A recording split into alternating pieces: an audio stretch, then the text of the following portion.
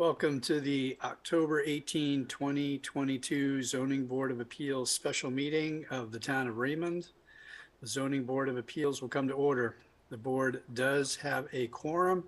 I am now going to do a roll call. I'll start with myself, David Murch. Greg Dean.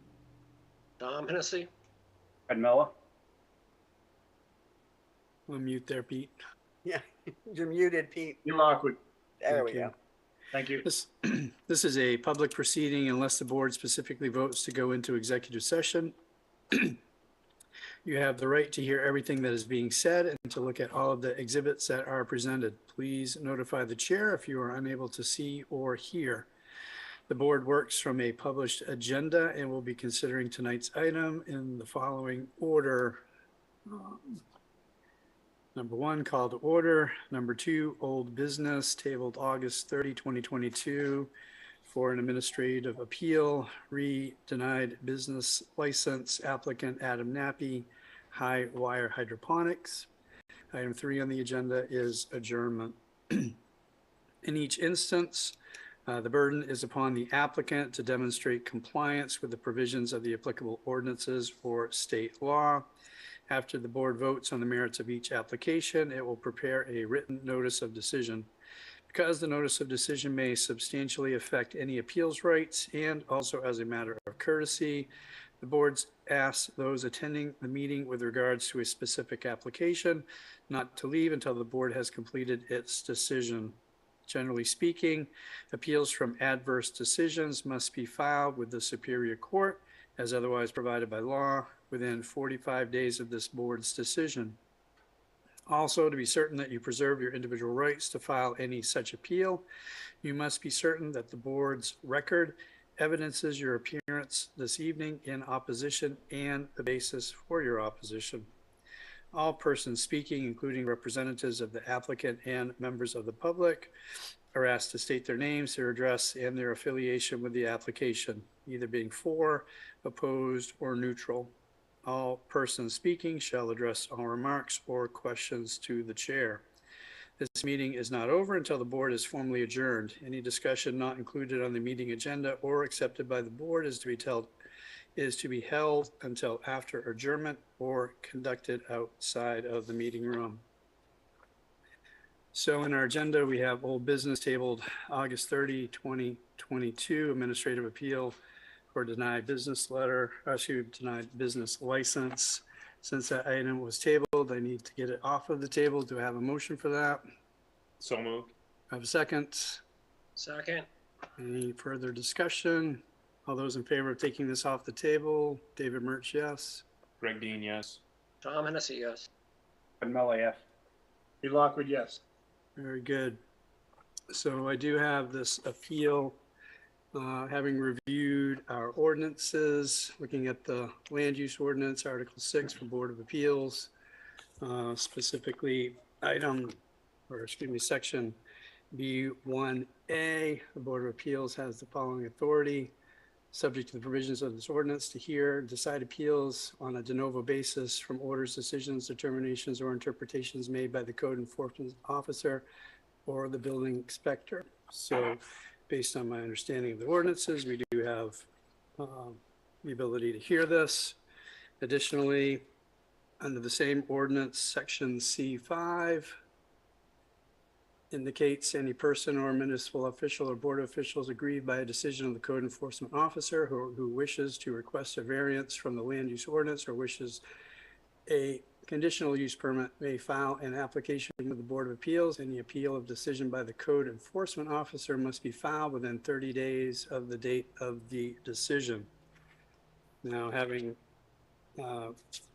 received a copy of Alex's decision that was dated July 1st, 2022, and the submitted appeal came in on July 22nd, 2022. So again, I believe that to be within the 30 days of the date of the decision. So given those two items, does anybody else on the board have any concerns or about how that's being looked at? I believe we have that we should be looking at this. Fred? I just want to bring to everybody's attention that I believe, and I don't know Adam, but I believe I know Highwire, and I believe they're the ones that purchased the building that I was just into as my business this spring. I just want to bring that up. I mean, it doesn't mean to me. I moved into a new building. I was offered to purchase that building, and I denied that. But I just want to make sure that everybody knows that I was in that building at one point. I did move into a brand new building just up the street, but I just feel that I need to tell everybody that. And I don't feel that I have any problems with it, but that'll be up to Adam and his lawyer, Jeff. Thank you. I was going to bring that up too, Fred. I appreciate that. Okay, so I guess this is a, Attorney Wilson or Mr. Nappy, do you have any concerns with Fred sitting in on this tonight? No, not at all. Do not. Okay, do any of the board members have any concerns? None. No. Okay, nope, either. Okay. So before we go much further, I do want to read out loud Article 6, again, of our land use ordinances, Section C3, specifically states when the Board of Appeal reviews a decision of the code enforcement officer, the Board of Appeals shall hold a de novo hearing. At that time, the board may receive and consider new evidence and testimony, be it written or oral. When acting in a de novo capacity, the Board of Appeals shall hear and decide the matter afresh, undertaking its own independent analysis of the evidence and the law and reaching its own decision. Board members, do you have any questions with regards to that? Okay.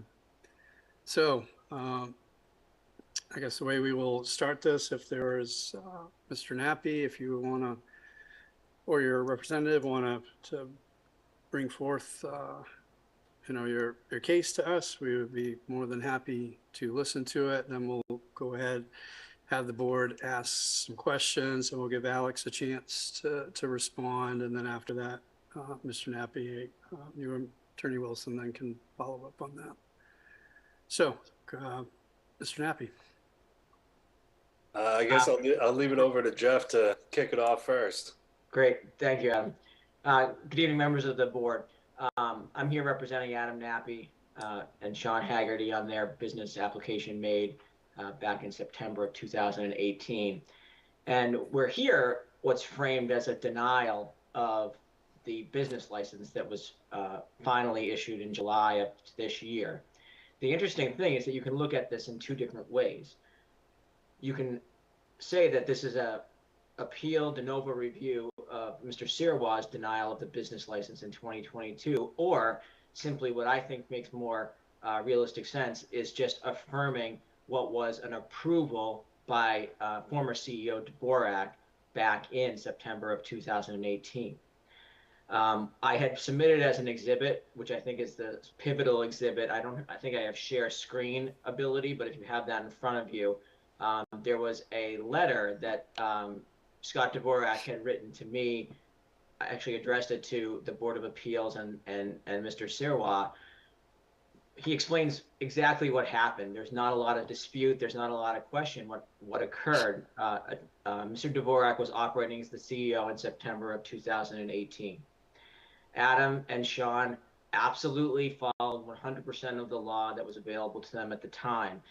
In Raymond, this was before the July of 2020 new business license ordinance that we have on the books right now. So back then, it was CEO Dvorak that was approving business license. It wasn't until the referendum in 2020 that it was a select board process. So Adam and Sean, particularly Adam, submitted this business license application to CEO Dvorak. He paid in check form the appropriate fee for that license. That check was actually cash. There's no dispute about that. It shows up in his bank records. The town has the records of that deposit.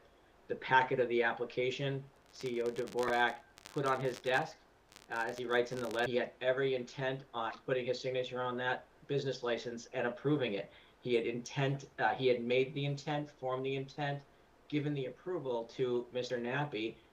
he forgot to sign that piece of paper, and it was attached behind a piece of clipped paper, and he, the way he described it, it sounds like he had a heart attack when he realized come January that he had actually forgotten to put his John Hancock on the business license, and then had to call Mr. Nappy to explain to him that he had forgotten to do so.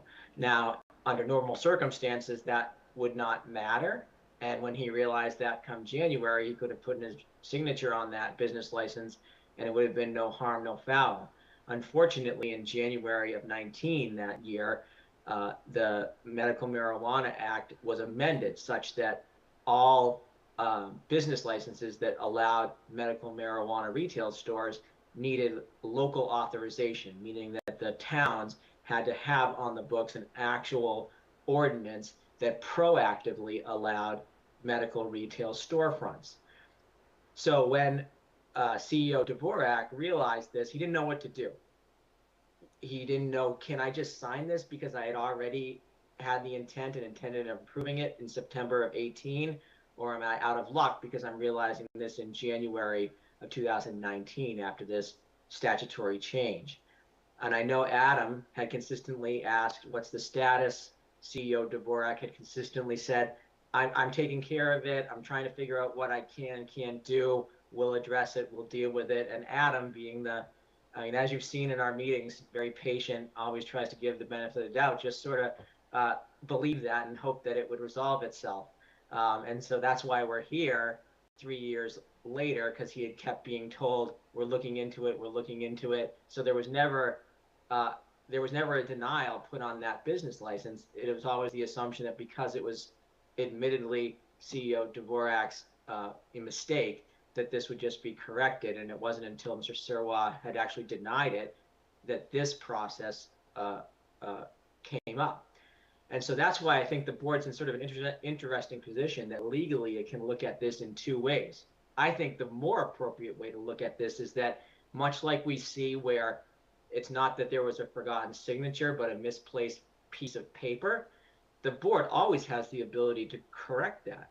So if we see in the minutes, for example, something is approved by the board, but, for example, a conditional license that was signed is lost, the board can fix that.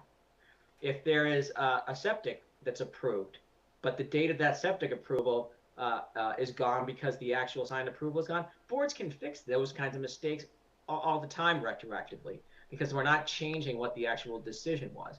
And because of the sort of time passage and what happened here, I would argue that legally that's the more appropriate way to look at this appeal, is not an appeal of a denial, but we're actually just correcting what is realistically a lost piece of paper. I think the letter that I'm submitting tonight as evidence is pretty open and shut that the intent was formed. Realistically, CEO Dvorak lost this piece of paper. And that's what we're correcting. It's not a denied application. And I think if CEO Sirwa were to be asked, there is nothing that would prevent Adam Nappy and Sean Haggerty from this approval. There's nothing that would have caused a concern. There's nothing that would have made anyone deny this application. There's no questions about it. Under the rules at the time, the CEO would have been able to sign this. So all we're doing is correcting a missing piece of paper. But even if the board wants to look at it as an appeal of a denial, I would argue that the board legally has to look at it at the time it was submitted. Because of the delay of time, as the board's aware, there are laws that any municipal body has a legal duty to address a matter before it. Most time limits are set around 30 days. And so in this matter, where we had a piece of paper that was submitted, it took months before this error was found, and then several years before someone actually addressed it. The board should legally go back to the period when it was submitted and say that we had a duty to address this for our citizens within this amount of time, within 30 days. So by October, we should have been making this decision. And if we didn't feel it was right, stamping a denial on it so Adam could have appropriately addressed a remedy. Because that didn't happen, we got well beyond the January period, and then it just kept going. And legally, I would argue that much like we deal with ordinances that don't apply, that can't change the past, so too two here, can we not change the facts? We need to go back to September of 18 and say, we've got a really smoking gun piece of letter from CEO Dvorak. It explains exactly what happened. And our job as a planning board is to not only make it right, but to go back to the law at the time and apply it and really just correct what is a missing piece of paper. And so under all those circumstances, I would argue that the board has not only the power, but realistically almost a duty to I wouldn't even say reverse a denial, but just fix what was an approval back in September of 2018. And I would just ask that the board accept the letter into evidence that I had submitted and the application that was originally submitted by Adam back in September of 2018 as well.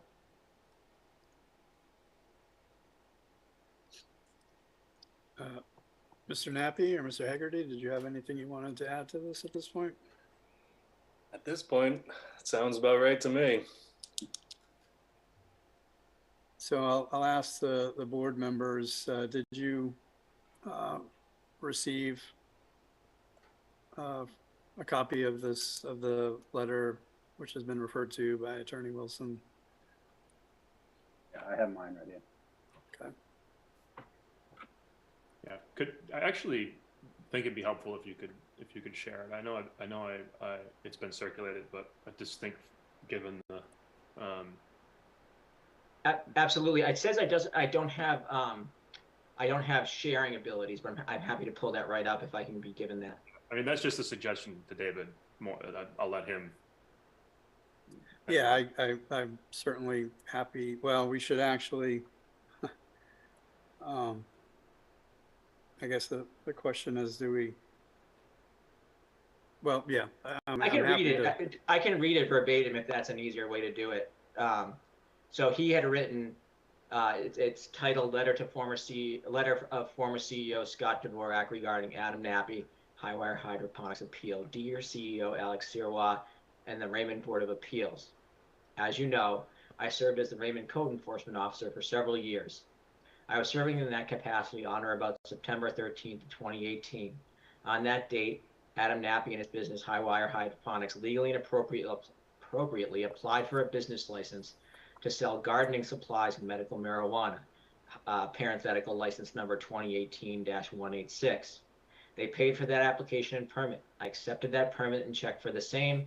The check was cashed by the town. I had every intent and had planned to approve the permit before the statutory deadline when the grandfather period ended for these licenses. That application would have been approved had the permit not been lost and attached behind a paper clip on another piece of paper on my desk. The error was on my part and not the error of Highwire Hydroponics. It should have and would have otherwise been approved back on September 18th of 2018 before any moratorium went into effect. I am hopeful the town will retroactively fix this error and grant the application I would have granted for the applicants. And then he signs it on August 22nd of 2022. So board, the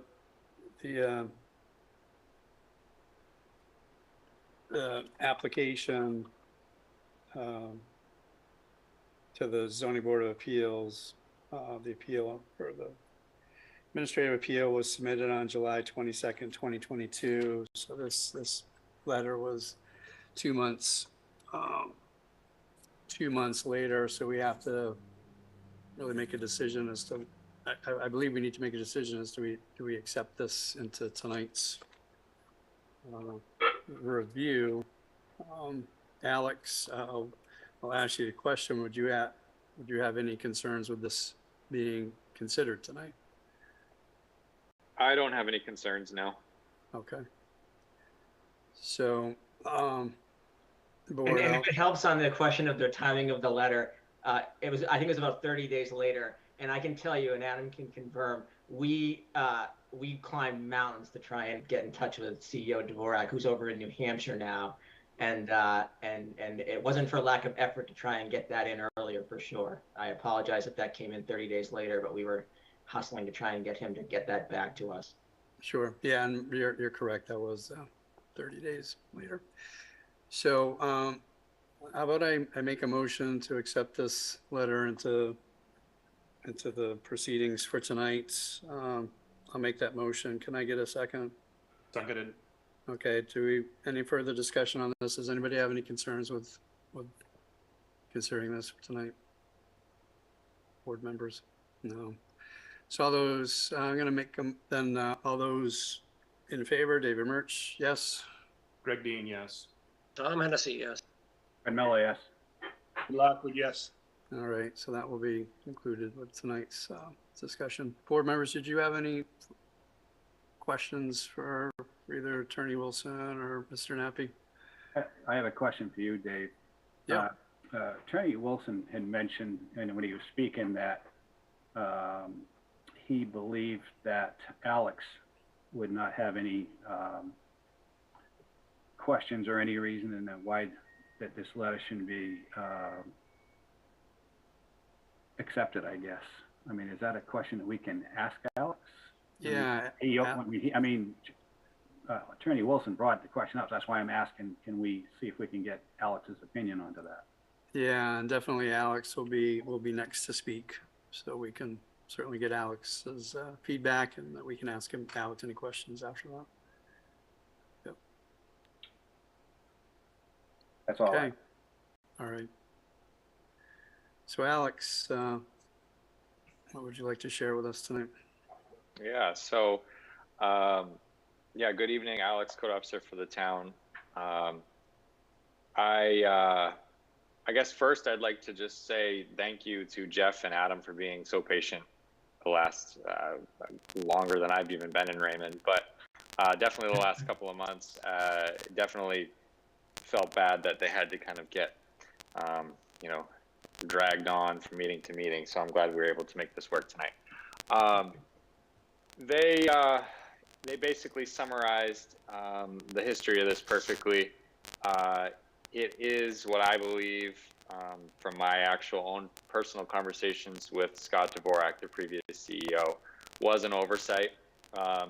He would have approved the application had it not gotten attached to another and then misplaced for a few months. So I do believe that's true. Scott did tell me that himself, and really my next step in that process was to essentially just run it by the town attorney, and he didn't feel as though I had the ability to approve of the business license application at that point, and it was his suggestion that my only option was to deny, which is what I did. And he provided that the applicant had the right to appeal that to the Zoning Board of Appeals and to see where that would go. So that's why we're here tonight. Yeah, that's pretty much all I have, unless you guys have questions.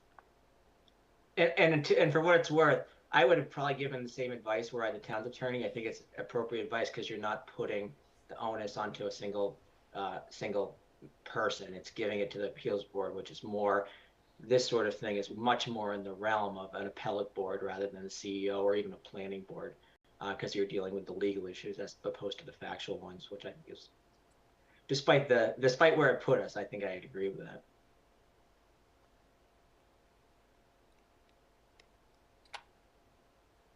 Board members, do you have any questions for Alex?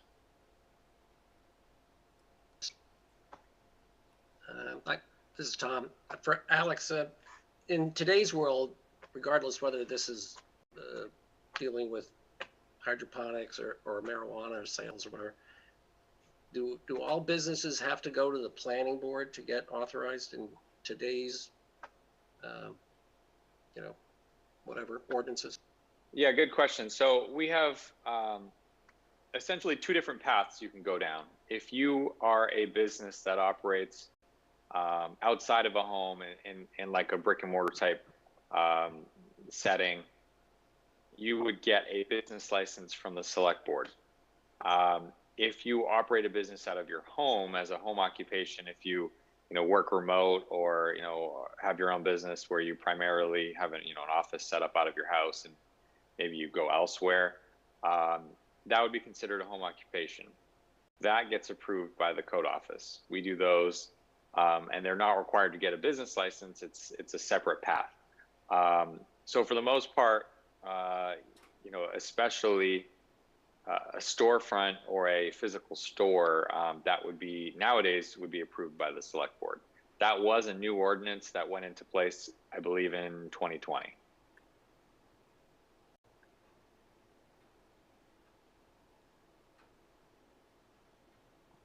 Alex, the information that we got from Scott, it was in August, August 22, 2022. Did you have any communication with Scott in advance? You denied the appeal. Did you have any communications with Scott leading up to that denial? Prior to the denial, I did talk with Scott. I wanted to see, what his understanding of what happened with that application was. I think we actually spoke on a couple of different occasions, but most recently, it was, he would have approved it. He remembers them applying for it, and it just was misplaced.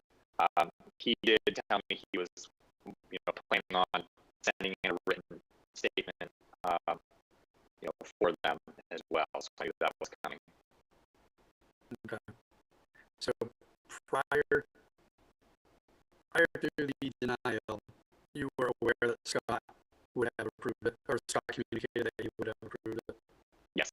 Okay. Board members, any other questions for Alex? I have a follow-up. Oh, sorry, Tom. Yep. Yeah, a follow-up for Alex. Alex, in your letter of denial there, it talks about business license for the current business or structure. It was issued on May of 2014 for a retail grow supply shop in correlation to an agricultural growing facility located at 13 Murray Drive in Raymond. Are we talking about 13 Murray Drive, or are we talking about 1 Murray Drive here? I believe we're talking about 13 Murray Drive. I think 1 is up front. Am I correct on that, Adam? Yeah. It's number 1. It's the up front, the one closer to the road. And one of the things I was going to add, I didn't want to interrupt when it wasn't my turn. When you were talking about the licensing, maybe Alex can weigh in on this. One of the sort of interesting aspects of this that I think the board, I don't think it's the turnkey, but it's certainly something to consider under the ordinance of Raymond. One of the things that a code enforcement officer is supplied with is a de minimis exception, I believe, that if there's no real changes to the structure of the business or the building, I believe the code enforcement can sign right off on different kinds of site plans and business models. Is that right? Sort of, yeah. Okay. The other reason I bring this up, and I think this is also helpful in the analysis of why it was so willingness to be approved, nothing is changing at 1 Murray Drive, except for one single product that they're selling. Highwire Hydroponics already has a store that is a retail services store that sells different hydroponic material.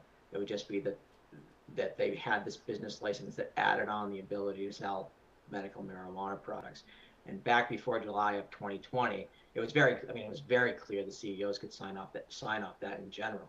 But even in today's standards, I think there's a question in Raymond if a code enforcement officer in that scenario might be able to approve a de minimis alteration to an existing site plan out there if it was such a de minimis switch as to simply the retail being sold inside, and whether there'd even need to be a separate business license for that. I don't think it's the linchpin on the reason for the denial, nor is it an underlying basis for our argument tonight. But I certainly think it's just something to throw into the mix that there wasn't much changing at 1 Murray Drive.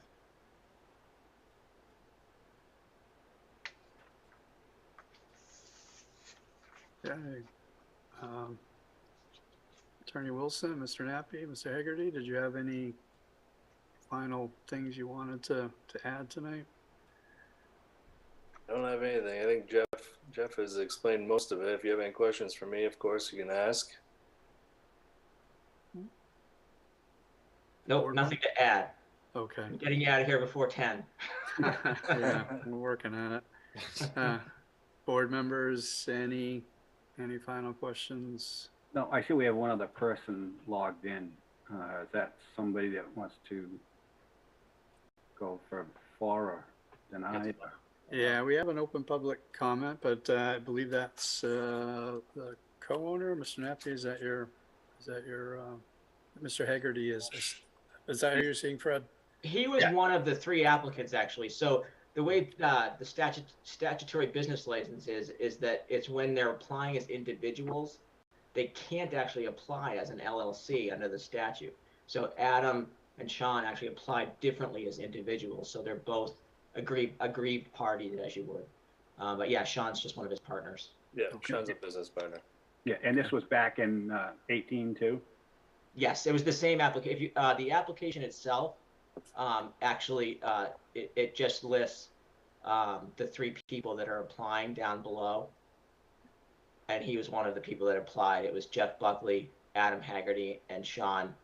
Sean Haggerty, Jeff Buckley, and Adam Nappy were the 3 that applied individually. And so he was just one of the 3, and 2 of the 3 are here tonight just to watch. Okay. So we will open this up now to public comments.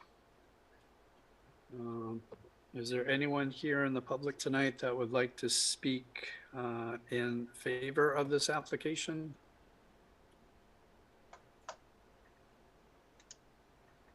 Is there anyone here in the public tonight that would like to speak in opposition to this application?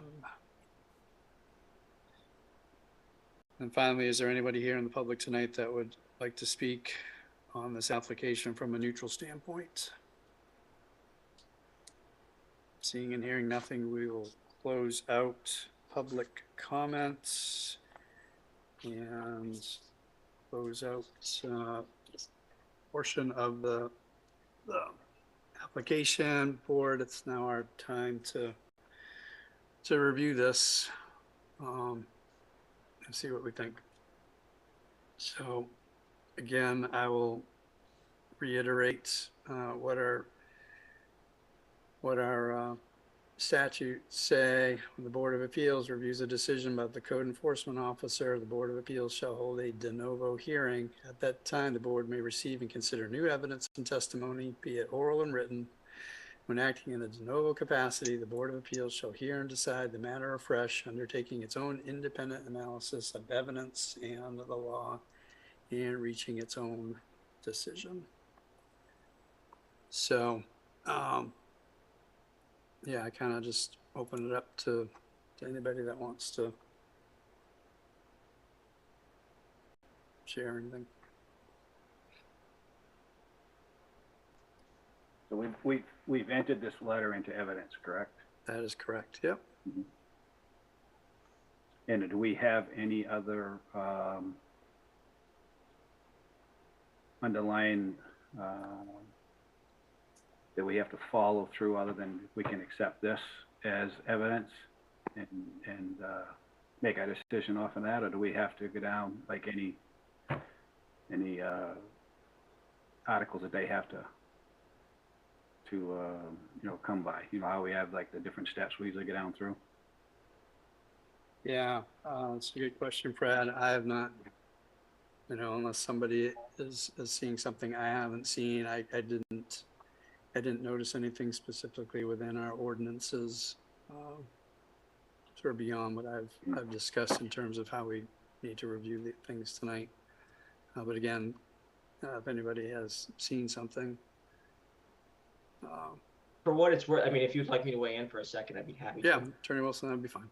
Sure. So in my view, and it's sort of an interesting appeal because you're looking at a pre-July 2020 business license ordinance. And so back then, when this were approved, there were no standards. My reading of the way the business license worked was just under the Maine statutes, which essentially says that when any individual plans on operating business within town, the town shall provide a person that shall enter in paperwork at the town to record the business. And I think the statute refers to it at least being the town clerk, but there can be more. So there's no standards under that pre-July 2020 rubric that Raymond had. It was unless the CEO had a major concern, at which point he'd bump it up to the planning board for review, he would approve it, or he or she would approve it.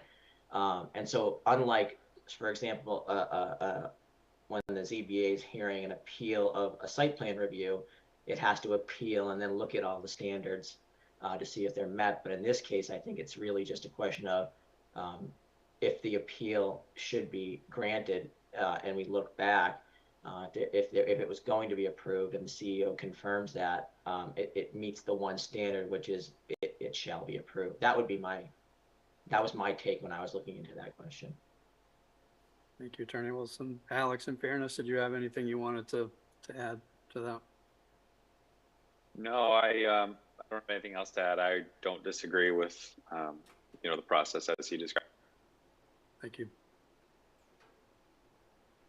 So I guess I'll from my perspective, certainly reading Scott's former CEO's letter, he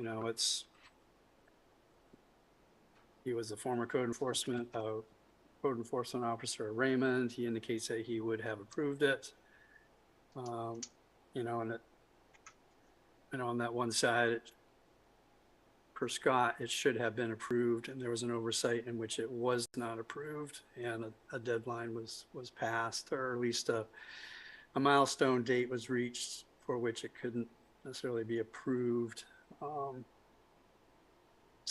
But then I also hear what Alex had to say with regards to the town attorney stating that to go ahead and deny it based on current statutes. So I'm kind of, we're here to, it's my understanding, to make a correction to something the code enforcement officer may have done in error.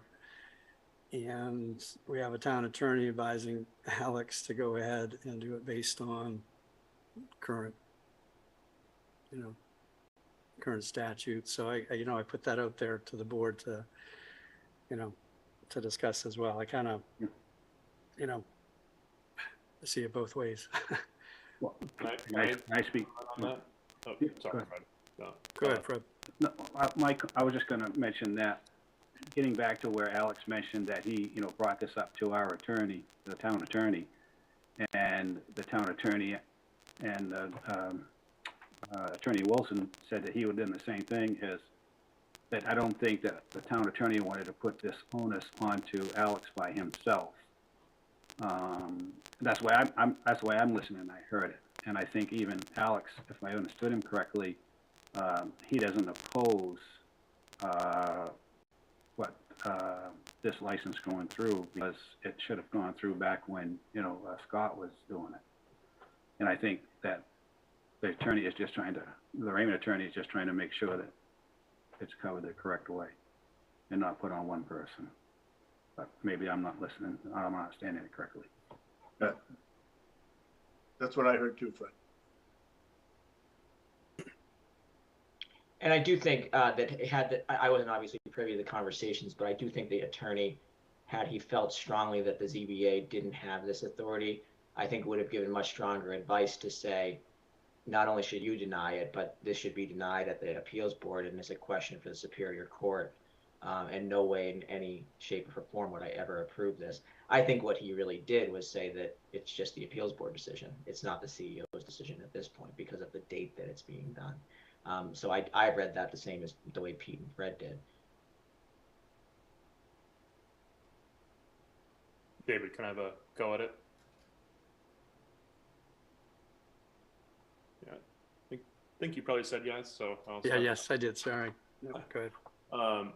Yeah, I think I'm saying the same thing, but just here's my thought process. And I think there are lots of things that the code enforcement officer can't kind of unilaterally do, and requires zoning board kind of oversight for. Like a variance is one. Like you can't approve a variance, and this in a sense is a variance from what he could or could have done at the time. So my thinking is that we're here just for a formality, and we should probably just, these guys waited long enough for a license. But my thought is like we're just merely a formality on what is the statutory restriction that the CEO has, and that the zoning board is here specifically to approve it.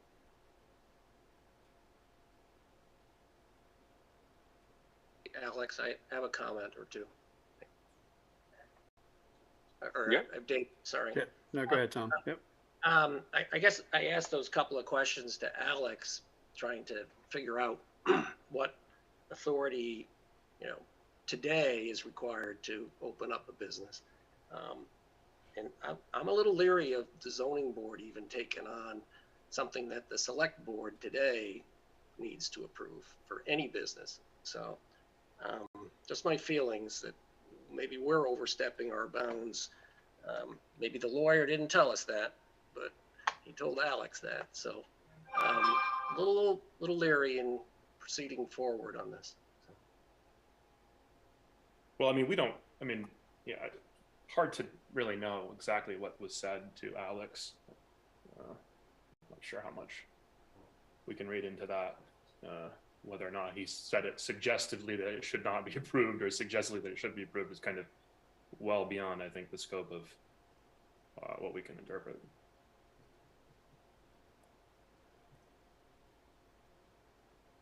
Red, Pete, anything further?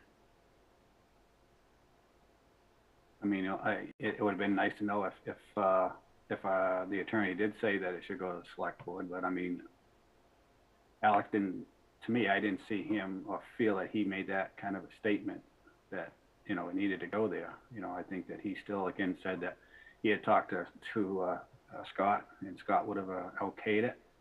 I think if I read Alex's way he was talking, that, he felt that it should have gone through at the same time, because of what Scott said. And, these guys have been waiting since 2018 to get an answer. Hey, David. Yeah. Looking at the ordinances, Article 6, Section B, where it talks about powers and duties of the zoning board. The way I read that and interpret it, it sounds like this absolutely does fall under our responsibility to take a look at this and interpret the information provided to us and make a decision based on Alex's actions. And I didn't want to interrupt. I was going to say the same thing, Pete, in response to Tom's comments, is that the interesting thing about this hearing is it's de novo. And so the concern that Tom had, I think would definitely apply a little bit more if it was a straight appeal where you can only consider the record and what was said previously. Because it's a de novo appeal, I think, you're deciding in realistically what's that. And my argument is whether you're looking at what Scott did or you're looking at what Alex did, the board is actually substituting its own decision for what should have occurred on whatever date it's considering. It's because it's de novo. I agree with Pete wholeheartedly on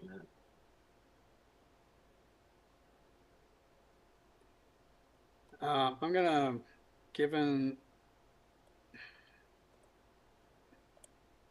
the information that we received from Scott, specifically his statement of the application where it said it should have and would have otherwise been approved back on September 18, 2018, before any more a moratorium went into effect. We have the former code enforcement officer indicating it should have been approved. We have the former code enforcement officer indicating that it had been misplaced, lost. And I agree that, looking at this, I'm looking at this from, back in September of 2018, should it have been approved at that point, and everything from my perspective, everything that I'm seeing and hearing indicates that it should have been approved back at that time. So at this stage, I'm going to make an motion to approve this appeal and that the business license should be approved. Do I have a second on that? I'll second that. Okay, and we'll have final discussions on this. Anyone? I have, Yeah, you echoed it. I mean, your points are well taken. I think Article 6C5. I mean, you could just as well argue as Jeff did that the decision to not immediately file the business license application or and is the issue that we're remedying. So whether or not we're not actually granting a license. So I think it's spot on.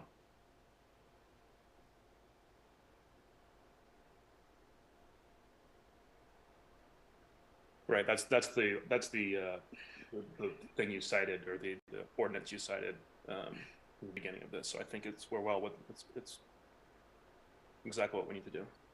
So, well, I guess I want to make sure I'm understanding correctly, Greg. I'm assuming that if we accept this appeal, then we're changing a denied business license to an approved business license. I guess we should be in agreement on there. That's what we're doing here, correct?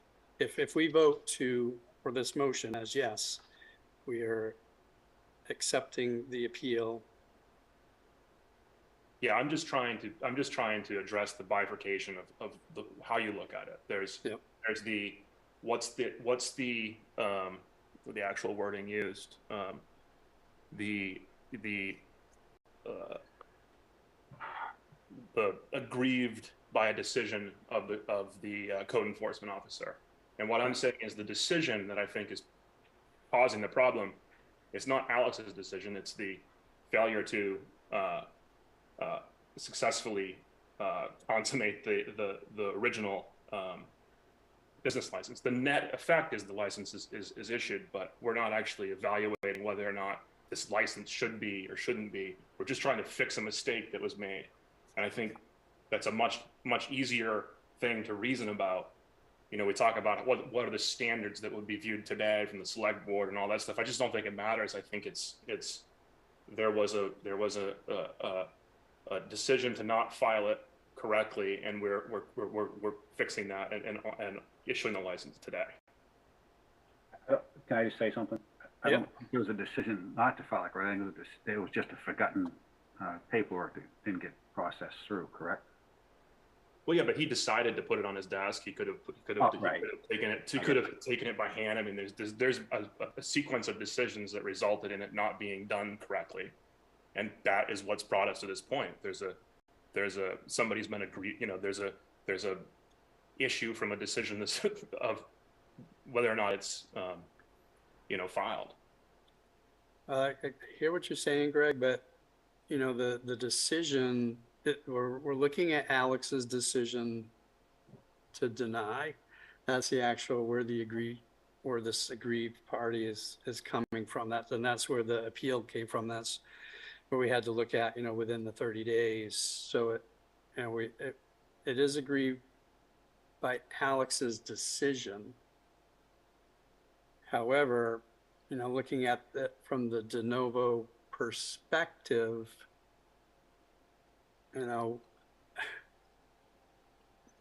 looking back at it from back in 2018 at, September 18, 2018, should it have been approved there? And we have a former code enforcement officer. It's not his decision that we're looking at tonight, but a former code enforcement officer indicating, the code enforcement officer at the time indicating that he would have approved it. I don't even think we're discussing whether it should be if there's merit of it being approved or not. I think what we're trying to fix is that there was a mistake made when it was originally approved. Yep. So That's all I'm trying to say. Maybe I'm making it more complicated, but that's my thought process. So of Yep. you know, what decision got us here that we're fixing, or Right. we're creating a variance of or from. Yep. And I hear what David's totally saying, and for what it's worth, from my end, I think David, you're right that the motion should probably be phrased as accepting the appeal and reversing the decision and granting the license. And the reason I say that is mostly because of what the agenda is. If the agenda is put out to the public as we're addressing an appeal, it might, I mean, I think both the way Greg and the way David are phrasing it gets to the same end result. But just in terms of like minutes and books, I think you might want to phrase the motion as we're granting the appeal and retroactively, if that's the direction you're going, would be to make the motion as the appeal is allowed and take the vote on that, so that it matches the agenda. If that makes sense. It does.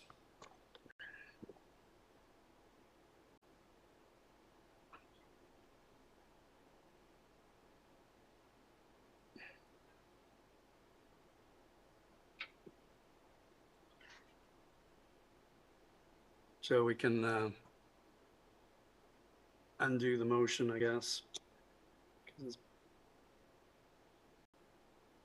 And appropriately apply the wording. Board members, do you have any concerns with that? No. Okay, so we will withdraw that motion. And I will make a new motion to accept the appeal, the administrative appeal for denied business license, thereby retroactively approving the business license. So that's the motion. Do I have a second? Seconded. Okay. Any further discussions with regards to that? None for me. Okay, so I'll go ahead. We'll move forward with a vote. Dave, so just to be clear, in favor, we're accepting this appeal and allowing the business license to be approved, just to be clear on this. So David Murch is in favor. Greg Dean, yes. Tom Hennessy, no. Fred Miller, yes. Lee Lockwood, yes. Okay. So 4-1. So Mr. Nappy, Mr. Haggerty, gone ahead and voted in favor of this appeal. So get a decision written up here within the next 7 days, and I'll get that to Sandy. Thank you guys very much. And again, thank you very much for having us on a special night. I appreciate that. And I give you guys a ton of credit for having been at the last 2 meetings. Patience of saints. Well, thank you. All right. Last item on our agenda is adjournment. Motion to adjourn. So moved. Seconded. All those in favor, David Murch, yes. Greg Dean, yes. Tom Hennessy, yes. Fred Miller, yes. Lee Lockwood, yes. Very good. Thank you, everyone. Have a good night, evening. everyone. Have a good night. Thank you very much.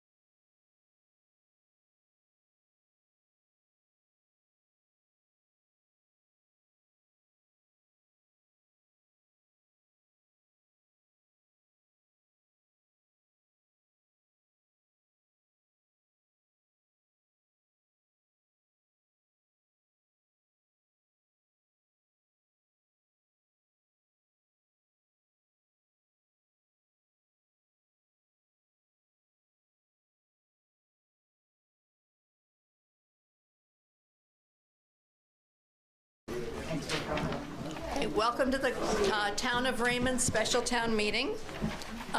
Greetings. In the name of the state of Maine, I am hereby required to notify and warn the inhabitants of the Town of Raymond qualified by law to vote in town affairs to meet at the broadcast studio at 423 Webb's Mills Road in said town on Tuesday, August 9th, 2022 at 6 p.m., then and there to act on Articles 1 and 2 set out below. Article 1, to elect a moderator to preside at said meeting. I'll entertain a motion. I'll move Joe Bruno for moderator. Second. Okay, so for that, we need to vote. Would anyone like to?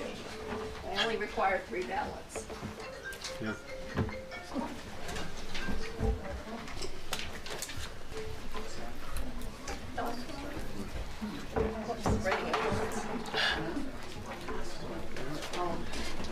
You guys all set?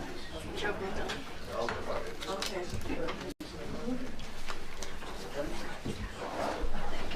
Which Brendan? Huh? Joe Bruno. Need help spelling that? How do you spell that? Maybe you don't. It is unanimous, sir? Okay, I need a piece of one. Yes. I hope I can remember. You want your pencil back? You can say I will or I do. I, Joe Bruno, do solemnly swear that I will support the Constitution of the United States and of this state as long as I shall continue a citizen thereof. I will. I, Joe Bruno, swear that I will perform to the best of my abilities the duties incumbent on me as moderator for the special town meeting on August 9th, 2022. So help me God. I do. Okay. All right, welcome everyone. We have a special town meeting and it has one item on it. So do you have the? Oh, yes. It is in the beginning of your packet. Yep. All right, thank you. We're here to vote on, or discuss and vote on Article 2, to see if the town will vote to appropriate from undesignated fund balance to surplus the sum of $23,200 to help fund the moving and restoration of the historic Raymond Town Watkins Blacksmith Shop circa 1820 to the Raymond Casco Historical Society campus. The Select Board recommends Article 2. Budget Finance Committee recommends Article 2. Move article, or recommend Article 2. Do I have a second? Second. Any discussion? Step right up to the microphone. Can I use this one? Nope. Step up to the microphone. Make it hard, Joe. So,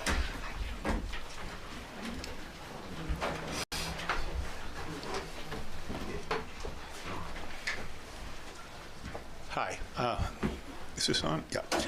My name's Alan Stone, and I live up on Spiller Hill Road in Raymond, and I just want to make a short statement in support. In 1971, the Maine State Legislature stated that it is the policy of the state to preserve the architecture, historic, and environmental heritage of the people of the state, and to develop and promote the cultural, educational, and economic benefits of these resources.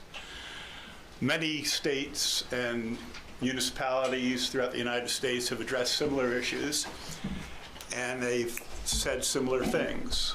I'm just going to kind of quote from one of them. The history of a community contributes to its personality. Preserving the history of a place through its significant historic resources gives a community its unique character. Historic preservation provides a link to the roots of the community and its people. Overall, historic preservation adds to the quality of life, making for a more livable community. Historic preservation is beneficial to the community in the following ways. Culturally, a community is richer for having the tangible presence of past eras and historic styles. Economically, a community benefits when the community is attractive to visitors seeking heritage tourism opportunities. Socially, a community benefits when citizens take pride in its history. and mutual concern for the protection of the historic building fabric. Environmentally, a community benefits when historic buildings are restored or rehabilitated rather than demolished and disposed of in the community landfill. Educationally, a community benefits through teaching local heritage and the understanding of the past and the resultant cultural respect by its citizens. Historic preservation is an important investment in Raymond's present and future. Thank you. Okay, thank you. Anybody else? Step right up.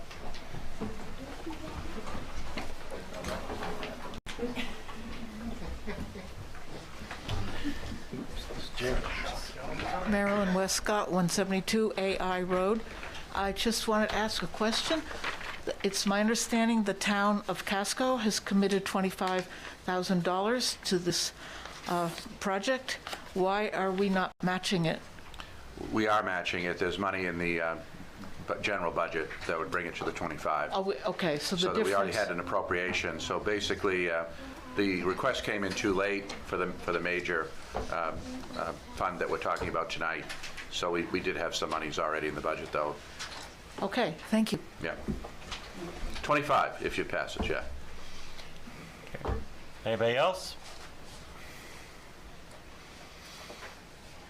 Seeing no one else, I'll ask for a vote. All those in favor, raise your pink card. All those opposed? The motion passes. Do I have a motion to adjourn? So moved. We are up. Can I just thank everyone for turning out tonight? It's not been an easy couple of weeks for everybody. We get a little cool weather. I think you'd rather be sitting on your decks or in your backyard, but the Historical Society thanks you for this support. You don't know what this does for us, to know that people really care. Thank you so much. And come and see the blacksmith shop. Okay, thank you. So before everybody leaves, we are having a discussion later on the taxing program for freezing your property taxes through the state if you are 65 and over. Hopefully you can get an application at the town hall, or you can go online and get one. You need to submit it by September 1st. Now, December 1st.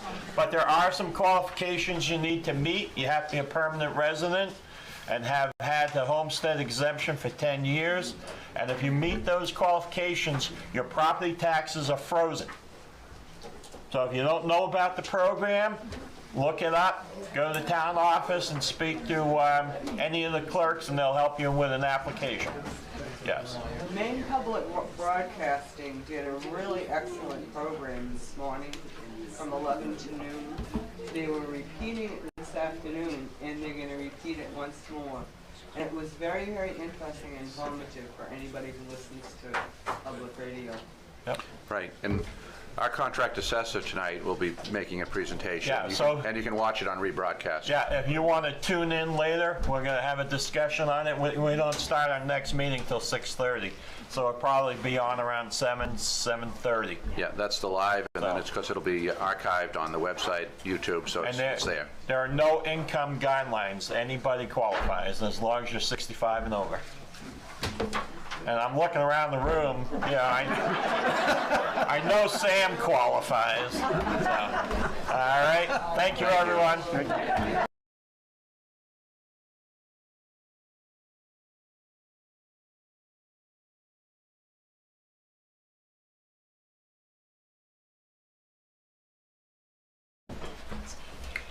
Good evening. You're here at the Selectmen meeting for August 9th. 2022. We have a fairly long agenda, so we're going to get started. Can I have a motion to approve the minutes of July 12th? So moved. Second. Moved and seconded. Any discussion? All those in favor? Unanimous with one absentee. We now have a public hearing on Cafe Sebago liquor license renewal. So, is it actually a public hearing? Yes, it is. It is, yeah. Okay.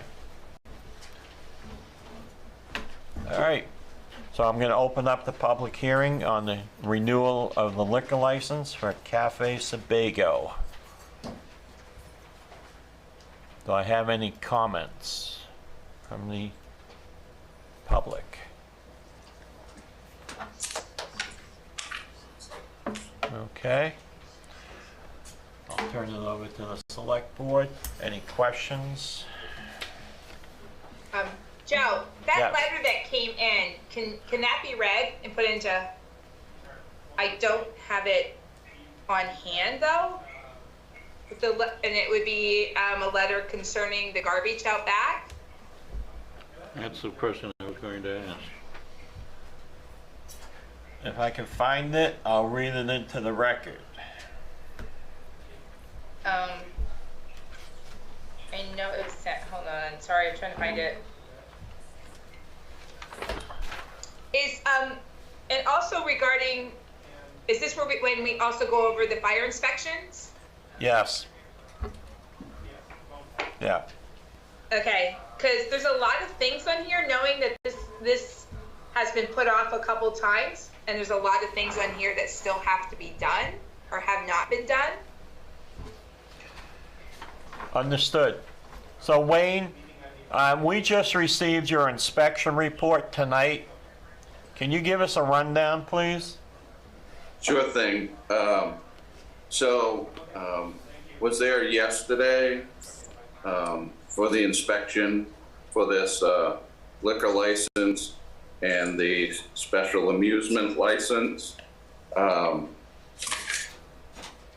Some of the things that we found in particular was the grease hood was dirty.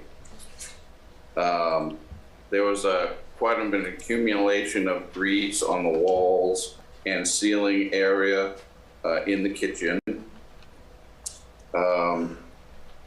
Talked to the owner about the oil and grease that was in open buckets outside the dwelling instead of, not dwelling, outside the building, instead of placed in the approved container. Emergency light was not working, and that's the only emergency light in that whole building for the public to be able to see their way to exits if we lose power. And then the other item was the rear exit door. It's starting to rip out from the hinges and needs to be secured back in place so the door will operate properly. And there, the other thing was the fire alarm system. There's annual testing and maintenance that's required with a report submitted to the fire department. That has been scheduled, but the date of that testing and inspection would be the 15th of this month. Wayne, I don't know if you said it or not, I'm sorry. What about the dance floor inspection too? Did you mention that? Yeah, so as far as the fire department's concerned, it's kind of the same thing. But the key there is state fire marshal has to come in, perform their inspection, submit their report, and if everything passes with them, then they grant a license, which, you know, for us, that's kind of a condition for the approval for the amusement part of the license. That doesn't expire in closer to the end of this month. So there's still a little time for the fire marshal to come in and do that inspection for Cafe Sebago. But that's where we stand at the moment. Joe, I found that letter if you didn't find it. No, I actually have it in front of me. If you want to read it, go ahead. All right, we got the letter, and it said, to whom it may concern, I am writing regarding the pending site plan for map 55, lot 004A for a patio and parking expansion. As a property abutter, it appears the expansion was begun long ago. The back of the property has already been extended onto residential property and is currently used for parking. Is there a new parking expansion plan, or is part of the parking lot going to be used for patio extension? What are the stormwater runoff ordinances? The current parking extension of residential property has been stripped of vegetation, allowing water runoff onto my property. I would like these issues addressed. I do hope when you are considering the liquor license renewal that you take into consideration what the properties that abut this one must contend with. I can only speak for myself and my tenants. So here is just a few things we deal with regularly. My back parking lot is gated, so there is no access by vehicle at night. On the portion of that lot that is separated only by a cement barrier from the bar, it is common to arrive in the morning and have to clean up broken glass and drug needles that have been left on our property.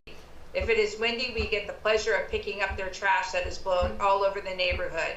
Disgusting is an understatement, not to mention the horrible smell that comes from dumpsters that do not get dumped regularly. In closing, I do support any extra parking that is within town ordinances. I do not support the patio extension or liquor license renewal. Sincerely, Jeffrey Cox. So is Kyle here tonight? I can't see the audience. Yeah, he's here. But we're not ready for you, Kyle. Okay. We're still working as a select board. And I think also looking on the report too, one of my concerns is as a selectman, as a parent, as a citizen, is the police reports. As far as how many people are leaving there drunk and getting OUIs, getting tickets for driving. And I do know at the last time that I think we renewed Kyle's thing, it was mentioned to him, you know, we were concerned about hearing things. And Kyle said that they watch, he's a bouncer, and I may be just assuming here, but to me, a bouncer is someone that is watching someone's personalities, the way they interact, and if they are letting people leave there that drunk that they're getting picked up with OUIs, I have a really big concern. Okay. All right, that's just me. Any questions for Wayne? Hey, Wayne, I have a question for you. Wayne? Yes, I'm right here. Okay. That grease issue. Yep. If I remember last May, it was still a problem back then. It was. And then it was supposed to be rectified with regular cleaning. And now you're saying it hasn't been cleaned in a year and 3 months? No, I'm not saying that it hasn't been cleaned in a year. But it was actually cleaned in May. But what the conditions we found there yesterday during the inspection, it needs to be cleaned again. I know that Kyle has reached out to the contractor that does that professional service, and they're actually scheduled to come back in tomorrow morning and clean that system again. So in all fairness, you should be aware of that. Okay, thanks, Wayne.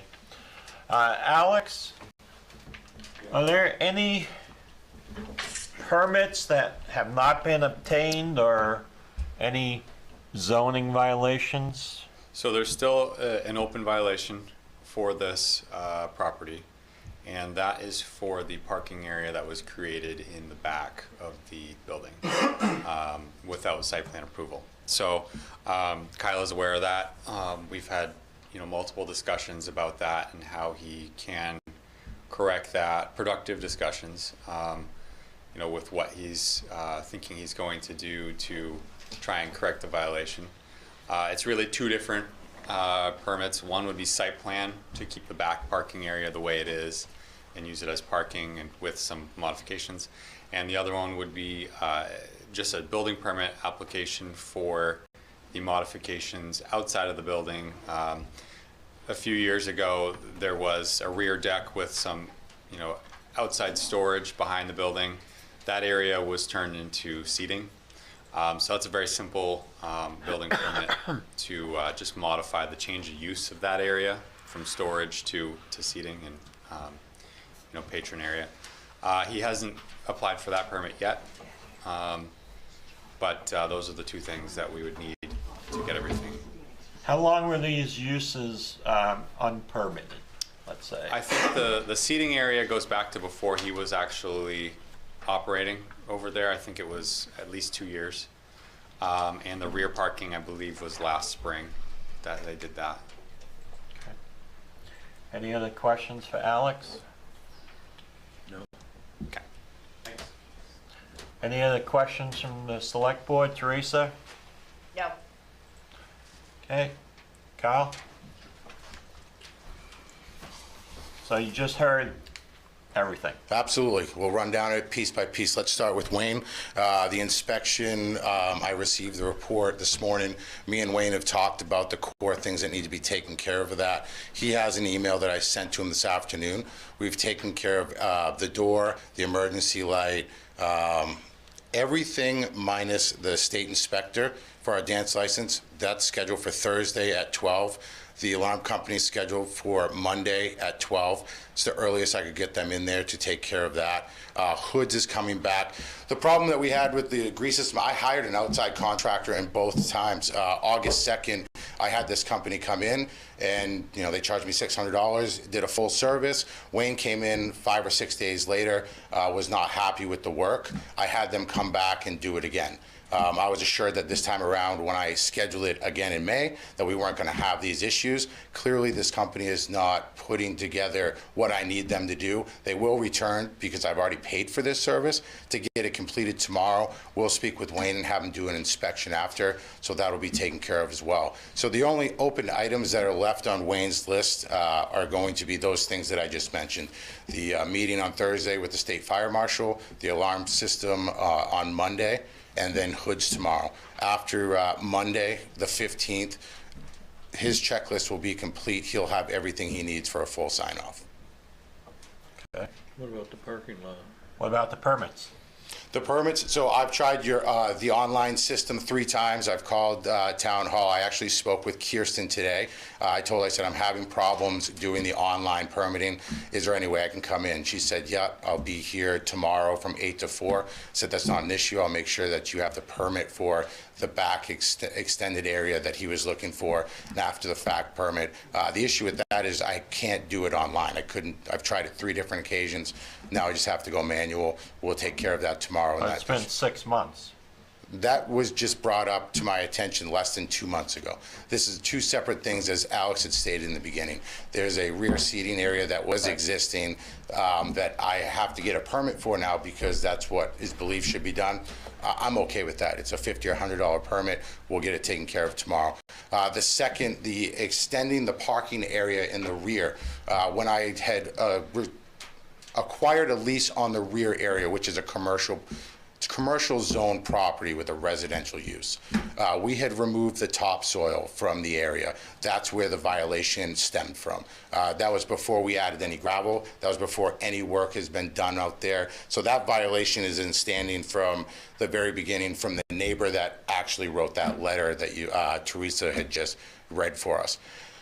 What I did was work with Alex, and I had misunderstood after I had submitted an engineered plan of the facility, what we were doing, that there was additional tasks that need to be done. There's been no construction back there. There's been no fence installed. There's been no extension of my patio. There has been 6 inches of gravel that's been laid down, and it was in my understanding when we had talked prior that the engineered plan would get us where we need to be to at least do that, and that could have been on me, a mistake that I made. But we're in the position now where I've met with Alex and the town planner. We have a plan formed to get this up to speed. I'm currently waiting for a surveyor to come in because the town planner feels that I need to survey that lot before I can submit any more plan. Unfortunately, I'm waiting for that to come back. As soon as I can get a surveyor in, we can move forward with the plan that me and Alex put together. If you remember, we had sat in the office, come together with how we're going to do this, and we were going to move forward in that direction. So I'm doing everything I can as quick as I can to resolve that issue on that front.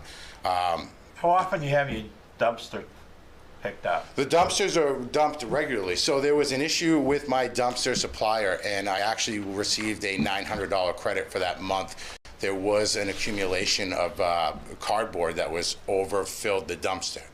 And I called them up. I said, listen, there's an obvious discrepancy here. They came back and actually credited my account $900, brought a truck out as quick as possible, and I let them know that this is unacceptable. Since then, we haven't had a problem. Those dumpsters remain dumped every week, both cardboard and trash, and we are very vigilant about picking stuff up, which can lead us into our next thing. The complaint from Jeffrey Cox wants to talk about broken glass and drug needles. That gentleman has a camera pointed on our property line, but it seems like he has failed to provide any evidence other than a letter making up stories about what he sees, because at any time he could provide still photographs or video of the shared property line in question, but he has yet to do that.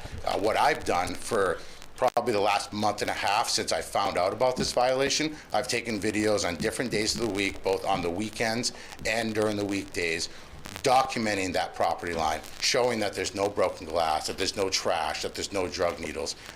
And I have it on a thumb drive in my pocket. If you guys want to read that here, take it back with you. I'm fine with that as well.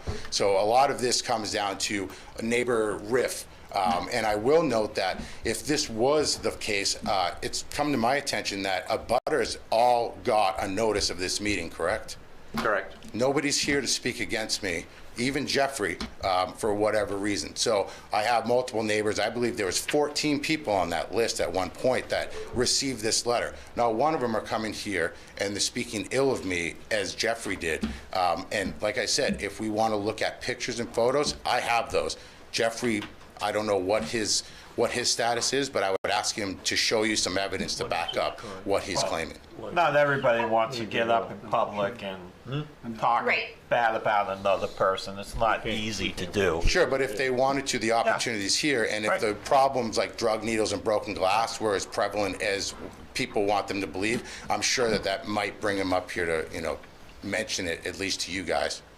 So, Joe. Yeah, go ahead, Teresa. So, Kyle, after I got the letter, I have gone by a couple of times looking back there just to get my own view of it. Sure. And I see a lot of garbage. Cardboard boxes thrown on top, cardboard boxes laying on the side of it and in front of it, and I've seen it several times. So like I said, I don't want to take somebody's word for it. I want to see it myself. So if I go to Wyndham or whatever, I do see it. So I have seen it several times. And I guess I would also have Joe address the question to you as to the OUIs and the people leaving really drunk. Yeah, let's talk about that, because this is, any evidence or facts that you guys have provided, I have not been provided. I also have to deal with the state liquor inspector on a regular basis. If this was a continuing problem or an issue that was directly related to me, I would imagine that I, in some way, would have been contacted, since I'm the one held responsible. That's why I'm here today. So if we want to talk about that, this will be the first time I hear about it. I'd be happy to answer any questions or try to fill you in with anything that you think is missing. So we got a report of 5 OUIs that came out of your place. And how do they determine that? Sheriff's office.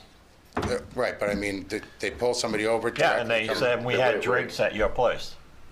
Yeah, they've been observed leaving your parking lot and then get pulled over. Okay, so if you look into the state law, my responsibility as somebody that serves liquor or alcohol on it is to not let anybody that is visibly intoxicated stay on my premise.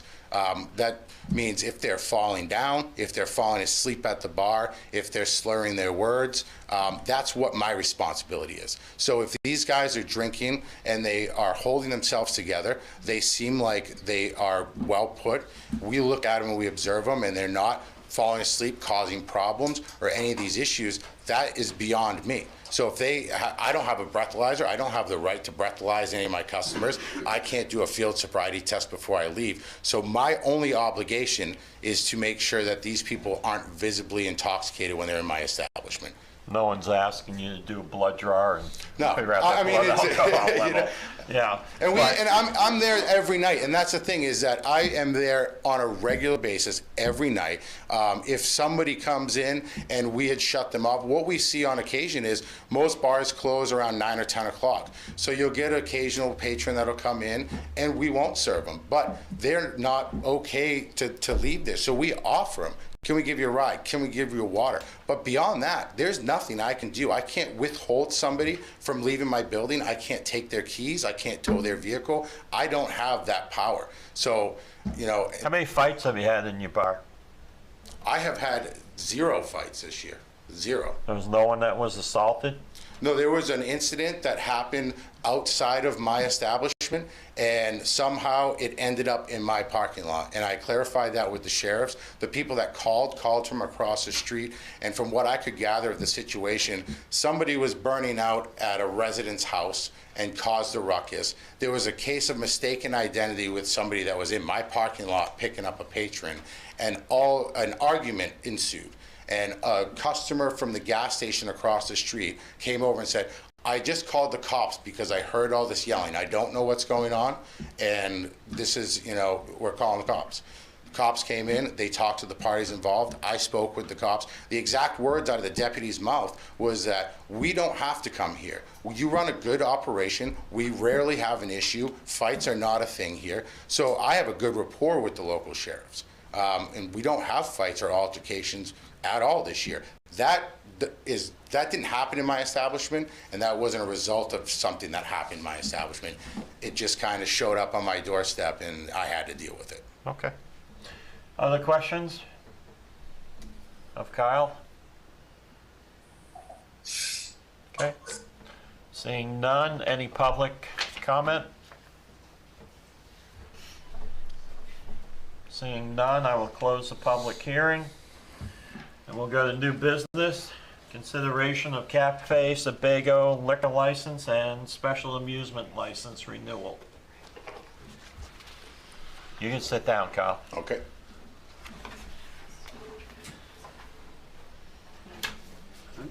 You know, I'm having a hard time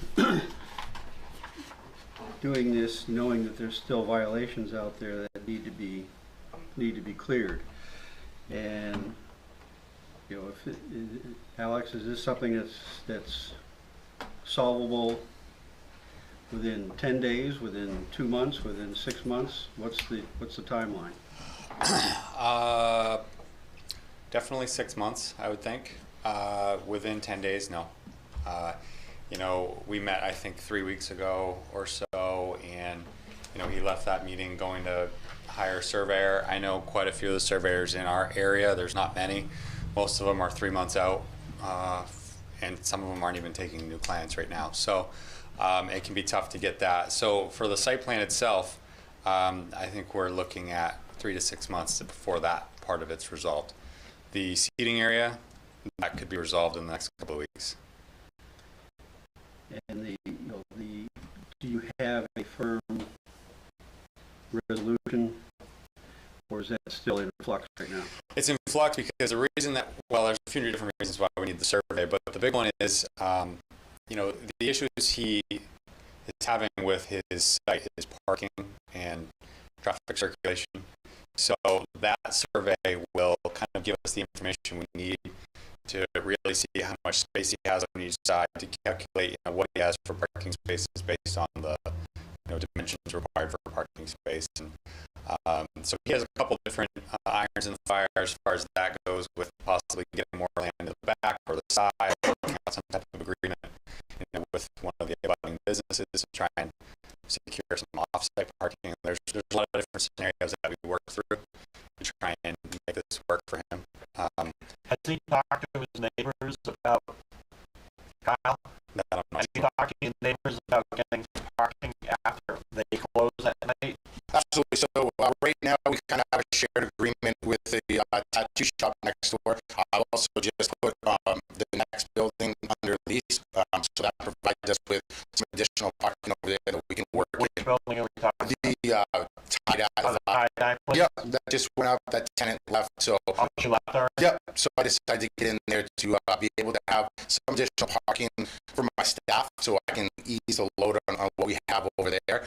And then my neighbors, like I said, they've been great. The rear one has given us the additional space to do what we want to do in the future with the expansion, and the rest have just been very cordial, and likewise with them. I mean, we've got a really good relationship.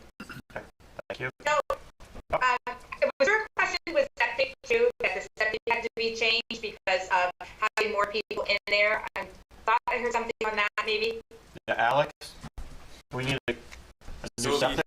Yeah, the existing max capacity based on the septic system is 48 seats.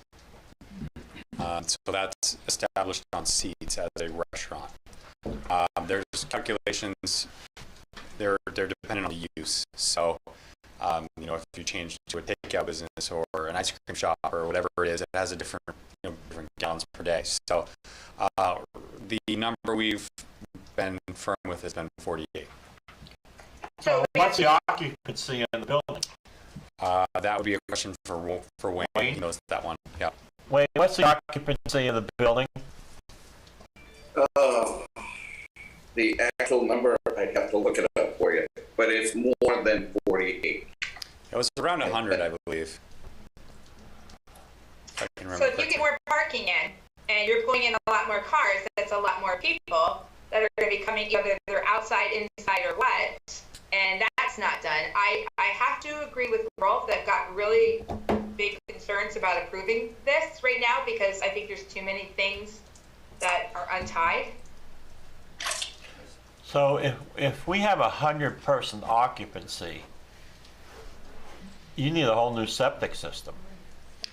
Yeah, you'd be required to expand. You know, if you've got. I mean, he's talking about expanding. Yeah. Can I?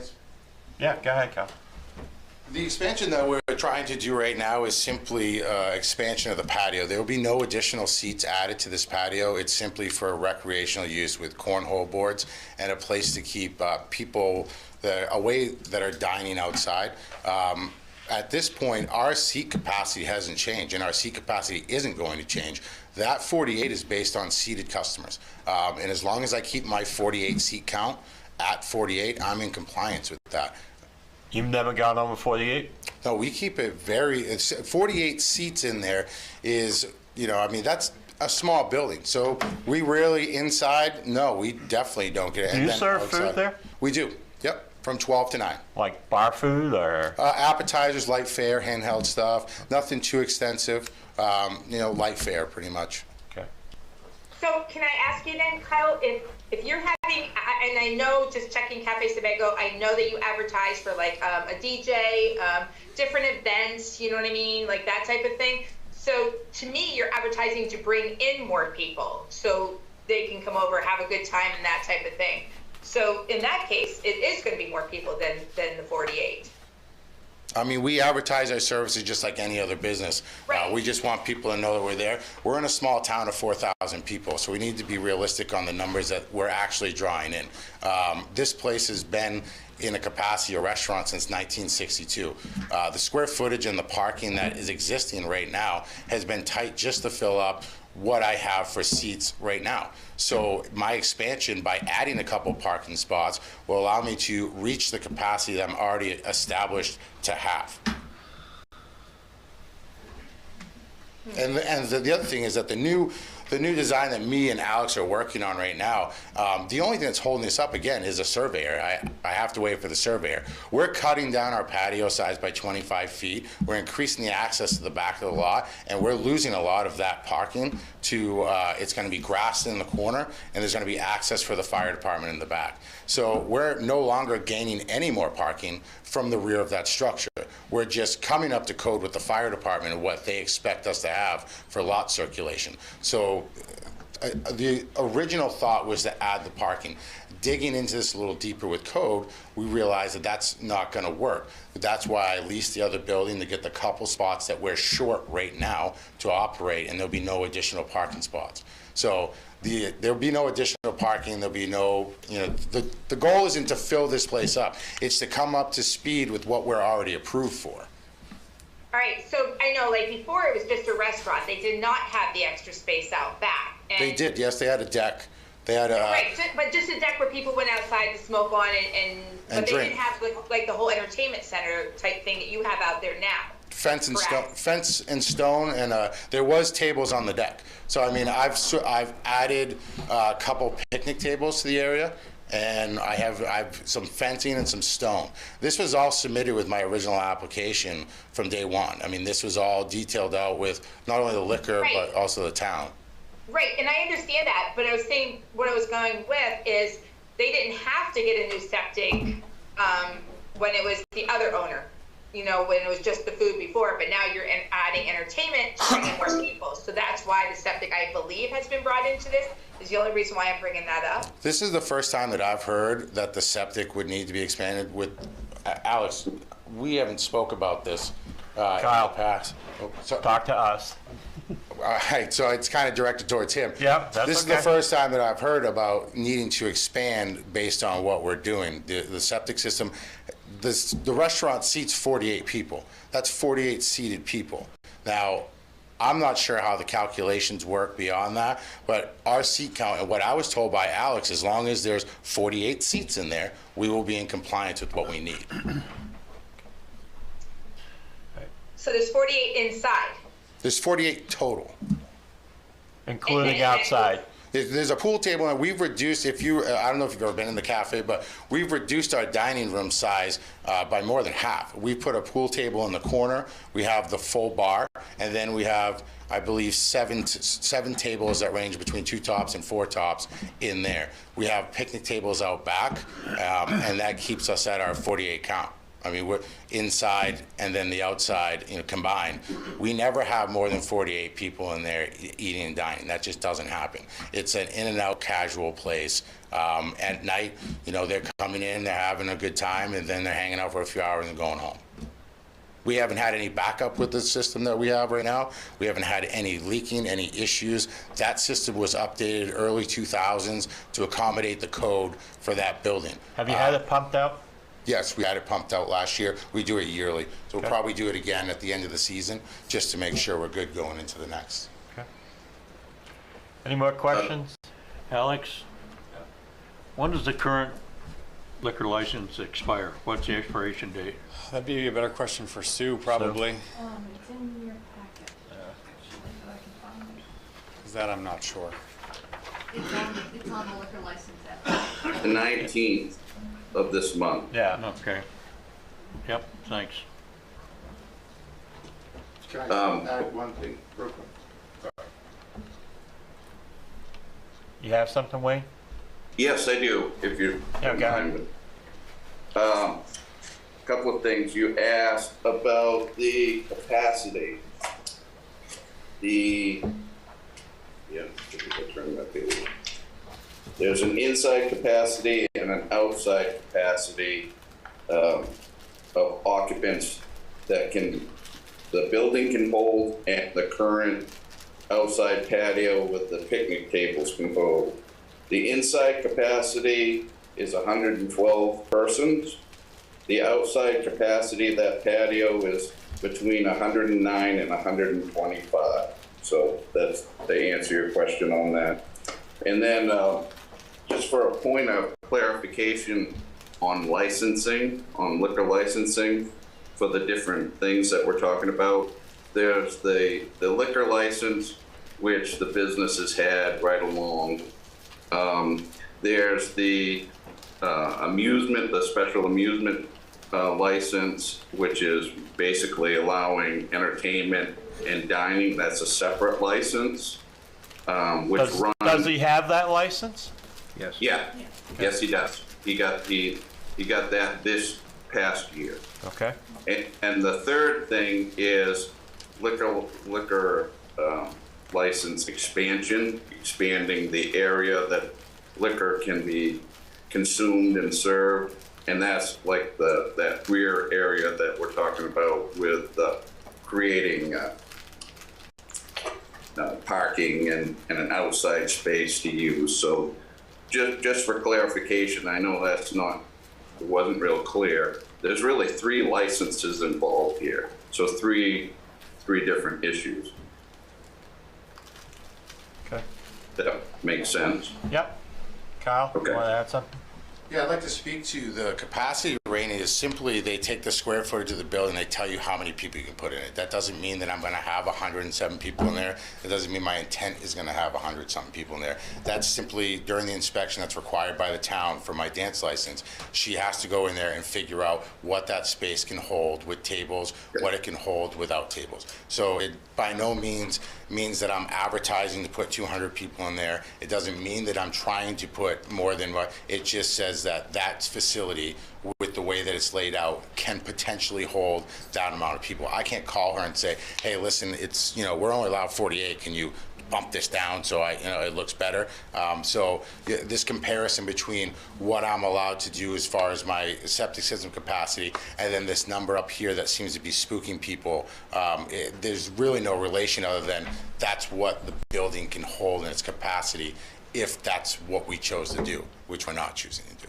Okay. And Kyle, I'm not criticizing you for advertising. I get that. That's not it at all. I'm just saying that, then it does pull more people in, which is good for you, but then not for the. Sure. Well, I mean, that's why I'm there all the time. I'm continually monitoring. I'd also like to see, what other locations in towns that serve liquor, see for OUI cases. That's, there's got to be a standard there. There's got to be something and some metrics that they use, because that kind of bothers me that I'm just hearing about this now, especially when I'm the one holding the license and supposed to be responsible for responding to allegations like this. Well, they're not allegations. Sure. They're fact. Well, I mean, those are summons. I mean, those are summons that are read out. So the reality of it is that 5 summons were written. Unless there's 5 convictions in that paperwork, I think that we're speculating a little bit on what's going on. Because at any time, you could be pulled over and accused of doing what they think you're doing, and you can go into court, and it happens all the time. It gets thrown out, dismissed, or beat. Well, Kyle, and right here on the report, it does say operator admitted to drinking at the bar. And it says it right on here, and it came from the sheriff's department. And it's literally from 3/18 until 7/14. And again, my concern is, and it's with any bar, and I tell my kids when they're driving, I'm not worried about them, I'm worried about the other person that's driving. And when you've got people that are leaving there, again, and you keep saying too that you aren't responsible for them on your property, but don't you have some responsibility that they're leaving your bar drunk and they're gonna go drive from your place? My responsibility as a person that serves liquor and the state holds me to, and this is a gray area, and if there's an issue, and I think it's an issue too, is that my responsibility is to make sure that you don't look like you're intoxicated. That is my liability in this whole thing. So again, if you're falling down, if you're slurring your words, if you're causing a problem, you're hurting other people, it's making obvious that I need to, 1, stop you from consuming, and then really beyond that, my only responsibility is to serve you water until you can find a ride home. I can't force anybody to do anything else. Now, if these guys went to another bar, maybe they didn't get shot, whatever the reason may be, I can't take their keys. I can't, and these people, I'd like to see some the reports detailed on what these were. I mean, because these cops are, a lot of times, and this has been video documented I can present, they're sitting there 3 or 4 in a row watching my bar for 20, 30 minutes at a row. And this happens on a continual basis. And I can provide enough video to fill, at least an hour of clips of them sitting there. For them to sit there and to pull 5 people out of the, however many thousands of people a year that I serve, I think when you put that into context and that number, that it becomes, a different story and a different narrative than what we're trying to push here. This is for 6 months. This report. And Kyle, one person on an OUI can kill somebody. And I understand. And there's not a redo of that. So to I guess minimize it, kind of the way you are of how many people you serve in a year, one person is all it takes. And to me, I'd be saying, okay, if you leave this parking lot, then I'm going to call the sheriff and tell him you're too drunk or whatever. But I have a real problem, I guess, with that, knowing that somebody I know or any other loved one is having somebody drive home. And that's that just one time, Kyle. That's all it takes. And I understand that. But at the end of the day, you're asking me to do more than what I can legally do. I can't stop people from leaving. There's been no instance where people are fall down drunk or causing that got into their car and left. There's been how many times, if the sheriffs are willing to present to they've been called one time in a year, to that place. Now, if this is such a big deal and this is happening all the time, and I'm not minimizing what you're saying, and I agree, one drunk driver can change a lot of things, but you're putting the responsibility on a business owner that the state says, if he looks drunk, then you need to serve him water and try to find him a ride home. That's my responsibility with that. I can't control, again, if these guys come in and say they have 3 beers or 4 beers, they look sober, they talk sober, they pay their tab, they walk to their car fine. There's nothing I can do. I know, but again, you're in that business for doing the alcohol. So to me, that is a responsibility that is on your shoulders.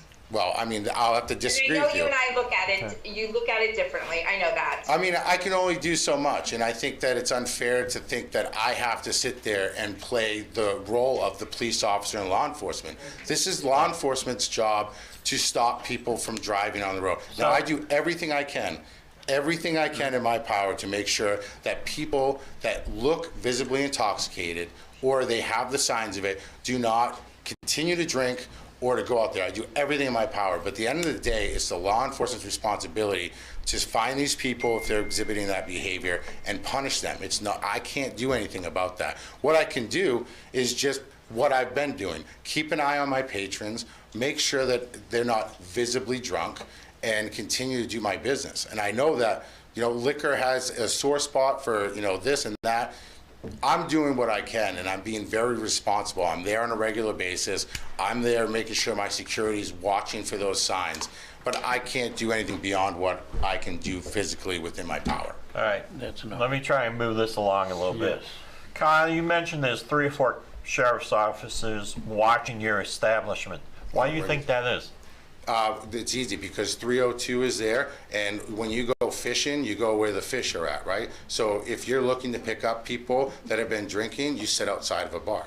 And we can take this into another time, and I could provide the photos and the videos of people that are leaving my bar that have exhibited no signs of being intoxicated, and they get pulled over left and right.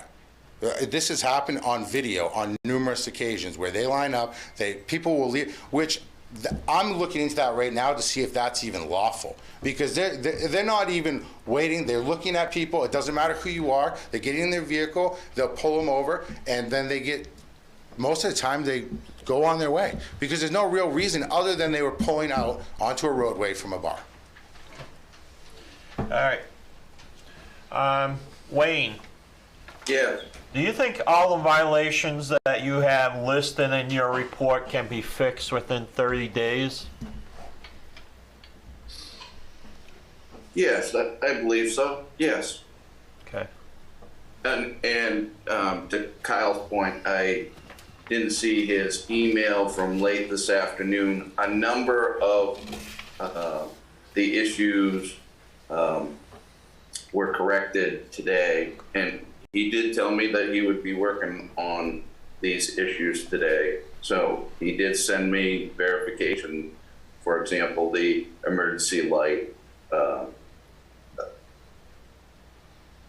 has been corrected. There's a number of things that have been corrected that are on my list. So yes, to answer your question, I do believe within 30 days that can be. Are you scheduled to go back there within 30 days? Not currently. Because Kyle needed to try to schedule those appointments, like with the fire alarm system company, with the cleaning company for the grease hood system.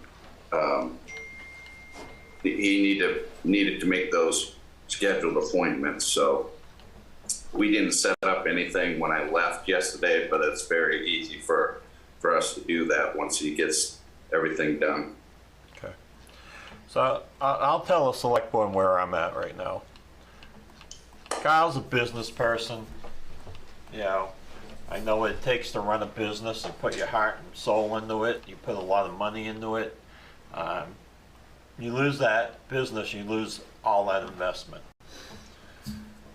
There's a lot of things going on that could be done better, obviously. For example, the garbage control.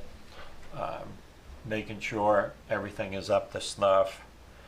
I would kind of like to just give Kyle 30 days to fix it. And then come back and see if everything gets fixed the way it's supposed to be. I mean, I know when you're starting a business, you're short on cash, so sometimes you let things slip, and Just want to give them a chance to fix what's there. Is 30 days enough, you think? Well, that's all I'm willing to do. I mean, it's been a year, Yeah. you know, and we're coming back with some of the same violations. So, you know, did you fix it in a year? I mean, we still got the permitting issue, which, okay, it's a surveyor thing. Give them some, you know, I'm willing to give them a little slack on that one. But as far as some of these other violations that Wayne pointed out, they shouldn't be there. They should be fixed. So, I'm open to anyone else's thoughts. So what happens on the 19th if we take no action tonight? We can extend it for 30 days. Yeah, we can. Yeah. The state can extend it for 30 days. You would have to contact the State Department of Liquor. Yeah. And your next meeting is on September September 20th. 20th. Yeah. So are you thinking table it until the 20th? Yeah. Yeah. I have a question for Kyle. Do you think you can correct these in 30 days? The only 30 thing days that from Wayne's whole list will be done by this Monday. So Wayne will be 100% whole. Everything he requires will be completed. You know, some of these repeat violations that we're talking about is, you know, the grease stuff. I've hired these companies and I've gotten a terrible. Find a new one. I got it. You know, but they're limited. You know, that's the other thing. But you know, I've held them to the fire. So, and everything else I've fixed. These aren't, you know, things that are. I'm fixing them. Everything that's on his list will be completed by Monday. Like I said, the fire marshal will be on Thursday to do the dance license inspection, and Monday the fire alarm company will be there. Everything else right now he has. So that list with all those things, he has an email that can be forwarded to you showing the pictures.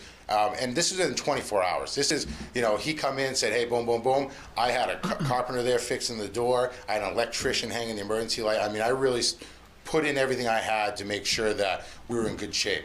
The one issue that I can't control how quick I can get a surveyor. No, and I said, that's not an issue for us right now. Yeah, so I mean, other than that, that's not a problem at all. We can get this. But if you could tell me that you got an appointment with a surveyor in 2 months. Sure, I can get that in the books. That won't be an issue. So. But other than that, yeah, everything else by Monday, this Monday at 5 o'clock will be taken care of. Thank you.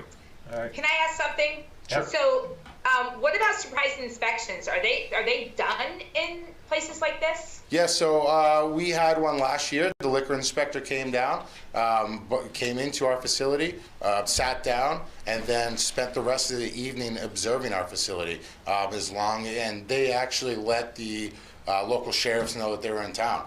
They tried to enter without an ID. We caught them there. They were looking to see if we overserved anybody. No issues there. And there's been no violations on my liquor license at all from the state. And they have conducted we've been in contact, and that surprise, there was no, they didn't tell me anything. They came down one night, I think it was a Saturday night, and they ran me through the ringer, and there was nothing, no violations, no issues to be had, and we're in very good standing with the state when it comes to our liquor license. So Kyle, that's funny because I never even thought about the liquor license. I was thinking about Wayne doing a surprise inspection regarding the grease. You just gave me a lot more information, so good. Thank you for that. Yeah, I mean, we schedule it yearly with him, and then provide the paperwork that shows that we keep up with the stuff when he's not, like we do the hood cleaning every 6 months. And then once a year when this comes up, we get together with Wayne. He kind of goes through, makes sure everything's in good shape. If not, we fix it up, and then we see him again next year. Unless, of course, there's an issue or a call, which we haven't had any issues down there where he would show up. You may want to consider doing it more frequently than every 6 months if you're having that much of an issue. Yeah. And maybe the type of food you serve, you know. I agree. Yeah, if you go to a bar, you're not going to get the healthiest food. Yeah, that's true. So you may want to think about cleaning that more often. Let's see that, or change that maintenance cycle so that it occurs closer to when the inspection. Yeah, so what we were doing is kind of going off the state recommendations, but now that we're into it and we have a little bit more experience in the building and what we're doing, we're definitely looking forward to that. And then we're going to switch our companies. Like I said, I've already paid, so Wayne hopefully will come down tomorrow. I call Wayne, and I'm going to see if he'll swing in after these guys are done and make sure it's done the right way, because I'm just as upset about it because it makes me look bad. You know, I hired this outside company. This is the second time it's happened to me. I've had to call them back.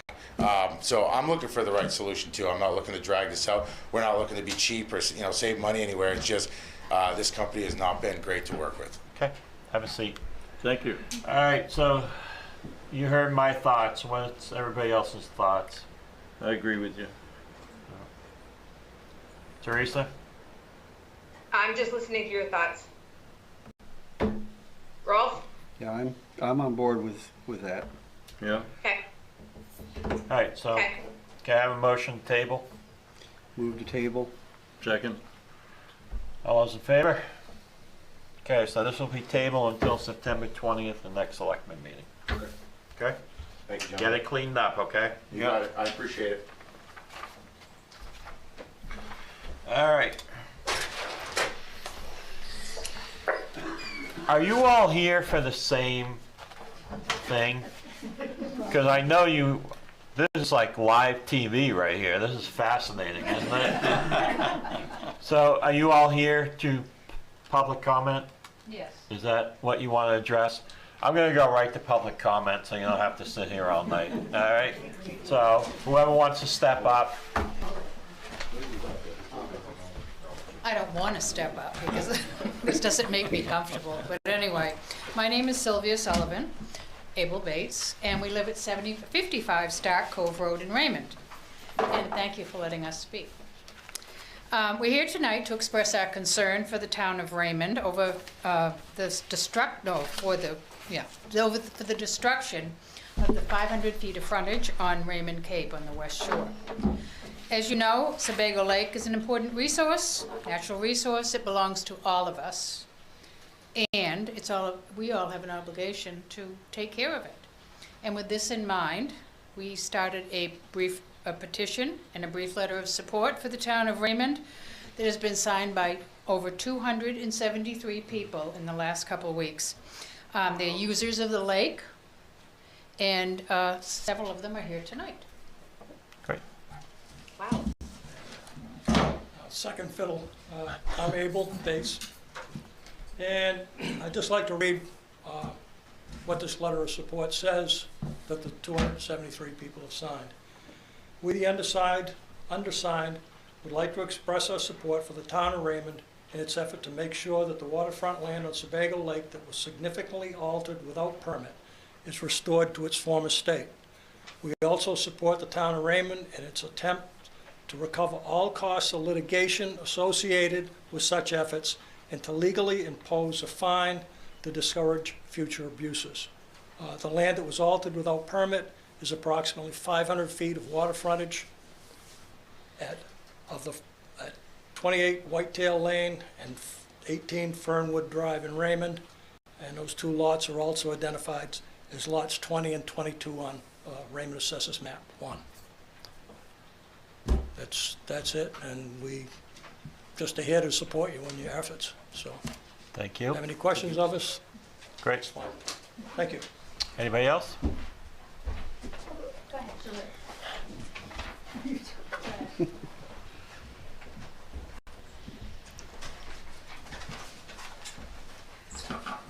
My name is Charlotte Newberger, and I live on the Forest Road on Raymond Cape. Just like to give a little background. We purchased our land in the late 60s, built our house and moved in 1971. We cherished every moment of the process and the joy we felt in the magnificent place to live and to bring up our children. Now, just a short background. I remember when Mrs. Riley came to such a meeting in the evening and influenced the selectmen not to consider the use of DDT. That was quite a few years ago. She was recognized and read and read and read again from The Silent Spring by Rachel Carson to help make them aware of the destruction of DDT and and what the pesticides could rot on the lake. Of course, as is often the case, we are not aware of the dangers of such things when it's first introduced. We know now, and she knew then, and relentlessly read until they became aware of what it could do, and they listened. I was also one of the many Maine area residents who drove to Augusta to a hearing about a proposed pipeline from Fry Island to Eelwell Canal through which they would send their effluent with only tertiary treatment to dump into the canal. More recently, there was the pipeline to tar sands. Each time, those who care for this magnificent area came together to save it from destruction. Apparently, there are those who do not consider this area a treasure for those who live here and for those who visit. This makes me not only sad, but very, very angry. There are laws for others to follow. It appears not for them. There is no consideration for the beauty and the ecosystem that many of us cherish, where we live and where we have brought up our children, and where we want to leave as a better place and not destroy. We and you need to send a strong message, and we are here to support you in what must be the ultimate message to those who act as if they do not care. Thank you.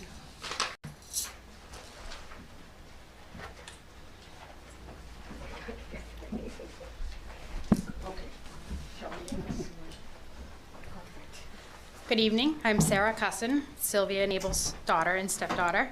I think everybody's on the same position, but I'm not going to assume.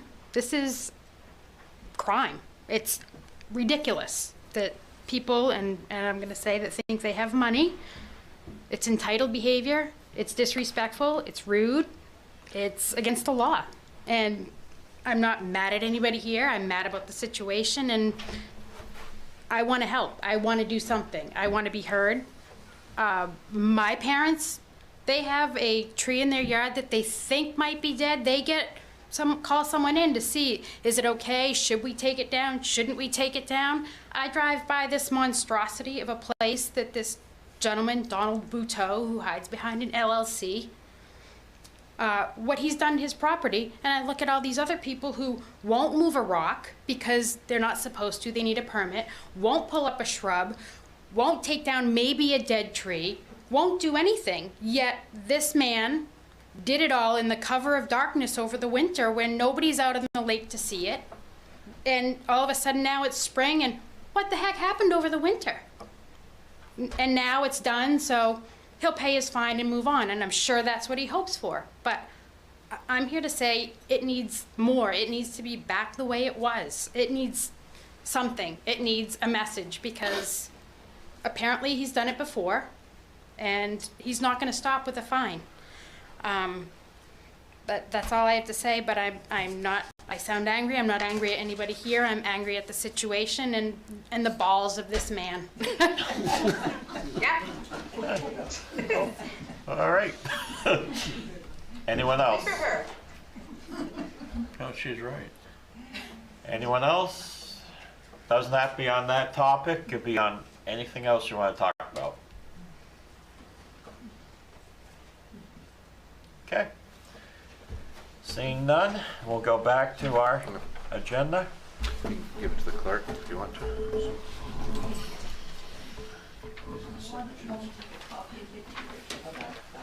Mr. Bruno, what can we say, what is the status of, what is anybody doing? If you look at our agenda, there's an executive session later. It's on that same. And we can't talk about it in public. If you want to see a public statement, you can watch Channel 13. Go to WGME and take a look. I would assure you, at the staff level, the elected official level, we're taking good care of this, and we understand the importance of it, the environmental impacts, and rest assured we're doing what we need to do. Yeah, and we can't really talk too much about it. But thank you for the petition and the signatures. We do appreciate that. Yes, very much. And I will also say that, it's not a fight we're fighting alone.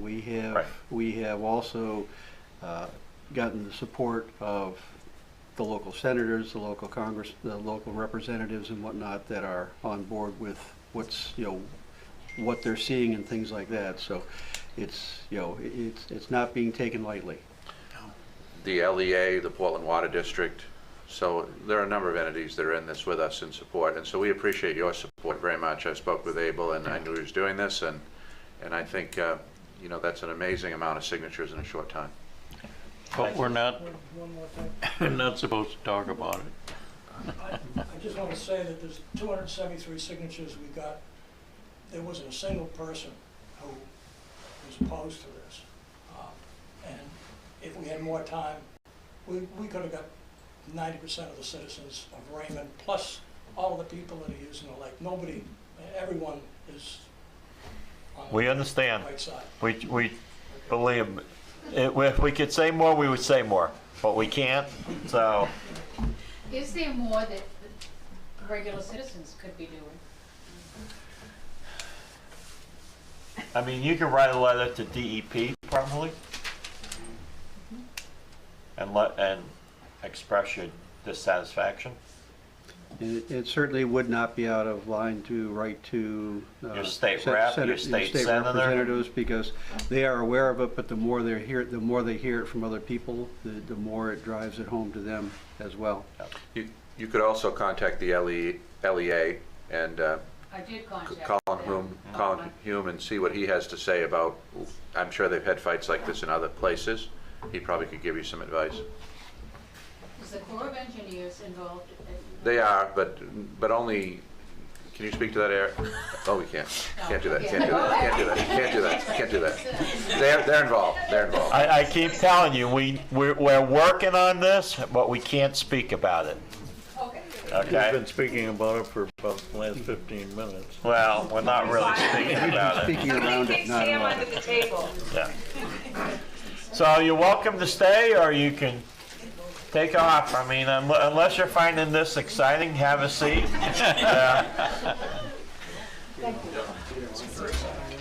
Thanks, Abel.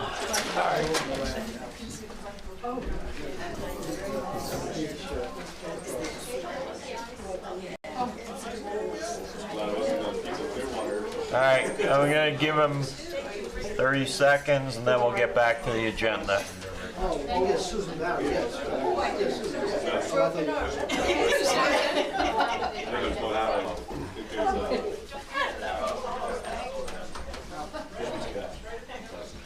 All right, consideration of Fisherman's Catch liquor license extension.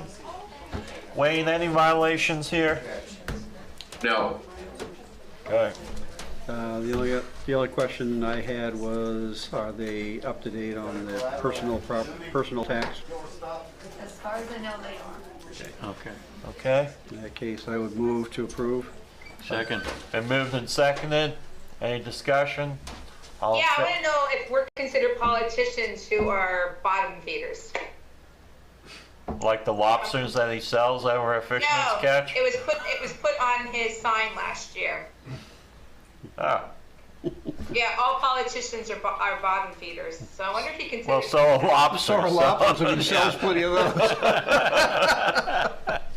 All right, all in favor? Unanimous.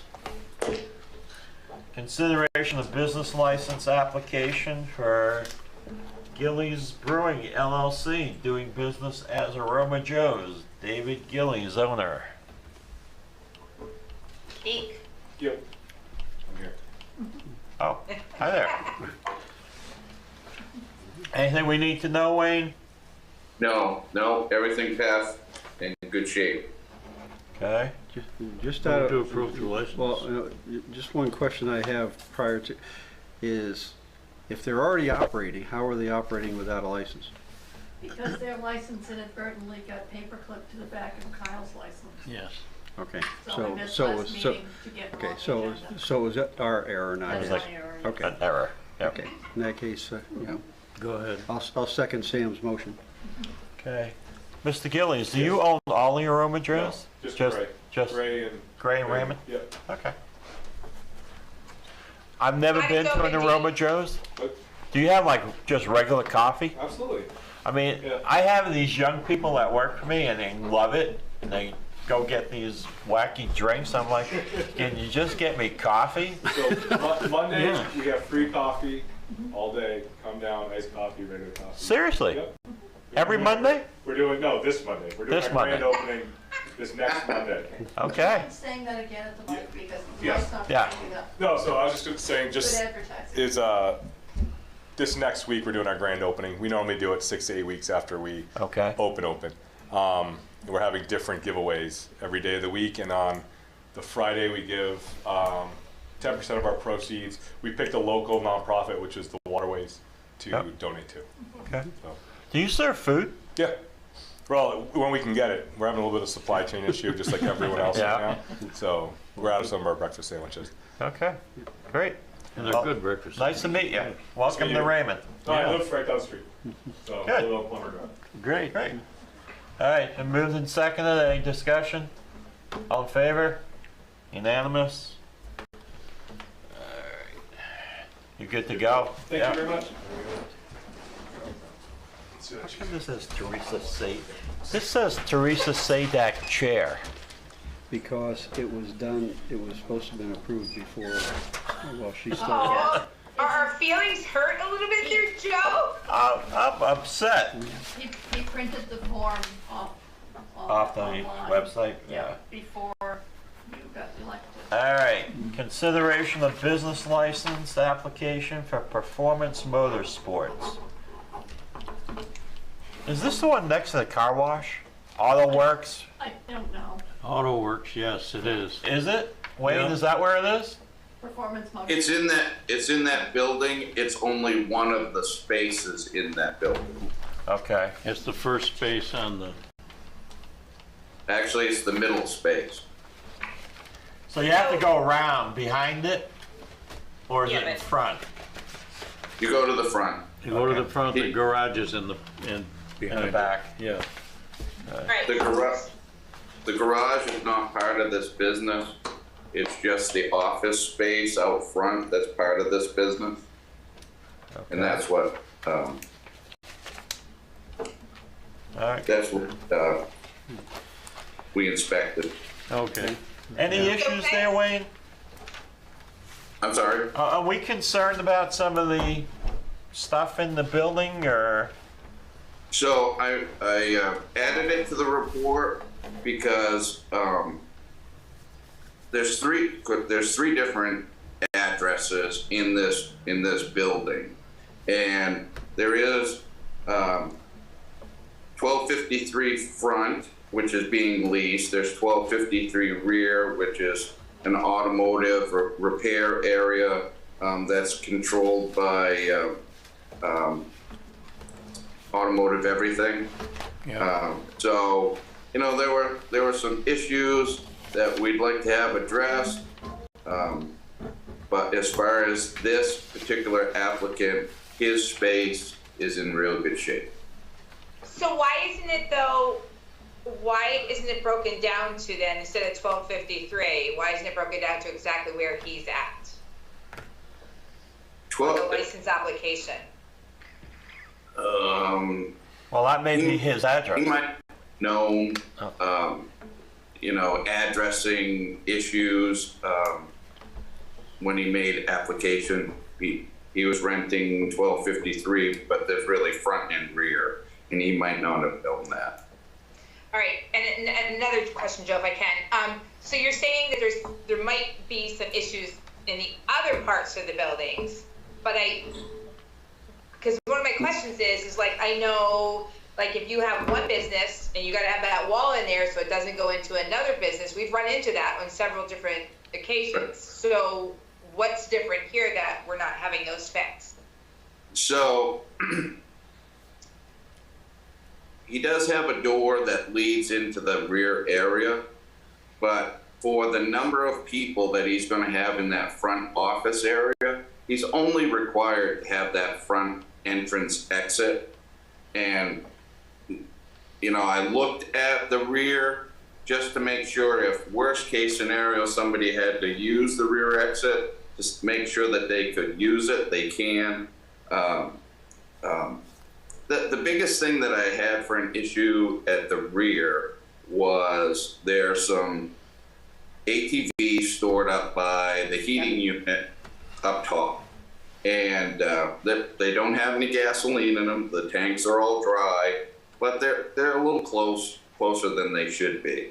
So that's an easy fix for the owner of automotive everything next door to take care of for us. But it really, I need to work with that owner versus the owner for this application. Okay, Joe, one more question. Yep. I know we had an issue with the other used car dealer over a little ways.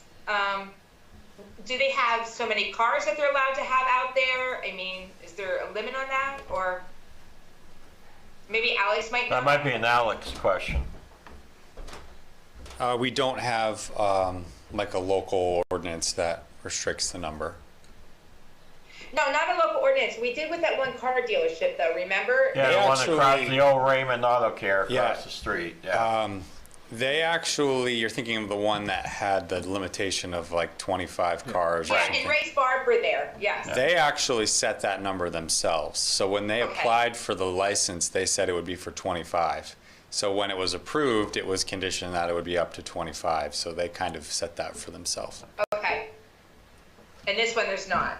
Yeah, correct. All right. Can I have a motion? Move to approve. Second.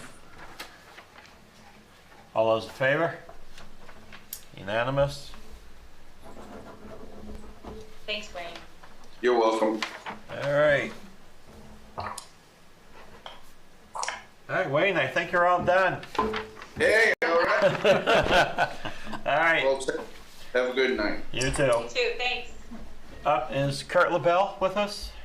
He isn't. He is camping just now and didn't realize he was on the agenda this evening. Oh.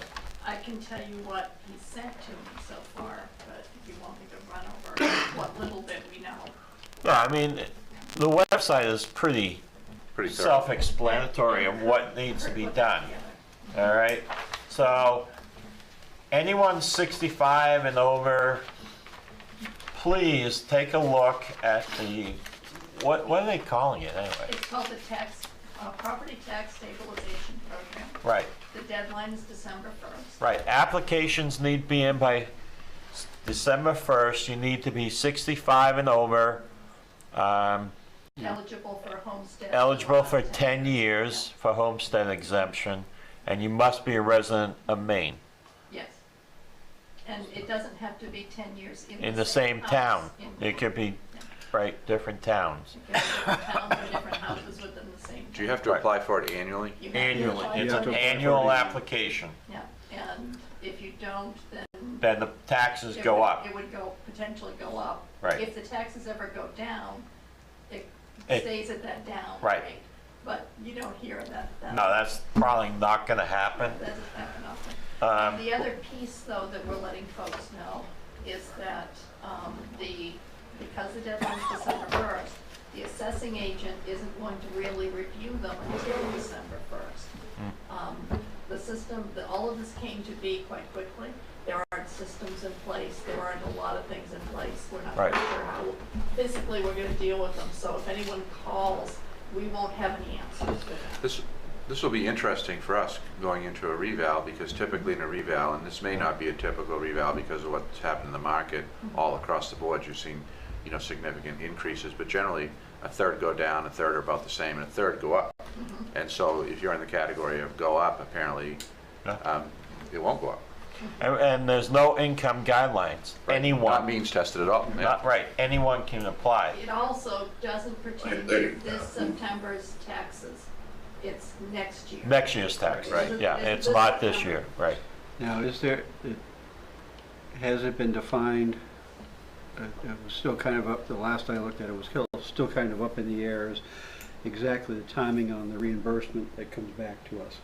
Yeah, that'll be the very question. important. And the other thing that I'm thinking is, I'm sure they've done some sort of fiscal note on it and have an idea of what this is going to cost, but this is going to cost a lot. Well, the fiscal note I read at $8 million. And that did not include the... That's the first year. That's the first year. Did not include the $371,000 that they've allocated for the administration of the program. And was Yeah. that just for Raymond? No. No. That's for the state. I think they're going to be under budgeted on that, or under, that's way off. When people find out about this program, they're going to sign up. Right, why wouldn't you? I mean, the only thing that, where my concern is are we going to Take a be hit. potentially in a spot where we're going to have some fiscal issues come the end of that year because we're not going to get reimbursed quick enough? And right now, they have a deadline of the towns getting what we are asking for reimbursement to them by November 1st. So, We actually but won't how know long about the does it- administration of this Right. and how well it's going to work until we do it, but it's a valid question and concern. I don't have an answer. I don't think anyone has an answer for that. Because, I mean, in a worst case, in that situation, we may be in a situation where we have to go to a tin in order to get us through, which means we then have a cost associated with the savings. Yes. You can rely on the state screwing this one up. So, yeah, we're going to have to keep an eye on it and see how it And acts. I wonder what happens if this thing catches on like wildfire, which it should and will. Yep. And so then if the resources aren't adequate from the state, normally, this will get squeezed. You know what happens. And then, another concern I have about it, though, is that if it does have to come down, or even if it comes from state monies, since it's not means tested, it's an issue where some people are going to probably not need this and be able to get it. And then there are people who would be struggling to pay their taxes, who wouldn't be of the age range and other qualifications, who would be paying into that fund. And so, I mean, I get it, and I think it's a great thing, but I wonder why it wasn't means tested. Well, it's going to be a large amount of money. Yes, it is. But I guess while it happens, sign up. Yeah, and the applications are online. Yeah. We get them Yeah. right from our website. You have them on our website too? And we have them printed in the town office, and we're printing the application along with the information sheet that the state gave for citizens. Yep. So that they'll have that. Yeah. Okay. Okay. Thank you, Sue, for stepping in. So anyone 65 and over, or if you're listening and your parents are 65 and over, just notify them of this program. It's on our website. You can pull down an application and turn it into the town office by December 1st. All right, we have a quick claim deed. Sue, you going to take that one? Sorry. Kurt had just gotten back to me again. James Floyd has come in, he sold his property and paid the $21,000, almost $22,000 in taxes that he's owed. Nice. So he's ready to have a quick claim deed so he can finish the sale. Okay. Can I have a motion? Let's see, we have to move on this, yeah. There you go. Oh, okay, there we go. You move for a quick claim deed filed against map 008, lot 093A, in the name of Floyd James E. in the Registry of Deeds, book 32517, page 100, book 35064, page 304, book 38553, page 64, book 33358, book 286, or page 286, excuse me, book 35913, page 190, book 34141, page 04, book 37080, page 32. Second. All in favor? Unanimous? All right.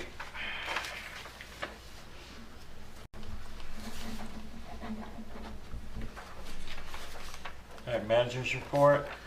Okay, so we have confirmed dates for upcoming regular meetings. I believe the date we have listed has now been changed. It's no longer the 13th, it'll be the 20th of September. Yep, correct. And then we have October 11th, so everybody all set there? Yep. Reminder of upcoming holiday schedule, Monday, September 5th, Labor Day, and another reminder is the annual fundraising shooting event at Camp Hines, which is going to happen on September 9th, and that's from 8 a.m. to 4 p.m. So I want people to be aware of that. That normally generates some complaints. We have provided them with a butter list, and they're doing notifications. I think we put it on our website, and we may assist in other ways to try to get the word out so that people aren't alarmed by that. But if anyone's been in residence for any period of time, for instance, Sam probably knows all about it, and it's something they do every year. So that's coming around again. Other things I want to tell you about, the Main Street Sidewalk Walk project is on schedule. It should be completed in 2 weeks. Looks good. Interestingly, I haven't got a single complaint that has come to my level. I know Nathan's had some de minimis complaints, but Nathan and the crew have done a great job. The engineering firm, the contractor, Sebago Engineering Firm, and Glidden Paving doing the work. I think it looks spectacular. I think it's going to be a super improvement for the town. The only question I've gotten, and I've gotten it from a half a dozen people now, is are we getting streetlights? The answer is no, not now, but it's something that could be considered, you know, in the future, but that's not part of the program. But so I've not had a single person say that they are unhappy about it, which is good news. We're seeking a full-time human resource officer, finance assistant, and that advertisement's posted on the website. It's posted in the local weekly papers. And so Rita Terrio, who's been with us for a long time, I think about maybe 18 years or so, is retiring. So good for her, and we're looking for someone to come into that position. So if you're interested, please apply. The town report finally is available. It's finally available, and it has an audit report in it, right? So that's a good thing. And I forgot to bring the select boards. You forgot to bring them, but that's okay. We'll get them in their boxes. So Kevin tells me that he's working with the library, some things that are happening there. They're going to get the full complement of town technology. They got only a partial one now because Kevin's done it on a volunteer basis for years, but they're getting their automatic locks, new phones. They're getting video security and all that entails. And this one you'll really like. We're getting a fiber link between the town office and the fire station that's going in, and apparently it's going in tonight, which is why we don't have the connection to the outside world on television, because they're splicing the connection, and apparently they cut our fiber connection tonight. So that will be fixed, and we'll be broadcasting live next time. We have an RFP, and of course Rolf's on the CoLab group, and so the RFP for broadband is, I'm told by Kevin, they're making a few minor changes, and it's going out next week or the week after, so we'll start to see proposals back, town-specific, on what it might take to install broadband infrastructure by town. So that's very exciting, and that's all. Great. Selectman comment. Do you need me to come in and sign those quitclaim deeds, or are you guys good? No, you got a quorum, we're all set. All right. I just want to thank Kathy Goslin and Raymond Rescue. I did a pediatric vaccination clinic a couple of weeks ago, and I needed some epinephrine 1000 in a vial, and I could not get any, so they were kind enough to let me borrow one. I never used it, thank God. No one passed out on me, and so I was able to return it intact, and thank you so much for doing that. We spoke to the department, the rescue department in the town where I did this clinic, and they refused us. And I'm like, okay.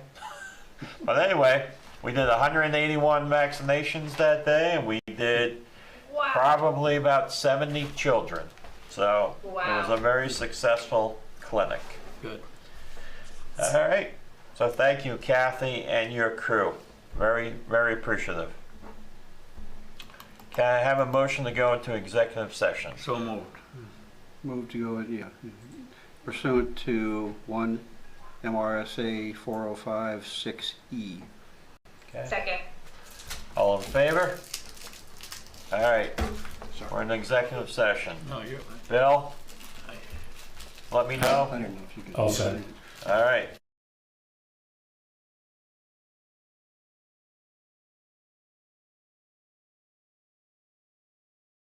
Move to come out of executive session.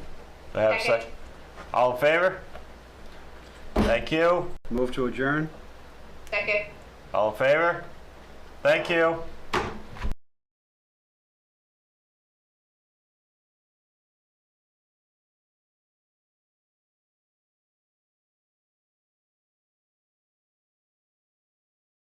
Okay, so welcome to the first organizational meeting of the Comprehensive Plan Committee.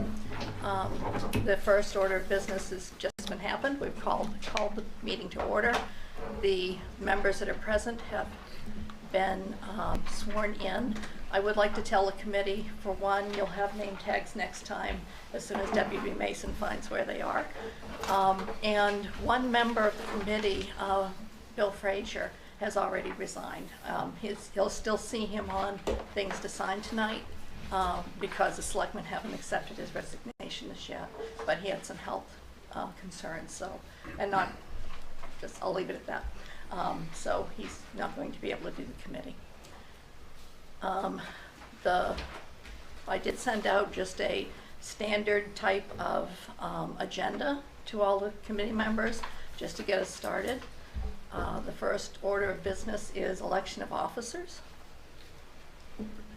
And is there any nomination for chair? You know what, just in the interest of getting to know one another, I'd like to move to table that until maybe another meeting or two, just so we can get to know one another, work with one another, because the leadership of this organization is going to guide it for the next 2 years here. Is there a second to that motion? Second. Any discussion? Okay. I have one thing that I will say, and if that is the case, the committee is going to have to set the agenda before this meeting ends, so that we'll know what to do next, because that's part of the purpose of the chair, is so that I can bounce an agenda off the chair. And this is a little unusual circumstance. I mean, this is a committee that hasn't been impaneled for 14 years or something, you know. So, you know, I certainly appreciate your point, think it's a good one, but you know, we have the practical matter of having to have somebody to coordinate with. So a few meetings, a couple, 3 meetings, not an issue, but at some point we need to have, you know, a chair. And the chair has really no more power, I guess, than anybody else, other than, you know, perhaps, you know, hopefully representing the interests of the committee and setting the agenda based on the meetings. I mean, it'll become obvious in the meeting what you want to do, I hope. And then we'll put that on the agenda and off we go. So is there any sense of having a chair just for this meeting, a temporary chair? It sounds like you can run it, can't you? I can run it, yeah, I can. No, that's a good point. Yeah, that's how we'll do it. Okay. I nominate Sue for a temporary chair. I'm not a resident, so I can't be a temporary chair. So all those in favor of the motion on the floor? Thank you, it's unanimous. So the new business, the first is consideration of adopting the remote meeting participation policy. This is a policy that the state basically came up with, or it's possible MMA wrote it, it's been a while now, that allows committees to use remote means to come to the meeting and participate in the meeting. If you don't adopt this policy, then all your meetings will be in person. If you do adopt it and someone is away for business, they can Zoom in. If you needed consultants that were out of town, it can be a little less expensive. So I'm not trying to advocate for the policy. I just want you all to know that there are some benefits. There are some downsides. Sometimes the technology has some interesting things, especially if Spectrum decides to go south for anything. So there are ups and downs to it. Sometimes people prefer to be Zoom, some prefer in person. We can do hybrid meetings, but we can't do hybrid meetings. And by hybrid, I mean some people on Zoom, some people here. But we can't do those without this policy. So. Move to adopt the policy as presented. Second. Any discussion? Or any further questions? All those in favor? Unanimous. Thank you. And then next is pretty much a wide open discussion of next steps, where we go from here. The one thing I will say is that, actually next step is to pass this around. If you each sign where your name is, that's the policy for the remote participation.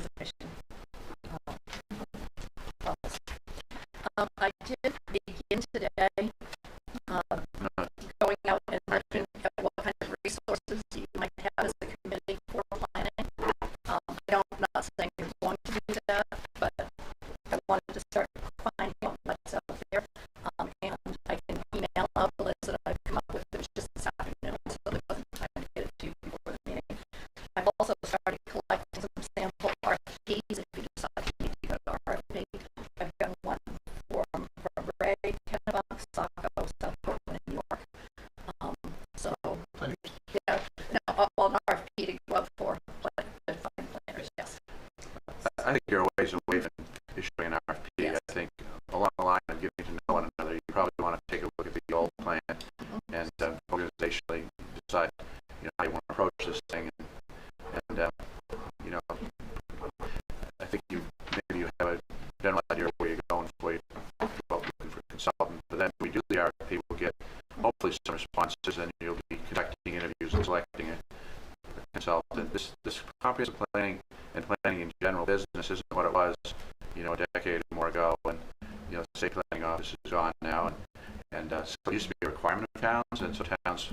I've been doing this for 40 years roughly, and I've been through several of these, usually in 10-year increments. And although it's not something that's required, it's something that is, I think, an essential component of the community. If you don't have some sort of a semblance of a direction, goal, roadmap of where you want to go, you're probably not going to have a very, directed journey as you try to achieve any goals for the town. So I think it's a great thing, and I'm glad we're finally doing it, but we're not going to have the kind of support we used to have from the state. And there aren't as many consultants, but there are consultants, and we'll find a good one. Just to take us off track, I'd like to spend a little time having everybody introduce themselves, a little background, who they are, what they do, why they decided to suffer through this process. We can start up with John. Wow, what an honor. John Rand, been in Raymond since 1986, and family's been in town since 1944. Wife and I raised our two kiddos here. They're all went through the schools, and they're working in Portland now. And been involved in the '89 comp plan, which my folks are involved with, the Brad's 2004 plan, and was also involved in Raymond Waterways and Raymond Conservation Commission for a decade and a half or so, and believe in the process. And good planning takes good minds and dedicated folks that are here for the long haul. And that's what I'm seeing all around the table here. And look forward to working with everybody to do some good visioning and keeping our speeches concise with this big group, and working with a planner. And I trust we can find a good one to help us stay on track and make a good direction for Raymond. My name's Danelle Maloney. I've lived in Raymond for 7 years now. I have 3 kids who are starting to go through the system. They're 6 and under. So I am an attorney downtown in Portland. I started working with the town on some cases that I'd been doing, and I just enjoyed being a part of the town that I was living in. So I was looking for an opportunity to get more involved, and thought that this was probably the best option, even if it wasn't one of the only options with the town available at that time. So I was excited to jump on and keep moving. What firm are you with? I'm with Drummond and Drummond. Alan McEwen. No, Yeah. Alan? Yeah, I've heard the name. Yeah. Yeah. Very good. Oh, Drummond and Drummond. Not Drummond and Woodson. Horace. Horace, yeah. Yes. Yeah. I'm Brad McCurtain. I've had property here in Raymond since 1980, and I think I moved here in 86 or 87, and grew up in Portland, 4th generation Maine, but I haven't been here in Raymond as long as John's family has been. And John and I and Greg Foster were on the committee. I think that's it. Back, when did we start? 2001, I think. Late 2001 is when we started it. And I was really pleased to see both John and Greg back on. It's a great committee, but as I've looked at the resumes of this one, I think this one can be an even better committee here. I've been involved in a lot of nonprofit organizations over my career. I won't bother going into them, but I love getting involved, whether it's at the community level or just nonprofits. And I've been involved in a lot of strategic plans, including co-chairing this one when we did it, last updated it a few years ago. So I'm excited about this. I love the community in which I live here. I'm very happy with the leadership of the community here. And Sue, I haven't gotten to know you very well yet, but I think we will over the course of this. I was a big fan of Louise Lester and whose shoes you have filled here. So I'm looking forward to this committee getting a lot done, and I think maybe the most important thing we need to do is make sure that we get out and spend time identifying first and then meeting with all the stakeholders. There are an awful lot of stakeholders whose input we should really get to sell this plan. I think that's one thing Greg taught me on the last plan is we really need to get out into, here's one of our people, really need to get out into the community and talk to people and get, shouldn't really be our, excuse me, shouldn't be our plan, it should be the community's plan. So thank you. I'm John Clark. I'm pretty new to Raymond, moved up here November 2020, so almost 2 years. And I work in real estate development from home, so I'm spent a lot of time in Raymond right now. You know, but part of my day-to-day intersects with kind of, you know, private financing and, you know, kind of the public process of, you know, real estate. And I thought that this would be a really interesting endeavor to do and understand, you know, how it all fits together. And I like urban planning, so I thought that this would be nice. Well, I'm Greg Foster. I like Brad, I purchased land here, I think it was 80 or 81, and I moved here, I think I became a voter in 87. I've been here in Raymond ever since. And by trade, I'm a professional forester. I offer my services to private landowners who manage their forest property. I've done quite a bit of work in the town of Raymond for forest landowners. And John's not one of them. One of my competitors, who's a very good forester, does his work, Rennie Noel. I did do the town of Raymond's forest management plan for the 2 parcels I own, and we executed a timber sale on one of them. I also was on the comprehensive plan. It was the equivalent of the implementation committee from the 84 you said? 2004. Plan. No, the earlier, 89. I think it was. Oh, Yeah. I can't read my own writing without my glasses. I was on the implementation committee back then, and then in 2004 I was on the comprehensive plan committee with Brad and John and others. I'm also on the planning board. I've been there for quite a few years, and I was on the Conservation Commission for a while. I think that was my first introduction to Raymond, being on a board with John and his mom and others. With that, I do have a lot of interest in forest land and land ownership, and I have what I think is a pretty good expertise in what people think of owning their land and being able to use it and that sort of thing. And I hope I can offer some of that understanding when we work on this comprehensive plan. So with that, it's Frank. My name's Frank McDermott. I came to Raymond in 1968 as the teaching principal at Jordan Small School. Evolved through those chairs from teaching principal to supervising principal, back to teaching principal, depending on the school budget. Ended up being a superintendent principal here. I was here for 21 years, left here, went to Bonnie Eagles, assistant superintendent, finished my career over there as superintendent. My wife has been on just about every committee there is in town. She served 9 years as on the select board, and was on many other committees through that time. I served on a number of committees myself. We have 5 kids, all went to school here, got a great education and doing very well. I've always been interested in what happens in this town, because I can remember when it was just a sleepy rural community.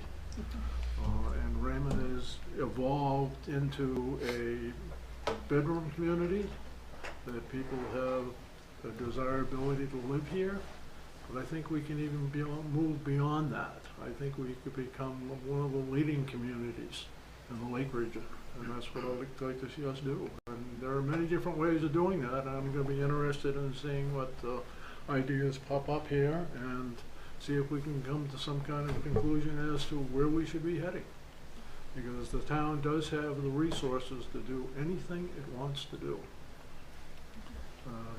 Don, you said what? It's going to be probably $1 billion billion two, billion three in valuation on the next Yeah, and that's go-round? and that's before we do our new revaluation, and so I'm expecting that, we're going to see our mill rate, probably half, and we're going to see our valuation, half again larger. So it's going to be, interestingly, the valuation of the town, even though it's a very rural, town, tracks with, some of the smaller cities in Maine and some other communities. You might be surprised. There's a lot of value here with the lakefront real estate and in general real estate these days, but it's going to be a completely different, valuation post this new reval. So Frank's right. We have the resources. I used to say that all the time, but it's what you want to do.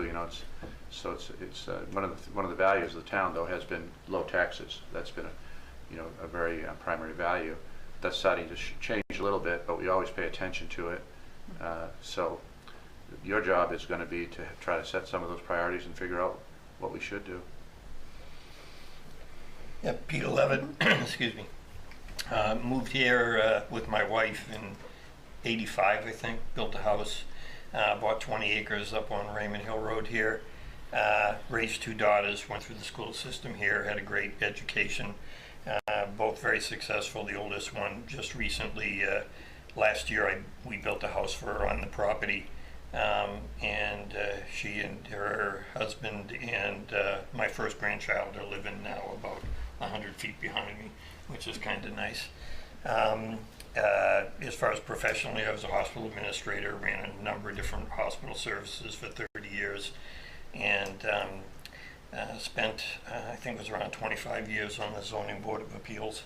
I learned a lot through that process, probably the greatest one being, if you want absolutely no political aspirations, get on the Zoning Board of Appeals and continually tell your neighbors what they can and can't do with their property. So I am looking forward to working with all of you and trying to chart a course for Raymond in the challenging years ahead.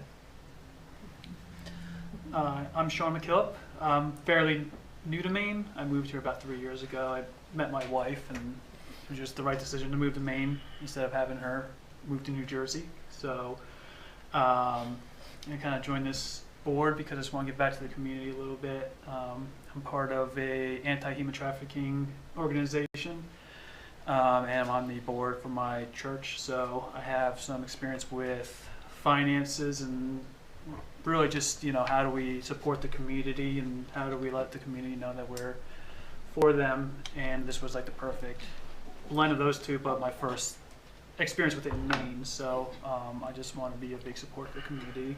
Real estate agent here. Office is in Wyndham, but go everywhere from Harpswell to even Bethel, so my spread's a little big.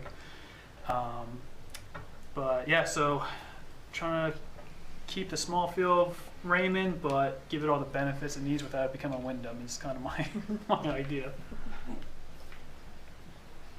I'm Kayla Gonzalez. I've lived in Raymond for, I think it's approximately 7 years now.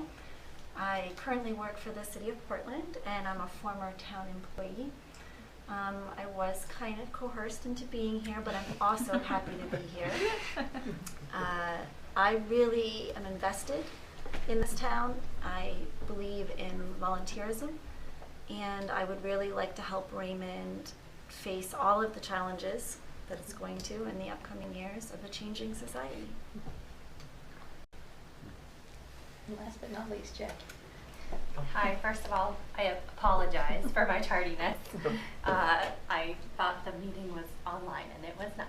So I apparently didn't do all my reading and homework I was supposed to. So, okay, so I live here in Raymond. I've been here about 4 years now with my family. What's your name? Oh, Jackie Sawyer. Jackie Sawyer. Yeah. My 3 kids are in, I've got 2 at the elementary school, 1 here at Jordan Small. I've been involved with some of the youth athletic programs, helping to coach. And I work as a real estate agent. My office is Missouri and Associates. We're based out of Auburn, which is where I formerly lived, but we've got a Sebago office as well. So being here in Raymond is kind of a nice middle point for me. in college, I studied international development. So development is an area that I've never really pursued, but I've always had an interest in. And, you know, I grew up in Yarmouth, which had a really kind of thriving, you know, pedestrian-friendly feel to it. You know, a lot of recreational activities and everything, and I would love to kind of see that side of things grow here in Raymond. Get people outside and enjoying life around here. So.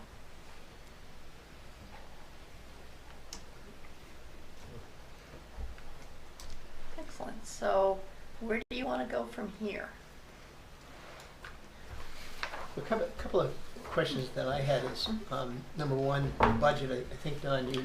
Yeah, you have $10,000 for this year, and that will be adequate because by the time you get around to deciding what you want to do and putting together an RFP, soliciting proposals, interviewing, hiring somebody, you know, I have a term of art I use, coined, I guess, all deliver at municipal speed, the speed of government. So it'll be, you'll have plenty of money to get you through to the end of the fiscal year, June 30. But next year you'll be planning on more money, and you'll need to put together a budget, you know, to be reviewed by the Budget Finance Committee, Board of Selectmen, and then off to town meeting. So you'll have money enough to do what you need to do this year, I think, but you'll need to be thinking about next year and beyond. This is, by the way, this is a, you know, a 3-year commitment anyway, probably. So you have money, enough money. Well, I think we just swore that we'd be through by June 30th, 2023, right? I can swear at you again. Yeah. You can swear we didn't do it that quickly last time. We did. And the other thing I should tell you is that, you know, Chris Sue's the town clerk, and she's the principal contact person for the committee once we have, you know, the staff, or I guess the officers filled. I'll be attending the meetings. We have Chris Hansen here, who's our assistant code officer. He's been with us for, I think it was about 10 years before he went to Wyndham, and then got some excellent experience in Wyndham. So, you know, he's going to be a resource in economic development, planning and development in general. You'll see our department heads as we hit each area of the comp plan that directly relates to them. They may get really excited and come to every meeting, but probably they'll be here when it's their thing. So that's. What about minutes of the meetings? Sue takes minutes. So you'll be at every meeting then? Yes. Okay. And if she's unable to be here, we record them electronically, or we have a substitute secretary. And of course, in the town, the digital record is the official record of the town. Right. I don't take particularly detailed minutes unless there's some subject that you ask me to do. Yeah, and that's an important point too. That on this meeting, of course, you may know, may not know that, you know, it's being live broadcast, and then it will be streamed on YouTube and off the website as well. So there are multiple platforms that people can review and view the meeting. So that's something that when I started, you know, over 40 years ago, that was not how things went. But now everything is done that way. So where is the camera? There are multiple cameras. There's one right here. There's one right there. And they pick up on whoever. Yeah, and of course, and when we do the hybrid, the people will appear on the television screens and so forth. Behind that wall and behind the curtain is a gentleman who's running the whole system that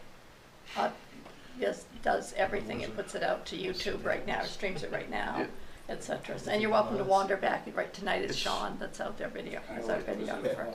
It's the system, not the electronic piece of it, but the system itself, you know, kind of reminds me of the Starship Enterprise. It actually came from Harvard, of all places. Kevin, our tech guy, got the cabinetry, and of course it's been updated over the years, but it's quite impressive, and that's just part of what we do. We have server locations at the town office and also the public safety building, but yeah, it'd be worth taking a look, see what's behind the curtain. As far as the process, is it too soon to decide amongst us if are we going to use Roberts? Are we kind of started off by making motions, seconding and voting, but just to clarify. That's typical, yeah. Yeah, it's fairly standard for the town. So is that something we need to vote? You can vote to adopt Robert's Rules of Order. All right, then I'd make that motion that we generally use the accepted version or the current version of Robert's Rules. I'll second that. And if anybody would like a copy of that, we'll provide a copy. But I think it'll be It's the most important interpretation. probably for the chair and vice chair, or however you do it, or co-chairs. Is there any discussion on that motion? Just one question, yeah. How many are, everybody's probably familiar with them, but how many have actively used them in organizations? Yeah, to some degree. Because, you know, it does get pretty formal. For example, I believe the motion to table that I made at the onset. Would actually kill it if you use the direct interpretation, yes. What's that? That would actually kill that. We wouldn't have a chair because the motion to table kills the motion. No, In no, it Robert's. doesn't kill it. It just puts it on the table. But it's non-debatable, Right. the motion, but we debated it. Yes. So that's why I was wondering, you know, how formal. how Yeah, formal we sure. want to get with this, because if we say we're going to run by Robert's rules, it takes away the friendliness of it. And, Yeah, I would think that, Yeah. you know, it can be loosely interpreted through the chair. I mean, that would be some way to control it to some degree. I don't think we need a parliamentarian or anything like that, but I think those are called the Bobby rules. yeah. I can go either way on it, right? I just wondered what people's experience was using it. I've used it in a lot of organizations, but it can get a little. I've no experience using it. I've listened, and so you know, I don't have an opinion. I defer. I think I defer to those of you who interacted with it generally. Modified Roberts with good judgment about how a conversation needs to keep going or not, and but we should keep it in the framework certainly that we're going to. Sure. Some discretionary Some type discretionary, of capability amongst the board. If it seems like it's getting a little too hairy and we actually have to think about calling an attorney. I don't want to go there, believe me. Wait, I already have one. Yeah. But at least the motion of the structure of the motions, the seconds, the vote, that makes what you do have a little more substance. Yeah, that part we hold on to. Yes. Yeah. For sure. Sure. So perhaps it's a great question. So maybe a modified version of. Sure, with discretion to the chair or the board. And what I could do is send out the main moderator's manual to the board if you'd like, and that has like a one-page, very mini Robert's Rules of Order that moderators use to moderate town meetings. And it's really, I don't want to say watered down, but it's just it's a one-page document. So that explains the motions and whatnot. It'd be helpful if it's just one page. That would be helpful. Yeah. You've been in a lot of organizations. You have any? Use Robert's rules, but use them sparingly. You know, giving everybody a chance. It only to the point where it begins to get to be 50 cups that you really have to, you know, call them in. You know, as long as everybody agrees they're going to behave themselves and they're going to listen to other people speak and that sort of thing, then I think we're fine.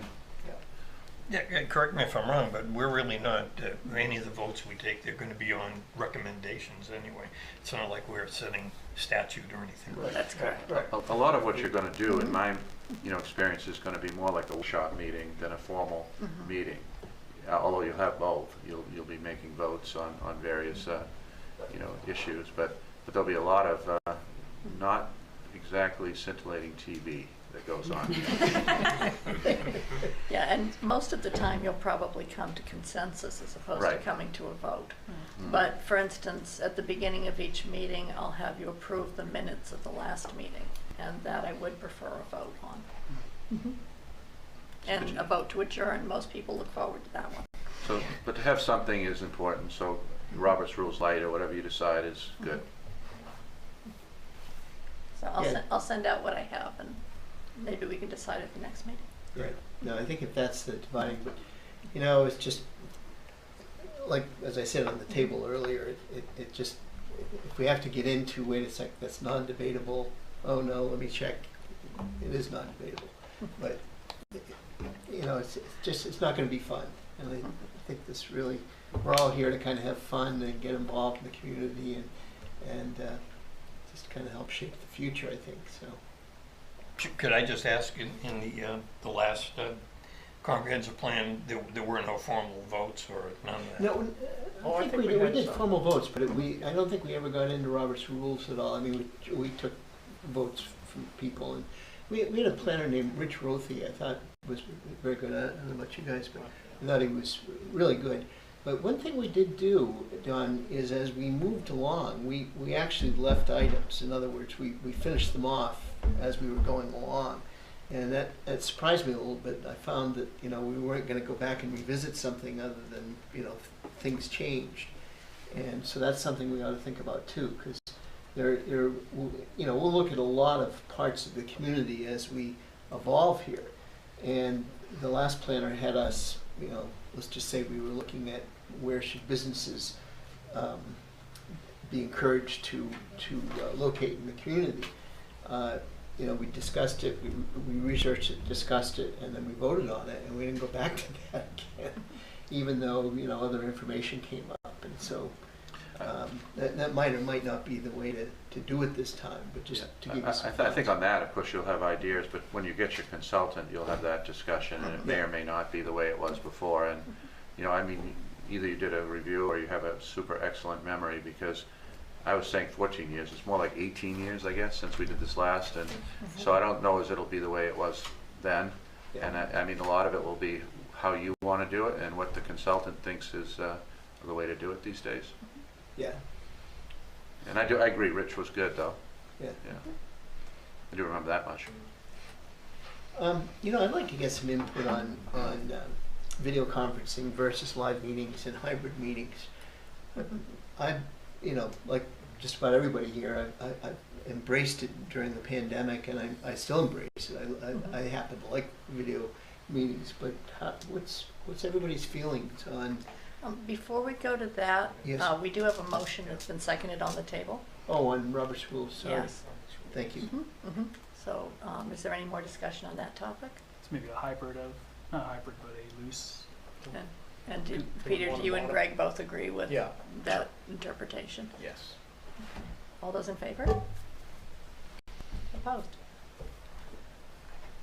Thank you.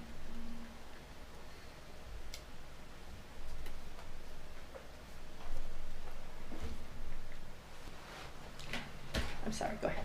No, it'd just be interesting hearing everybody's thoughts on whether people would like to meet in person for all the meetings, or occasionally do video, occasionally do in person, hybrids, and what your experiences have been.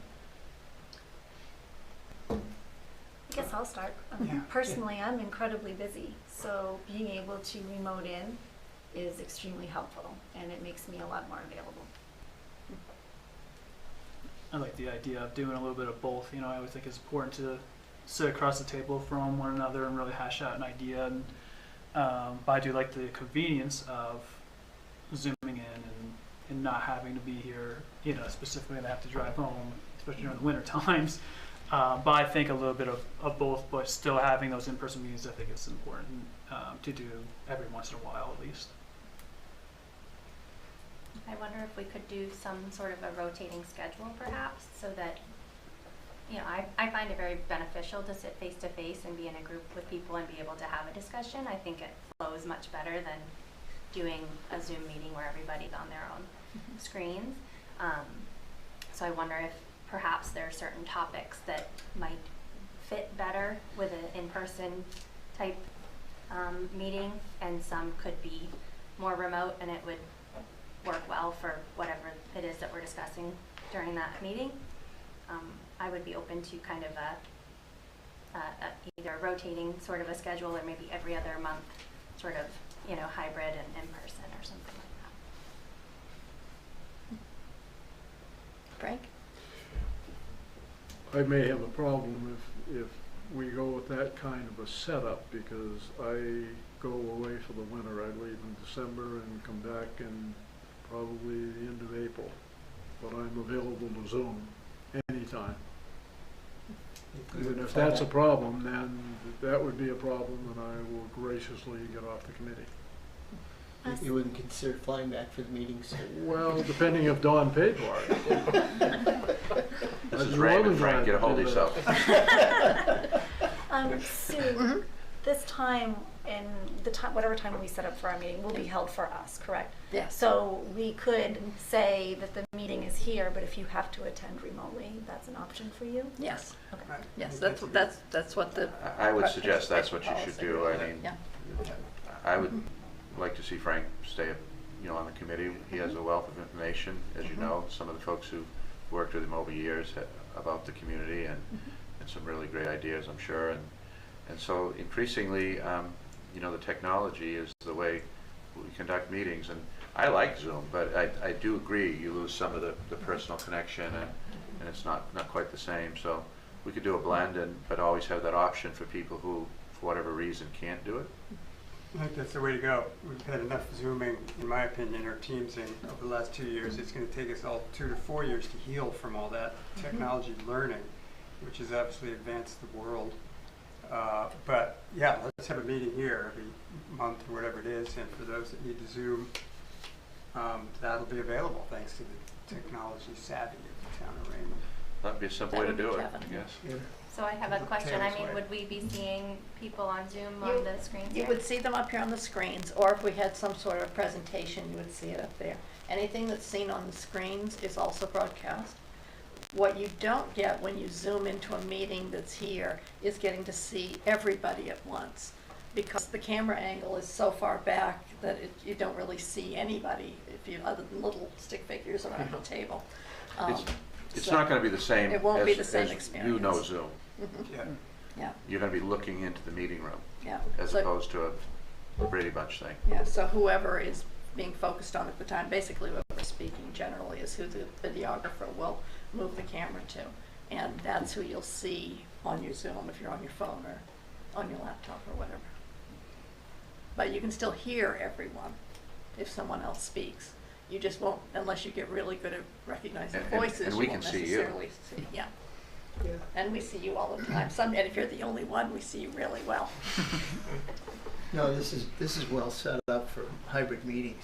So often you get one little laptop over in the corner, with people who are on it. This is great for hybrid. Thinking that assuming that that's pretty well agreed on, is thinking we do monthly meetings right straight through until we're done. That would be my suggestion. I think that's what we probably did last time. Yep. So we did. That was only monthly. I think more than a monthly would probably be tough for people like Kayla and others. A number of folks still working full time here. I'm one of them too with Kayla. Probably some of you folks. You're still working full time. Yeah. You weren't going to retire for this committee, Brad.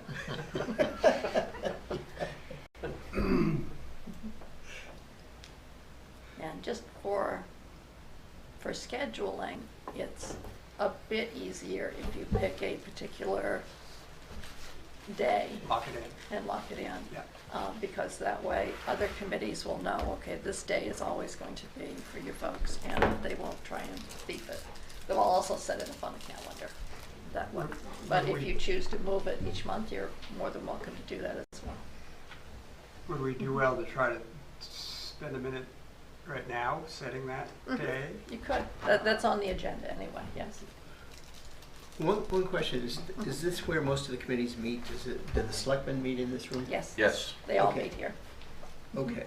So do you have a calendar that you could share with us, either now or by email afterwards, of what the different, It's the town. when they meet? Well, it's the town calendar, and I did send it out in an email earlier.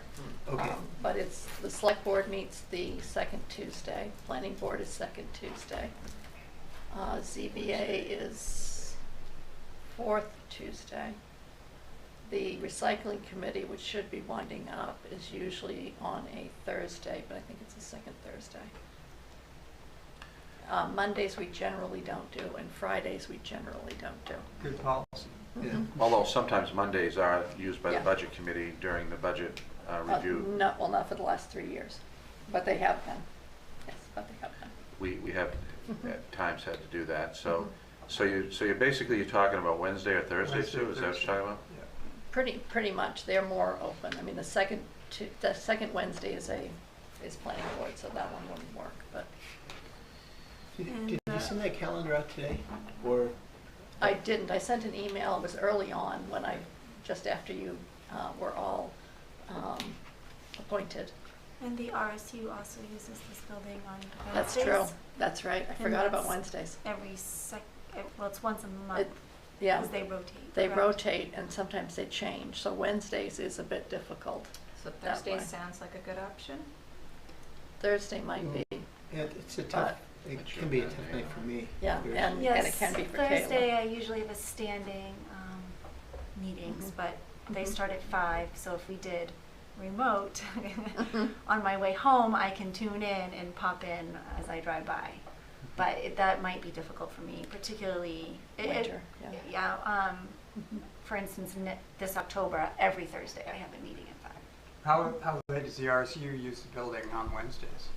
It's hard telling at the school board. School board meeting? Yes. Would they be? But they rotate, right? I mean, it's They not. rotate. They do. It's And every other week, so and it isn't So it's locked about in. once a month. They're here on Wednesdays. Roughly. Some months it Yeah, ends up being So twice. if we picked So a if we pick a day, Wednesday, they rotate around that. I think you could work around that if you liked Wednesday better. Or even, I mean, Monday, the only issue is when you have a Monday holiday, but we could work around those. Mondays are a bad day for pretty much everything I've found. But for being a good, creative, energized meeting, Monday's kind of hard. I would vote for the Wednesday slot. I think it seems Monday would also be unkind to Sue.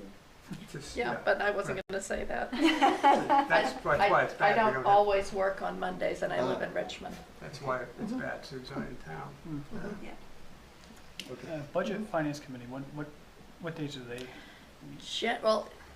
Generally Tuesdays in Okay. between select board, and that will begin in pretty much end of March, 1st of April. Okay, so Mhm. I'm good for Wednesdays. I'm good for Thursdays. It sounds Thursdays not great, so I'm good for Wednesdays. And I don't know if we've gotten the school's calendars yet. When we do, we put in their Right meetings. now on Wednesdays, the fourth Wednesday of the next couple months seems to be the most promising. It's open so far as I click through. The second and the third Wednesdays are occupied by planning board and the RSU. I think we grab those Wednesdays would be my vote. So looks like either the first Wednesday or the fourth Wednesday. Does it look, I'm almost there, but does it Okay. look like the school? Would it make sense, Sue, Schedule is to in put yet? together a proposed schedule for some period of time and have that, we're going to set the next meeting probably and have a discussion about that? Oh, Melissa has gotten the school schedule at least for a Yep, while. up to December, Yeah. the first and You know, fourth Wednesday are like we open. do the Yeah. budget committee Yeah, it could. and selectmen have a schedule throughout the budget development and review and adoption process, which goes over a number of months. Maybe that would be something to think about. Do they try to do it for the whole year, or they just take a chunk of time, like A chunk of quarter? time, a chunk of time for them. Well, for their season. For their season of activity. But for you, you could book it for the year, and then you'd know. And you wouldn't have to worry about dates. You'd secure those dates, and although sometimes we have, despite our best efforts, we have some school issues, don't we, Sue? Yes, because they tend to change their But we can meetings. try to work around those and have a block for a period of time that you agree on. But Kayla is right that the last Wednesday is available all the way through. Is the first Wednesday available if we think through till the holidays? We don't want to meet the last Wednesday of November or of December. That's true. Potentially. The first Wednesday of September is, and October, and November. Yes. Yep, I and just wanted to double check and make sure that wasn't the day after Yeah, the that's why I'm suggesting that you pick a date for your next month and then have Sue Well, And Kayla, she's pretty tuned up still on the schedule after all Yeah. a year away or whatever. It's almost been a year since my. So maybe She you also could knows put where together it a is. proposal that avoids holidays and the avoids first- conflicts, and then we The have first one does The that. first pretty Wednesday sufficiently. does that from now to December. And then in December, or when it gets closer to December, Okay. maybe Look decide. at it then. Yeah. But we could lock in the fall quarter right now and not have more emails for folks to chase. And if most of us are good with the, what did we say, first Wednesday? Would first Wednesday work Let's be for? done with that and move on to the next. I agree with that. I can make a motion to say So first you're Wednesday. talking the 7th for the first meeting? Yes. Yeah. That would I be the can't 7th. make that one, but that's the only first Wednesday I can't make. And if you want to go without me, I'll let you. Only with your permission. I'm kind of thinking the first big thing that this committee should address is a planner. Am I? the first big external thing, yeah. Yeah. Because I mean, if this were our September 7th meeting, what would our agenda be? I mean, what's more important right It now? could be to review the prior plan. And to talk about, your thoughts about this whole process maybe, and Yeah. what you're expecting out of it, because if you're going to put together an RFP, you're going to be asking the consultant to be responsive to, a program that you're going to be, implementing. So you might want to have a discussion about what you think it ought to be, look at some other RFPs maybe, and just have a general discussion amongst yourselves about what you'd like to see out of this process. Right. Just a thought, I mean. No, but if we begin with the end in mind, in this case, the end being getting a planner, what do we need to do before we put the RFP out? Or what do we need to do before we hire the planner? You have to have an idea of what you're going to do. Yeah, exactly. Yeah. So I think that's the first big item that we need to address, and so maybe if we spend our next meeting reviewing the plan, what's in it, and we've all got a copy of it, it's on the website. And a lot of it's going to be, the cost is going to be dependent on, is the planner, more of a facilitator, somebody who is, leads the group through these complex topics. Are you expecting the consultant to do most of the work? Probably that would be unreasonable in some ways, and probably financially not, something that would be feasible. But by the same token, a lot of the work is probably beyond the depth and scope of what we could do, because that's what these people do. So you have to have some sort of a balance. But make no mistake, the folks who were here last time know that there's a level of work for the committee people. Yeah. And so you got to figure that all out. What do you want Yeah. from the consultant? So- And I think a good way to do that would be to look at some RFPs and, Yeah, in the bit that I looked at, as far as in general, looking at some of the old forms and structures from when we had a state planning office, I mean, it would seem to me that we would discuss early on what part of it is boilerplate and what part of it do we want to hone in on that's specific to our community, and kind of meld those two together. But that would kind of be a starting point. Exactly. There is going to be a lot of boilerplate and pro forma sort of stuff, but yeah, that's exactly it. I mean, I think this document, to me, this document is a great start. I mean, all those categories, we're not going to probably drop any of those. I think we'd be updating.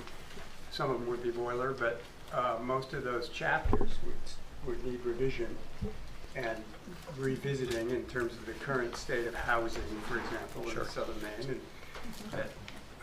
Sure. When you guys worked on it last, I don't know that PFAS was even on the radar. Right. So that's going to be something new. It's illegal. Yeah. So if we did our homework between now and the next meeting and said, okay, everybody take a look at the plan, and great suggestion. I want to call you Charlie. That's okay. Everybody does. Yeah, even my wife. Is Charlie your brother? He is. Yes. Ah, okay. He was great on the committee. He really was. And look at the plan. Okay, is most of this still relevant? And if so, okay, we need this. And what sort of agenda items, we don't have to have them at the first meeting certainly, but what should we be adding, like PFAS as an example? And then, you know,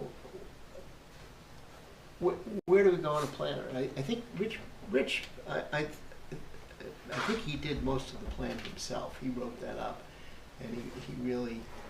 Well, typically the consultant would probably put together the final report, Yeah. but what I'm talking about is a lot of the gathering of data, analysis of data, reaching out to other communities if that's useful, or agencies and so forth. There's a lot of moving pieces in this thing, and if you have that consultant do all of that, which I don't think is typical in any way. I don't know any town that's ever done that. You're going to be parceling out a lot of that work to the committee members, and then he's going to be synthesizing it and putting it into some kind of cohesive, comprehensive whole that will be hopefully something that the community will embrace. And we'll have hearings to find out about that. You'll present it in pieces and so forth, or you know, maybe in some other way. I don't know. We'll have to decide all that once you get somebody. Yeah. You know, I just, you know, having been through the process with outside of the municipalities also quite a bit, I think ideally what I think constitutes a good planner is somebody who's knowledgeable about the topic, whether it's municipal or just anything in strategic planning, and can guide us through the process and essentially put the document together. I don't think anybody here wants to do all the writing of it. But as far as reaching out to other stakeholders, I think that's ours.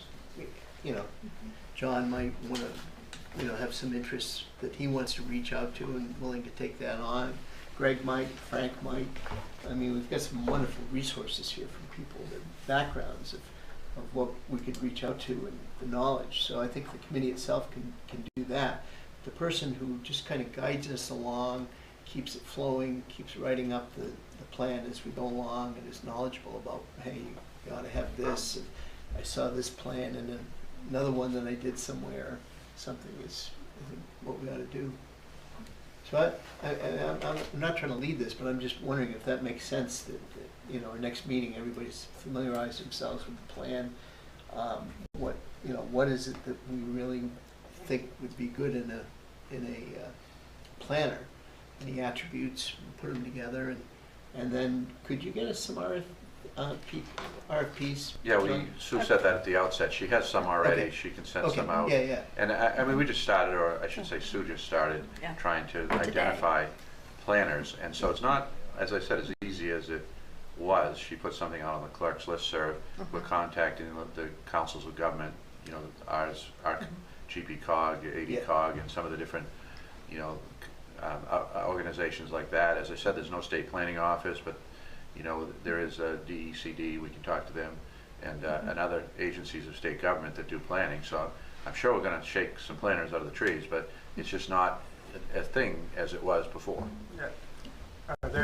Are those land use planners in general, or were they land use planners that had experience with comprehensive plans? Maybe I couldn't get that specific. Probably. I couldn't get that specific just in doing searches. I've left messages with some of these folks. Good.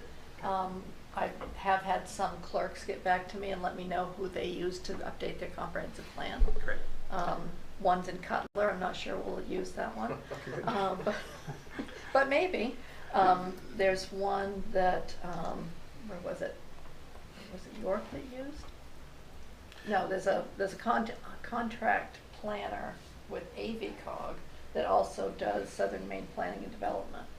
So I've got a few names. You've got a good list going. Yeah, I've begun, and I did find that the Maine Office of Community Development doesn't assist towns in any way with the comp plan and doesn't have planners, which doesn't make any sense to me. But When this was a state requirement, of course, people were in this business heavily, and so it's less.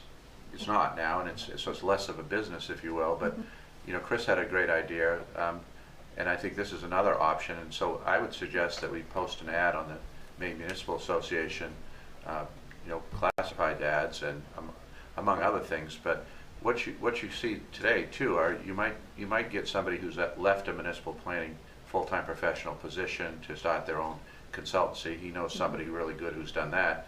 You might also find somebody who's a professional planner in a larger jurisdiction who would do it on a, on a part-time, on a basis as an extra job, kind of thing.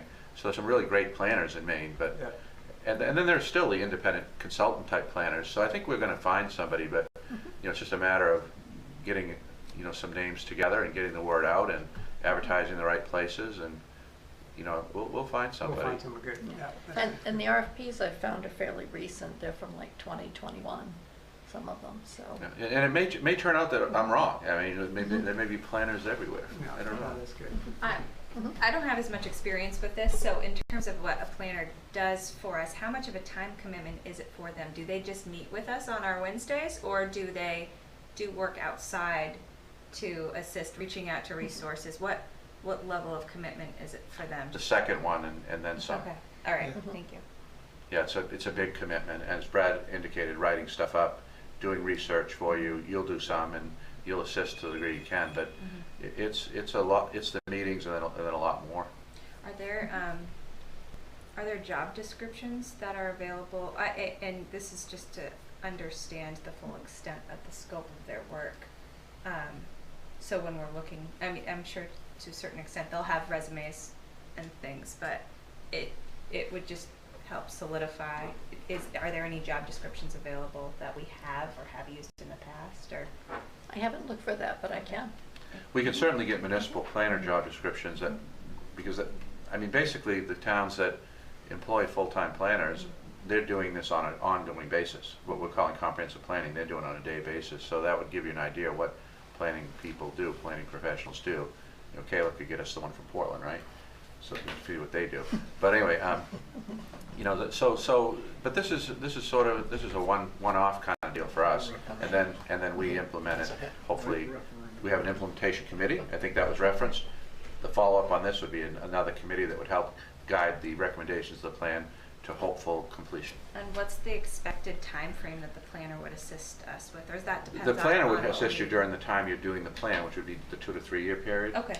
All right. And then the implementation phase, which I think some of you people are on before too, that would come after. Okay.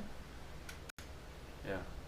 As Dawn alluded to, not to get the cart in front of the horse in any way, and certainly getting the consultant planner is key to this, I would think, is the fact that there are department heads within the town that definitely are going to feed us information. I would recommend it sometime early on that there be some type of survey of the community, which would also help to direct us by finding out the issues. Yes, we did a survey in 2014, I think, and so I think that's a great idea to do something like that again. And it's a lot easier today than it was, and so that's a really good idea to gauge community interest and to find out what values people have. Yeah. What percentage of the year-round residents of Raymond do you have emails for? We don't store emails in the town office for most. We don't store emails in the town office for most people. Though we do have emails for people that have signed up for the Roadrunner and compost bins and certain projects, but we don't, as a general rule, have email addresses for people. Would the town have any privacy concerns if the committee were to ask the town to ask Sue, for example, to send out an email to everybody who had emails for?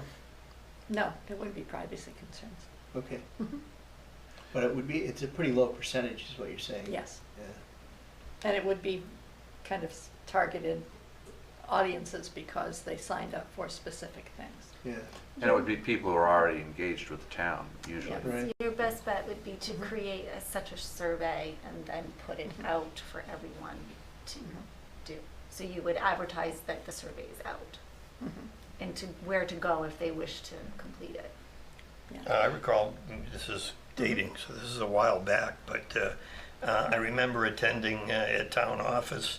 There was a meeting of, it was just basically dispersed as general information to the community to come in and talk about what the priorities were in the town. I think what happened at that time is number one was clean water, which was interesting as far as what was most important with those individuals that showed up. Once again, probably a couple of dozen people, but even a couple dozen beside us that are engaged enough to give an opinion about what direction we should be going, where they think the issues are going to be in the coming years, would be helpful. But once again, that's a cart before the horse. Getting a planner to guide us would be number one priority. So I'm kind of thinking if we came here next month, looked at the plan and just some ideas. We have our RFPs. And what do you think, Don, is a realistic time from the time the RFP goes out? And do we mail out the RFP or Yes. we go through? Okay. So we'd advertise its availability in places where planners might hopefully look for such opportunities. We would mail it out to known planners directly. So we'd publicize it to the best of our abilities, and you have to give a sufficient amount of time, because it's going to be, I think, somewhat of an undertaking to reply to the RFP once you see what it is. I would think 30 days anyway. A month, yeah. Anyway. And then you're gonna get them in. You're gonna have to have a meeting to go through them and decide who you like to interview. And then you're gonna start up interviews. So there's another month. You see how we get to deliberate municipal speed, all deliberate municipal speed. So I think your best case is probably, maybe the first of the year or something like that. Yeah. Is there a requirement to use an RFP? I'm wondering, because did we use one? I thought I think we did interview a couple of planners, and Rich floated to the top. Yeah. That's my recollection too. We started, GP Cog had someone who kind of got us in the initial meetings, much like you're doing, and you're doing, Don. And the other thing we had back then, I think we had Amanda Simpson too, right? Yes. So Amanda Simpson is now the Director of Planning Development for the town of Falmouth. So she was very helpful. Yeah. We had her on staff here in a different capacity. So I think she helped get things rolling too. Yeah. And GP Cog doesn't do anything Not with that, planning right. any longer. They don't do planning. No, not at all. Wow. They become more of a transportation organization these days. Yeah. All of the planning information they have on their website is from the 90s. Wow. So, I mean, what's the downside of doing an RFP is not having a planner in place till January. And well, you might do December, I don't know. Yeah, but we're not going to get much done. The upside is the planner knows what we're looking for. It's a broader section of people, rather than just 2 or 3 that we talk about. The reason that you do it, I mean, there may be a way to short circuit it if you wanted to do it faster, but the reason that you do it is so you get a variety of, you might talk to 4 or 5 people, and you'd learn a lot about planning and how they approach it by talking to different people, So I mean, if you could select somebody, but that maybe would close some opportunities that you wouldn't know about if you didn't talk to people who are responsive to your RFP. Sue, the RFPs that you're digging up, are they RFPs that towns have put out for general planning services? No, for a comprehensive For plan. comprehensive plan. So Yes. if we get 2 or 3 of those, we're going to have a template that will be spot on and adjustable to what we need. Yes, you can pick and choose different paragraphs or different pages cut that and you like, paste yes. and- And I can paste them together for you. And I think it's incumbent probably on the group to go home and before we come back for the next meeting, to have a sense of the categories in the 2004 plan. So Sue, and can you use send that the, as a- if they don't have the plan, can you send the plan electronically to everybody? They already And have oh, they already have it, access to okay, it. so can you send the RFPs to them ahead of time too? Yes, I so can they send see that tomorrow. We can do that kind of thing, Yeah. push things out to you electronically so you can see Yeah. it before the meetings. So we're coming to the next meeting well versed in what an RFP looks like, and everyone hopefully will have had a chance to read up on the current plan, and also with a sense, which I was hoping we'd spend a minute on tonight, which is which of these items are the hot burner items, because we obviously want to address all of these and maybe some new ones and maybe drop some out, but to me it seems like there's so much info in a comprehensive plan.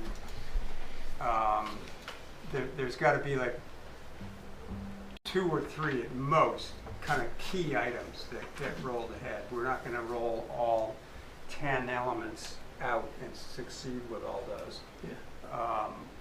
But 2 or 3 big things, whatever they are, housing and economy or conservation My experience has been in preparing for numerous accreditations, evaluations, and inspections in healthcare. What an inspector told me once is, what you want to be looking at is what's on the news. So what's in the paper, what's on the news, that's what they're going to be looking for. So it's not that the other stuff isn't important, but I think that's one way to kind of identify. So I mean, I joke about PFAS, or you mentioned, John, housing. Housing seems to be pretty hot right now. Yeah. So it's those type of things, but. Right. I'm just kind of, I mean, the way I would do this if I were trying to do it for our company is I basically would talk to people, in this case, talk to some other communities. Gray, I think, just completed one or is in the process of starting one. I think McGloucester completed its. And I'm happy to do this. Maybe somebody would like to help me with it, but get on the phone and call a few communities. You know, when did you last update your plan? Who did you use as a planner? Were you happy? And then send out. That's what Sue's doing. That's what I'm doing for you. Oh, you're doing it. Okay. That would be That's what I'd great. be And then down. just send the RFP out to them rather than, you know, if we put it, if we advertise the thing, you know, and we got to wait however long before the publication of the website. I don't know, but I could see that just dragging on for 30 days, just waiting. Well, no.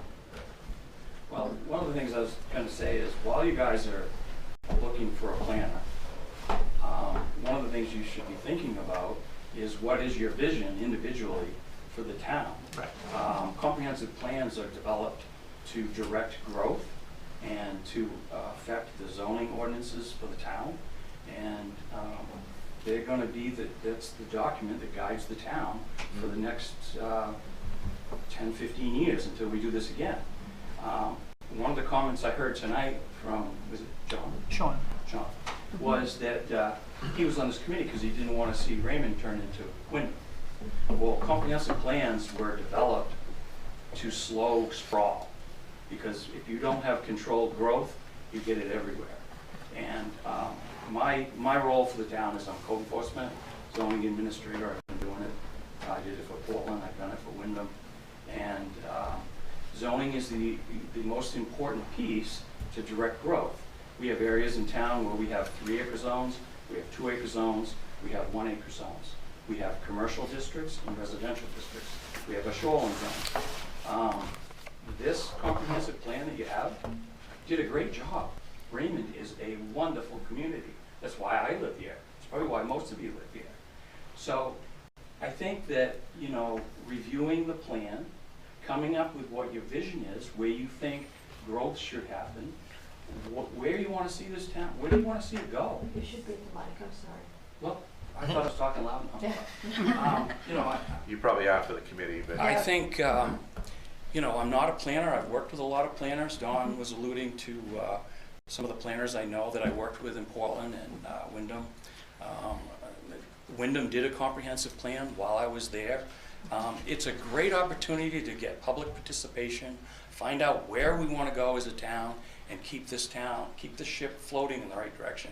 Because this is a great town. We have some of the most precious mountains, rivers, streams. We have clean water. And I think that's what we all want. We want it for our kids. We want it for our grandkids.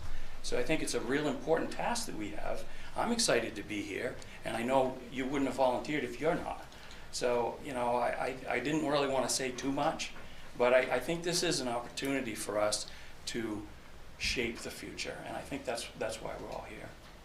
Yeah, I would second what Chris is saying. Just real quickly, what I had jotted down was, this is from the Maine Communities Comprehensive Planning Committee 2005, and it basically just defined comprehensive plans are the legal underpinning of zoning ordinances, intended to ensure that the power of the zoning is not used arbitrarily, unfairly, and with attention to documented need. And that just seemed to me to be fairly succinct as far as describing what a comprehensive plan's goal is. It's the underpinning of our zoning ordinances, Well, legally. I think it's part of it, but you know, we need to. I mean, for example, should the town be purchasing land for, you know, public use? When, you know, if it's in the plan, then when something comes up, you know, what does the plan say about it? Sure. Yeah. But as you say, Brad, it's use, so that's the word. It's nice we've got a liaison to the planning board here. Right. I mean, that's an excellent piece of resource. Right. It goes far beyond, though, I think, Chris, it's an important part. If you go back to the plan that we had, when was it, 1990 or something, someone mentioned that? Yeah. I mean, that one thought that the way to solve sprawl was 5-acre minimum lots in the area. And Raymond became the fastest growing community in Cumberland County, in Southern Maine, I think, wasn't it? We went from... What time period? When we did our last, started the plan in 2001, so the census from would have been, what, 90 to 2000? Yeah, I think in that time period there was a lot of proposed development on the boards, and a lot of it didn't happen. But because of the recent what had been sort of a housing boom, we started things coming back. But now perhaps they're cooling again. But Raymond has, I don't know, to my knowledge, has never been the fastest growing.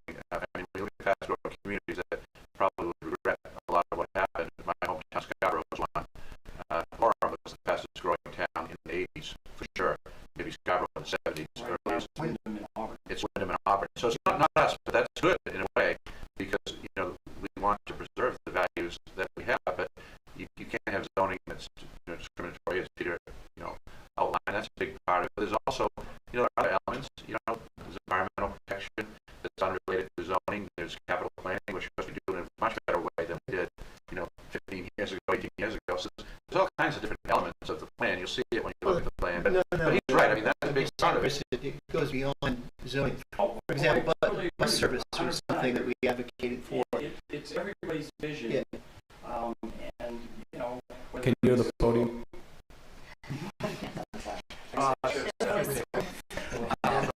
I'm totally in agreement. I just wanted to make the point that this plan is the underpinning for zoning, is how this all came about. But it does, it involves this, in the 2005 guide that he was referring to, I think it was 255 pages of guidance to the comprehensive plan, which we don't get from Maine State Planning now, but there's a lot to this, and I agree with you. I mean, to get buy-in in the community too, this needs to be the community's plan, not the committee's plan. And if it's seen as the committee's plan, the community's...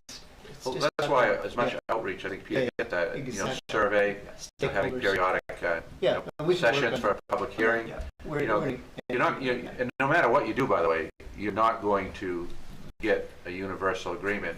When this thing's done, hopefully it's something that people are going to embrace and think is a good plan and approve. But it may be bumpy getting there, and people don't get engaged until they see something in the plan they don't like. Then they get engaged. I think that's a good point. I think we're going to want to see both sides. We're going to see people that want growth. We're going to see people that don't want growth. There's going to be a lot of disagreement, I hope, in this committee, and then we come to a consensus. That's what a good committee should do, is disagree and then agree to disagree. And a compromise. And compromise. Yeah, compromise. I think John is on to something when he starts talking about the 10 areas. Looks like we're going to be spinning our wheels for a little time as we get this thing up and running. Maybe the next time we come back after reading and going through the comprehensive plan and looking at those areas, we can come back and talk about what areas we have interest in, or what areas people we know have an interest in, just to find out where people are. And that would be some place we could start some discussions. We can have some discussions before we hire a planner. Yeah. I mean, I think we should, lay it on the table. What's important to us? What's important to the people we know in the community? It's a basis of a start. Maybe that's a great point. Maybe another exercise before you come to the next meeting would be to write down the 5 or 10 things that are important to you about Raymond. Or maybe the top 3. Top 3, okay, so top 3. Keep it in a Manageable. digestible box. Yeah, and pick 3 of the 10 that you think are Most important to you and to the people you know. And with that, we will have some overlap, but we'll probably cover all 10, 12 chapters. Absolutely. And there's probably a couple chapters that aren't in here that might fit into one of the boxes. But There may be some things that aren't in there altogether that are important now that weren't then, I don't know. I think the important thing in a committee like this is you come and you listen to the ideas people put out, and if you don't walk away with a change of mind and what you walked in believing, then you probably aren't doing your job. You're not doing your job. And the planner's great, but we're hiring her or him, and we want to give that contracted consultant a pretty focused scope of work, and with clear targets of what our priorities are, recognizing we got to hear the public as a big piece, and the planner would help with a couple good public presentation things where folks come up and pin the tail on the donkey and on the boards and stuff for what their favorite, most biggest needs are in the community. But yeah, we can be most efficient use of expensive planners by getting them a relatively narrower focus, not necessarily narrow, but focused scope of work that one wants to spend most of your time on housing and land and whatever, and not have him just or her go free range on the whole book. I would say something I found delightful is section 1, which is history. Ernie Knight's, I don't know how we're going to improve on that, but maybe someone will have something to add, but it's certainly enjoyable when you read it. It really gives you the background of how Raymond came to be. I can give everybody applications for Raymond Casco Historical. There we go. You get at least a paragraph for that, Frank, in the new book. You know, it would be interesting on your theme of top three is what are our personal top three, but what do we see as the top three for the community? You know, not us, but ours plus, what do we think Raymond thinks are the three top for here?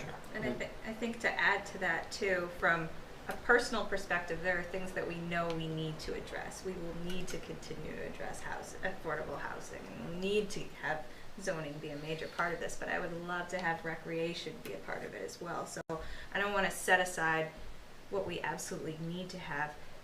I don't want to risk losing what we need to have for the things that we would love to have, the things that are going to make Raymond, continue to make Raymond what we love about it, but may not be or a little fluffier than affordable housing or education or something that we know needs to be on the agenda. So that, I think we have a charge. yeah, I think we do. So we got RFPs coming. The meeting's going to be on that Wednesday, the 7th. I believe it was the 7th. So in 2 weeks? Yes, roughly. It is.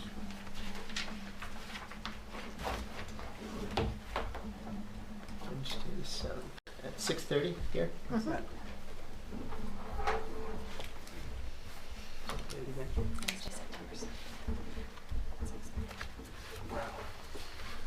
And we'll come with 3 items that we think are important to the community. We'll have some RFPs to study. We'll talk about the plan. Right. It's good to me.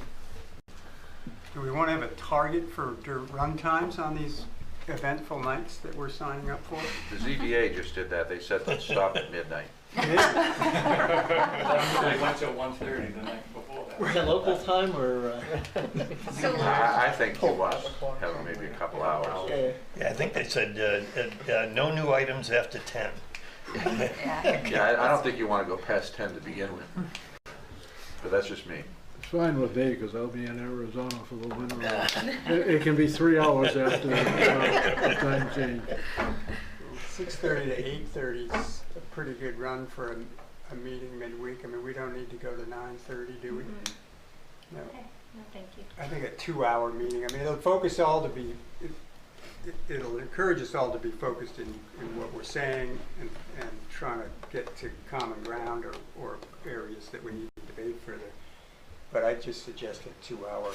And I think that's right. And I think the way to make I'm getting a sense you want to really get going and make good progress. The way to do that is to have the materials you need transmitted to you electronically between meetings so you can come in prepared and ready to go. and make some progress. Mm-hmm. And we'll do our best to do that. I mean, we just need to know, what you need. So Sue, just to reach out, I just kind of have I downloaded this, and basically it's the use map for Raymond. Yes. And the different, but I've got no way to know if this is the current. This is 2008. So those questions we can just ask you. That's something that Chris might be. Oh, I might be able to 2008. answer Yeah. Would you let mine go into the mic, sir?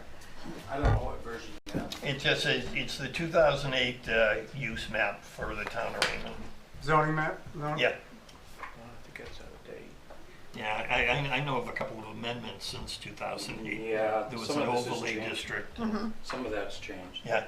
So a current get you use a- map we would can get be you a A helpful. current use map would be helpful, yes. Yep. If there's a need to go later than 8:30, we can always take a majority vote of the board to do that. And the other thing, I mean, people have varying familiarity with the community. Some people have been here a long time, some people not so much. If there's anything at all that you think would be helpful, contact us. We'll send it to you. Any documents about the town history. I mean, the Ernie Knight thing, that's a great suggestion. There's all kinds of materials that you could review, or not. I mean, but it's. I think knowing something about history is important to maybe developing a path forward. But we'll provide whatever it is you want. It's individually. So some of the old timers like myself, and maybe not Frank and Brad or John, but we can Greg. We can send it out to the people who are newer. Well, and one thing, if you don't mind, I'll throw out is that we do have a sizable election coming up on November 8th. It's quite soon, but if the committee had anything they wanted to try and get out to the community, or do a straw poll type of That's a great opportunity thing for at the the survey. election, it is. Frank has some experience with how many people will stop and talk at the Absolutely. election. He did that for the Absolutely. blacksmith shop. Yeah. But November is potentially going to be huge, so. When do you go south or west? In December. End of December. So you're here 3 calendar year end, Yeah. and then back in May? Be back in April. April? Yeah. Excellent. Quick question. How well do you know the town? And that's rhetorical. I mean, think about it. Would it be useful for us to take a tour sometime of the town of Raymond and see the Yes. hither and yon of it? Because Yes. Raymond covers a pretty That's a big great territory. idea. That is a great idea. And it's interesting to go from the tip of Raymond Cape to the gray Raymond line in North Raymond, and around the horn here. And not to belabor that point, but as far as in Ernie's history, he talked about just the size of Raymond. And one of the things that interests me is just the topography. So, I mean, at one point, a few hundred years ago, I mean, we also incorporated Casco and part of Naples. Right. And they actually had to cut it down. So we are pretty big land-wise, but when you think about planning and zoning, we're all hills and lakes. Yeah. So as far as actually boulders. So we have a rec Boulders. bus. We have a town recreation bus. We can have our rec director, who has the appropriate credential to drive the thing, do that if you want to. We have a 27-foot Coast Guard patrol boat that we could probably get most people. I mean, the committee certainly. I think we get you on there, but so we can take a tour of the big lake. And but I mean, we've got, besides Sebago, we've got 5 or 6 other ponds. 5 or 6? 5. 5 ponds, 2 lakes. Mm-hmm. So, if you're not familiar, that would be great to take a drive around. Yeah, I love the idea. Raymond is an amazing town. Once you get around it and start to see some of the things you get to see here, it really is an amazing place. Well worth the tour. And Don's right. You've got to take that boat trip if you haven't taken that boat trip around Sebago and to see. Shoreline. And right now, if you're following, and probably you are, the media, right now we have a unprecedented in my career, and I think in Chris's as well, and violation that has happened on Sebago, And it is striking, and it will tell you why you need to protect the natural environment and why this process you're in is so important, and to have strong ordinances and to uphold them. And that's what we're going to do on this one. What would you suggest for a boat tour, like a Saturday or Sunday or something? Yeah, I don't know. We got to do it before it gets too cold, and we probably, I mean, we're probably going to need the 2-boat deal again, so we could do that. We could pull together, and we could do Sebago. And what, meet down at Raymond Beach? Yeah. Yeah. Yeah, I think our boat, We is had it 10 on our boat? 10, but there's 3 crew members, so it's 7. Yeah, so 7. Yeah. So we need to have a second boat, but we can do that too, I think. Yeah. So why don't we put that on the agenda, because September is probably going to be a great month for that. It is. And then we'll, Even into early October, it's not a bad ride. yeah. Yeah, no, that would be, We can go goose hunting. what's that? Yeah. We can go goose hunting. Yeah. And then the bus tour too. Yeah, the bus tour, that's no problem. You can do that anytime. Right. We need a special driver for that, or? Yeah, Joe has the school bus driver license or whatever the credential to do that. Joe I think Bruno? Nathan, no, Joe Crocker. we actually have if you don't know, we have now a full-time recreation director who's great. He's got excellent programming, and he's working a lot with young people, but also he's working on developing programming for adults and senior citizens. I think that we could do a lot more in that area. There's the whole age-friendly thing. We're going to get this school here, so we're going to have an immense opportunity there. That's a big discussion, is what do we want to do with it? It's much larger than what the town needs for a town office. I envision that you could have adult education, you could have maybe some nonprofit presence there, you could have different committees and different organizations. Community center. Community center, the library, of course. Now we have the town library. The library is a town department. So Raymond's kind of on a roll moving forward, preserving the values of the past. But I think you alluded, I think, to the idea that we should be looking at some of the what you call them, fluffier things. Fluffy. Yeah, well, we're Very big technical right term. now. Right now, we're kind of big on fluffy, I guess, Yeah. if you want to look at it that way. But and that's what makes the community attractive and vibrant. If we're only attracting retirees and the only metric is what's the tax rate, I don't know if that's a sustainable and proactive way to look at it. And that said, I mean, one of the strong values of the town has been the tax rate. But I can tell you from the time here, 21 years, and the 16 years roughly I spent in Rockport, you can have both. You can have low taxes and great services. And fluffy. And fluffy. Yeah, so that's an important point, though. It really is. I mean, what don't we do now that we might want to do? What a difference in the village. I said, what a difference in the village. Oh, yes, that was done on a grant, a 50-50 grant, all deliberate municipal speed. Only took 7 years, but basically we went from a federal program to a state and back again a couple of times, but it's now done as of today, and I think it's great. And because the original project on 302 was one of the first ones I did with Frank's wife, and back then there were 3 women on the board, and they were very much wanting to move the town forward, and so we had the Route 302 development project, we had the waterline project, we did the public safety building, we did the first of the bonds for road improvements, so we did a lot of things.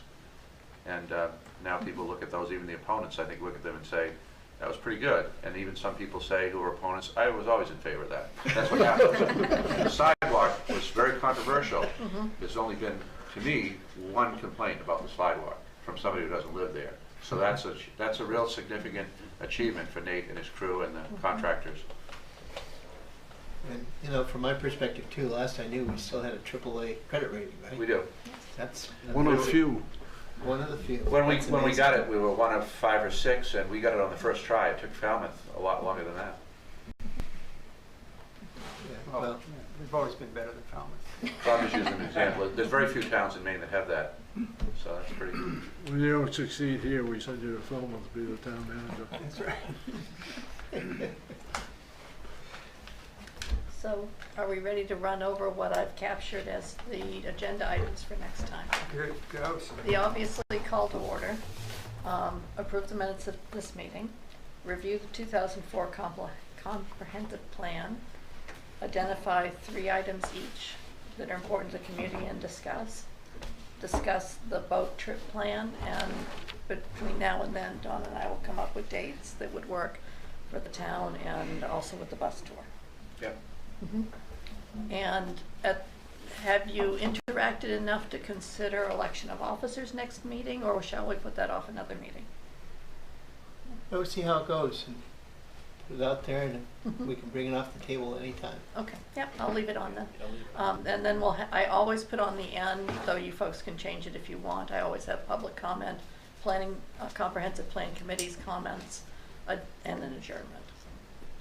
A standard at the end. Is that okay with everyone? Good. So is this being broadcast live now? Yes. Yes. So are there any public comments? Well, it's being broadcast, but the only public right now is Mr. Hanson. Well, he's not public. He's Well, staff. he's staff, but he's also sitting in the public. I have no comment. Oh, so it's not public comments from people on Zoom?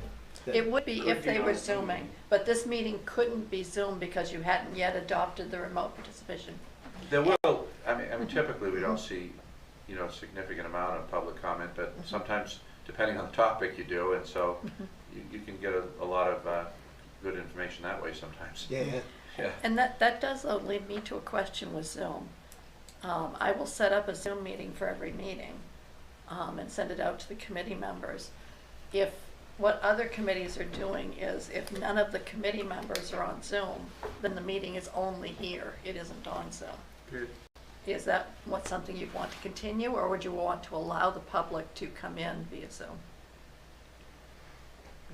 I think, Go ahead, Brett. yeah, no, I'm all in favor of as much input as possible. I agree with that. Okay. Yeah, it seems like that would make sense for this committee. But you have to, and some towns have learned the hard way about controlling Zoom too. Yes. And we had to come up with procedures, policies to prevent something really. Yeah, I not have the good ability happening. of cutting off video and sound. Right, but we've actually seen a little bit of it here even, Yeah. so, yeah. You post Mhm. a Zoom link for the meeting Yes, it's to supposed to. the on the Wayman website, just like the recycling committee. Anybody could jump in. Yes. It's on the meeting on the calendar. But they can jump into view, but if they're muted, they can't speak. But you can. They can raise their you can hand raise your within hand Zoom. and participate. That's correct. So I would just suggest that we perhaps have that as an option, but maybe once we get our feet on the ground and get rolling, just so that we have a course and a speed, and as opposed to having it be public for the next couple of meetings when we're getting organized, I guess is my point. You can use that option intermediately, when you decide that you're having a meeting that you would really like to have more public input than other meetings. And we may find some of our meetings don't really need public input, and others we would want. So you can decide that per meeting, couldn't you? Yes, you could. And you could advertise more that we're seeking public comment for this meeting, for instance, in particular. This is the subject we're talking about tonight. And we'll be able to put it on Facebook, on the website, on the sign out front, on the sign by the fire department. But when it's live, anybody from the top of Pismere Mountain or Cape could show up in a corner in the screen here and say, I think that's a great idea, or don't think that's a great idea. No, they wouldn't. They'd have the ability to raise their hand, yes, get because- acknowledged by the chair or whoever, Yes. and then they're on the screen and they're in the meeting. Well, if the public comment, and I'm looking to you two for guidance on this, but if the public comment is at the end, why would the chair recognize them? Not until their yeah. piece in the agenda. Right. Right. Right. Yeah. Right. Yeah. But if they want to comment and you want to entertain comments while you're discussing something that's on the agenda, then the chair would recognize the people. I would let the chair know there's someone that's raised their hand that has something they want to say. Right. But I like the idea of having the public comment, but maybe just having it at the end, unless this is a separate, separate agenda block. where we're looking for the comment. Dedicated block. Yeah. Is there a way to do like a mailer for a survey to That's what we did last time, was a mailer. And it was Can be very very successful? expensive, But it can be, pardon? It was Was it fairly successful? It was fairly successful. I'm trying to think what the return rate was. It was very successful as Yeah. they go. Yeah, it was, Yeah, we it was had- much we had, higher than they expected it to We be. had Pat Murphy from Pan Mhm. Atlantic do it. Yeah. You probably know him, and so, Yeah. yeah, he was really good, and so, Mhm. and it wasn't terrible. I mean, I think the cost of it ranged, I think the high one was about 20K, and I think Pat came back with about 13.5, and then I negotiated him down to about 10, the Raymond thing, and so it was money well spent for what we got out of it, I think. So it's not big money, not huge money.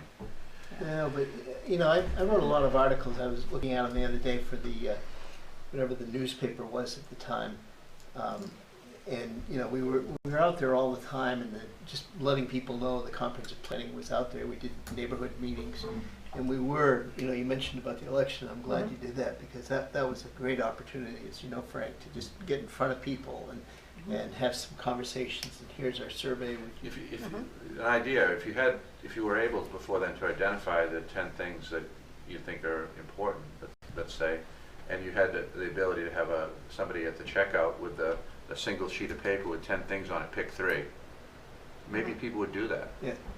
They would, actually. That's how I found out about the Raymond Casco Historic Society. So, that, and then that led to the voting of it too. So, I thought that was very impactful. So somebody would have to be manning that throughout the day, and Or you'd probably somebody's, yeah. Yes, you'd probably get. I mean, you'd probably get good feedback, I think. Absolutely. Oh, yeah. It would be great feedback. Yeah, and there's probably going to be at least a couple thousand people go through there on election day. Usually, it's either the polls or the dump are the best people, but we don't have a dump. The best places to meet people. Talk about politics. Those are the best places. That would be a great start for us. It really would be a great start for us. We're getting feedback there. So should I add to the next meeting as well, identifying what you want to ask the voters? That's got to be simple, something they can do Yeah. fast. Yeah.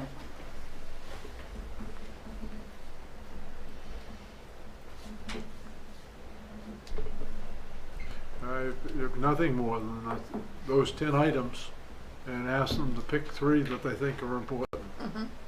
All they have to do is circle 3 of them.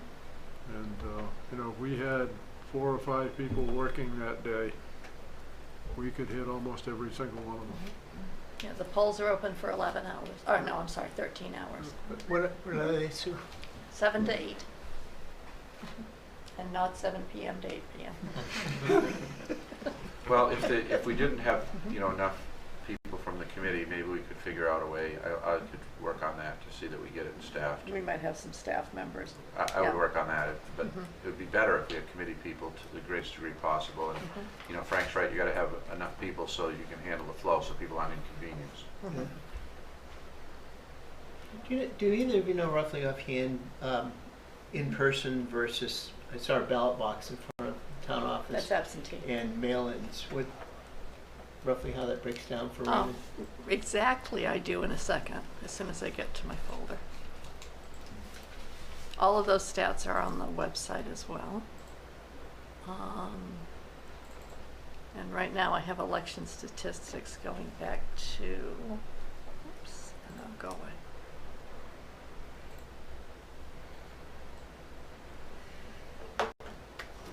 Going back to the 80s, in as much as I could glean from there. With the primary election, no, that was, why am I missing that? With the, let me say, with the presidential, we had 56% of the turnout was with absentees. 56% absentee on the presidential, she said. 56 absentee. 56%. Wow. Of 4,300 registered voters. We had 1,799 absentees out of a total of 3,177 Do you think cast. the pandemic influenced that? Yep. Absolutely. It has, and it will continue to, I believe, because through the pandemic, it really has changed. The pandemic made people more aware of absentee voting, They tried it for the first time, realized that it was something that was easy to do, and we're seeing higher and higher percentages of absentees. The prior presidential, let me go back to that. There are other avenues, though. We could have a survey at the library. You can have it at the town office. So as people go in and do their business, there's one that they could fill out and return. That's what we need is creativity of Yes. different places. We should do that too. Yeah. We do everything we can. Well, is the survey something that could go out with an absentee ballot? Or no? No, it can't, that's not legal. Okay. It's a good idea. But we can have an electronic survey that we send out and we advertise. Survey Monkey. The other thing that we'll be going at is tax bills. That hits a few households in town. And that we could potentially put a slip of paper in that said, we have a survey online, or whatever. And if you like, I could look into possibly Survey Monkey, for instance. There's some the online Roadrunner- surveys that could be The done. Roadrunner page is what, once a month? in the Once a month, we have the Winnebago? Roadrunner, you can put it in Yeah. there. And that goes So to we every can put household. things in there too. We could You put, could actually Which put the gets to survey everybody. in the Roadrunner. Yes, you could. we could put Because we this- could use that space, that She used to produce the Roadrunner. 2 pages that you have for the Roadrunner. We could actually put that in there, so you could just cut it out and return it. Send it in or drop it off. Send it in, drop it off, Fax how, it. whatever you would want. So that's another use for that. 'Cause Yeah. the biggest thing is about getting this out to people. Electronically doesn't hit everybody. Voting polls doesn't hit everybody. I mean, no matter what you do, you will be missing a subset of people. So the more ways you can spread it out, the better. And then, of course, there's social media too, and although people generally only pay attention to that when something bad is happening, but this, we do have Facebook as well, I guess. put an ad in the Wyndham Eagle to direct people to a website or tell them that they could pick Well, up one the of road, this our or- That's the Roadrunner Roadrunner. is. That's the Roadrunner? It's in the Wyndham Eagle Inside once of a it. month. Yeah. But the Wyndham Eagle, great thing too. I mean, we should get an article about what we're doing, and it's a front page above the full story, I'm telling you. So we get that in the And in the usually Eagle. free. Huh? And usually free. And it's Or free, yeah, and it cheaper. goes to every postal customer. Now, what happens though, I mean, some people read that Wyndham Eagle and our Roadrunner, I'm sure, and when we used to produce it ourselves and it was like a newspaper, there were people who really anxiously awaited for that to come out.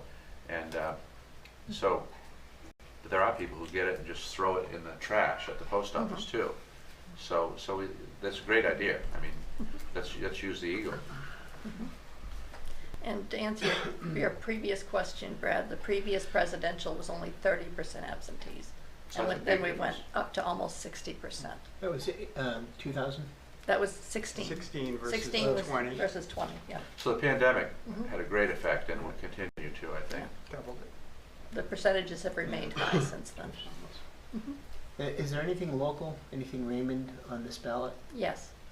There's the Portland Water District Board of Trustees 5-year seat Okay. that's up this year. That does not usually generate a big So turnout. that's a big ticket item right there. Yeah. I almost forgot to do it. That's how big it is. Yeah. But we don't have our own seat though, do we? No, we have a share shared it. seat with Yeah. With Wyndham. Wyndham. Yeah. And I'd never met our representative until I compelled her to go out on our boat trip to see the violation. She's nice. She's a nice person. I'd say we got a pretty good list for next time.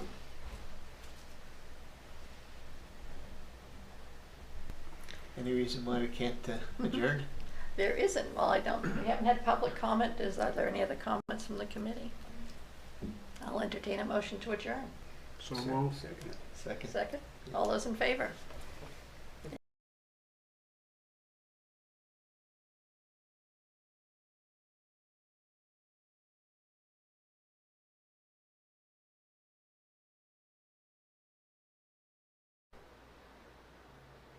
Welcome to the August 30th, 2022 Zoning Board of Appeals meeting for the town of Raymond. The Zoning Board of Appeals will come to order. The board does have a quorum. I'm now going to do roll call. David Murch. Fred Miller. Pete Lockwood. This is a public proceeding, and unless the board specifically votes to go into executive session, you have the right to hear everything that is being said and to look at all of the exhibits that are presented. Please notify the chair if you are unable to see or to hear. board works from a published agenda and will be considering tonight's items in the following order. Number 1, call to order. Number 2, approval of minutes of the July 26, 2022 meeting. Old business, ratification of findings of fact specific to the administrative appeal. Read notice of violation issued 1/4/2022 via B. Ration Esquire on behalf of Q Teams Inc. And the following public hearings on the following matters. Administrative appeal, read notice of violation issued 12/21/2021, Durant Excavating. And we have administrative appeal, read notice of violation issued 3/10/2022, applicant Gregory P. Braun, Esquire, on behalf of Big Lake Marine LLC. Then this next one is actually number 4 on the list, but we'll be bringing it up. Administrative appeal, read notice of violation issued 1/28/2022, Durant Excavating, specific to 28 Whitetail Lane. Then we have administrative appeal, read notice of violation issued 1/28/2022, BB Ration on behalf of Management Controls for 28 Whitetail Lane. And we have administrative appeal, read notice of violation issued 3/10/2022, applicant Gregory P. Braun, Esquire, on behalf of Big Lake Marine, location 28 Whitetail Lane. And we have new business, administrative appeal, read denied business license, applicant Adam Nappy, High Wire Hydroponics. Then we have code enforcement officer communications, and then finally adjournment. In each instance, the burden is upon the applicant to demonstrate compliance with the provisions of the applicable ordinances or state law. After the board votes on the merits of each application, it will prepare a written notice of decision. Because the notice of decision may substantially affect any appeals rights, and also as a matter of courtesy, the board asks that those attending the meeting with regards to a specific application not leave until the board has completed its discussion. Generally speaking, appeals from adverse decisions must be filed with the Superior Court as otherwise provided by law within 45 days of this board's decision. Also, to be certain that you preserve your individual rights to file any such appeal, you must be certain that the board's record evidences your appearance this evening in opposition and the basis for your opposition. All persons speaking, including representatives of the applicant and members of the public, are asked to state their name, their address, and their affiliation with the application, being it for, opposed, or neutral. All persons speaking shall address all remarks or questions to the chair. This meeting is not over until the board is formally adjourned. Any discussion not included on the meeting agenda or accepted by the board is to be held until after adjournment or conducted outside the meeting room. So, Fred, Pete, assuming that you received the meeting minutes from Sandy, did you have anything to discuss with regards to those? I do. Okay, so I'll take a motion to approve those minutes from the July 26, 2022 meeting. I'll second that. I was going to take a motion, so I need someone to actually make the motion. Oh, I motion that we accept the minutes from the last meeting. I'll go ahead and second that. Okay. So any further discussion? All those in favor of accepting the minutes, we have to do a roll call vote. So David Murch, yes. Fred Miller, yes.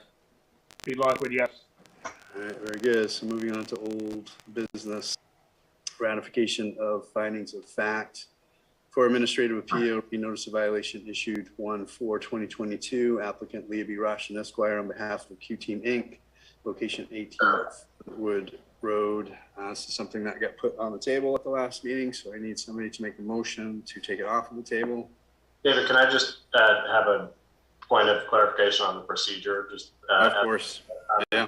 Business. Yep. So I think I just want to clarify because I think there's a little bit of a discrepancy I'm seeing now between the agenda and what I advised council of in terms of what we'll be covering today. Okay. Old business. So just confirm, my understanding is we'll start as it is with finalizing the decision for the Q-Team Fernwood appeal, and I've circulated a draft decision for that. Then we'll proceed to continuing the public hearing and deliberations on the Durant excavating Fernwood appeal. Then we would also cover the Big Lake Marine Fernwood appeal, and then we would address the timing issue only of the Durant Whitetail appeal. Correct. That matches this board's expectation. Does that match our other participants' expectations as well? Greg? I'd point out that the appeal for the Durant excavation for 18 Fernwood Road and the appeal application for the 28 Whitetail Lane are essentially combined in the same document, and they are initially, going to be decided on the exact same issue, which is this idea of timeliness. And so I think, rather than make those arguments twice, it makes sense to just take up what I see as the first new business item and fourth new business item together, especially since we're only going to address timeliness as it relates to the Durant excavating 28 Whitetail Lane application. Take those two up concurrently to start, and then address the Big Lake Marine LLC 18 Fernwood Road. Seems to make sense to me. Stephen? Yeah, I think it makes sense, and I think that as the appellant has the burden, they can set up the appeal as they'd like. Okay, we'll do that. So, I forget, we took this off the table, didn't we? Did we go through that vote? We haven't taken it off the table yet? No. Okay, so did we at least make a motion and second it? I kind of forget. I'll take a motion to take it off the table. And I will second that. So any further discussion before we make a vote? David Murch voting yes to take it off the table. Fred Miller, yes. Pete Lockwood, yes. Okay. So Stephen, I don't know if you want to sort of guide us through this process. We received the documents Sure. earlier today. Yep, so where we are procedurally is that we've held the public hearing on the 18 Fernwood Q-Team appeal, and the board closed that public hearing and closed the record, and then entered into deliberations on that, and we made what the board characterized as preliminary findings of fact and conclusions, and took votes on those for a total of 4 issues on appeal. And then we continued those deliberations with instructions for me to prepare a draft written decision that reflects those facts and conclusions of law. And so I apologize for how close to the hour I submitted the written decision to everyone. I will endeavor to do much better with my timing moving forward. But can I confirm that the board members have received the written decision of the Administrative Appeal of Q-Team Inc. January 4th, 2022 notice of violation? Yeah. I did receive it, yes. Okay. And had a chance to review it, I can go over just a high level what it says. I did have a chance to review it personally, yeah, but a high level review would be appreciated. Sure. So it follows the same format of the board's prior decisions, concludes that the appellant has standing, it was timely submitted, confirms the scope of the contents of record, including everything that's been submitted and is available on the websites, in addition to the letter from Q-Team that was submitted on July 26th.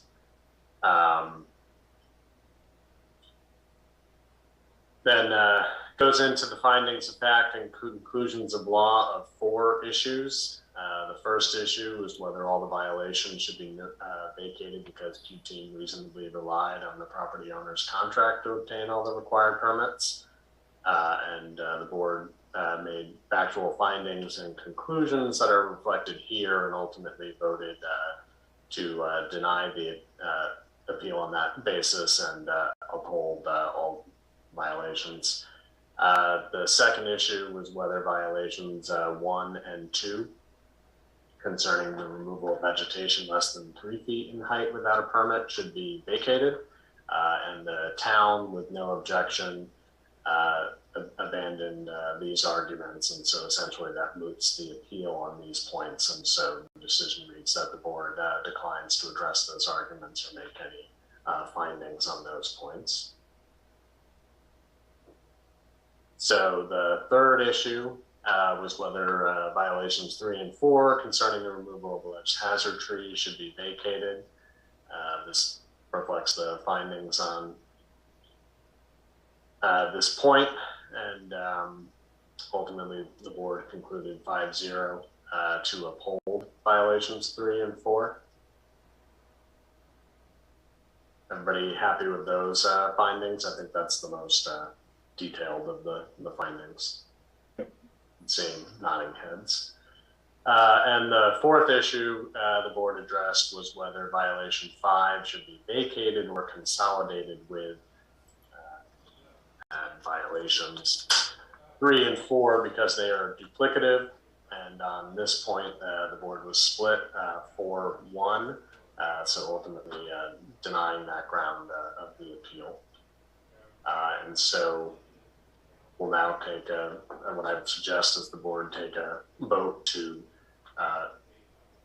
deny the appeal based on the findings and conclusions of law reached at the July 26th deliberations as reflected in this draft written decision. So I have a question, Stephen. Two of the board members who were part of this meeting last time are not here tonight to vote on this. Is there anything we should be concerned about with regards to that? The decision that was reached at the last meeting was a preliminary decision only. So I can make a notation in the written decision reflecting that we have a quorum of the board taking ultimate final decision. So in my view, that is legally adequate, but I would suggest opening it up to the parties on this appeal to argue otherwise. So yeah. Yeah, I don't have an argument to the contrary. I just want to make sure, and I think the record is clear that it's the case, but that the folks who are here were also members present at the prior meeting and participated. That's my recollection, but I just want to confirm that that's the case. That is the case. Yep. Thank you. Eric, do you have any? No objection in proceeding in the way that you're proposing. Okay, very good. So if I heard you correctly, Stephen, we're just looking for a motion now at this point to deny this administrative appeal. Is that correct? Deny the administrative appeal based on the findings and conclusions reached at the July 26th hearing and adopt the written decision as presented with that modification to note that we have 2 members absent. I'm going to do a so moved to that. Do I have a second? I'll second that. Do we have any further discussion before taking a vote? So roll call vote on favor of denying the appeal. David Murch, yes. Fred Miller, yes. B. Lockwood, yes. Okay, very good. So Attorney Wagner, you'll take it. I'll make that modification and provide this written decision at the end of tonight's meeting to Sandy so she can make that available to you to all come into the office to sign at your earliest convenience. And I would ask that the last person to sign add the date of the written decision above, but the date of the decision will be tonight. So as a matter of clarification, those signing it, will it be all board members or only the 3? Just the 3 that voted tonight. Very good. So next on our list is public hearings on additional administrative appeals. We have 1, 2, 3, 4, 5. Clearly discussed that we're not going to discuss all of them, but just for the sake of ease, can I get a motion to take all of these off of the table? Make a motion to take all these off the table. I'll second that. Any further discussion before we vote? All right, David Murch, agreeing to take these tabled items off of the table? Yes? Brenda, yes. Lockwood, yes. Okay, very good. So next on our agenda is administrative appeal, re-notice of violation issued 12/21/2021, applicant Durant Excavating, location 18 Fernwood Road. Description administrative appeal form, notice of violation. So this is one that we had discussed at our previous meeting. We were looking at the timeliness of the submission, and as part of that, we asked Attorney Wagner to provide some additional information with regards to good cause exception, to which we did receive a substantial overview to that. Attorney Wagner, what do you recommend? Do you recommend that I read this for the record? What should I do? I don't think you need to read it for the record. I think we can just agree that it's part of the record, absent any objections from any of the parties to that effect. I think I would summarize it as consistent, though more detailed than the opinion I gave to you at the last meeting, which is that for a good cause, you essentially need to look at the special circumstances of this case and ask if they are such that it would be a flagrant miscarriage of justice to strictly apply the appeal deadline in this case, and whether an exception should be made. And essentially, you look at the totality of the circumstances, and really you're guided by the principle of fairness, and that this rule, this exception is really the exception to the rule. So it's really extraordinary circumstances that you need to find are present here. So I'm happy to entertain any questions from the board on that standard. Are there any? I don't have any. Fred or Pete, please feel free to ask. Yeah, I don't have any either, Dave.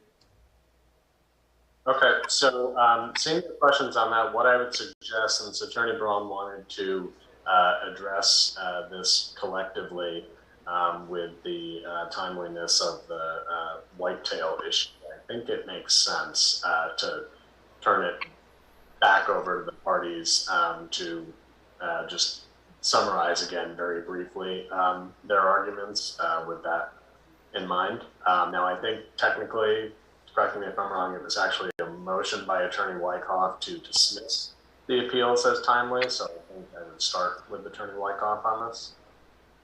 And if I may, Stephen, before we begin arguments, I'd like to do two things. One is to primarily, again, make requests that we table these hearings to provide opportunity for the parties to continue to work towards resolution of this matter. Since we were here at the end of July, there have been significant steps towards resolution. We have submitted to the town a new and complete restoration plan. We did that on or about July 21st. To this date, being August 30th, I don't believe we've been provided or received a substantive response from the town as it relates to that restoration plan. My understanding is that the town and their council have made 2 separate site visits to the property related to this restoration plan since that time, without any substantive response to that proposal. And similarly, We have also submitted to the town some 8 days ago now a proposal to reach a consent agreement as it relates to all of these issues so that the parties can move forward towards a resolution. And as of today, we have not received any substantive response from the town. Now, I haven't personally received this communication, but my understanding is that Attorney Wyckoff is prepared to provide us some update or response tomorrow from the town.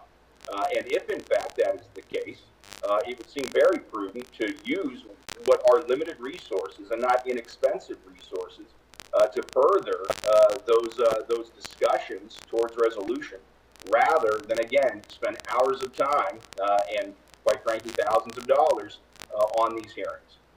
I also have a concern, given that this issue was actually brought up at the last meeting, where other board members were present who are not now present. Whether or not it's proper, or if we should continue these hearings to the next specially assigned date, where all of the board members that were party and participating in that prior hearing can be present to continue these deliberations. Attorney Wyckoff? Yeah, sure. I'm happy to respond. So, on behalf of the town, we have received a restoration plan from a consultant that has been retained by Management Controls, and staff from the town did visit the site. I don't know, I think it was about 2 weeks ago or something on that order. I visited it just last week with our consultant, and the town is currently working on providing comments relating to the restoration plan, so that's true. As to the consent agreement, it's true that we received comments to that 8 days ago. I would point out they've had it for I think 5 months. We circulated a draft of that 5 months ago, and we received comments 8 days ago. So yeah, we're still working on the comments to that, and we will be providing those in due course when we're prepared to provide those comments. As to whether or not this should be continued, the town opposes a continuance. There is a quorum of the Zoning Board of Appeals present here today, and we think that we should proceed. This has been going on, and we need to continue down the path that we're on in terms of resolving the appeals. That doesn't mean that the parties can't continue to talk, and the parties are talking, and the town is working on providing comments, but I don't think that impacts whether or not the Zoning Board of Appeals proceeds here today. The fact of the matter is, as we sit here right now, there is not an agreement. We're working on seeing if we can find an agreement, but we're just not there yet. So for those reasons, the town would oppose continuing the hearing. Attorney Ratchin, I recognize you don't have any appeals tonight, but I'd like to give you a chance to speak to this. Yes, thank you. I appreciate that. I guess I would echo Greg's, or I should say Attorney Braun's comments about the fact that we're seems a lot of time and energy and legal bills when we are so very close, and we also have two, as I understand it, dates appointed in a month from now. The other thing I would say, just from a due process standpoint, is the fact that it's going to be a tough standard for the applicant when they only have 3 folks present. And I guess I would ask Attorney Wagner to talk about what if the vote would have to be 2 out of 3 or 3 out of 3. Is it present and voting, or is it a quorum of the board that is required when it comes to the final vote? I just don't. I guess I'm not familiar with your bylaws. Maybe we need to have a look at that to see what would carry the day. Because I am concerned about, if you have only 3 members present, if a quorum of the board is required, meaning 3 of 5 as opposed to 2 of 3, that is certainly a significant disadvantage for the applicant here. So this is Stephen Wagner. I guess what I would ask for is, since I was not aware that we'd have just 3 members, so I didn't take any time to look into this issue. So maybe just a brief recess to let me take a look at the ordinance and the bylaws, and then I can provide the board some guidance on how to rule on this issue. So I just 3 minutes. And certainly do that. I have the bylaws up in front of me, Stephen, if you want me to read it, but if you want to take some moment to review, it's up to you, whichever works best for you. Sure. Well, I mean, I'm certainly happy to defer to you on, do the bylaws speak to whether there's a, is the vote majority of those present or a majority of the total board? Sure. So according to the bylaws, Article 4, conduct of meetings, workshops, and executive sessions, Section 3, a quorum shall consist of 3 ZBA members. All actions shall be determined by a vote. A majority of the quorum present is needed to pass any motion. When a vote on a motion ends in a tie vote, the motion fails. The determination of a quorum for any vote shall not include any member who cannot participate in that vote due to a conflict of interest. Thank you for reading that. And I'm also looking at Section 3A, or no, rather 3B, which says that a concurring vote of the majority of the members of the Board of Appeals present and voting shall be necessary to reverse an order of decision. So I think that squarely addresses that question, which is that it's a majority of the members present. So 2 out of 3 will prevail tonight. In terms of the broader question of whether you should grant the continuance or not, my advice from last time remains the same. You know, I do think that the requirement to address an appeal is primarily to benefit the appellants.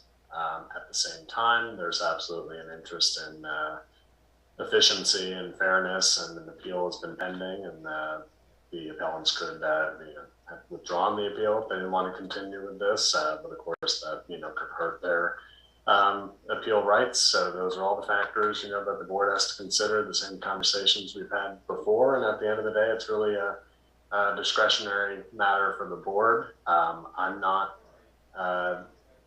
terribly persuaded that there's a significant due process concern here, as we do have a clear quorum. But certainly if the board felt that it wanted, for various reasons, to have the full membership of the board here, that I think is a decision squarely within its discretion. Sure.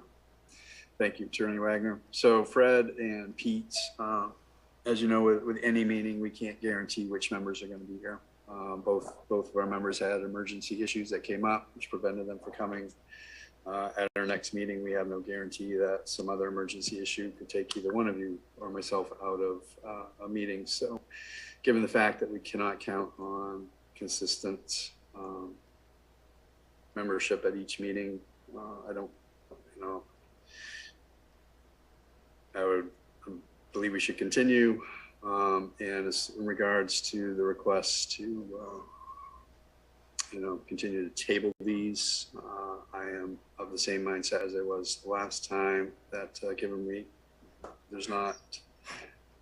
have some parties requesting this, some parties not, given that it's not a consensus, given that not all parties are in favor of tabling, I would choose to deny the request to table. But Fred, Pete, any conversations before we sort of take a vote on this?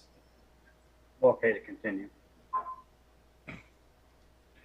Yeah, I'm interested in continuing. I mean, I would appreciate if we had full members, but at the same time, I'm confident that we can move forward. Okay. So Attorney Wagner, I can't remember last time we had this issue come up, and I think we did a vote to, does that sound correct? Yeah, I would make a motion to deny the matters. So I so moved. Do I have a second on that? Second that. So any further discussion, Fred or Pete? So all in favor of denying the request for continuance, David Murch, yes. Fred Miller, yes. Pete Lockwood, yes. Okay, very good. So moving on then. Yeah, I think the floor goes back to Greg now. Yep. And in fact, I believe it's to Attorney Wyckoff, as he was the one that made the request to deny. Okay, yeah, sorry, I thought you said you had two procedural issues you wanted to discuss first, but I agree with you. The first was the quorum, and the second was the general request for a tape. Got it. Okay, can I share my screen to kind of help you follow along with my argument here? Can I go ahead and do that? I can do it just I'm asking for permission, I guess, is really what I'm doing. Can anybody answer Attorney Wyckoff's question? Bill or? He's just looking for the board's permission, yeah. Oh, I'm Right. sorry. Yeah. Yes, please go ahead. I apologize. Okay, I'm going to go ahead. I'll share my screen. Okay, are you able to see my PowerPoint presentation? Yes. Yes. Okay, very good. So here, Durant Excavating's administrative appeal of the notice of violation relating to 18 Fernwood should be dismissed as untimely. And actually, let me ask a procedural question to the chair. Do you want me to address the timeliness of both appeals or only as to Fernwood? Well, I know it's a good question. I know that Attorney Braun related to information specific to both applications at the time. Yeah, I would say go ahead and let's do both of them please at the same time. Okay, that's fine. I'm happy to do that. So with regards to 18 Fernwood, the application for the notice to seeking the appeal is dated February 24th, 2022, and the application wasn't received by the town until March 3rd, 2022.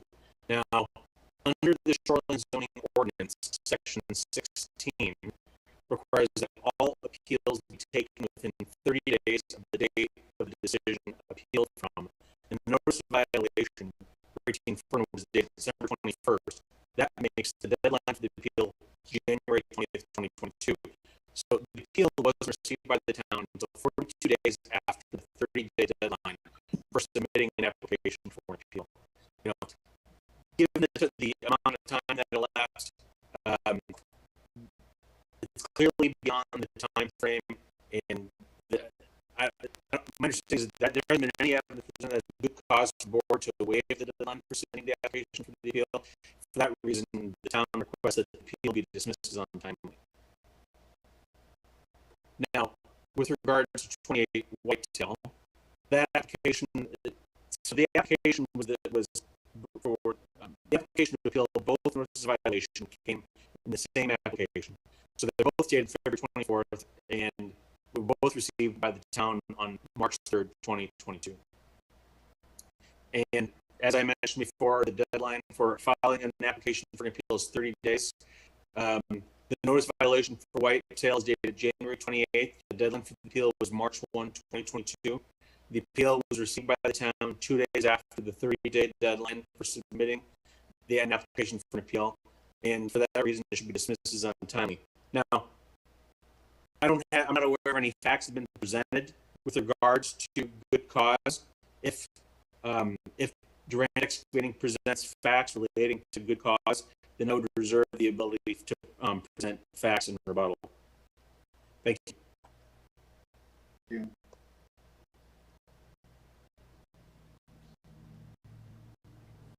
Craig, sorry, Attorney Braun, did you have just some follow-up to that? So I start by reminding the board that this project was commenced back in the fall of 2021, and that the stop work order was issued on or about October 26th of 2021. All right, and so that was back in the beginning of fall of last year. Notice of violations, the first of these, weren't issued until almost 2 months later. Rob Durant has been in this industry for more than 20 years. And during that time, he has never once received a notice of violation for any work he performed anywhere else. He was an unrepresented individual who had no experience or history with these types of administrative issues. More importantly, and as I would expect Attorney Wyckoff might point to, and I've seen in some of the materials he circulated to the board, from the date that he was told to stop work through the period on which he submitted appeal applications, he was in constant contact with both the town and the Maine Department of Environmental Protections. He, in good faith, entered into discussions with the town aiming towards and intended to resolve the issues at hand. All right, so that's the first and foremost. The second, as this application clearly indicates, the primary argument that he meant to make through these applications was that the town had cited the wrong company, the wrong individuals per se, as it related to the alleged violations. In support of that position, I would note that after he filed his appeal the first week of March, the town immediately issued new violations against the company that he identified and told them had informed them previously that they should have correctly cited. And so the first thing I would say is that we're dealing with an individual who has no prior experience with this process and who was in contact consistently with the town towards or with the intended purpose of rectifying and curing the alleged violations.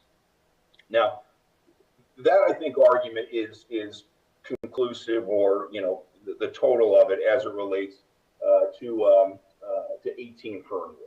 Now, as it relates to the timeliness of the 28 Whitetail Lane, which was issued at the end of January and which by the calendar was only some 3 days late, I would note several important facts, all of which I would hope and expect the town and Alex would confirm.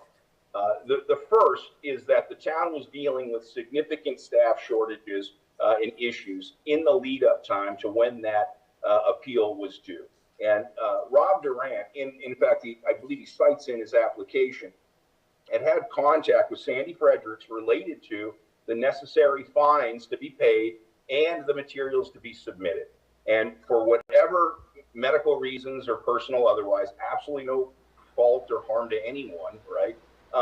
She was unavailable to provide either those calculations or the necessary plots and plans. That on its own slowed down his ability, again, an unrepresented individual, in completing and submitting this application. We compound that with two other things. The weekend, right, I believe the application was actually due on a Friday. That ended up being a snow day where the town of Raymond offices were closed due to inclemental weather. And so even, right, had we been able to get there, the town office was closed. And I believe that the way the schedule falls, the following Monday is a day that typically the town is closed for general business. So he was unable to otherwise submit the application on that day either. And so what did he do? He ended up filing the application on the next available business day that the town had available. And so I think given that, given the consistent communication he had with the town, given the lack of resources the town had and the limited hours, both due to weather and due to typical scheduling, it makes sense and justifies good cause for why he would have been very modestly delayed in submitting that application.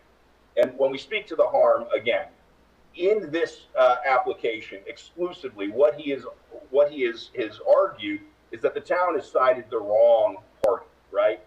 He's indicated that Big Lake Marine LLC, Big Lake Marine Construction LLC, is the proper party.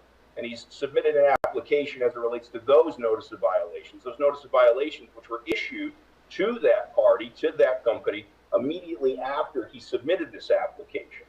And so I can't think of much more in the way of injustice there would be than to try to find the wrong or the inappropriate party responsible for something that it didn't do. And so I think that speaks to the timeliness issue, and it speaks to the significant good cause for why there should be an extension.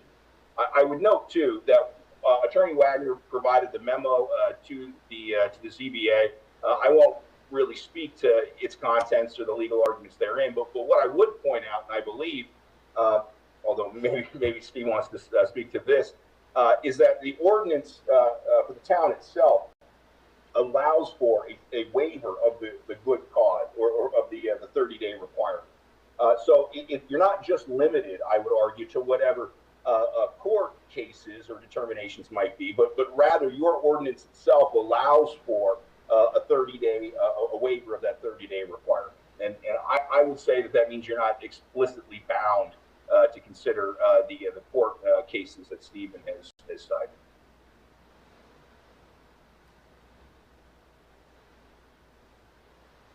Attorney Wyckoff, did you want to respond to any of that? Trying to find the right button to click. Sorry for my delay. I guess, so I have a question. We heard a lot of argument there. I didn't hear any evidence. So if the board is of the view that they just received evidence, then I'm happy to put evidence on and have Alex testify about this. But if the board doesn't, yeah, I'm looking for a little direction here because I heard argument, but I didn't hear any evidence.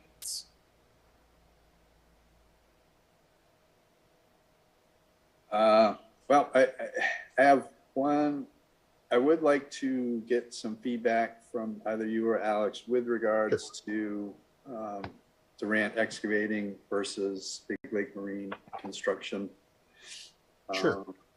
Are they considered one and the same, or should they not be considered one and the same from the town's perspective? Sure. I'm happy to have address that, and I'm also happy to have Alex testify about the chronology here, which the town would dispute as to how it has just been described.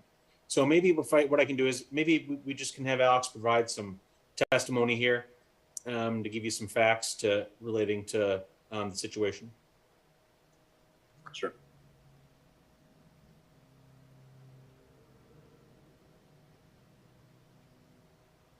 I think Alex may be having a technical. No, I'm good. I'm good. Good. Okay, so Alex, I want to focus first on the notice of violation relating to 18 Fernwood, please.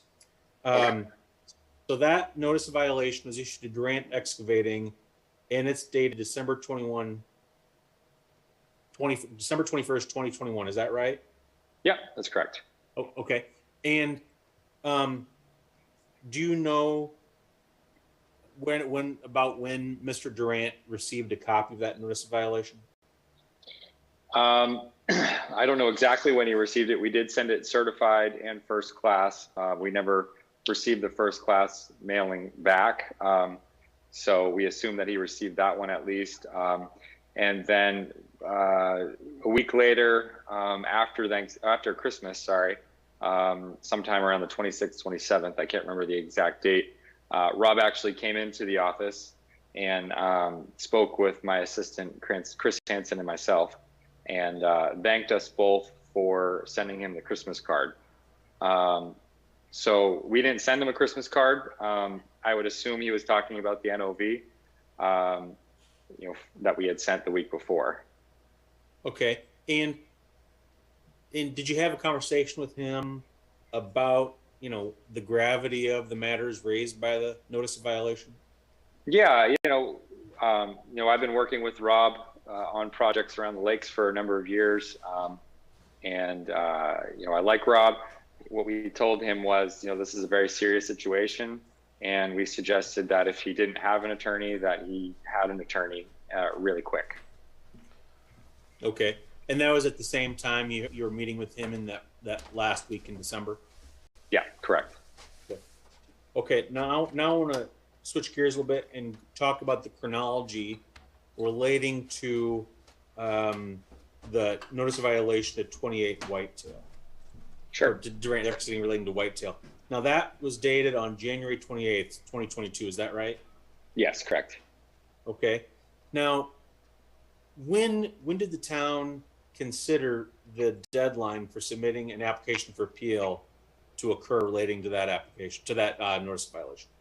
Yeah, so the 30-day time period actually would have expired on Monday, February 28th. And there was some back and forth on this. I can't remember exactly with who over email, but the town office is closed on Mondays. So since we would have been closed Monday, February the 28th, we decided to consider the deadline March 1st, the next open business day. And was an application, Go ahead. As we would if a deadline fell on a Saturday or a Sunday. Okay. And was an application for an appeal submitted on March 1st? No. Okay. Now, did you have some appointments scheduled with Durant Excavating relating to these matters, you know, in the time leading up to the deadline for the appeal? Yeah, Heidi, Rob's assistant, had scheduled an office meeting for February 24th, which was the Thursday before the deadline. It was scheduled through our online portal, and the note didn't specifically say exactly what it was they wanted to meet with me about, just that they had scheduled an office meeting. And that in that was meeting, on. Go ahead. Yep, that was February 24th. And did it take place? No, for some unknown reason, that one actually was canceled by Heidi or Rob, Okay. one of the two. Did it get rescheduled? It was rescheduled for the next day, which would have been the 25th. Okay. I'm gonna. Can I share my screen again here? Do you have any objection, Chairman Murch, to me sharing my screen? I apologize. No, I don't mind. When I hear you say that, I work in a technical world, so I'm thinking you're asking, do you have the ability to? So I apologize. Okay, good. No problem at all. So I've got a document that's up here, Alex. You know, setting aside the handwritten marks, the electronic document, can you describe what this document is? Yeah, this is the email notification that Durant Excavating 11 at yahoo.com would have received when the Friday office meeting was canceled.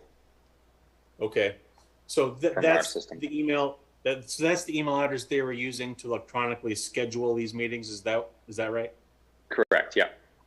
So that's Durant Excavating 11 at yahoo.com. Yep. Okay, and so did the meeting on February 25th? It didn't occur, did it? No, the as Greg said, the town office actually was closed due to a snowstorm that day.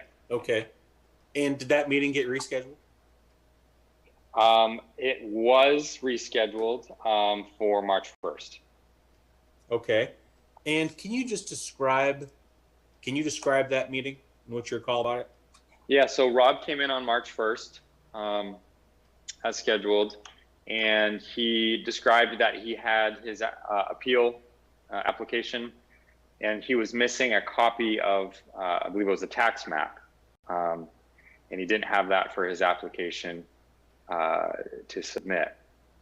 At that point, I suggested that he submit what he has. The issue was when he came in to get a copy of the tax map, the assessing admin was actually out. And she's the one that kind of takes care of the tax maps. The tax maps are available for download as a PDF on our website, which they have been for a decade or more, I think, at this point. And so I suggested to Rob, look, just submit what you have today. And if it's incomplete, just get the tax map in a couple of days, tomorrow, tonight, if you can go home and download it or print it, whatever you can do, but just get something in today. Okay, so in other words, he didn't actually need anything from any personnel at the town in order to complete that application, did he? No. Most people, typically, we don't have to provide any details for someone to submit an appeal. When they're given an NOV or a denied permit, that's really all they need from us in order to submit, other than the application, obviously, which is at the town office or on the website. And on the day that the appeal was due, you told him that he should submit what he had that day because it was due that day. Is that right? Correct. Yeah. Okay. Now, did Durant Excavating submit its application for an appeal on March 1st? No. When did it submit it? March 3rd. And how do you know that? We stamp all applications when they're received, and the date on the application is stamped March 3rd. Okay. Did you ever tell anyone at Durant Excavating that it was okay to file their appeal on any date other than on March 1st? No, like I said before, I had suggested that he submit what he had that day as soon as possible, just to get it in, and then if he was missing information, just get it in as soon as possible. Okay. So now I want to change gears a little bit. and I want to ask you why you issued a notice of violation to Duran Excavating regarding the violations here. Could you describe? Can you just describe that to us? Yeah, absolutely. So you guys may remember this all got started when we received a email from Alexis Savavlos from Maine DEP. And in that email, she had included previous emails. I was copied on this email. She was corresponding with Heidi. I believe that was specifically Durant Excavating 12. They have two email addresses, 11 and 12.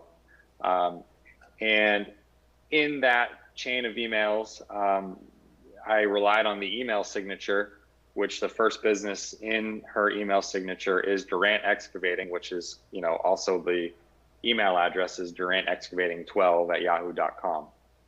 So that was kind of the first, real reason I believed that the professional that was doing the work was Durant Excavating. In the email address that was used to submit that permit by rule application, do you recall what that email address was? I believe it was Durant Excavating 12 or 11, but I'm pretty sure it's 12. Okay. And any other reasons you issued the notice of violation to Durant Excavating? Yeah, so the emails from Alexis that continued to come in that day included photos, and photos that we received showed the equipment on site was lettered with Durant on the back. So as we know, that's Durant Excavating's equipment. Okay. So the equipment that did the work was actually labeled Durant Excavating. Correct. Okay. Very good. Thank you very much, Alex. Yep. Okay. Now, I'm going to share my screen here in just a moment here again. So here's a copy of the appeal that was submitted relating to this violation. And as you can see from the first paragraph, it says Durant Excavating wasn't the hired contractor for the project, and says Big Lake Marine Construction did the contract. I just want to point you to that. And it's important because there is no entity called Big Lake Marine Construction LLC. It doesn't exist. There isn't one. If you go to the Secretary of State's website, it's just not there. What is there is an application for a mark for Big Lake Marine Construction was submitted by Mr. Durant. And I'm just going to blow this up for you so that you can see it here. This is a copy of the application for registration that was submitted in 2015 to the Maine Secretary of State's office by Mr. Durant. And in this, he identifies the term Big Lake Marine Construction as what's constituting a mark. And so he submitted that, and he represented that he, Robert Durant, was the owner of that mark. And the point being here, this is really what's going on here is that it's an attempt by Mr. Durant to hide behind corporate formalities. So this notice of violation was issued to Durant Excavating because the email address used to communicate with the Department of Environmental Protection regarding the work being done here was sent from a Durant Excavating email address. The signature had Durant Excavating on there. That same email address was used to schedule meetings with Alex Soroy regarding the matters. The equipment used to do the work was labeled Durant Excavating, and the entity that Mr. Durant points to as who did the work, Big Lake Marine Construction, doesn't exist. Okay, now being charitable, let's assume he uses Big Lake Marine. Well, that is an actual entity. That is an LLC that Mr. Durant is a member or manager of. Now, here's the annual report filed in 2020 by this Big Lake Marine with the Secretary of State's office. And it states that its business is marketing and brokering the sale of boats, purchasing boats for resale, selling boats, and engaging in sale and brokerage of boat accessories. we're not dealing with boats here. We're not dealing with buying and selling boats. We're dealing with construction. So my point is, the party that really did this is Durant Excavating. That's who's communicating with the Department of Environmental Protection. That's who's communicating with the town. And this is, anything else is really just an effort to try to, it's basically like a shell game trying to hide behind corporate formalities. So, in other words, there's no good cause for giving an exception to this deadline here. Durant Excavating had knowledge of the notice of violation against it.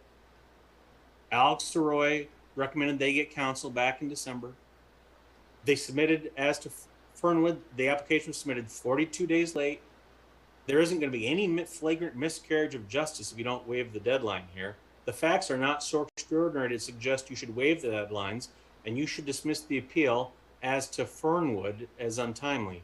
Now, as to Whitetail, it's the same kind of story. They knew this. They knew this was out there. They knew that they had notice of the violations. Alex said, "You need to submit everything you can on March 1st." They chose not to. That was their choice. There's not any miscarriage of justice. There's nothing unjust here. And then beyond that, substantively, the notice of violation was properly issued during excavating for all the reasons that I just described. So in the first instance, you should dismiss these appeals as untimely. And in the second instance, on the substance of it, these violations were properly issued to Durant Excavating. Thank you. So Attorney Wyckoff and or Alex, given the information you presented with regards to Big Lake Marine and their business model, why then did they get notices of violation issued in March? I can answer that. So when we received the appeal filed by Mr. Durant, and he said, "Did not me, Big Lake Marine Construction," then, the town researched it and came up with the facts I just described to you about Big Lake Marine Construction not actually existing, and then find out that there's a Big Lake Marine that does exist relating to Mr. Durant. So out of abundance of caution, the town issued notices of violation to those, to Big Lake Marine LLC, in the event that the appeal that he submitted were, if this board were to grant that appeal, we submitted it out of abundance of caution to make sure that there was a violator relating to these violations and that a notice of violation had been issued to. Alex, do you have anything you want to add regarding that? The only thing I want to add, I don't know if it's necessarily directly an answer to that question, David, but I don't believe Big Lake Marine has anyone has a DEP certification to be working in the shoreland zone. Any contractor that disturbs a certain threshold of material in the shoreland zone is required to be DEP certified. Durant Excavating, I believe, is, but I don't think Big Lake Marine is actually DEP certified.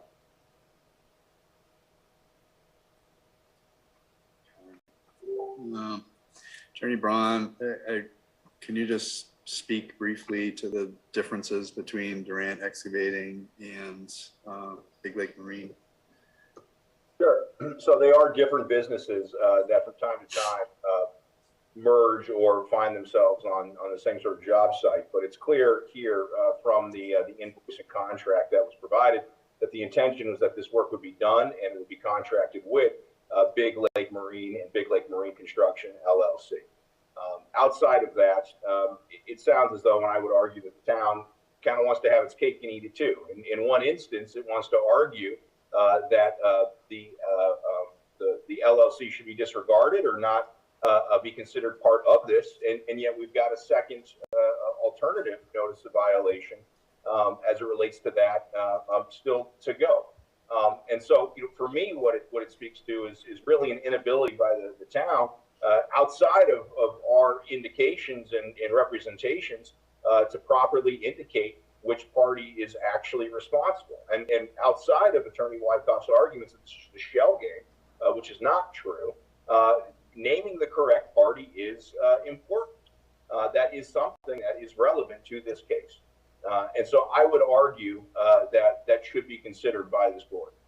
And further, what I heard in Alex's testimony here, his statements, is that Rob Durant was engaged and in communication and actively in contact with the town as it related to the filing of these appeals. And it sounds like Alex indicated or instructed him to file an incomplete application on the due date, which itself would be something that would be ripe for potential appeal or challenge. And instead, what Rob Durant did was make sure he could file a completed application. And so I think that inconsistency or fact also speaks to what should be considered good cause to extend the deadline.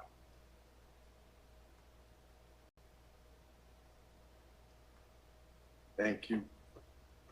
David, is it possible through you, can we ask if Big Lake Marine is DEP certified? Because if they aren't, I would be curious why they're engaging in shoreland restoration projects and if they're hiring an individual that is DEP certified, like Durant Excavation, to actually do the work, since they're not actually certified to do it. Actually, Alex brings up a fair point. I was going to ask specifically, how do Big Lake Marine and Durant Excavating work together? What is their business model in working together? That's for you, Attorney Braun.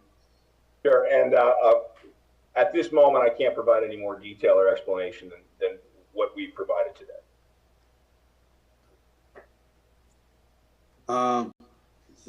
So, Attorney Wagner, I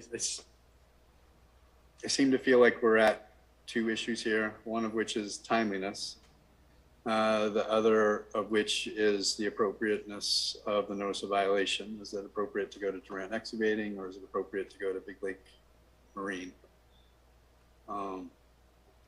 My concern is if one or both is dismissed in terms of timeliness, then we skip over potentially the fact that maybe they should never have been issued at all in regards to going to the proper entity. I don't know if that makes sense, but I just sort of, that's what's going on in my mind right now. I kind of need some assistance thinking that through. So I understand why you're considering this, because I think the reality is, it is all interrelated. The ultimate question is, who is the responsible party, and did they have, fair notice of that? But I think from a jurisdictional standpoint, as kind of frustrating as it can be, I think it is important that we do take these issues up separately, because whether the appeal was timely or not goes to this board's jurisdiction. So I think you have to address that first. And I think that's kind of a two-parter. One, factual question of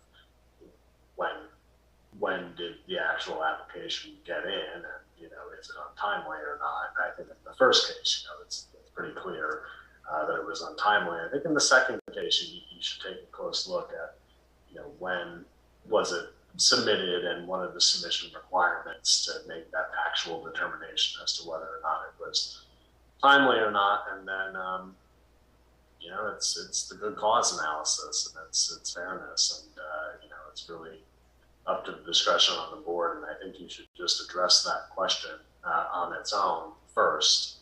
And if you dismiss one or both of the appeals as untimely, then no, you don't get to the question of was it the properly named entity, and essentially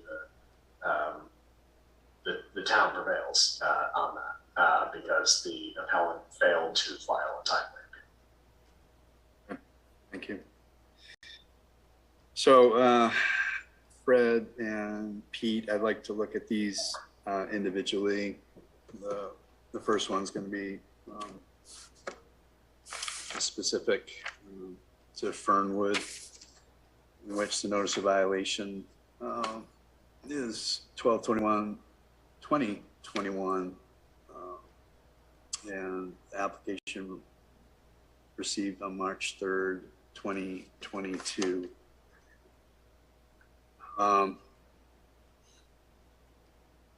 Given the information with regards to good cause exception, I don't necessarily see anything there that would lead me to believe there is good cause to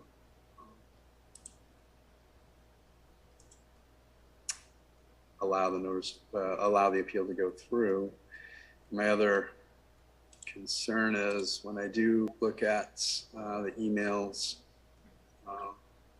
that went through with the DEP as well as carbon copies to Alex and with Rob Durant, I do see email signatures for Heidi Stiles in which both Durant Excavating and Big Lake Marine Construction are, noticed in or noted in the signature line. So, I'm not convinced of the argument that there was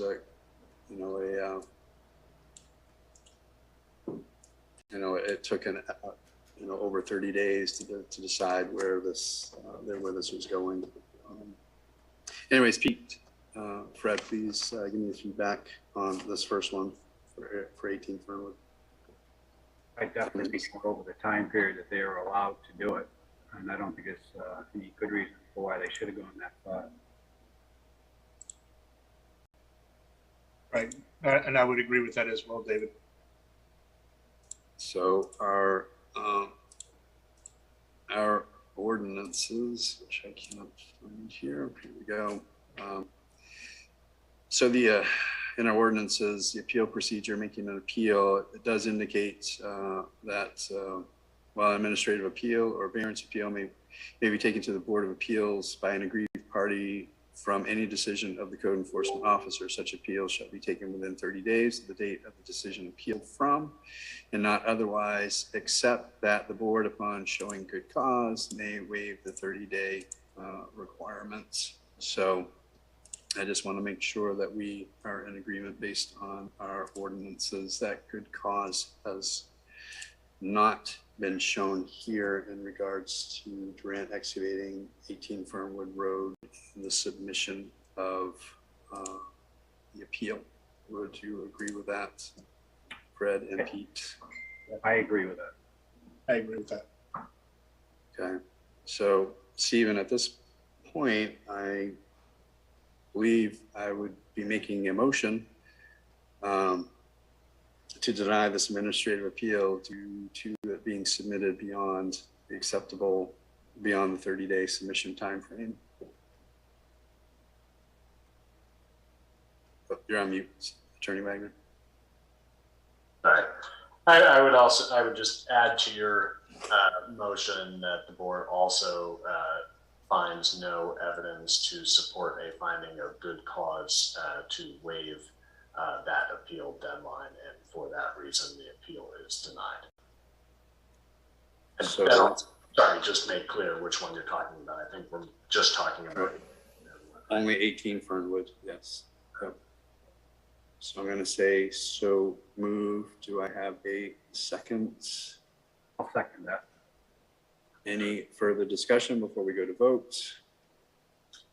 So David Murch in favor of denying, yes. Fred Miller, yes. Pete Lockwood, yes. Okay. So Attorney Wagner, you'll follow up for us with that? yes, I guess that was a final decision. So I will follow that up with a written decision in 7 days for you to sign. I don't think that requires bringing it back before the board. If you disagree and you want to stick with our prior procedure, we'll just, I guess, go back and make a motion to clarify that that motion was a preliminary finding and you would like me to prepare a written finding to review and then finalize at your next meeting. I see no need to do that. I'm good for you to write up the final decision as is. Okay.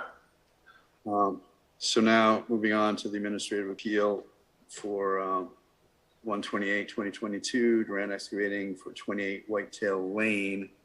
Again, the subject of timeliness of submission. Let's see.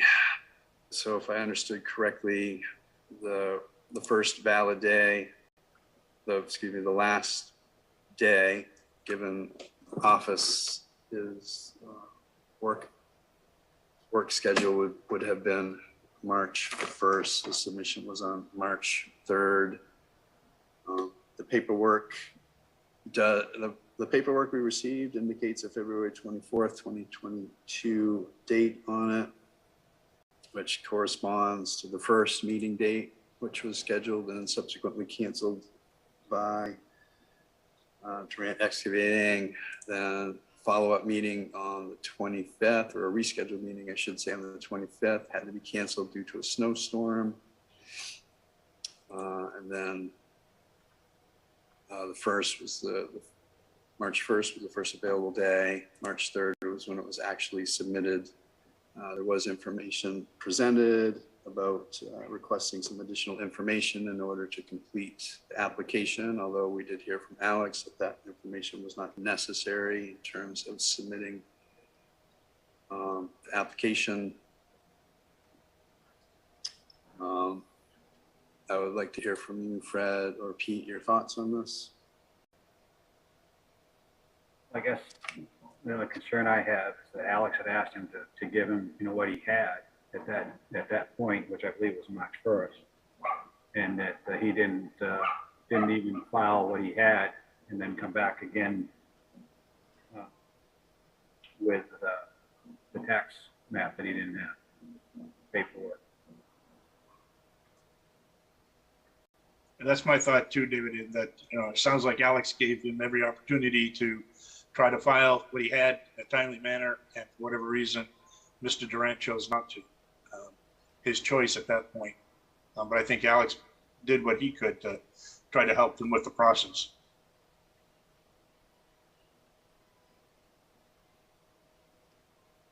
Yeah, I feel the same way, given how Alex spoke to that, indicated that it should be submitted on that day and that it could be without the tax maps. And he was at the town office at that date too. So he was already in the building. That's correct. Yep. So if we go back to,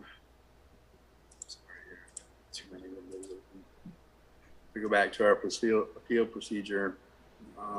Again, must be taken within 30 days of the date of the decision appealed from, and not otherwise, except that the board, upon a showing of good cause, may waive the 30-day requirements. So Pete and Fred, are you indicating that you're not seeing good cause here? I'm saying that, no, I'm not seeing that, David. I mean, if he had, he would have filed what he had on the first. Nothing, if he thought he needed to have another couple of days, he could have mentioned that to Alex, say, can I come back, in a couple of days with the rest of the paperwork? And I think Alex stated that he said he should file what he has that day to at least get it started. Yeah, and that's sort of what I'm hung up on too, is the fact that the code enforcement officer indicated that it should be submitted on that date, and additional information can be provided afterwards. And that the maps were not required as part of the submission. So I have a motion on this. Fred or Pete? I make a motion on this. Motion to what, Fred? Not to let this, not to deny this violation. So to deny this appeal. Right. On the grounds that it was submitted beyond the 3 day. Correct. Without good cause. Do you want to second that, Pete? Yes, I'll second that. Attorney Wagner, is there anything you want to add to this? You're on mute again. Attorney Wagner, you're on mute. Sorry. That's okay. I just amend that to say, based on the factual findings that you all just reached a consensus on. Okay. So, given that motion, all in favor of denying this appeal, All in favor of denying? David Murch, yes. Fred Miller, yes. Pete Lockwood, yes. So same procedure there. I'll take that as a final decision of the board with clear findings and conclusions, and I'll memorialize that in a written agreement within 7 days to provide to Sandy for the board to sign. Good.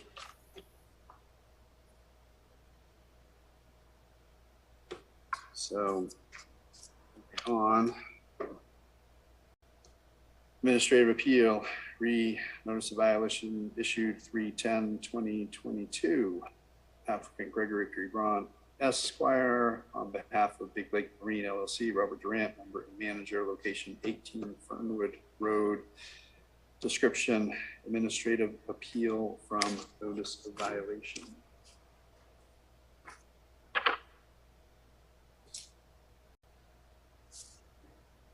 So now we have to look at the timeliness. So notice of appeal was on 3/10/2022. The information that I have in front of me shows that the appeal was submitted and received on April 8th, 2022. So April 8th, so March 10, April 8th, it's within a 30-day time frame. Are we in agreement that this is timely submitted? Pete, Fred? I'm sorry, I was busy looking at this. Say that again. Yep. No, I'm just saying, would you agree that this was submitted in a timely manner?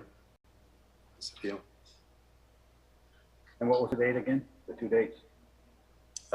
It was, the notice of violation was issued on March 10. Yeah, 3/10. 2022, and it was stamped, the appeal was stamped as received on April 8th, 2022. Sounds like it was within the 30 days. Right. Yeah, yeah, there's no question there. So, Attorney Wagner, can we just move on, or do we have to sort of take a vote here to say, yeah, this meets this? Yeah, why don't we just take a vote that on the finding that the application for appeal was timely submitted. Yeah, so moved. Do I have a second? I'll second that. Any final discussion before we vote? David Murch in favor of moving forward? Yes. Fred Miller, yes. Pete Lockwood, yes. Okay.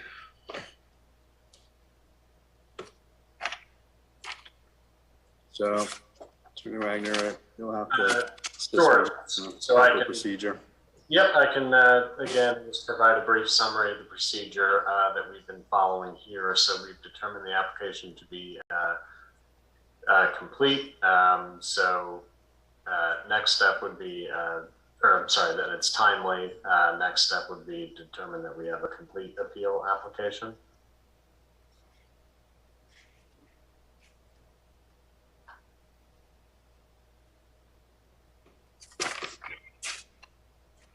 Now, not seeing anything here to indicate that it is not complete. Fred? I don't see any either.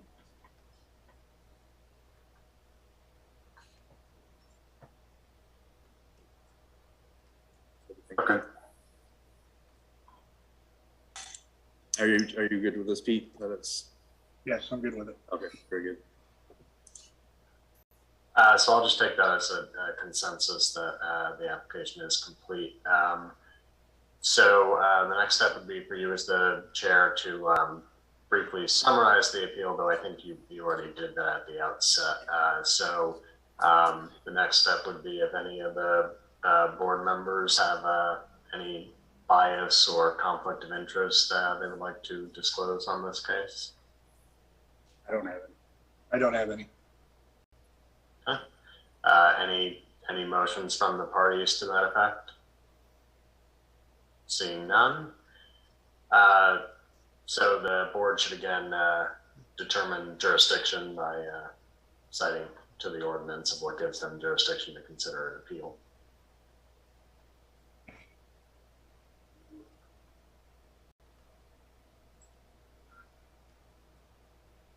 Assuming this falls under our shoreline zoning provisions, section 16, administration, making an appeal. So section 3, subsection A, further subsection 1, an administrative or variance appeal may be taken to the Board of Appeals by an agreed party from a decision of the code enforcement officer. Such appeal shall be taken within 30 days of the date of decision appealed from, and not otherwise, except that the board, upon showing good cause, may waive that 30-day requirement. So my understanding, based on the ordinances, is that we do have jurisdiction to hear this appeal. Are the other board members in agreement? Yeah. I agree. Okay, and I think we have consensus, we have jurisdiction, and I think within that I heard a determination that there was standing as well. So the next step for the board would be to open up the public hearing. The order of presentations we've been following would be the appellant, so Attorney Braun, to start without interruption, and then questions from the board. Sorry, Attorney Wyckoff. I have a procedural motion to make regarding this appeal. Sure, yep, now would be the time for that. Thank you. Okay, very good. I'm going to share my screen. So the Big Lake's appeal should be dismissed in part for failing to comply with the shoreline zoning ordinance's procedures for appeals. Section 16G3A2 of the shoreline zoning ordinance, which is at page 61 of the ordinance, provides that appeals are made by filing a, quote, concise written statement indicating what relief is requested and why it should be granted, end quote. Now, as to the notice violation for Fernwood, Big Lake's only ground for appeal for violations 1, 3, 5, 6, 9, and 10 is that it denies the allegations that violated the ordinance. In other words, it doesn't provide any explanation as to why the appeal should be granted for those violations. So for that reason, it doesn't comply with the ordinance. And it doesn't comply with what the ordinance requires that appeal needs to consist of. Now, I provided a citation to a law court decision from 2015, Campbell v. City of South Portland. And in that case, the law court considered a similar situation where the ordinance required a statement of grounds for appeal, but the grounds weren't provided.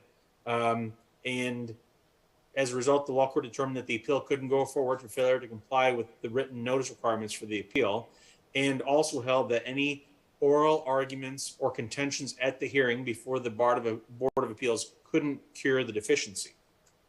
So here, the town requests that the appeal as to violations 1, 3, 5, 6, 9, and 10 be dismissed for failure to comply with the shoreline zoning ordinance's requirement that an appeal contain a concise written statement as to why the appeal should be granted. Can you repeat to me those which violations? You bet. Attorney Yep. Wyckoff? 1, Yep. 3, 5, 6, 9, and 10.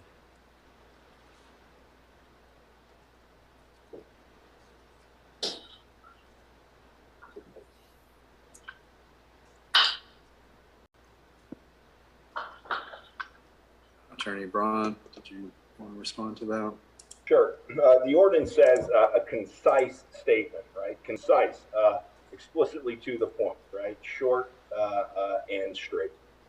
In this instance, Big Lake has denied committing conduct which constitutes a violation. That on its own is sufficient for the purposes of the statute. Simple, straight, to the point. It did not, and it denies that it committed the violations in question. Thus, that is the basis of the appeal. Further here, I would note, and I don't know if it should be taken up just now or as part of the broader argument against this violation, is that this board has just denied appeals and upheld violations against Durant Excavating LLC for exactly, I mean, carbon copy the exact violations for which Big Lake Marine LLC is now being asked to be found to have committed. And so I would argue two things. One, as Attorney Wyckoff himself just noted in the moments before this hearing commenced, that Big Lake Marine has nothing to do with excavating. And as Alex Soroy indicated, there's potentially a question as to what the licensing is related to this company. Additionally, with the finding that Durant Excavating now was responsible for those violations based on the denial of the prior appeals, that this notice of violation against Big Lake Marine should be dismissed.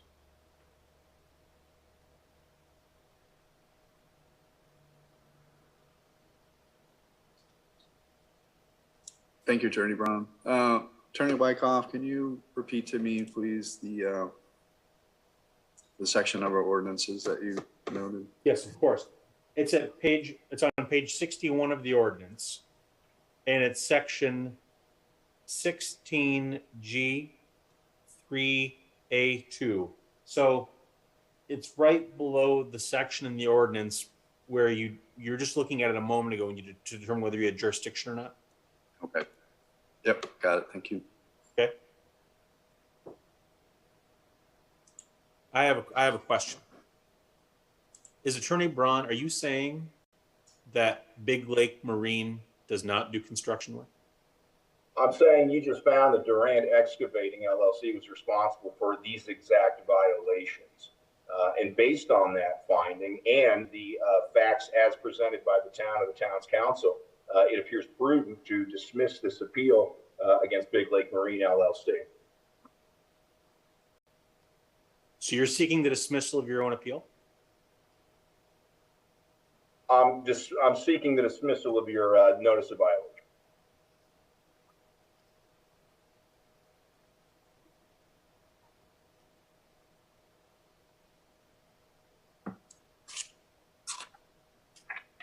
I'm listening. I'm just looking up some information.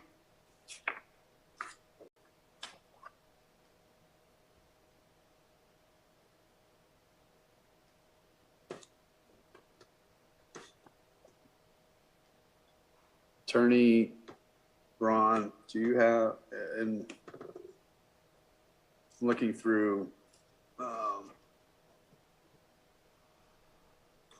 invoicing here, estimate, that's, no, I'll take that, I'll take back that, it's not really a question, so.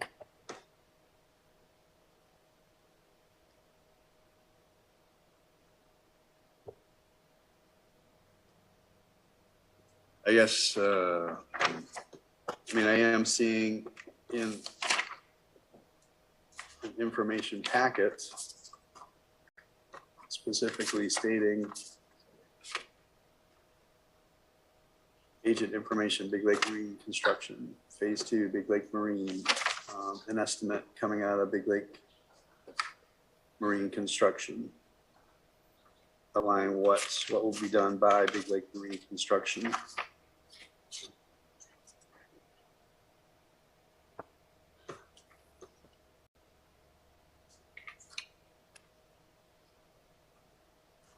You have to bear with me here. I want to make sure I'm looking at the correct information.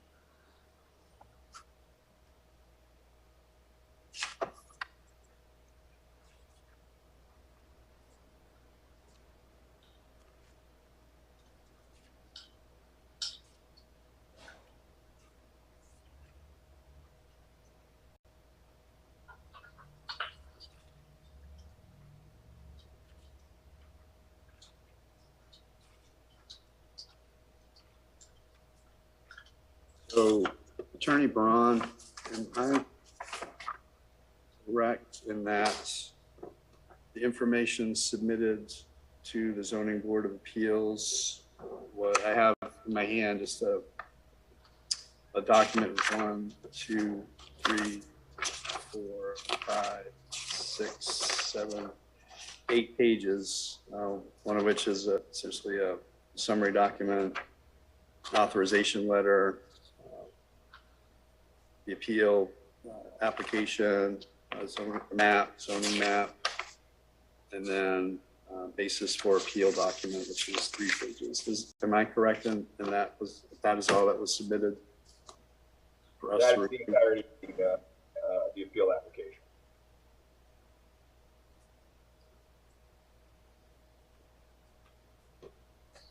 Pete, Fred, I would appreciate some input here.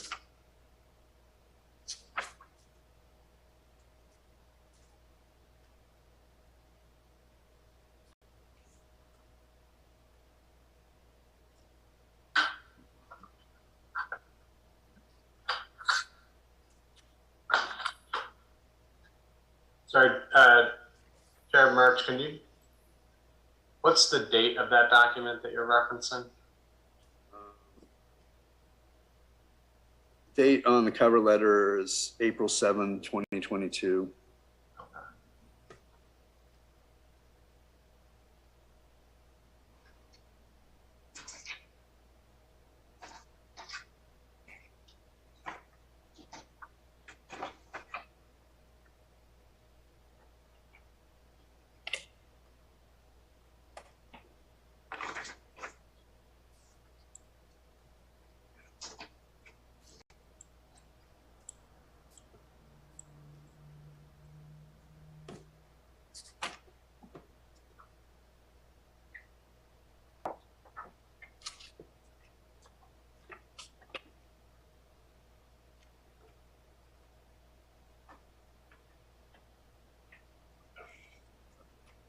So there isn't very much information in the submitted documents, although information submitted for Durant Excavating does include, I'll have to advise Attorney Wagner if I can use this information.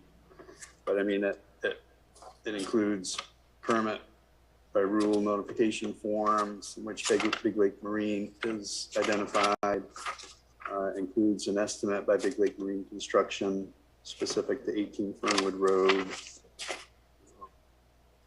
Everything I see here, which is in another appeal submission, indicates that Big Lake Marine Construction is appropriate in being issued this notice of violation.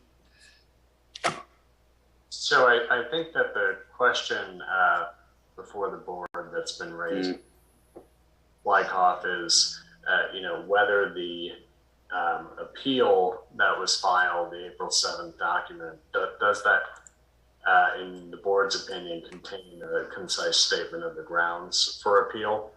And Attorney Wyckoff's pointed you to a case, Campbell v. South Portland, where the court didn't reach the merits of a contention because that party did not, in the court's words, properly present this challenge to the board.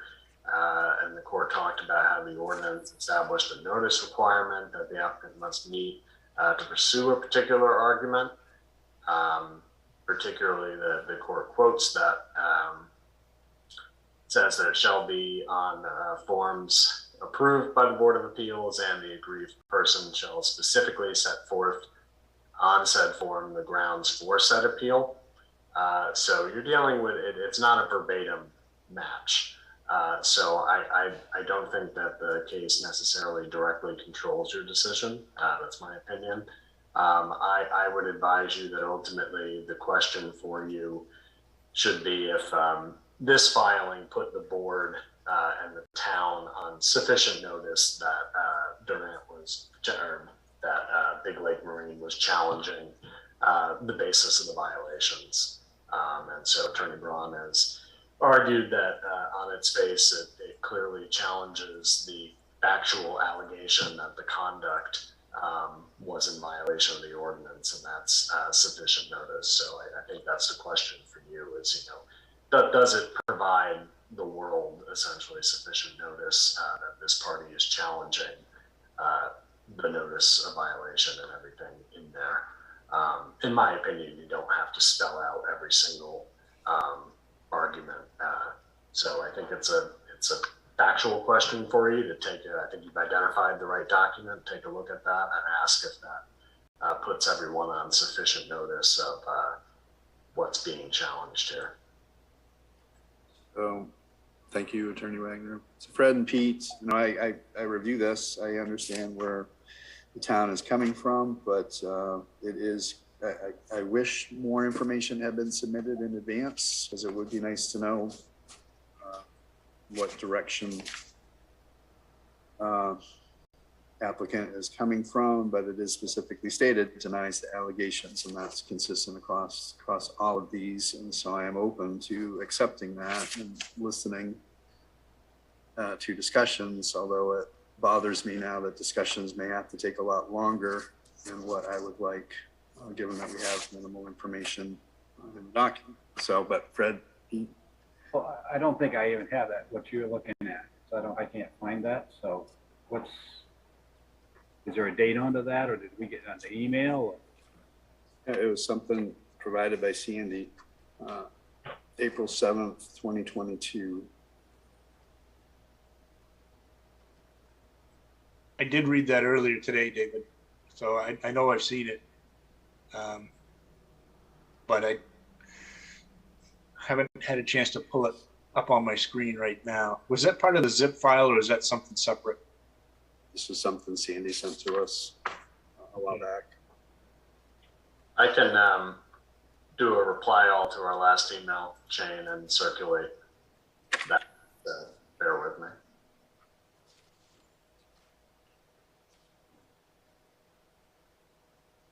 I mean, so that I'm clear, we're discussing whether or not all the board members actually have the notice of appeal filed by Big Lake Marine LLC, dated April 7th and received on April 8th. That's correct. Yep. All right. And then that, I guess, would raise a concern for me, in that two of the board members seem to indicate they don't have it before them, yet we've already established, or appear to have established, based on that proposed or purported review during this proceeding, that the application was complete and timely and included all of the necessary material.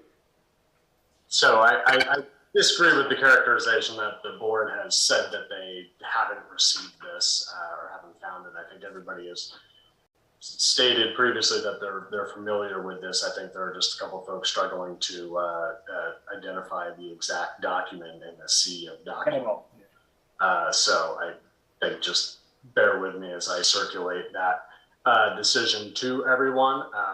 But you are right, Attorney Brown, that there was a motion to find the document complete, and so I think that the board, if it chose not to reconsider that motion, would effectively be denying Attorney Wyckoff's anyhow. So you don't have to procedurally necessarily take any action if you agree with Attorney Brown that this has put this is sufficiently complete application.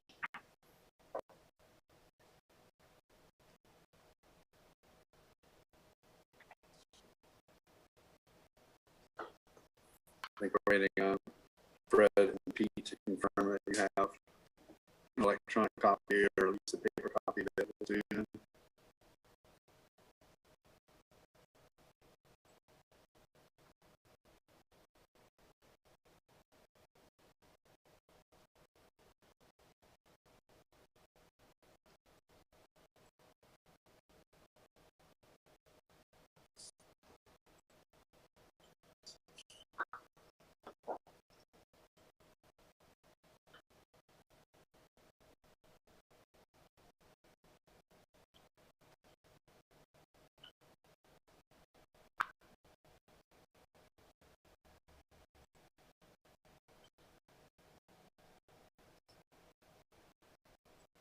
I have received it. I have not sent my email yet, so I apologize. It's just having a slow computer today.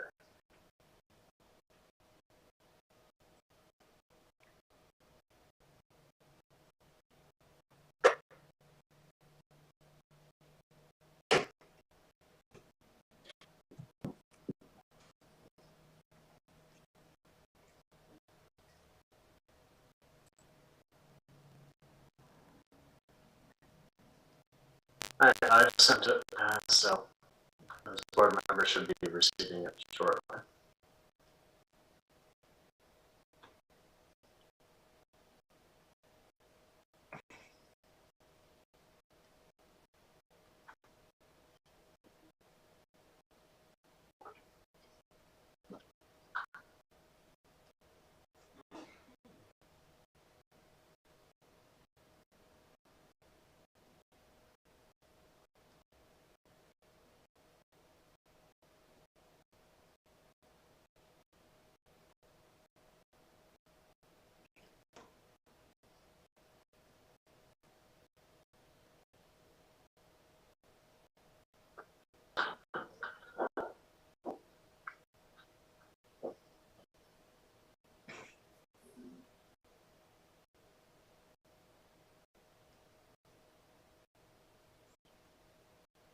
So while we're waiting, just to set this up procedurally, I guess I'd suggest a motion to deny Attorney Wyckoff's motion to dismiss this appeal as incomplete, or dismiss the violations cited as incomplete.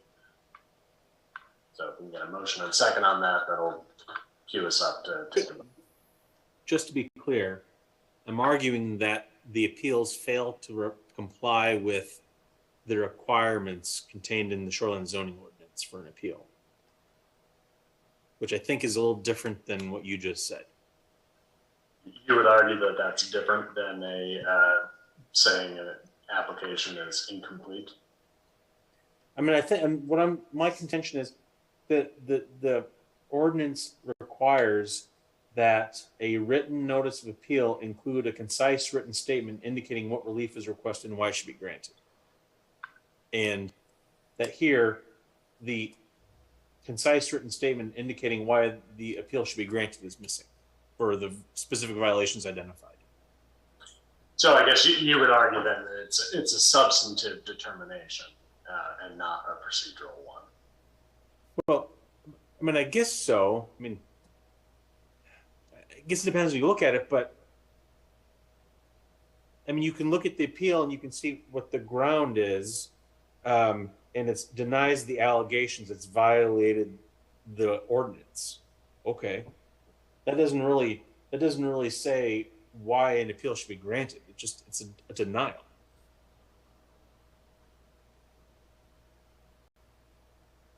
So can you perhaps rephrase your motion again for the board so someone can make a motion to approve or deny? Sure.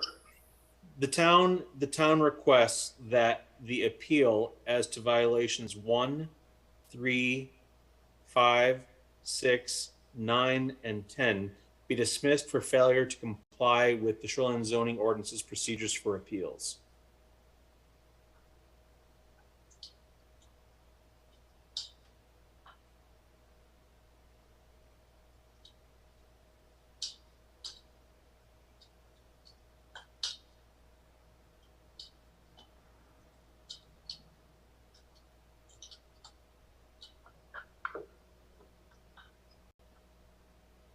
So is there a motion from the board to grant or deny the town's motion to dismiss the appeal as it pertains to those violations?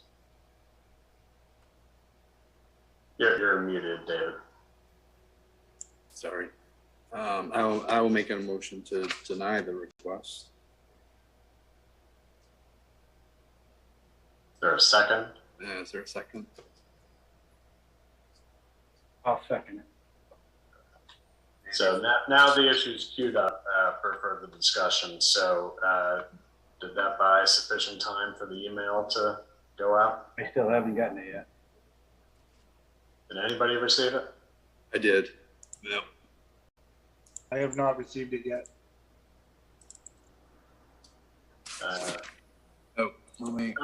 It looks like I replied to a chain that only had you, David. Would you mind circulating it to Yeah, I get it forwarded. Yep.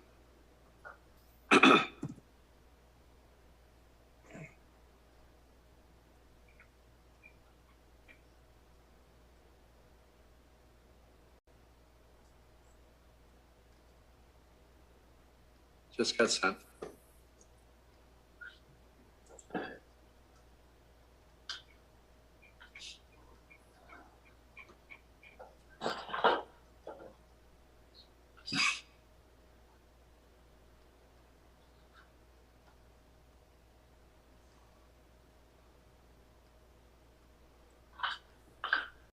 Yeah, I've just received it.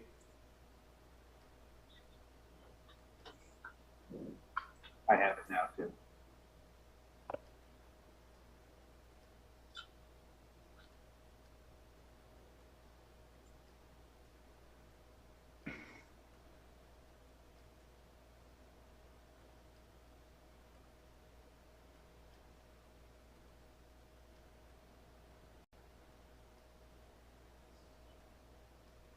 Yeah.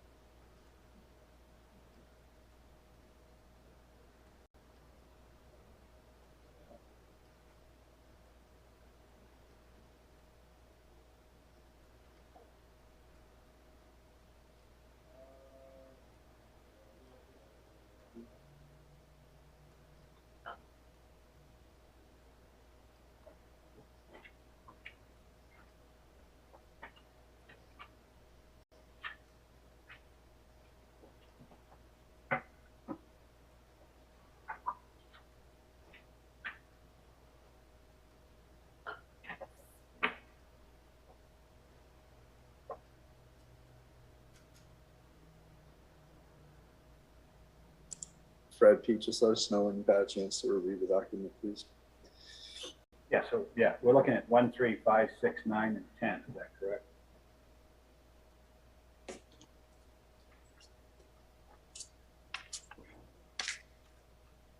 That's correct.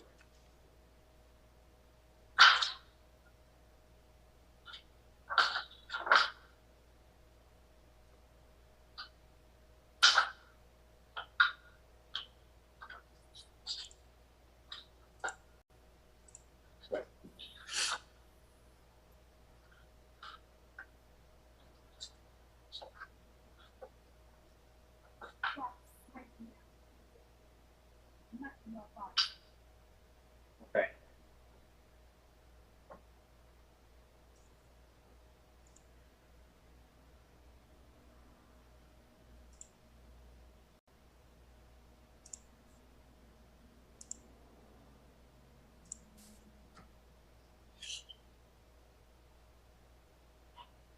All right, I have it.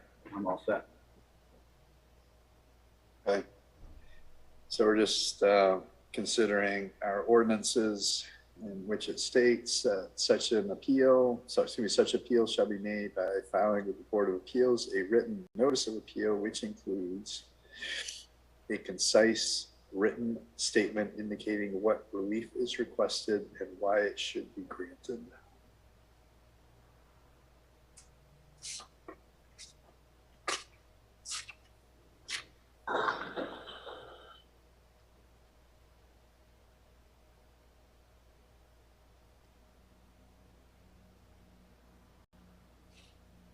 I mean, I will agree. It's very concise, and I do see that Big Lake Marine denies the alleged violation and maintains that the project and the work performed by Big Lake is in conjunction with the project met the requirements of permit by rule. So I'm not. To me, there's sufficient there to move forward with this.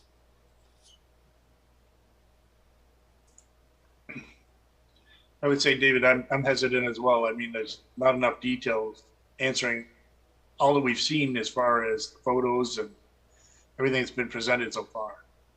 Oh, to be clear, I'm not hesitant. I'm willing. I believe we should move forward with this. Now, do I like the fact that there's not a ton of information in this? No. But I trust Attorney Braun will provide the information that we need But relating back to the question at hand with regards to the shoreline ordinances, we have to evaluate, do we have a concise written statement indicating what relief is requested and why it should be granted? Well, I think it's I very, believe that it's looking for, yes. I think it's decisive.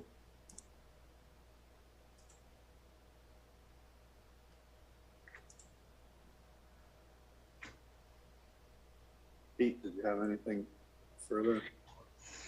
I guess based on your explanation that, yeah, this gives us the ability to move forward. Okay, so the motion to deny the town's request to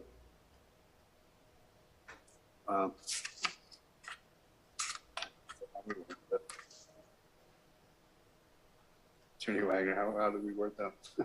The motion to deny the town's request for dismissal of violations 1, 3, 5, 6, 9, and 10 is, so I move to deny the town's request to dismiss violations 1, 3, 5, 6, 9, and 10 on the grounds that they are not, do not comply with the section 16 G3A2I. Yeah, thank you. So that is what's on, that's the motion. So all those in favor of denying David Marsh, yes. Fred Miller, yes. Pete Lockwood, yes. Okay. Okay. So are there any further procedural motions from the parties? Not from the town. On behalf of the appellant, two points. First is I have a concern, and I'd like to place it on the record as it relates, I guess, to the integrity of the process, wherein it appears that the board has found this application complete and made factual findings related to its contents, when in fact it was then found to be that 2 of the board members didn't even have the relevant application before them and hadn't even had an opportunity to review it. To me, that rises or creates a concern as to the integrity of this process and to the decisions that the board has reached to this point, let alone what it might find after this. And so I'd like to raise that. I mean, it's important, not just for us in our case, but also, potential appeals by the town if and when they want to claim that the application was incomplete or speak to the process and the findings from this board. The second is generally, I'd like to make an ongoing objection to this process and the hearing of these violations as being a due process violation against Big Lake Marine LLC. And specifically, every one of these violations that is set forth in this notice is a carbon copy, literally a carbon copy, identical in language to every single other violation that has already been heard by this board. And so the chair, to his point, indicated that there wasn't much detail here and he would rely on or hope that I might present some evidence in support of our appeal and in objection to what the town has alleged. The fact is, this board has already made findings of fact as it relates to every single one of these violations. When we look down through these, we've had hours, in fact, already of testimony and facts presented to this board for which Big Lake Marine was not a party to that hearing and could not participate or present evidence or speak to those. And so we're now in a position where the board either has to find exactly the way it's already found related to the facts alleged in these violations, right? Or it has to find something that is contradictory to what it has already established as far as the facts in the management control and Q team appeals that have already been determined. And so I would like to bring those 2 points up and again, make the request that this notice of violation against Big Lake Marine be dismissed or abandoned by the town. Chairman, can I say something? Well, I think you should let Attorney Wyckoff respond and then we can open it up to the board. So first, as to whether there is an issue as to the integrity of the process, I don't think there is an issue with the integrity of the process. However, if the board wants to, is concerned that there's an issue there, then the board should ratify the decisions that's already made after, and it's clear that the two members of the board, that they've all looked at the application and whatnot. So if to the extent there is any issue, and I'm not saying there is an issue, but if there is an issue, it can be cured simply, I think, by the board ratifying the determinations they already made with regards to this application. And then as to the due process, the allegation that there's a due process violation, what I heard Attorney Braun say is that all of these violations are carbon copies of the violations that have been heard by the board. And he expressed concern that the chair said, made a reference to Attorney Braun providing information to help with regards to this appeal. And he expressed a concern, that the board's already made findings of fact and had some concern there. Well, I think that's a mischaracterization of what the chair's comments were. I think what he was referring to was responding to my contention that the application was insufficient because it didn't provide a statement of why the appeal should be granted, and that there was the chair saying he was hopeful that Attorney Braun would help them to understand the basis that Big Lake was bringing this appeal. Now, if Big Lake wants to rest on the testimony and evidence that's already been provided, that's fine with the town. We're happy, that's fine. In the town, we can provide, evidence in response to what's already been presented. And that record is all open before this board still now. And like I said, if Big Lake wants to rely and rest upon what's already been presented, that's fine with the town.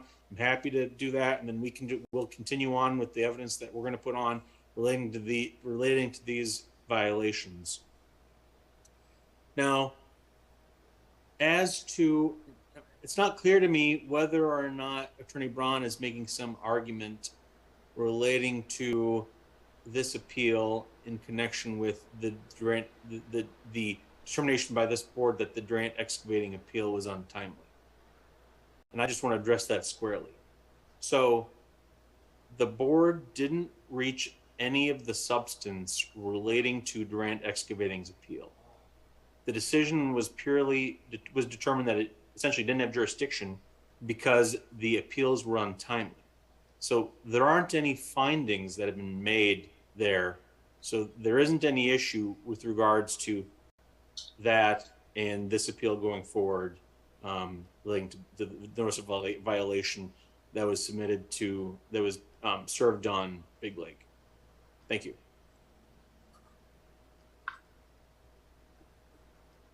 So before I turn it over to the board, Mr. Chair, if you don't mind if I just weigh in here. So I pretty much agree with just about everything that Attorney Wyckoff said. I think the objections are noted, and the board should either overrule or grant the objection, but I'm not even clear what the relief is that's being requested. I think it's essentially to candidly, I'm not entirely sure, so I would defer to Attorney Braun after I'm done speaking if he wants to clarify what the relief is that he's procedurally requesting. But in my opinion, there's not an issue with the integrity of the process, but you know what, my job as the town attorney is to, protect whatever decision you make from appeals. So I do suggest you go ahead and ratify all your prior decisions concerning jurisdiction and standing, and I can walk you through the motion to do that, having now confirmed that all the board members have identified and read the notice of appeal. I don't have anything to add except to say that I agree with that. I'm not sure how the argument that these are carbon copies is a grounds for that the appeal should be granted at the outset. I think we could, to the extent that there's an argument similar to what the other party made that these are duplicative, that's certainly an argument that can be made, and the board should address it as well. But I think that there's the prior appeals we've had, that was an entirely different party. In fact, a different party. So I think it's a separate factual question. So the board does need to make separate factual findings as to whether this party committed the conduct in the notice of violations. Now, I think Attorney Brown raises some good points of, some of those findings. It may be logically impossible for the board to find one way on management controls and the other way on Big Lake Marine. But we can address that as we get into the substance. I don't think that's a ground for at the outset granting the appeal.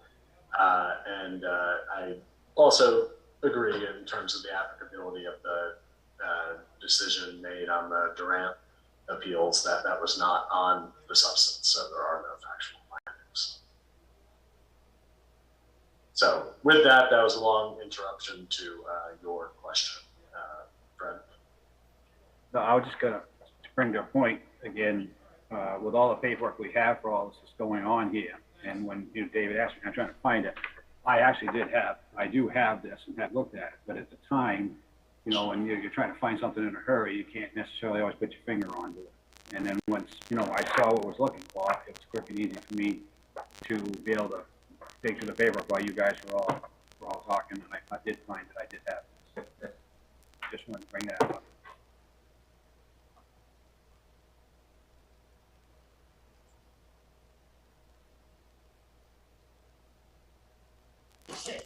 Attorney Braun, did you have anything further you wanted to state? I mean, again, my primary concern and argument here is that Big Lake Marine has denied a fair opportunity at a hearing as it relates to the facts outlined in the violations, specifically because there has already been so much evidence entered relates to the factual circumstances at issue, and the board has already found and established findings of fact as it relates to all of these issues and instances.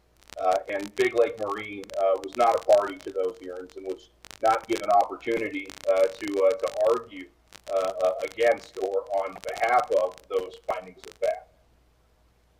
So I'm going to just for the record make clear that I disagree with that characterization. I think that the sequence of presentations laid out in each one was clear that you had an opportunity as a member of the public, even though you weren't a party, to ask questions, to weigh in.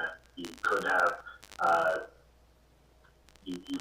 made arguments, and I think that the record reflects that opportunity was given to you. So I would challenge that characterization, but appreciate the clarification on that, and I would suggest to you, to the chair, members of the board, that you have an objection to I think essentially continuing the appeal on the basis that you have not given appellant a adequate public hearing consistent with their due process rights. So your choices are to overrule that appeal, in which case that would be noted for the record, and that's certainly an issue that Attorney Braun can raise before court, and he's preserved it, or you could grant that objection, sustain it, as we would call it. So I'll turn it to you, Mr. Chair.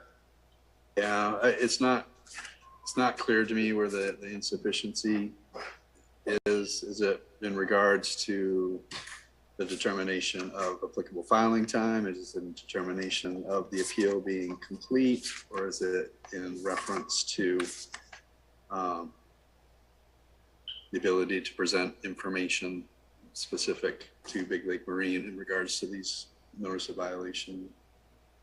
In regards to these violations, just want to be clear which of those three, or all three, is Attorney Braun contending? I mean, sure, all three. Although you mentioned timeliness, so I don't think that's relevant. The point is, first and foremost, is that there are notice of violations that at this point have been upheld against Durant Excavating LLC related to exactly the violations that are before before the board now. And given the fact that this board has denied those appeals and essentially upheld the notice of violations against Durant Excavating LLC, this appeal, or excuse me, this notice of violation against Big Lake Marine should be denied. The second is the argument that there has been an administrative due process violation in that, despite Attorney Wagner's position that as a member of the public, we had opportunity to give some comment, we in fact were not a party to any of the prior hearings that took place. And these violations are carbon copies of each other. And this board has essentially already reached a decision as it relates to all of the factual or facts outlined and alleged in these violations. To which, if you were to look at Management Control LLC's notice of violation dated January 28th, 2022, and look at that of Big Lake Marine LLC dated March 10th of 2022, you'll find as you go through every single one is exactly the same. And you've already made decisions as it related to what that conduct was. And to the extent then that Big Lake Marine I don't see how we have opportunity to in any way sway what the decision might be as it relates to any of those violations. So I will say our board members recognize that each case or each appeal brought before us is its own unique, distinct case. Our decisions made on the previous cases were based on information provided by the appellant. It was not, that's how those decisions were made. I am ready to go into this appeal, ready to listen to the information you have. That's what I want. We want to be able to listen to this. We want to be able to take Rob Durant's concerns and make a finding on it based on that information, not the information that was provided to us previously by other appellants. We want to hear the information provided by this appellant, and we recognize that each case is specific to itself. But the problem with that is that we have relied, or this board has relied on prior evidence and information that's been provided to it in those prior hearings. You did so for Management Control, and you did so as it related to Q Team. Those are both represented by the same person.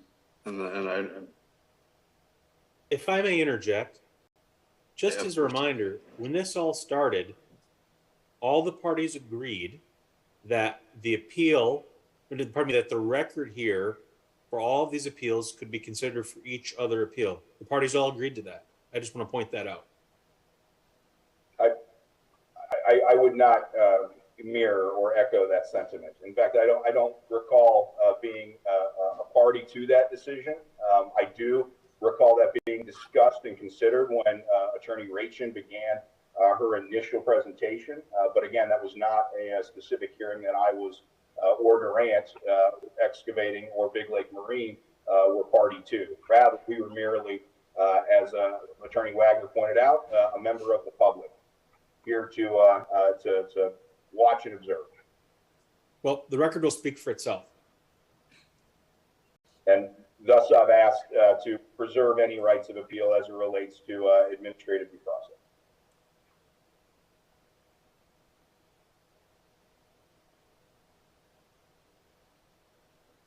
Well, I want to move forward one way or the other, so Attorney Wagner can just guide us through. Make a motion to overrule the objections of Attorney Braun and the requests to, as he phrases it, deny the violations. So moved. Do we have a second? I'll second that. Any further discussion? So all those in favor of denying, David Murch, yes. Vanilla, yes. E. Lockwood, yes. Okay.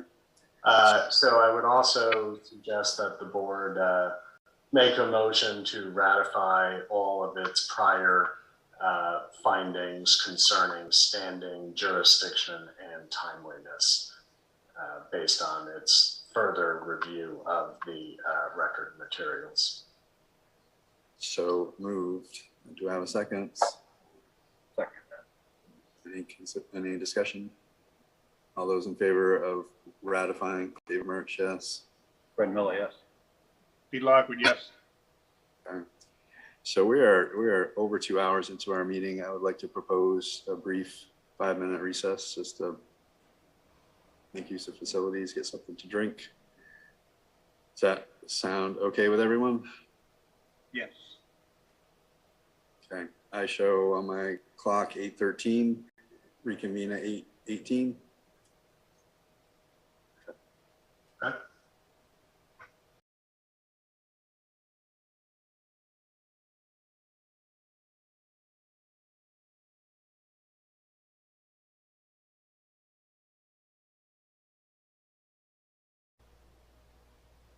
Okay, so resuming our discussion on Big Lake Marine, specifically administrative appeal, read notice violation issued 3/10/2022, location 18 Farmwood Road. Attorney Wagner, if you can just sort of direct us through the next step.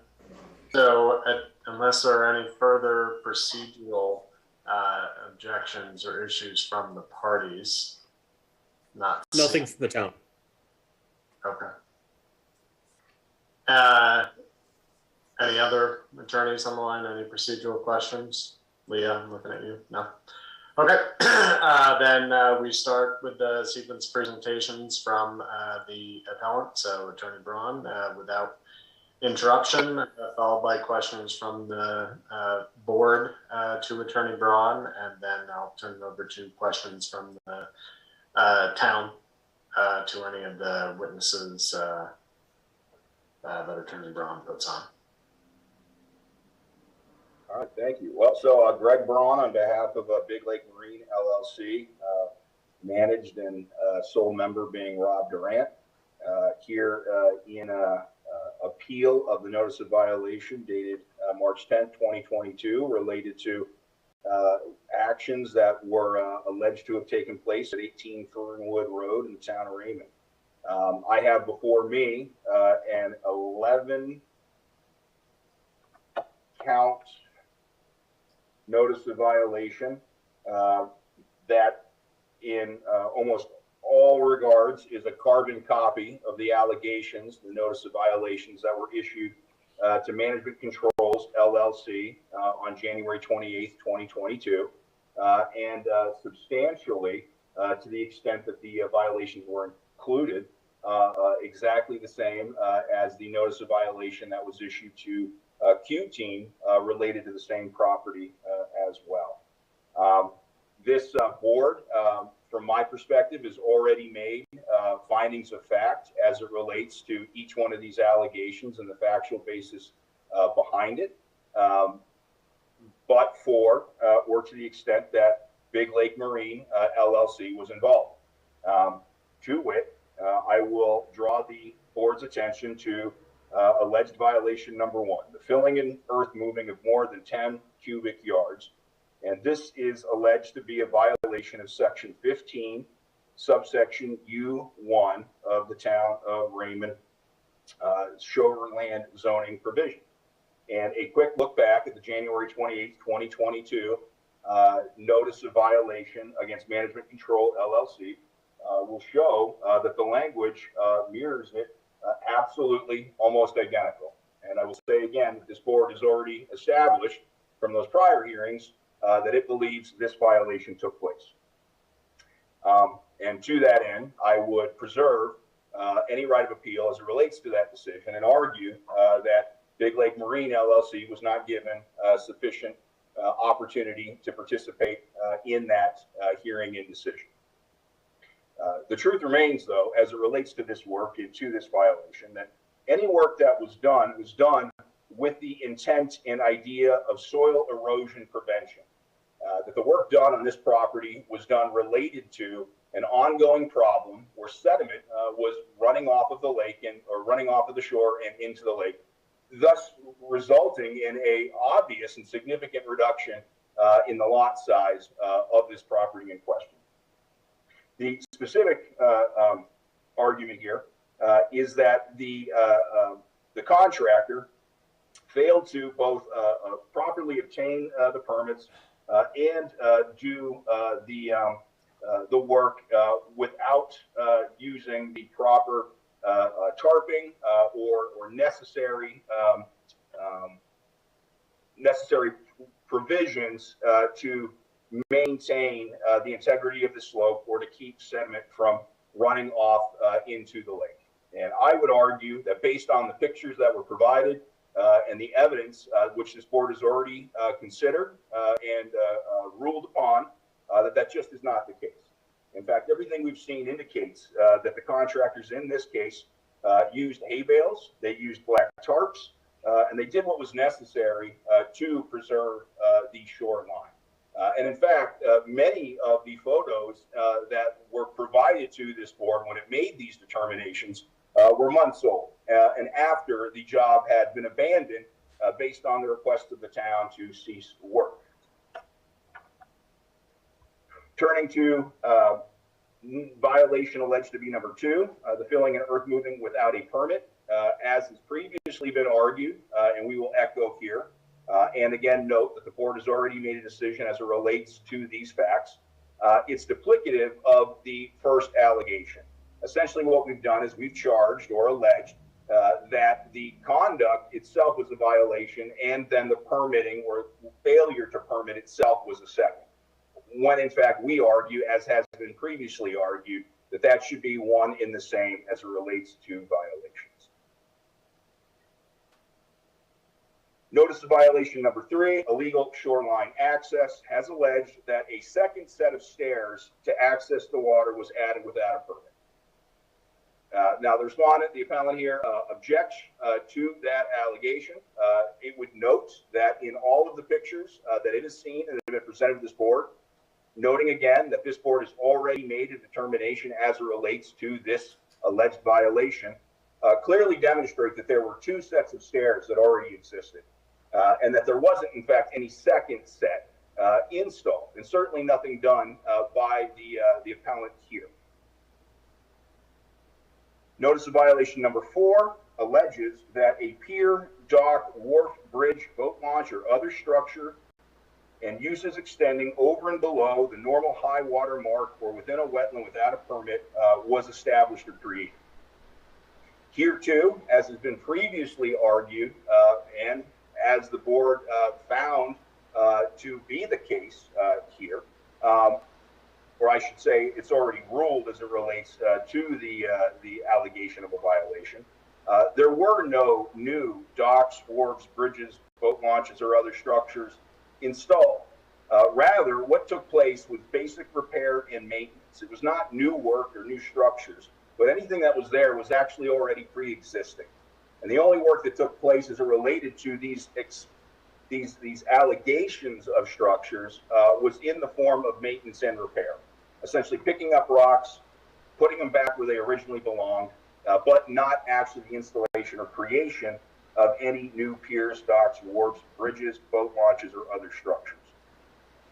And this brings me into point 5, which, looking just at the clear language of the alleged violation, makes me scratch my head a little bit. Now, again, I'm under the understanding, I stand to be corrected, but that the board has already established this violation took place without Big Lake Marine having opportunity to participate in that hearing. But what is alleged is that the shoreline itself has been enlarged.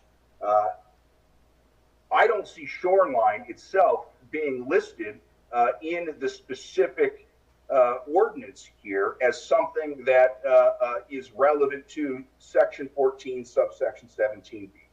We speak to piers, we speak to docks, we speak to wharves, we speak to bridges, we speak to boat launches, and we speak to other structures. But a shoreline is actually the circumstance or boundary at which the water reaches the land. It is not itself a structure. And so for the town to allege that the shoreline has in some way been extended or increased is unclear. There's just as much water front footage as there was before. And in no instance does any of that constitute construction of a beach without a permit. As this board will recall, it considered at length what the definition of a beach was. We went to Merriam-Webster's dictionary, I believe, And this board already established that it felt this violation had occurred without Big Lake Marine having an opportunity to participate in that hearing. We would argue that that is not the case. And in fact, what was alleged to be a beach or found by this board to be a beach was in fact nothing more than the way the rocks looked at the time that those specific pictures were taken, and that the characteristics of the shoreline changed depending on the height or depth of the lake, depending on the season. Alleged violation number 7, the removal of vegetation less than 3 feet in height. We would argue that that is not in fact true. I believe that the town dismissed this as it related to Q-Team previously. I don't know if that's because it intended to maintain this allegation against Big Lake Marine or Durant, but I do know that this allegation was previously dismissed or abandoned by the town as it related to other alleged violators. We would echo and continue to maintain that no vegetation less than 3 feet was removed. Rather, it was merely trimmed. That it was cut in such a way as to manicure or tame it, but that it was not in fact removed. We would argue that violation number 8, which alleges this behavior without a permit to be a second or separate violation, is again duplicative, that we're looking to count the same conduct as a violation twice, when in fact it should be just considered once. And we make the same arguments as it relates to number 9, being the unpermitted shoreland stabilization without a permit, and the unpermitted shoreline stabilization using a barge rather than from land. Finally, and most specifically and obvious, is a denial of any allegation that Big Lake Marine or any other entity owned or operated by Rob Durant cut any trees within 100 feet of Sebago Lake. Again, this board has already established through its prior hearings that the Q-Team committed this violation. They were hired to do that work. That's been explicitly stated in the past, and so we would object and deny to that allegation.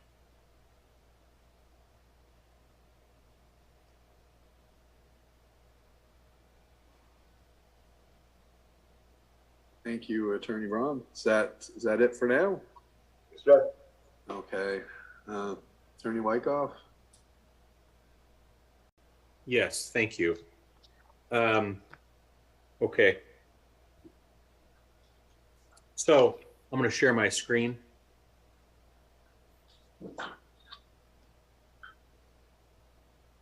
Actually, I'm not going to share my screen yet. What I have a question for the Mr. Chairman. You know, when we did this in prior presentations, we began by having Alex Roy kind of walk us through the background of the facts here. I know we did that previously with regards to Fernwood, but I'm wondering, given the passage of time, if the board would like to have Alex do that again to remind them of what the facts are that we're talking about. I would like that. Pete, Fred, though, what are your thoughts? I think I'd like to see it. Pete, can't hear you. You're on mute. Yes, I would agree that that would be worthwhile. Okay, so what I'm going to do is I'm going to turn it over to Alex to have him go through his Google slide presentation regarding the property.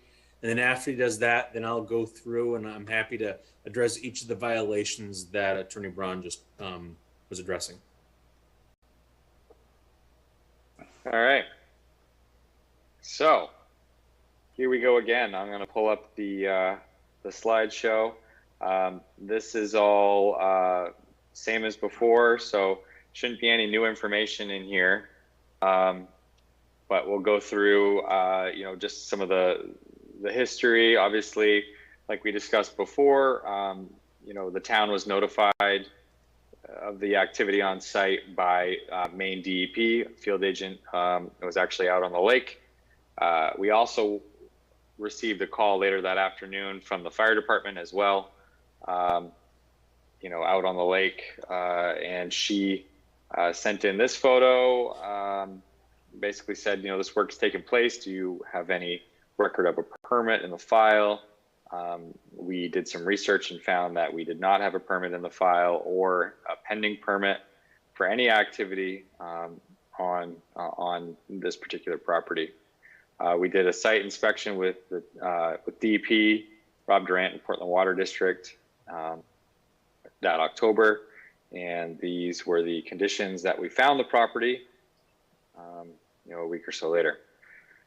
So going through the violations, the first one is filling an earth moving of more than 10 cubic yards. Just to put it into perspective, the average dump truck is 10 cubic yards. So if you, looking back at some of these pictures, all of this rock was not on site. It was all brought in. You can tell just by this one picture that there's more than one dump truck of rock that was, brought into the site. That's pretty easy to determine off of that. All of the shorefront was regraded. There was numerous stumps that existed all along this that were pulled out, and the shorefront was reshaped and sloped, and they clearly exceeded more than 10 cubic yards of disturbance. There was no erosion control plan filed with the town, and as you can see, there's actually, there is a silt fence, I guess you could say, installed that's actually falling down in numerous different spots. There's also a berm of mulch at the top of the hill and spread out all over the property. I'm not sure if this is actually an erosion control mix. It looks more like an ornamental mulch. I don't know that we've ever really gotten any concrete evidence that that's actually an erosion control mulch. You need to use stump grindings because it actually is waterlogged and won't just float away during a storm. So this fill was just deposited in spots. The shoreline was natural at one point, obviously, and it kind of ebbed and flowed in and out. And that shorefront is now linear. It's basically a straight line across. All of this work would have required a permit from the town and an erosion control plan. And like I said, neither of those were things that we had. So the next one would be the stairs. There was an existing set of stairs, granite stairs. You're allowed a single 4-foot wide set of stairs to access the water. This photo that was taken prior to the work being done, actually in August of 2021, does show a second set of stairs. And Attorney Braun did mention this. There is no permit in the file for that second set of stairs, so they may have existed prior to the work taking place. What it really comes down to is that second set is not legal. There's no permit in the file for that. You can see that there. And there's the after photo, which shows they still have that original set. They have the second portable set, and then they actually increased the length, adding risers. I believe that's more granite that they brought in. And that's the actual, the violation there. They've made that second set larger. So this next one here is on the jetty, which we are going to bypass for now.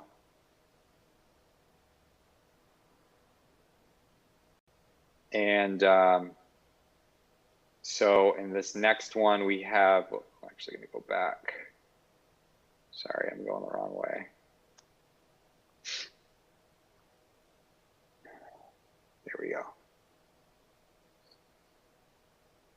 This would have been the shoreline stabilization. And you can see, oops, sorry, here, if you look at the stairs, the granite stairway, for example, you can see there's a couple of large stumps, rocks, some shrubs.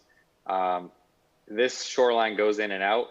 And I like to point to the, I'm actually going to circle it so it's easier. That's okay here. If I can. Oh, it's black, so that's not going to help. I'm going to circle it a few times.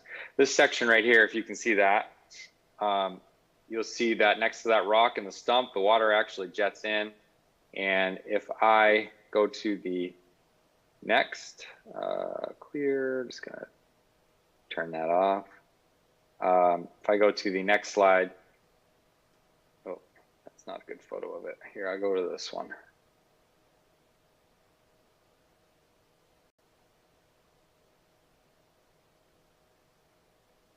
I guess I don't have one showing that section in this right here.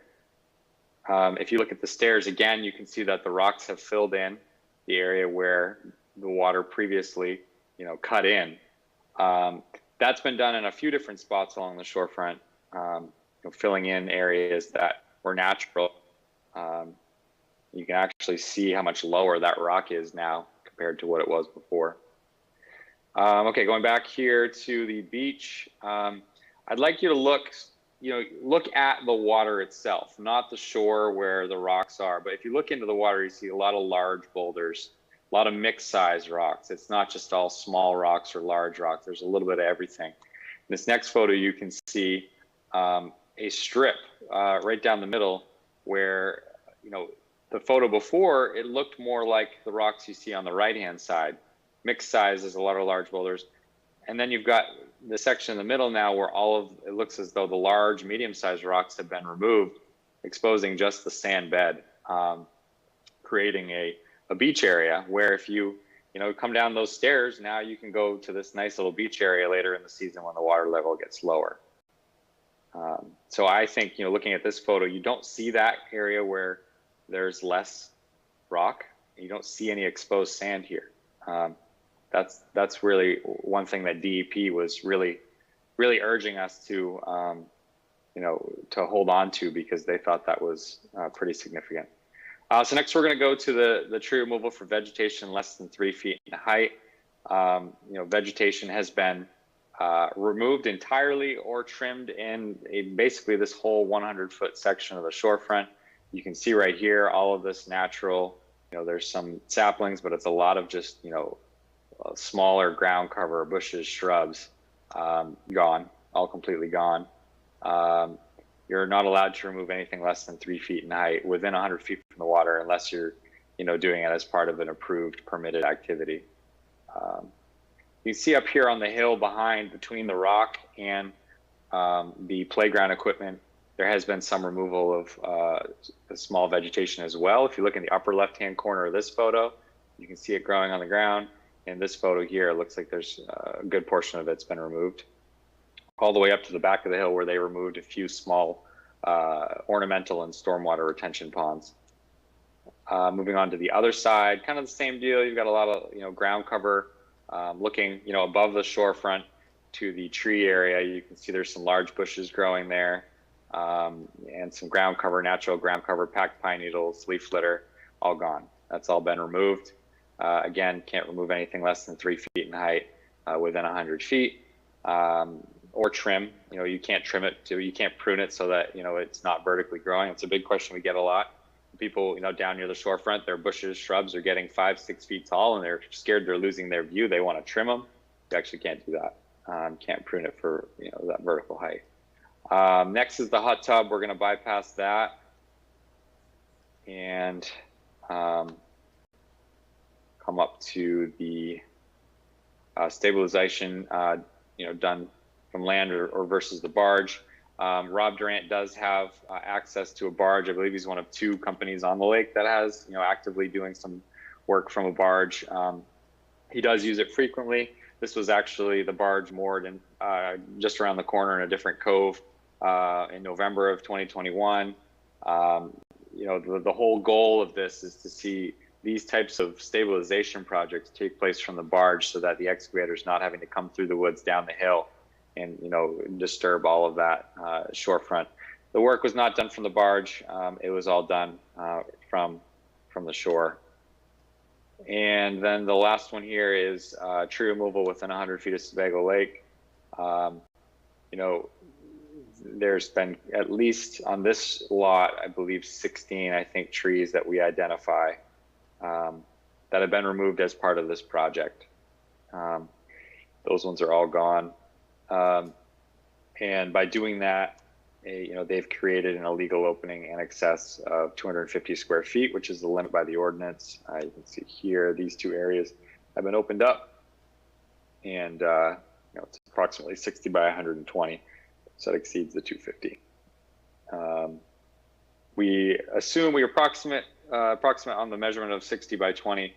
There's 3 grids we can see that have been affected by this tree removal on the front lawn, exceeding what's allowed by the point system for selective removal as well. I believe that is it for the slideshow. Thank you, Alex. Thank you, Alex. Appreciate that. So now what I'm going to do is I'm going to share my screen and share my PowerPoint presentation, and Alex and I are going to go through it together. I'll address I'll address the things from a legal perspective, and then to the extent there's any factual information we need, I'm going to ask Alex to provide that to us. Okay, so just want to start with violation number 1. So first, for all of the reasons that you upheld violation 1 and the notice of violation to management control related to Fernwood, you should uphold this violation as to Big Lake as well. So violation 1 relates to filling and earth moving that occurs in violation of the shoreline zoning ordinance. And the ordinance requires that that activity is done in a way to prevent erosion and sedimentation of surface waters, and requires that if permits required, then the activity must be done in accordance with an erosion and sedimentation control plan. So as Alex testified earlier, more than 10 cubic yards of filling and earth moving occurred. And Alex, can you just describe, when that much earth moving occurs, what's needed? They need to have an erosion and sedimentation control plan in place, and then they also need to have, that effective erosion and sedimentation control on site and effective.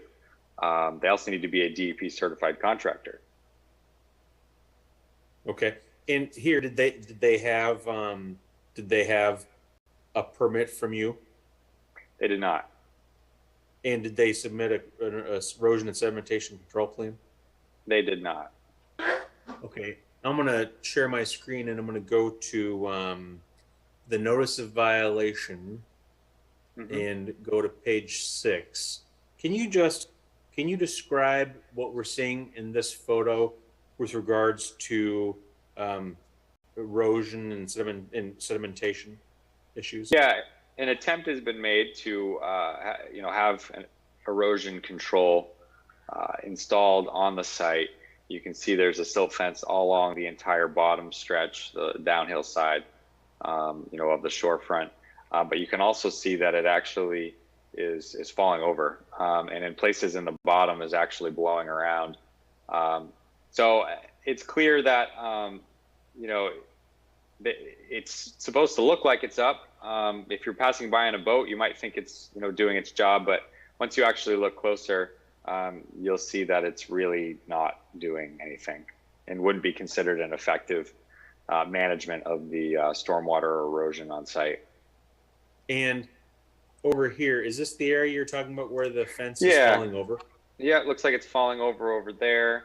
And then, on the right-hand side, you can see it is also falling over, very loose over those rocks. It's supposed to be keyed in on the bottom to prevent any, phosphorus, any runoff coming through the bottom of that. You can see there's bare soil exposed at the top of the hill. If there was a significant October storm like we usually get, it's going to be running right down that hill underneath that loose fence into the lake. Okay, and what is this photo showing here with regards to sedimentation and erosion control? Yeah, a little bit of the same. Actually, you can see here in this one, it's actually completely down on the left side there.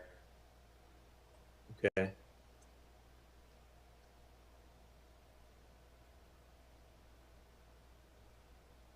Same thing here. Yep, same thing there. And same thing in this picture too. Yep.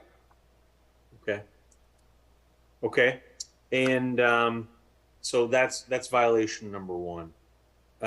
Violation number two. Violation number two is for filling and earth moving of more than 10 cubic yards without a permit.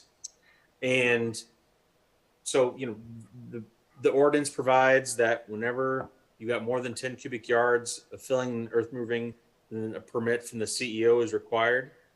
Alex, did you have a permit for this filling and earth moving work? We did not. Okay. Big Lake contends that violation number 2 is duplicative of violation number 1. I just want to address that. You should reject that argument just as you rejected it in connection with management controls, similar arguments relating to violations 1 and 2 and the notice violation to management controls. Here, with regards to Big Lake, violations 1 and 2 are separate violations. Violation 1 is for filling and earth moving being done without taking steps to prevent erosion or sedimentation. And as Alex just described, that occurred here. Violation 2 is for filling and earth moving without a permit.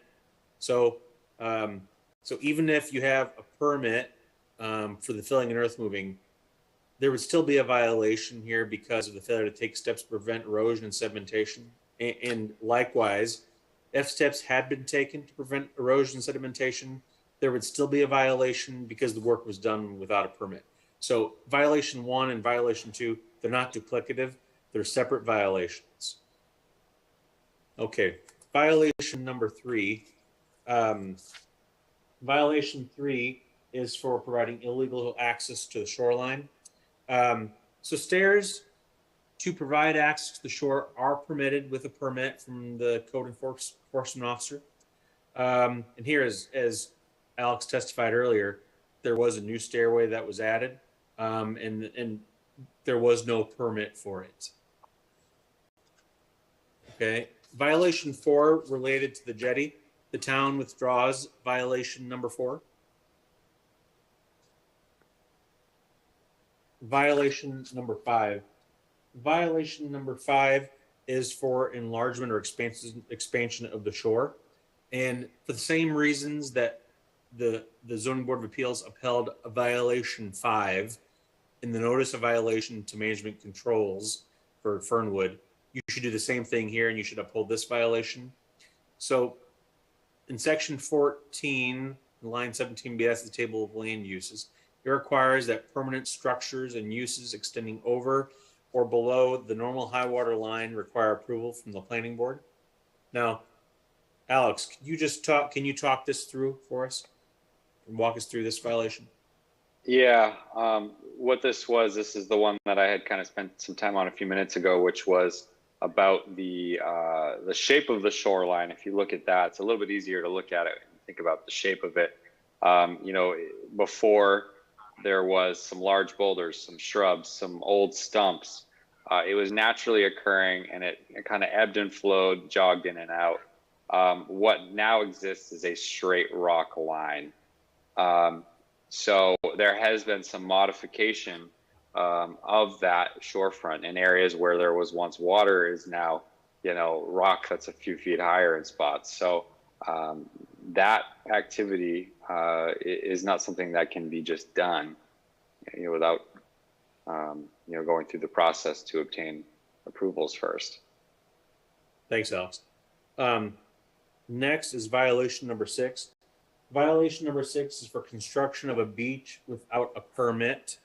Now, the same reasons you upheld violation 6 in the notice violation to management controls, you should also uphold this violation. The shoreline zoning ordinance at section 15.0 requires beach construction to be done without a permit. It requires it to be done with a permit from the DEP. You know, as we've talked about before in the prior hearings, beaches can be composed of stones and rocks. And when you look at the dictionary definition of what a beach is, it's that a shore of a body of water covered by sand, gravel, or larger rock fragments. I think Mainers understand that a beach can be made of stones and rocks, And as Alex testified earlier when he showed you photos of the before and after, it's pretty clear that the beach area has been pretty significantly expanded as compared to before. And Alex, are you aware of there being a permit from the DEP to do that work? There was no permit from DEP to do that work now. Okay.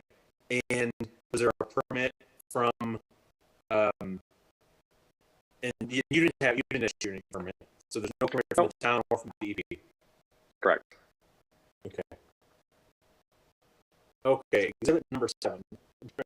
Violation number 7 is removal of vegetation less than 3 feet in height. So for the same reasons that you upheld violation 7 and the notice of violation to management controls, you should also uphold this violation here. The shoreline zoning ordinance prohibits the clearing or removal of vegetation under 3 feet high within 100 feet of the normal high water line. So, Alex, I'm just going to go to the notice of violation and just ask you to walk us through the violation. Yeah. I mean, I think this is one of the most drastic changes you'll see for all of the photos before and after on this one here. You see the green shorefront, natural green shorefront. And then the after photo, you see all of that vegetation less than 3 feet in height has been completely removed. That's well over 100 feet right there. That carried all the way back up the hill in that before photo, as you see. And they did the same on the other side of the property as well here. And if you look at that dashed white line, you'll see that area. Everything, all the ground cover has been completely removed. So now if you stand at the top of the hill, in front of the garage, I mean, you've got a clear shot right down to the water.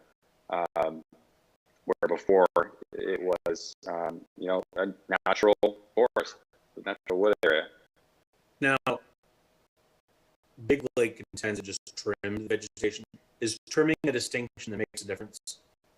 I mean, you're still removing. I mean, if you're going to trim down to the ground, that would be considered removable.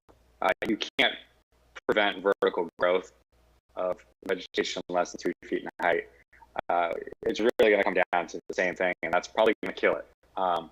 It'll grow back eventually if you will let it, but what we find is in most cases, people will trim it down and then they'll mow it like lawn, and it never comes back up. Okay. Violation 8. Violation 8 is for removal of vegetation less than 3 feet in height without a permit. For the same reasons that you upheld this violation as to management controls, you should also uphold it with regards to Big Lake. Now, the shoreline zoning ordinance prohibits clearing or removal of vegetation of any height without a permit. Now, Alex just described how there was vegetation removed. Was there a permit that had been issued relating to the removal of the vegetation, Alex? No. Okay. So the work was done without a permit? Yes, correct. Big Lake contends that violation 8 is duplicative of violation number 7.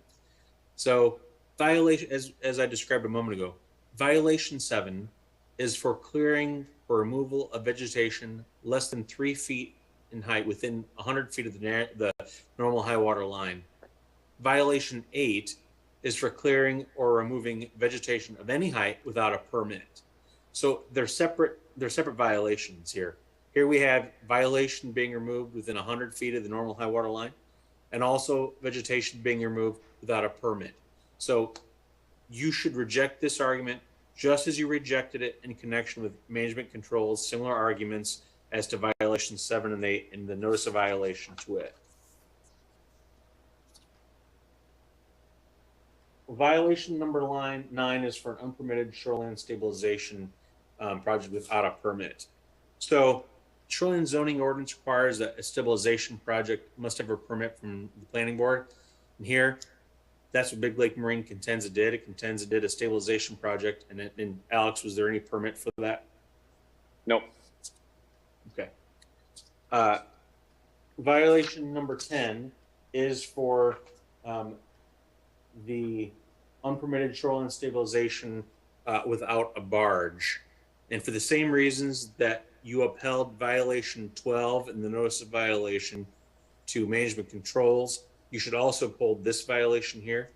So the shoreline zoning ordinance requires that any stabilization project must have a permit from the planning board, and that construction equipment must access the shoreline by barge when feasible, as determined by the planning board. Now, Alex, did you determine whether it was feasible to use a barge?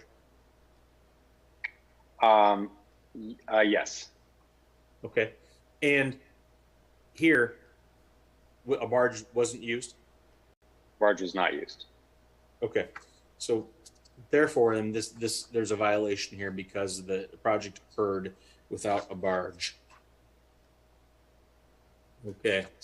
The next violation, it relates to the removal of trees within 100 feet of the shoreline without a permit, and the town withdraws that violation as to Big Lake. I don't have anything further. Thank you.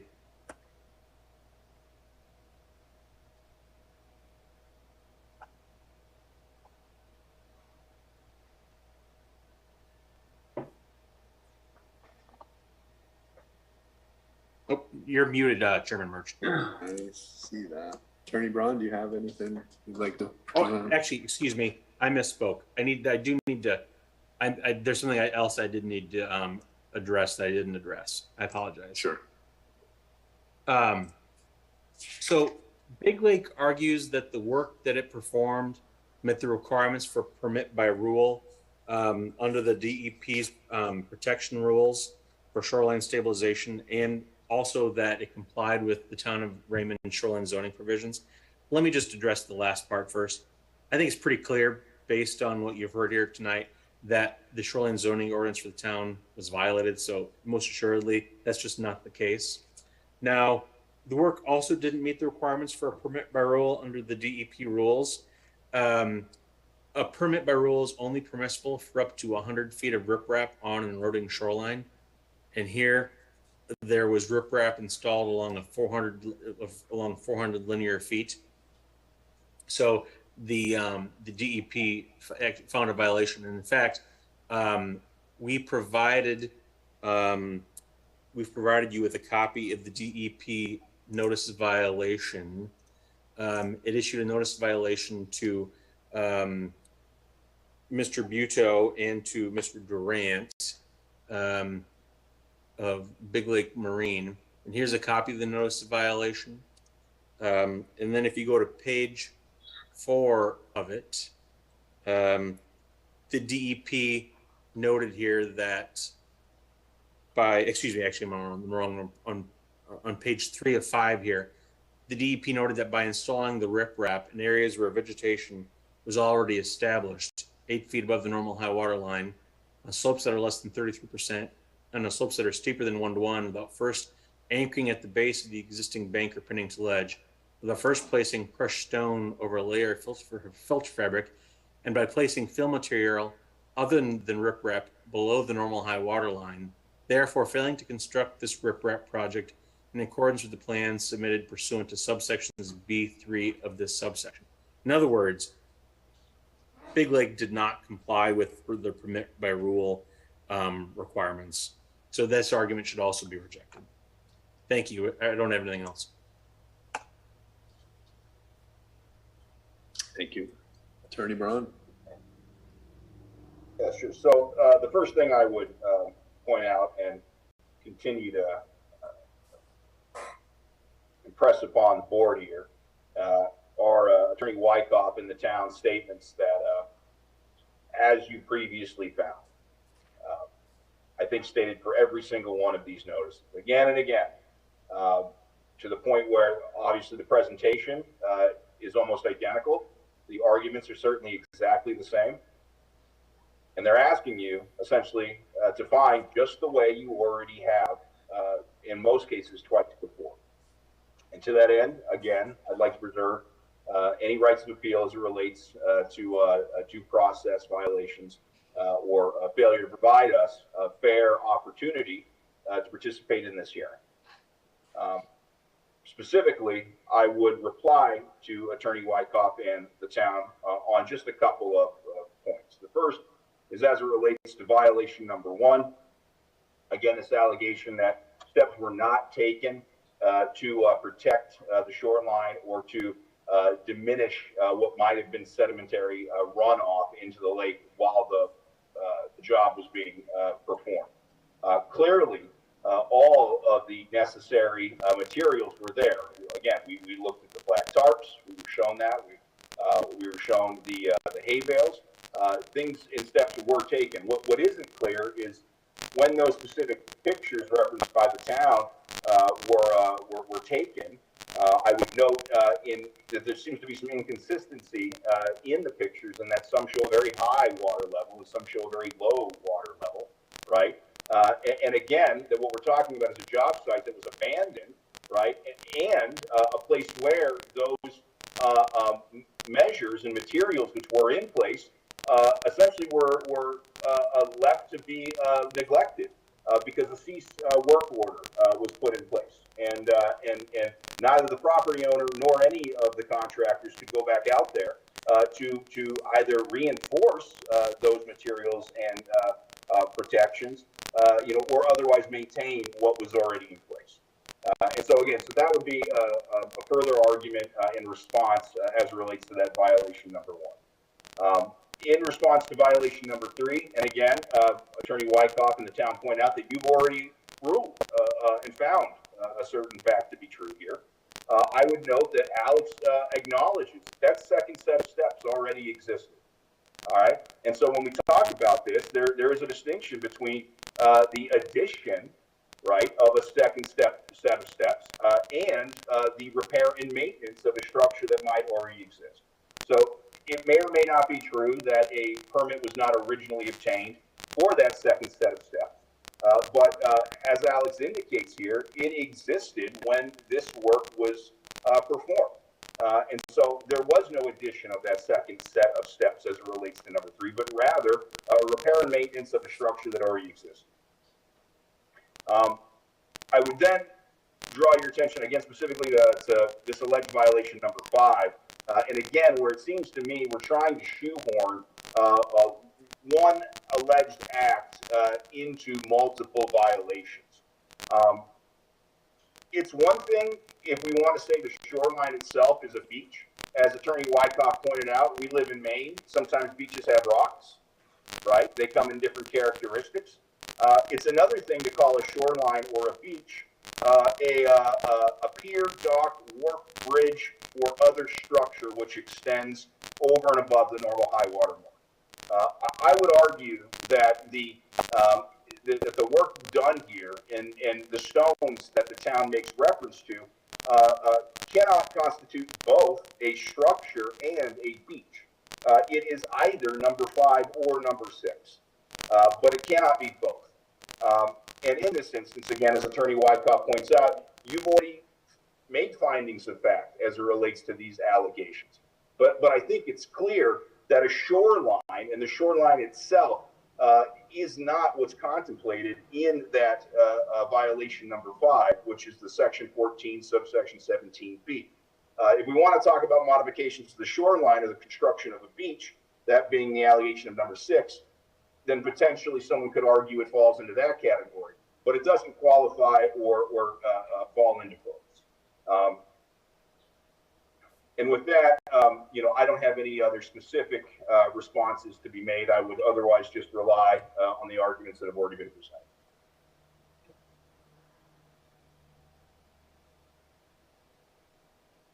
Mr. Chairman, do you want me to respond?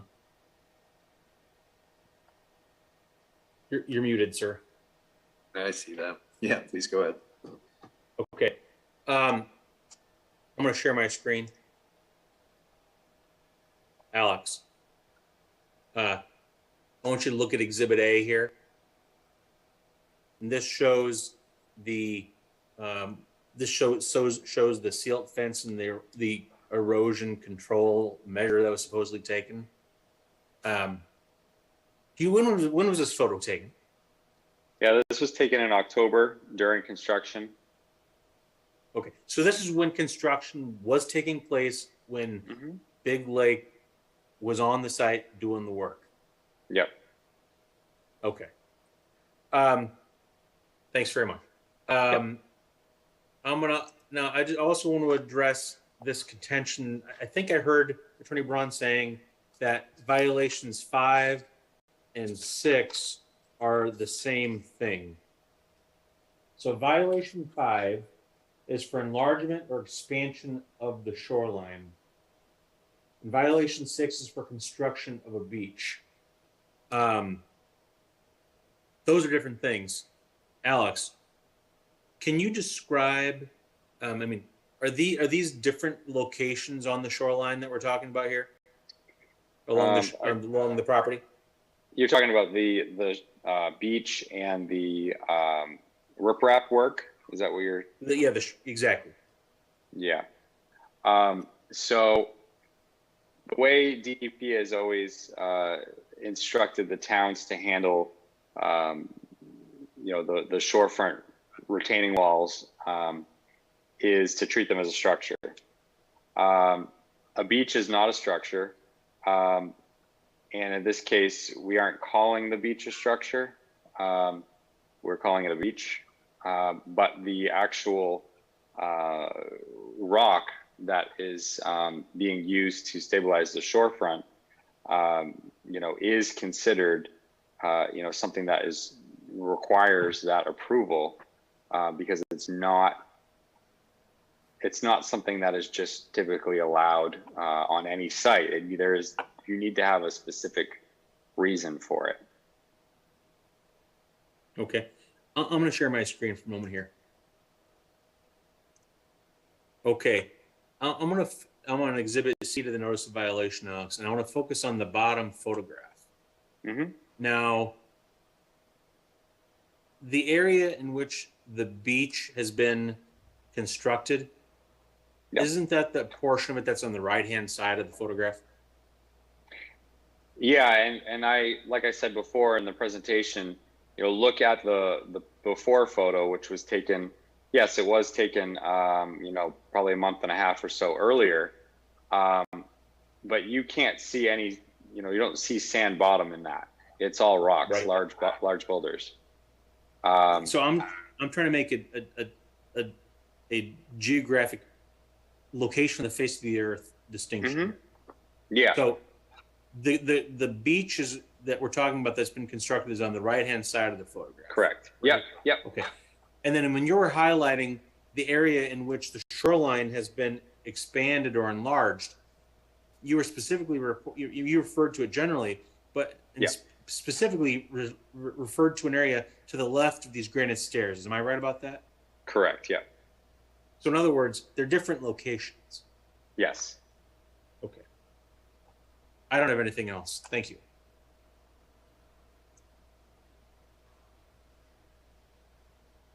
Think final, Attorney Braun. Yeah, just to come back to that final argument one more time, that alleged violation number 5. A clear reading of the ordinance indicates what we're talking about, right? Permanent piers, docks, wharves, bridges, boat launches, or other structures. It does not say anything about a shoreline.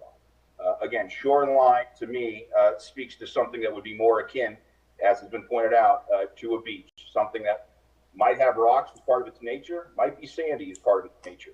But what is described here in the explicit reference to shoreline itself does not constitute or meet any of the other indicators of that ordinance. And so again, that would be my argument against violation 5.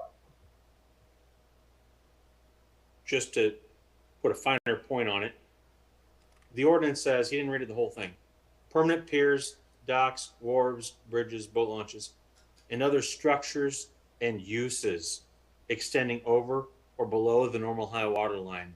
Now, we heard Alex say that the DEP instruction is that this should be construed to be a structure. Now, even if that weren't the case, the ordinance also talks about a use extending over or below the normal high water line, which the shoreline is.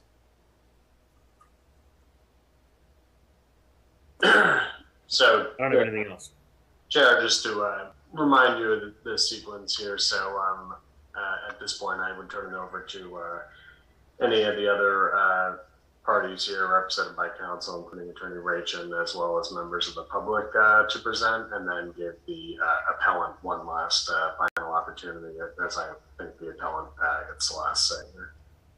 And I want to give Pete and Fred opportunity as well. Where does that fit into things? Sure, yeah. Sorry, if they have any questions for, I guess, yeah, questions for the town, they should ask those now before you turn it over to the public. Pete, Fred? So, and one of the violations of the steps, we're talking about this, there was 2 steps there originally, but the second set of steps was modified correctly so that they added, actually, it looks like concrete steps.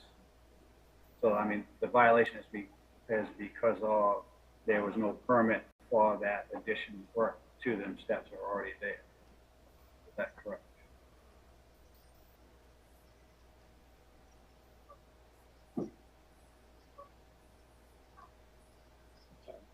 Violation number 3, correct, Fred?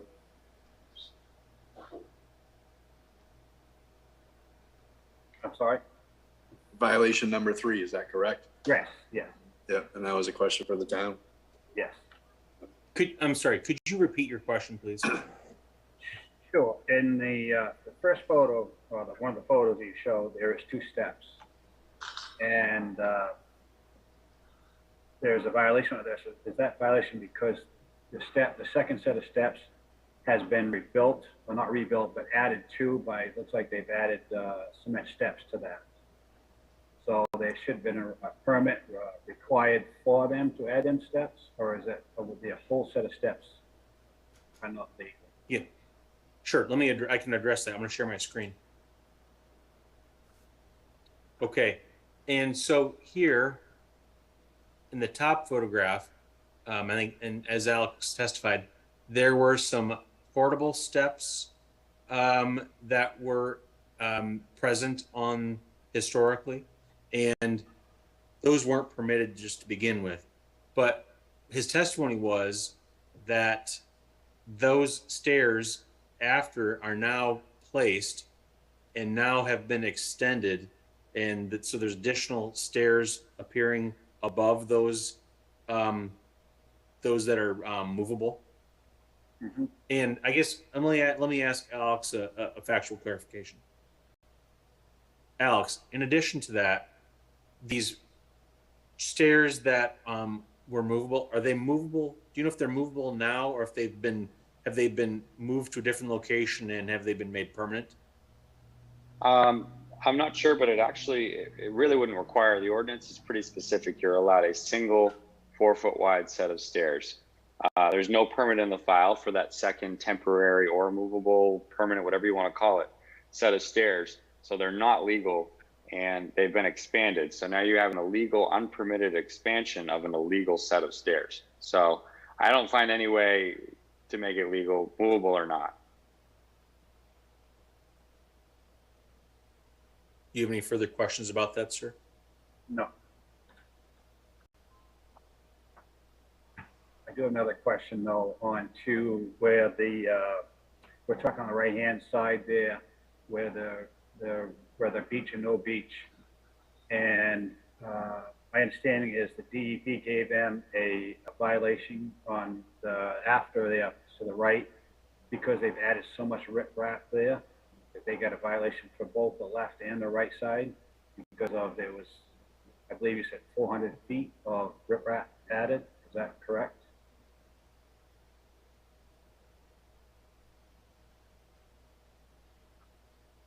Yeah. So that in the DEP's notice of violation, that's what the DEP's what it said. That's right. That they'd added 400 feet of riprap. So DEP is also stating that it's a violation as well Yeah. as. So right. That's right. The DEP found a violation and found that this was in excess of what would be permitted by a permit by rule, which allows for 100 feet, but they put in 400 feet. That's right.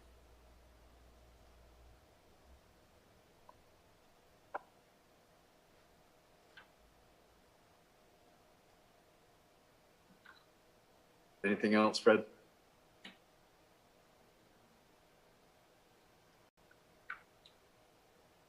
No. No. Pete, did you have any questions? I don't have any questions, David. I just think that the information that has been provided clearly shows that there's been some violations here. I mean, the landscape has grotesquely changed. We'll be sure to discuss what we see in this in a bit. I do have a question for town. Just to confirm, you're withdrawing violation number 4 and violation number 11. Is that correct? That is correct, Mr. Chairman. Okay. And in regards to violation number 7 and violation number 8, it was indicated that Q-Team, you have stated that Q-Team states they did not do the work. Big Lake Marine is also stating they did not do the work. I mean, clearly the work was done, but what evidence do you have that Big Lake Marine did this work? I mean, I think what we heard, well, I think we heard from Q-Team that they didn't do the work. And I think we heard them, maybe, I may not remember this correctly, but I thought I heard them say that Big Lake did this work. So, and Alex, do you have anything else you want to add here as to that? Yeah, that Big Lake did the work? That's been, you know, what we were told, you know, through our conversations with Q-Team initially. They claimed that the excavation contractor was doing that removal. You know, in addition to that, I do also have, you know, going back to the slideshow, this photo showing Durant's equipment. You know, it looks like there's a front loader. It looks like there is you know, a excavator in there. So it looks as though it's pretty clear from what you can tell here, they're grading that entire section where there once was ground cover. I don't think we could get any more proof, you know, who it was that actually came in and did that work. Q-Team typically does not remove anything smaller than a sapling. And that's at least what I took out of my conversation with Robert Fogg months ago. And I guess what I'd also say is, I think we heard Attorney Braun say they trimmed the vegetation. So, you know, we can talk about if trimming vegetation is removing vegetation. And I think Attorney Braun would say it's different, and we would say trimming vegetation is removing it. So I think we heard from their attorney that they did it. Do you want to speak to that, Attorney Braun? Yeah, sure. So I would first point out that sapling would seem to constitute vegetation less than 3 feet in height as it relates to the matter in question. I also find it frustrating that the town would just take, despite the fact that they gave them notice of violations, would just take Q-Team on their face for any statements they made related to this, and that was in fact the basis of the dismissal as it related to violations 7 and 8 against them. And if all the town is presenting right now, which it sounds like it is, as it relates to evidence of who conducted this conduct, is that Q-Team told them they didn't do it, that seems, you know, to be insufficient. We again reject the idea that we removed any vegetation that was less than 3 feet in height. We will continue to maintain that position, and we will continue to maintain that just generally violations 7 and 8 are duplicative of each other. So I'll start to open it up to the public. Attorney Rachel, do you have anything you'd like to share with us this evening? Yes, nothing much more to add. I just did, you know, as folks were speaking, I wanted to look at definitions. This is just simply with respect to Q-Team, the allegations about Q-Team. I think, you know, I'm not going to revisit the evidence that was submitted in the last go round, but I think, you know, we'll certainly state that, and I believe that Mr. Gosling's submission talked about how they only removed trees. And also, well, I don't know if that's somebody asking a question. Yeah, somebody, it's Robert O'Neill. Robert O'Neill, are you able to mute?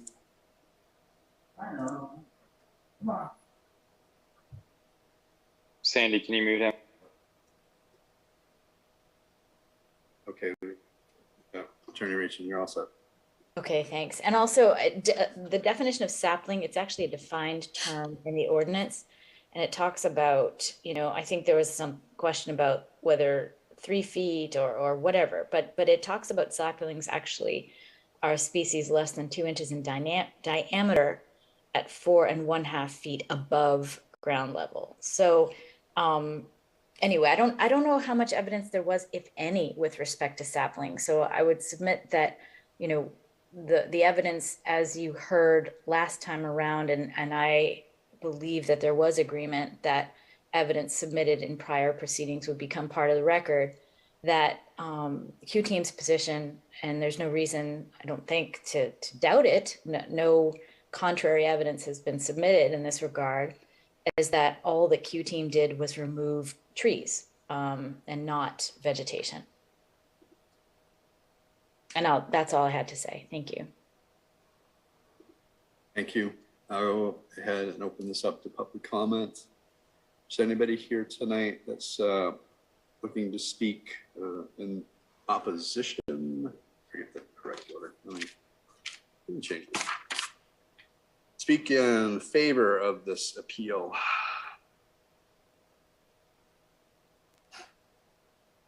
Is there anyone from the public tonight looking to speak in opposition to this appeal? Is there anyone from the public here tonight looking to take a neutral perspective to speak on this appeal? Okay, seeing here nothing, I will go ahead and close out public comments. Attorney Wagner, if you just want to sort of brief us on the next correct procedure. Sure. So I advise we follow the procedure that we have previously with our deliberations. So I suggest that the board go through issue by issue to identify the issues, identify what the violation is, what section of the statute that pertains to, and then what arguments have been made, and if there are sort of procedural arguments about like duplicative violations, we should address those, and then go through and let's discuss the factual findings to support the ultimate conclusions the board has. And as before, I'll take factual findings from a sort of consensus of the board, unless I sense that we're, veering, the board's veering in different directions, in which case we'll do a roll call vote, but I can just take a findings by consensus and then reach a tentative decision by vote as to whether to uphold or deny a violation, or to grant or deny the appeal based on a particular argument. And then after we go through that process, I'll consider all of those tentative findings and conclusions, and we'll continue the deliberations to the next date with instructions for me to prepare that decision. So with that process in mind, I suggest, because this is what I'm going to use to guide us here, that the board have before it the statement of findings of fact and conclusions of law dated today, August 30th, prepared by the town.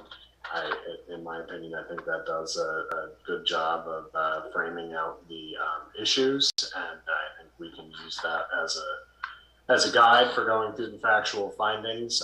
But additionally, I think the board should have before it the April 7 notice of appeal. And I also recommend having a copy of the prior decisions pertaining to 18 Fernwood, so that the board can see its prior findings under different appeals concerning different parties, but similar, the same factual allegations. So is everybody prepared with those materials and ready to move forward? No, not in regards to previous findings. Although I would say to Pete and Fred, I don't want us to fall into, just because we did it a certain way last time, that requires us to do it the same way this time. I think we've been instructed. No, and just to be clear, when I'm, the parties, which I mean parties, I mean all the attorneys in the Zoom room here. In my opinion, we're under an agreement that evidence that was introduced in one hearing could be relied on in another hearing, and so references made to that in arguments. So I agree with you that in this appeal we should be making independent findings based on the facts here, but certainly you can rely on evidence from other hearings, and you can consider it relevant that in one hearing you found, there was shoreline cutting. And you can make that same finding here and say it's based on the same evidence and reasons of the prior appeal. But additionally, we find that cutting was done, by Big Lake Marine, or Big Lake Marine is responsible, for those who are not responsible. I think that's a new factual determination that you make here. So that's why I suggest having those decisions in front of you as well. You have mine. Fred and Pete, do you have that available to you?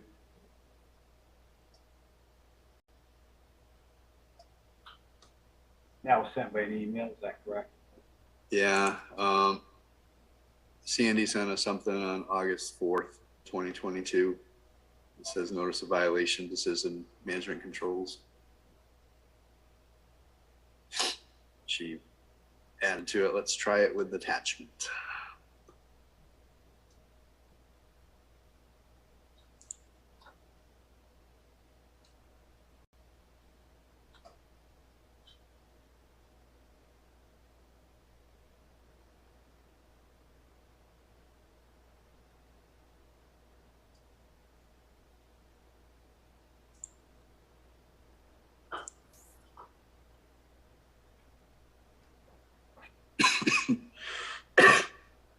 You have it, gentlemen? I have two computers, and I don't have it on the one that I'm on the side. I'm gonna try to find on this one.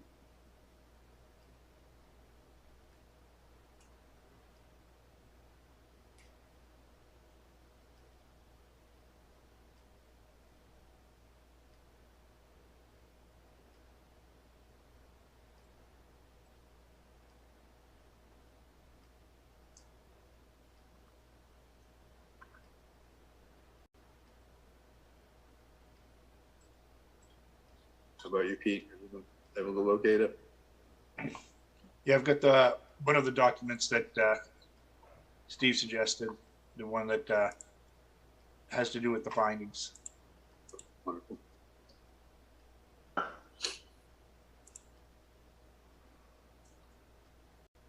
So I think it sounds like we're ready to move forward. So as I see the first issue, and if the board wants to approach it in a different way, certainly let me know. But I guess I'd suggest that the first issue is this argument that I think addressed in the procedural section, but I think we can, since it was renewed in the substantive arguments, we should address it again, which is that it's a violation of the due process to rely on the presentations and findings made previously, and that is a ground for granting the appeal. So I think the board should address that argument first.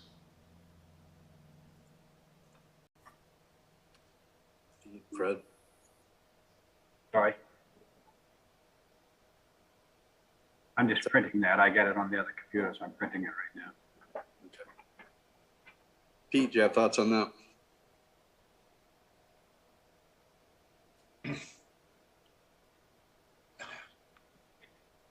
Could you explain that again, please, so that I can, because I'm trying to look Yeah, at. so the argument, as I understand it from Attorney Brown, is that the appeal should be granted and the violations vacated because there's been a violation of due process to essentially in that Big Lake Marine was not provided an adequate opportunity to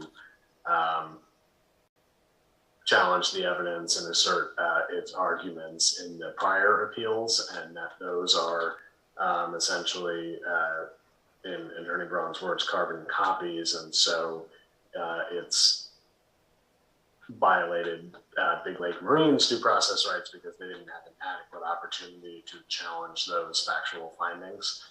Since that's really strictly a legal argument, I'll give you my opinion that I do think that they were provided an adequate opportunity to ask questions of witnesses, cross-examine witnesses, and Attorney Brown was present for all of that. Attorney Brown, in my opinion, was a party to the agreement that the parties could rely on evidence made in one proceeding in making arguments in future proceedings. So in my opinion, there's been no due process violation.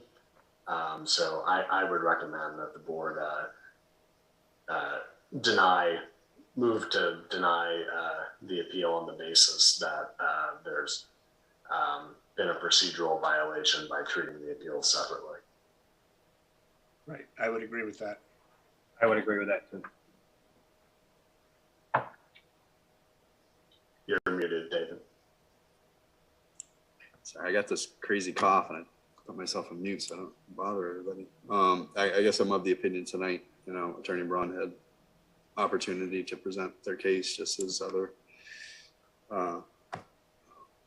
appellants did before. So, I'm in agreement that we should, forget how it's phrased, deny dismissing this. It's a motion to deny the appeal based on the grounds that there was a violation of Big Lake Marine's due process rights by treating each of the notices of violation separately. So this is a motion to deny it. So to vote in the affirmative would be to move forward. Vote in the affirmative would be to support the town's position. Okay. All right. Thank you. That was a little confusing now. So we need a motion. Well, we got a motion. So moved. Do I have a second? I'll second. Any further discussion? All those in favor? David, yes. Fred Miller, yes. Lockwood, yes. Okay. So the second issue, as I see it, is a larger procedural argument along the lines of what the prior management controls made, which is that there's a unnecessary duplication between allegations that certain conduct violated the shoreline zoning ordinance and a violation based on a failure to get a permit that would have allowed ostensibly that same conduct. So I think you can address that in all at once. So, should any of the violations be vacated on the basis that they are duplicative of other violations? I'm looking at an estimate made from Big Lake Marine Construction to Management Controls Inc., of which it says Big Lake Marine will obtain all necessary permitting from. It says Big Lake Marine will obtain all necessary permitting from the town and DEP. So, if I'm understanding you correctly, Attorney Wagner, and how you phrased it, Big Lake Marine indicated they would obtain the permits. So, and it appears they did not. Right, but I guess as I see the argument that we should address is that certain certain violations are duplicative of others. So there's a requirement to get a permit, and that's one violation. But there's a requirement, there's a violation of the shoreline cutting, and a violation of the shoreline stabilization activities. And so, as you know, previously this board has dismissed that argument as the idea that they're duplicative. It did so based on and you can certainly make reference back to your prior decision or tell me, for the same reasons that we denied it previously. I understand what that means, and I can pull those same arguments and findings into this decision. And basically, in summary, you concluded that these are separate conducts. There's the act of doing the cutting, and then there's the act of failing to get the permit, and it's valid to treat them differently. And you also made conclusions that it wouldn't be appropriate for you acknowledge that a court may do that differently in terms of assessing its penalties, but that's not a role for this board to get into. So I guess my question for the board is that do you still want to make those same findings and conclusions today as it pertains to this argument? So I just want to be clear. I'm looking at the notice of violation, and just so I'm clear, violation 1 says filling in earth moving in more than 10 cubic yards. Violation 2 says violation and earth moving in more than 10 cubic yards without a permit. Is that what you're referring to? Right. That'd be a great example. Okay. Duplicative of one. I personally am hesitant to blanket vote that because in previous discussions, there's at least one item where we had a board member present a case to not supporting that. So I would prefer to give the board an opportunity to discuss that again. Okay. So I guess we could just go violation by violation then. That would be my preference. Yeah. Okay. Let's do that. So violation 1. That relates to the filling and earth moving occurring in violation of section 15U1, which requires that activity be done in a way to prevent erosion and sedimentation of surface waters.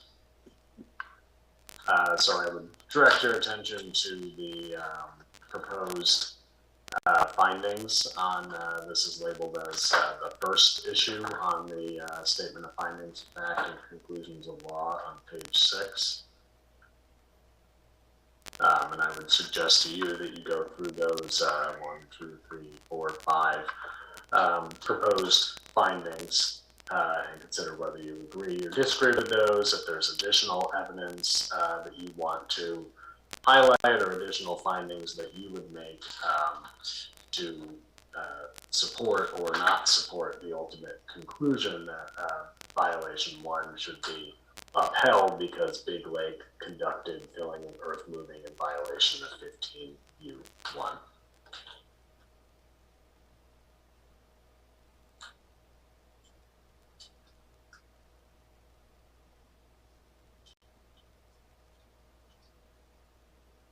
Sorry, David, you're muted. I am reviewing the findings of fact. What I find difficult is it's not clear which item in the findings of fact, as far as the document that we created for management controls. It's not clear. I would say item 1 correlates to item 1 for. Yeah, it doesn't necessarily correlate that same way. So, again, it just. Yeah, what I suggest is we follow the notice of violation here, which is 1, and in the proposed statement of facts and conclusions of law, we have finding first pertains to violation 1. So you're referencing us to the document provided by the town? Is this yes. correct? Okay, yes. Got it.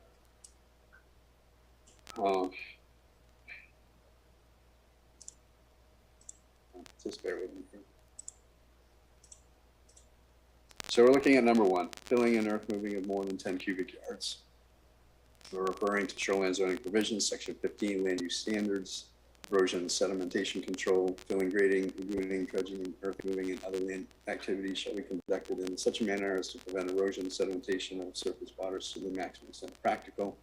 All activities which result in unstabilized soil conditions which require a permit shall be developed in accordance with an erosion and sedimentation control plan prepared in conformance with the requirements of Maine Erosion Control, the NPS, Bureau of Land and Water Quality, Maine Department of Environmental Protection, March 2003, and subsequent revisions thereof.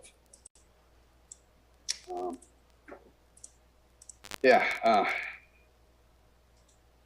mean, given the information provided by the town, I mean, it's clear to me anyways that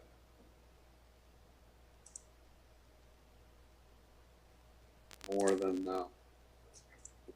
back and forth here. All right, too many windows up.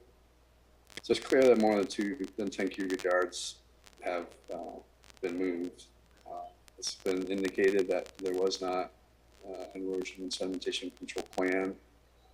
We saw photos indicating that what erosion control was in place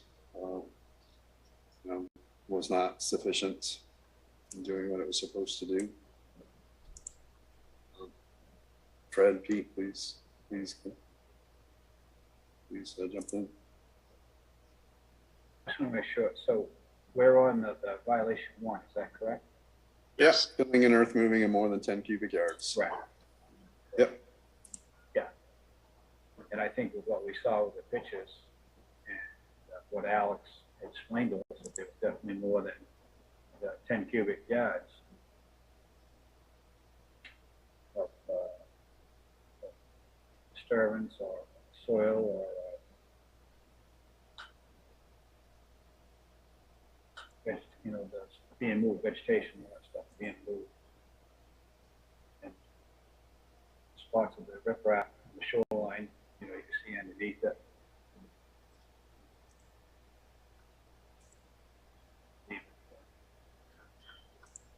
So accurate to say what I'm hearing is that the board agrees with all the proposed factual findings that are listed here. And that's also consistent with the factual findings that the board made.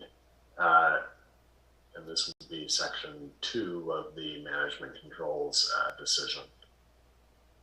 I would say yes. Yes. Yes. So in that case, I would suggest a motion to conclude as providing the notice of violation.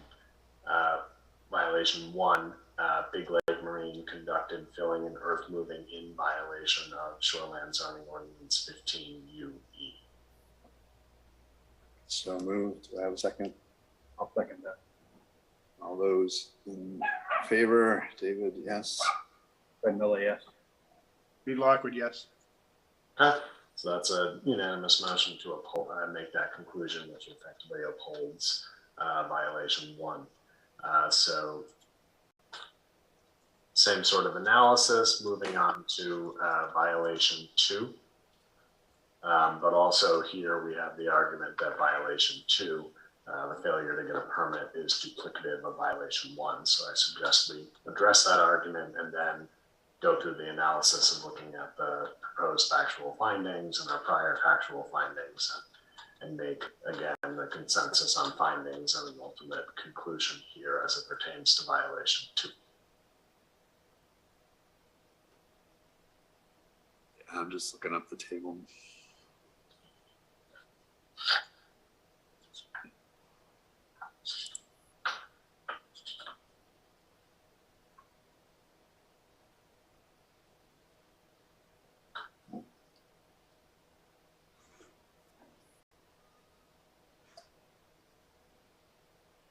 Okay, so filling and earth moving of more than 10 cubic yards in LRR1, LRR2, table indicates that a permit is required from the code enforcement officer. And a home permit was not obtained And we've evidenced that more than 10 cubic yards was moved. So I believe this should be upheld. I would agree. Fred? Well, I see on this, what it, here on this number two, here I see it, that it says that we have to, that the filing of earth moving of more than 10 cubic yards, which, you know, we saw in the pictures, and it said has occurred in LR2 zone, and it's without a permit, and with Alex's testimony stated there was no permit issued. With the pictures that we've seen, I believe that that this was a violation. Okay. Do we have a consensus?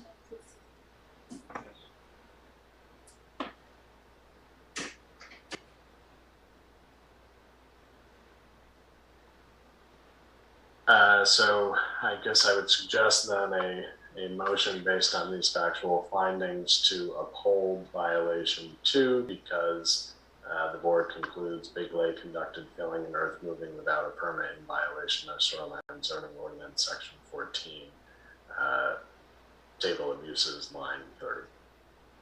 So moved. Do I have a second? Second. Further discussion?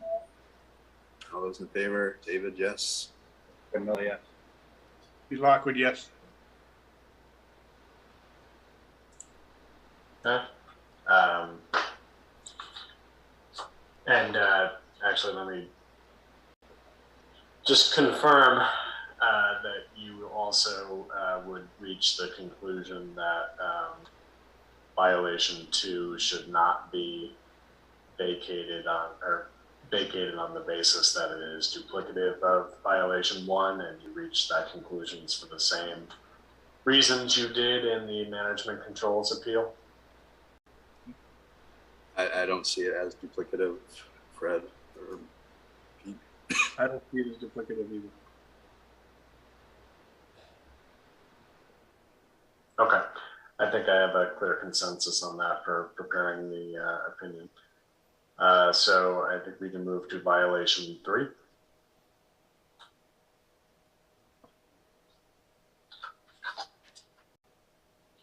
Number 3, illegal shoreline access.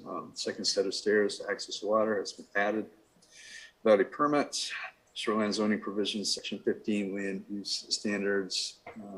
Section B, principal and accessory structures. Number 8, notwithstanding the requirements stated above, stairways and or similar structures may be allowed with a permit from the code enforcement officer to provide shoreline access in areas of steep slopes or unstable soils, provided that the structure is limited to a maximum of 4 feet in width. The structure does not extend below or over the normal high water line of a water body or upland edge of a wetland unless permitted by the Department of Environmental Protection pursuant to Natural Resources Protection Act Title 38 480-C, and that the applicant demonstrates that no reasonable access alternative exists on the property.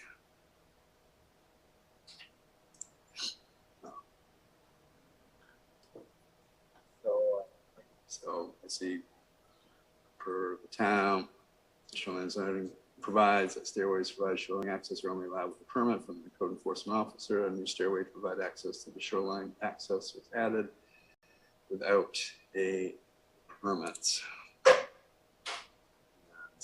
Our understanding is that the stairway was extended.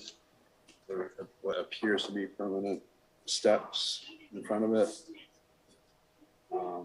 It was indicated that no permit had been applied for either in the past or currently. So I believe that this, for myself, I'm convinced of this one in the sense that it has been extended.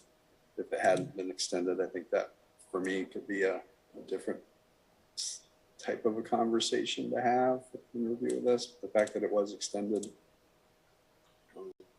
It appears that they've been, made for more of a movable set of stairs to, it looks like it's probably a permanent set of stairs where they have the concrete steps added to it. in the beginning, was not sure who put the original portable stairs there, but obviously it was moved, or by pictures showing that it had been moved to an extended set of stairs and appeared to look like it was more permanent and without a permit. Plus it was a second set of stairs, which only allows one set of stairs.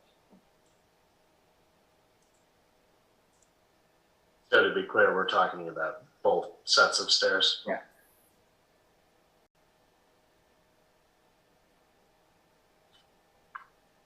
Pete, anything? Yeah, I was thinking in the last picture that Attorney Wyckoff showed us of the shorefront there with the excavator clearly in front doing the work, that temporary set of stairs was not in the picture. So clearly it was moved, altered, and then as we saw in other pictures, extended into a more permanent set of stairs. So definitely did not exist before, in my opinion.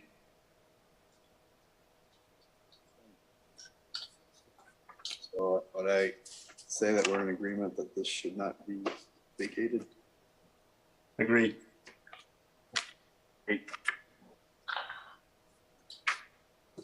So I guess I would characterize that as a motion to uphold violation 3 based on the consensus on the factual findings and the conclusion that Big Lake added a new stairway to access the shoreline without a permit in violation of Shoreline Zoning Ordinance Section 15B8.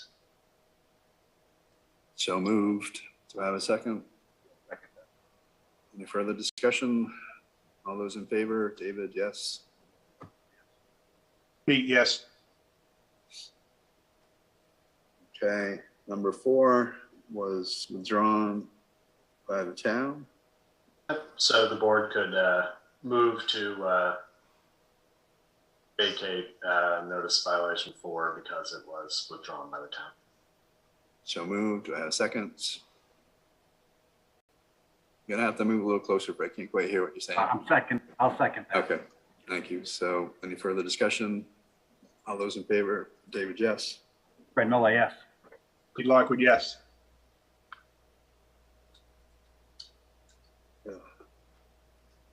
So violation number 5. Piers, docks, wharves, bridges, boat launches, and other structures and uses extending over or below the normal high water line or within a wetland without a permit from the planning board shoreline.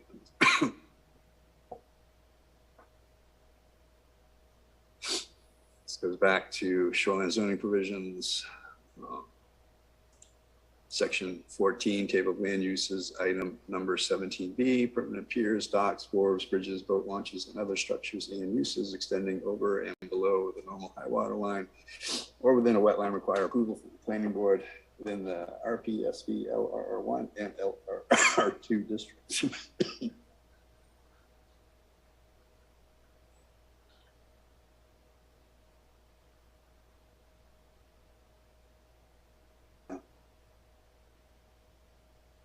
Well, it's clear the shoreline was extended.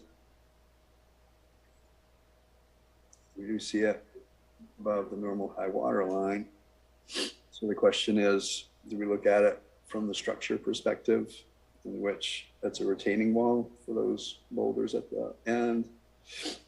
Do we additionally look at it from a use as of shoreline? Pete, Fred?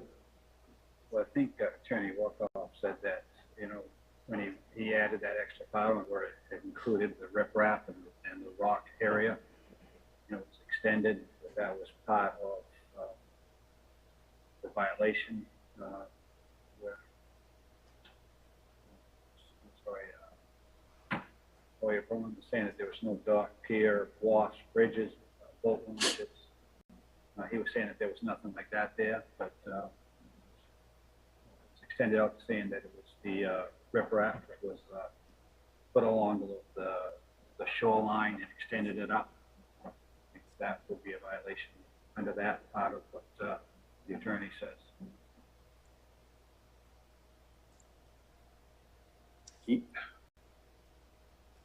think the shoreline definitely went from a natural situation to something that had been filled in and changed, as you know, into more of a straight line, and rocks were definitely pulled out and to clear up the right-hand side of that beach area. I am. And just to be clear, we're the board's finding that there was evidence to show that this was work performed by or under the direction of Big Lake.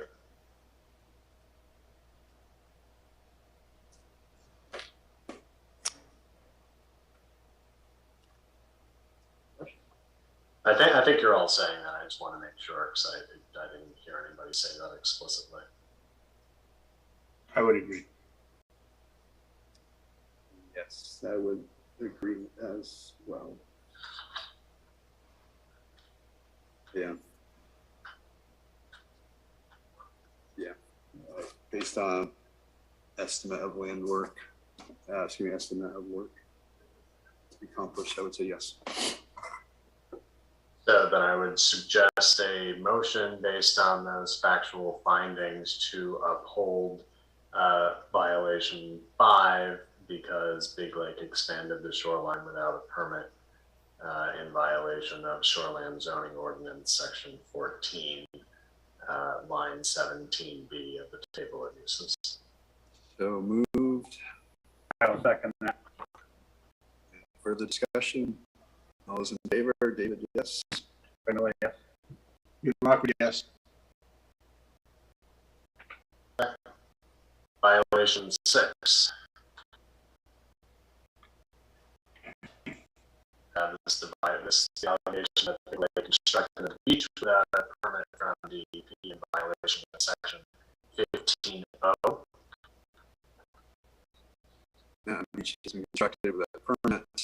Shoreline zoning provision, Section 15, land use ordinance, Section O, beach construction of the pond, any great pond shall require a permit from the Department of Environmental Protection. Beach construction on any river, stream, or brook capable of floating water grass shall require approval from the Department of Environmental Protection. So our focus is on beach construction on any great pond shall require a permit from the Department of Environmental Protection.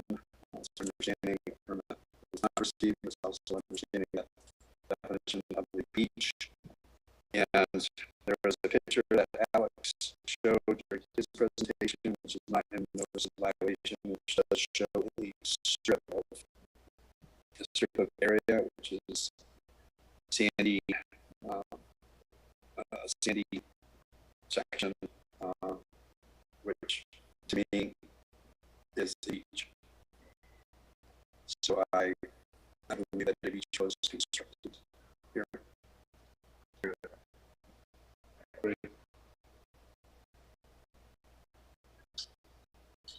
And the board agreed there was no permit obtained for that work. So yes.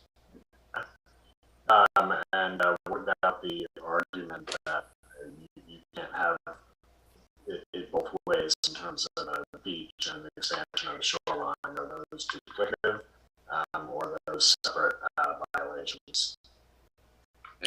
I believe those are separate. What was shown by Alex indicates a beach area, which was separate from the shoreline, which went specifically to the water.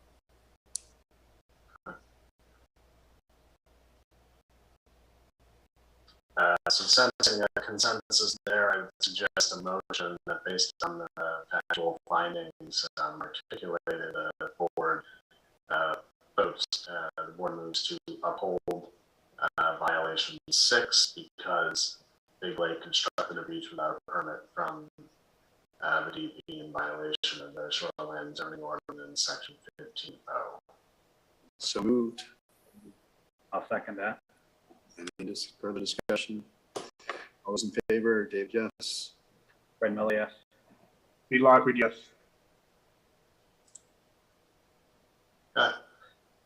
Violation 7. removal of vegetation less than 3 feet in height relates to shoreline zoning provisions, section 15, land use standards. Section Q, clearing or removal of vegetation activities other than timber harvesting for the section C in order to protect water quality and wildlife habitat. Existing vegetation under 3 feet in height and other ground cover, including leaf litter and forest stuff layer, shall not be cut, covered, or removed, except to provide for a footpath or other permitted uses as described in section 15Q, paragraphs 2 and 2A above. For number 7, the town has not shown to me that this is a violation, which Big Lake Marine has done. So I do not believe this one should be applied to them. But that's my 2 cents. Pete, Fred. I mean, we all know it's been moved, but, you know, we don't know who moved it, right? Correct. Q team indicates that it was Big Lake Marine. Big Lake Marine, I believe, is indicating it might be Q team. I don't know, but I should say they're indicating that they did not do it. So we have 2 parties indicating they didn't. Clearly, it was done, and but without any proof that Big Lake Marine is the actual ones that did this, I do not feel good about moving forward with this one. I feel it should be withdrawn or not upheld. So that's opinion. Just to read my notes here of the other evidence that's here. So I agree. You have a statement from Attorney Braun that Big Lake Marine denies being the one responsible for that, and I think they challenge the credibility of, or at least the idea that the board would just accept the credibility of Q Team's denial that it didn't. My recollection is then that the record would show that Q Team not only denied that it was responsible, but asserted it was Big Lake Marine. So I think that's on the record, and I think we also, I believe Alex testified to some machinery and took pictures of where it was located and how that could lead to the conclusion that it was Big Lake Marine that was responsible for the removal. So I agree with the chair's assessment that there's conflicting evidence, so it's up to the board to decide which evidence it finds more persuasive.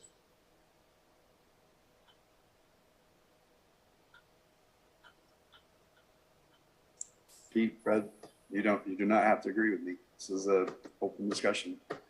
Right. Yeah. No, I think I'm more inclined to think that this was Big Lake Marine. The pictures that we saw, the testimony that we've heard, they had the equipment in there to do the actual vegetation removal. And what we heard from Attorney Richard was that Q Team came in and removed trees only. It's 2 different things in my mind. Fred? I mean, we know it's moved. You know, I mean, the pictures show that, you know, that the vegetation has definitely been removed. And there is definitely the excavator sitting there, you know, in the picture that appears that had been doing some work there. I mean, I don't disagree, but there's not, to me, compelling evidence specifically that Big Lake Marine did this work. So.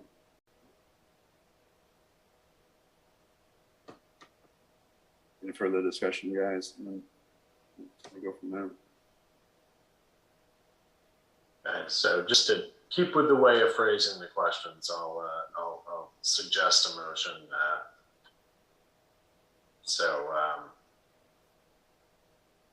Based on the factual findings discussed by a majority of the board, it's just a motion to uphold violation 7 because Big Lake cleared and removed vegetation less than 3 feet in height from within 100 feet of the normal high water line for no valid purpose in violation of section 15QC. So do I have I take exception to the word clearly, but. Did I say, I meant to say cleared or removed, not. Okay, I may have misheard. So do we have a motion for that? Do we have a so moved? Brett or Pete? So moved.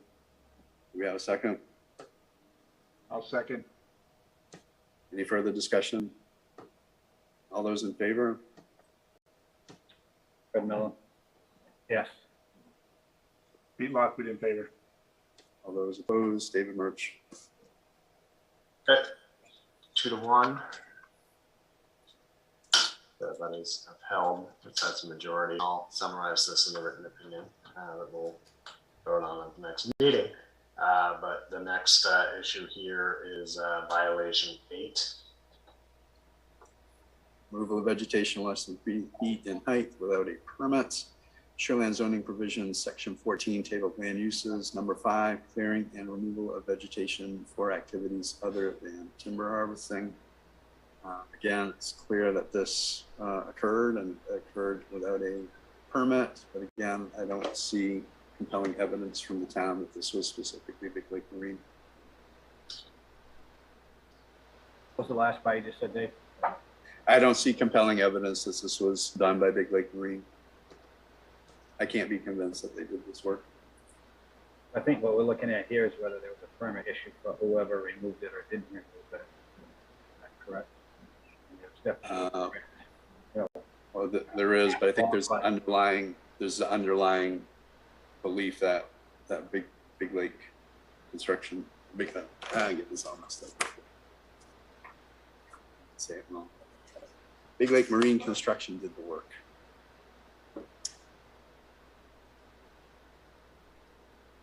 There's that underlying assumption. So, I mean, yes, I believe, in brief, yes, I do believe that there was removal of vegetation less than 3 feet in height, and I believe this was done without a permit. So in regards to that aspect of this particular violation, I do believe this work was done. However, as it relates specifically to the appellant, I don't have compelling evidence from the town that they did this work.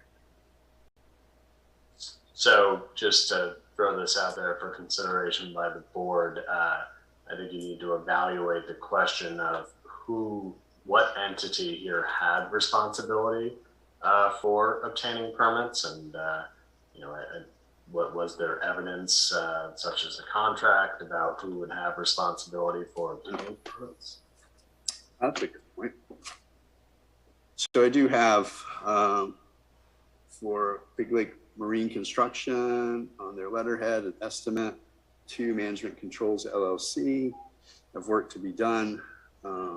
Project located 18 Farmwood Road, number 2318 Raymond, Maine, will consist of the following. And one of them is Big Lake Marine will obtain all necessary permitting from town and DEP. So in that regard,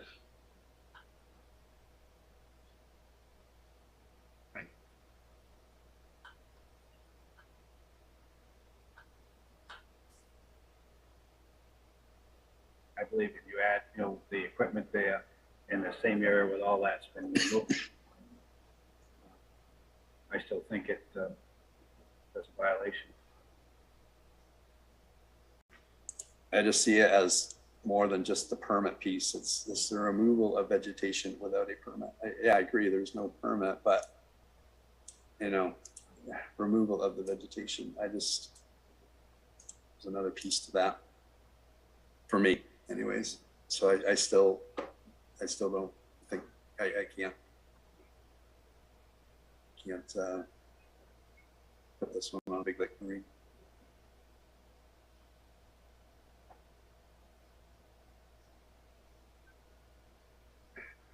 Brad, Pete, any further? I'm going to maintain my previous position. Same to me, I think it's a violation. I think it's a violation.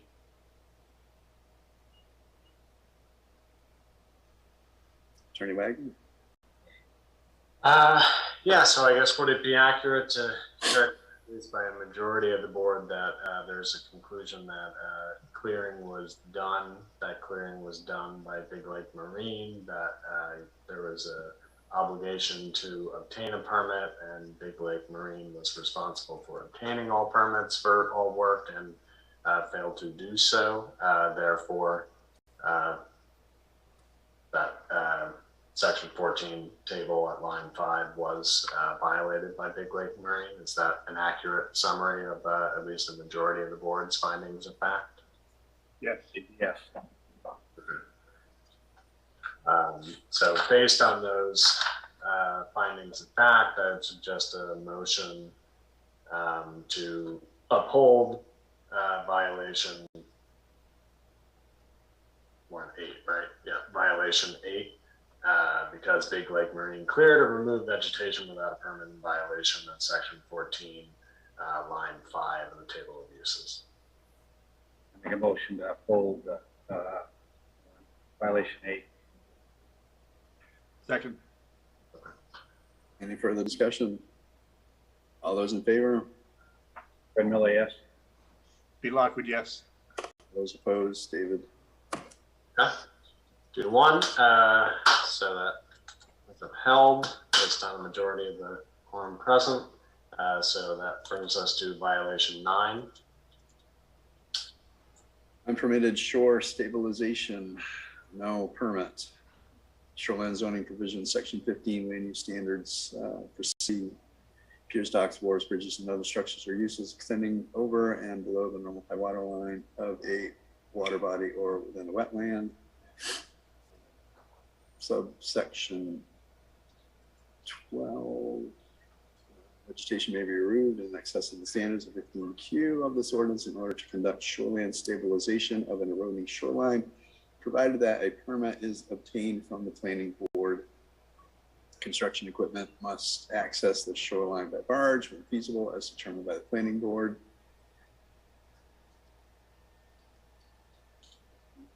When necessary, the removal of trees and other vegetation to allow for construction equipment to access the stabilization site by land must be limited to no more than 12 feet in width. When the stabilization project is complete, the construction equipment access way must be restored. Revegetation must occur in accordance with section 15T. So it's indicated that this was a shoreline stabilization project. However, it was also indicated there was no permit obtained by the planning board, which is what's required.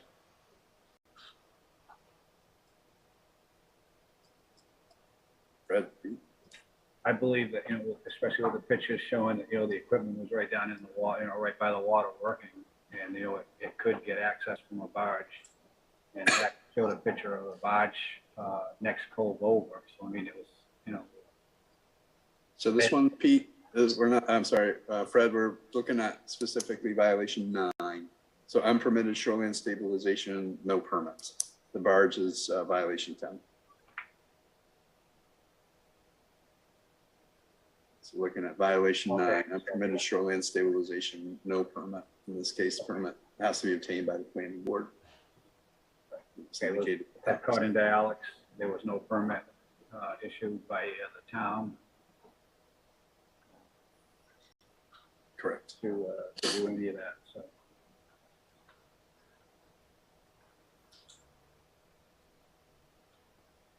So they. I think there's sort of 3 factual issues here that you have to reach a conclusion on. Was the work performed based on the evidence that you've seen? Does that constitute a shoreline stabilization project? If it does, was it performed by Big Lake Marine? And if so, was it done without a permit? So, looking at that, it was indicated through Attorney Braun that this was a shoreline stabilization project. There's been other documentation, but I can't find it right off. There's evidence that, Durant excavating materials were there.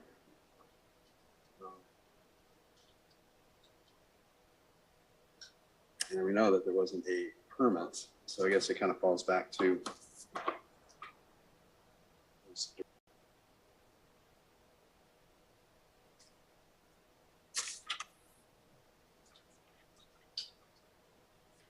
Red Pete. Again, you know, the pictures tell us that there was vegetation there. It was definitely removed. There was equipment there that obviously moved it. So to return to David's question briefly, and I think that it's valid that the board should consider that, because if you're looking at evidence of, you know, if something by something operated by Durant, you know, how does that show that it was Big Lake Marine? I think the town's position is that these are all related entities controlled by the same person. So evidence of Durant doing something is evidence of Big Lake Marine. I would agree with that.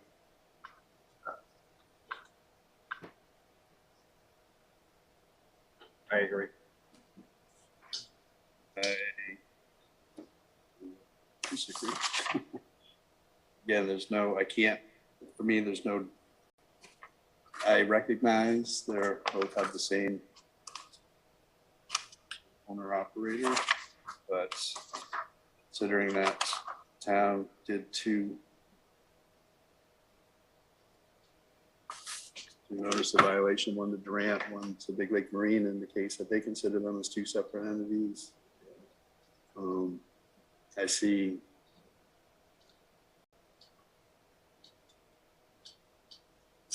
all right, hold on. So I'm reading Big Lake Marine Construction, and again, their estimate, an invoice for work to be done. Install 3 feet of riprap in a boat ramp area with 3/4 inch crushed rock, stone compacted. All cavities to be filled in with 3/4 inch stone at 45-degree angle. Replace fallen rocks around the deck area. All work to be completed by land and by barge as necessary to complete excuse me, the project. Banking will be sloped as required, build up to 2.5 to 2 inches of the berm, bark mulch over the berm. So I would say, given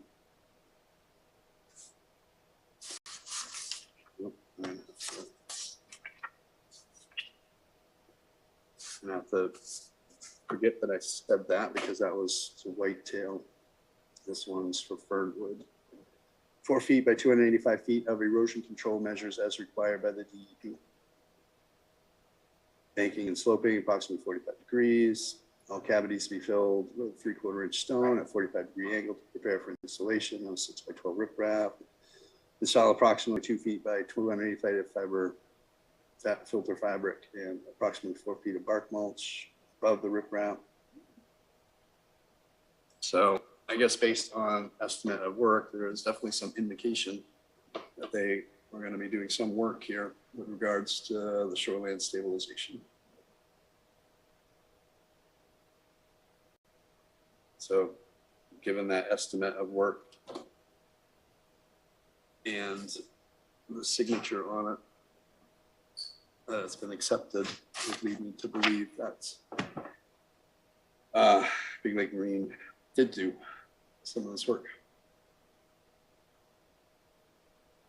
So I'm hearing a consensus of the board on those factual findings, that there was shoreland stabilization, that it was done by Big Lake Marine, and that it was done without a permit in violation of 15C12. Yes, I would agree. Okay, so can I suggest a motion that based on those factual findings, the board moves to uphold violation 9 because it contends it was a shortfall. I second it. All those in favor? David, yes. Fred Miller, yes. Pete Lockwood, yes. Okay, unanimous. 9 is upheld. That brings us to violation 10.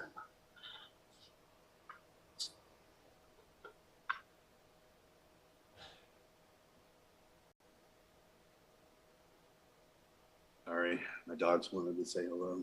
All right. Violation number 10, unpermitted shoreline stabilization, no barge. Shoreline zoning provisions, section 15, land use standards.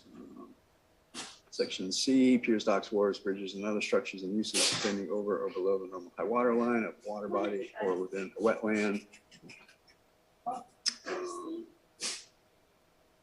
Further, section 12, vegetation may be removed in excess of the standards in 15Q of this ordinance in order to to conduct shoreline stabilization of an eroding shoreline, provided that a permit is obtained from the planning board. Construction equipment must access the shoreline by barge when feasible as determined by the planning board. So that's sort of the tough one, is we don't know if the planning board would have determined that a barge would have been feasible. However, no permit was obtained. The evidence was a barge for Durant excavating, but the estimate from Big Lake Marine does indicate all work to be completed by land and by barge as necessary to complete the project.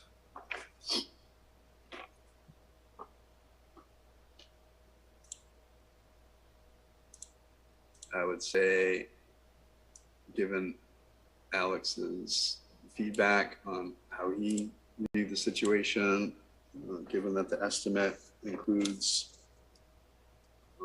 signed estimate includes the condition for doing work by a barge, leads me to say that this should not be, this is applicable. Brad or Pete? I believe the violation should be upheld. The permit wasn't applied for. I mean, the equipment was shown there in place doing the work.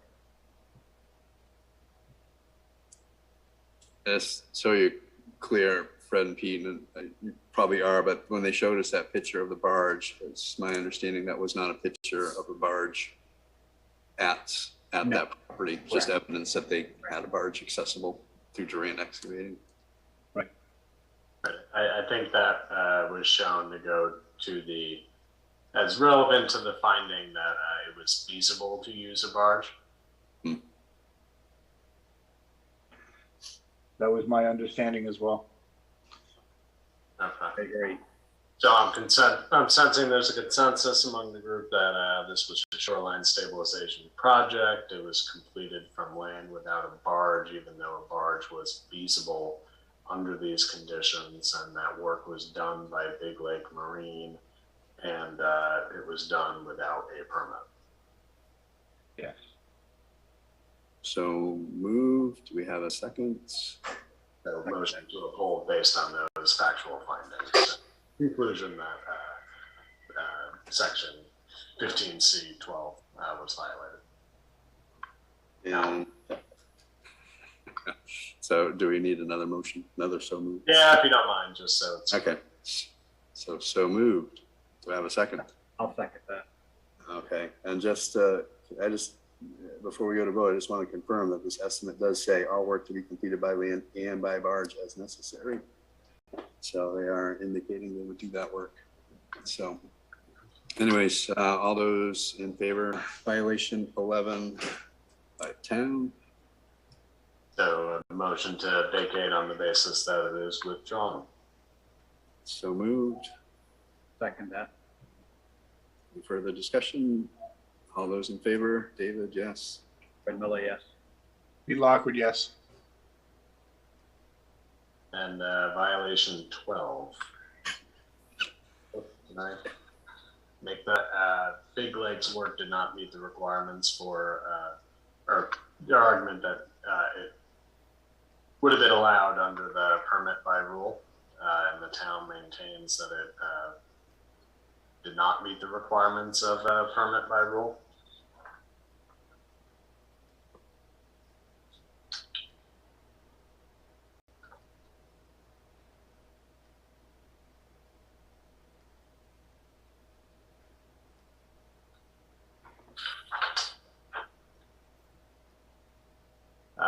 So I guess, does anybody think that the evidence showed that the town maintained the evidence showed that this did not qualify for a permit by rule, and I think they pointed to the DEP notice of violation. The board concluded, as a matter of fact, that based on that evidence, this would not qualify for a permit by rule. Yes, I would agree with that. Yeah, understood. Yeah, I read that violation notice, so yeah, I would definitely agree with that.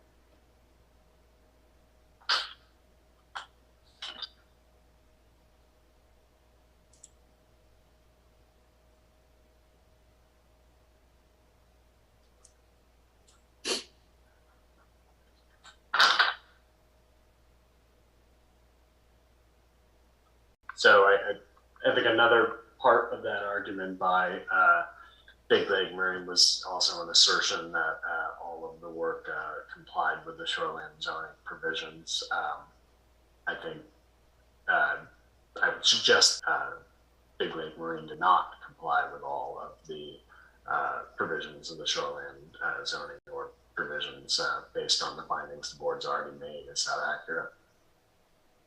Yes. Yeah. Then I'd suggest a motion to deny the appeal based on the grounds that it qualified for a permit by rule or otherwise complied with the shoreline zoning ordinance provisions. So moved. I'll second that. All those further discussion?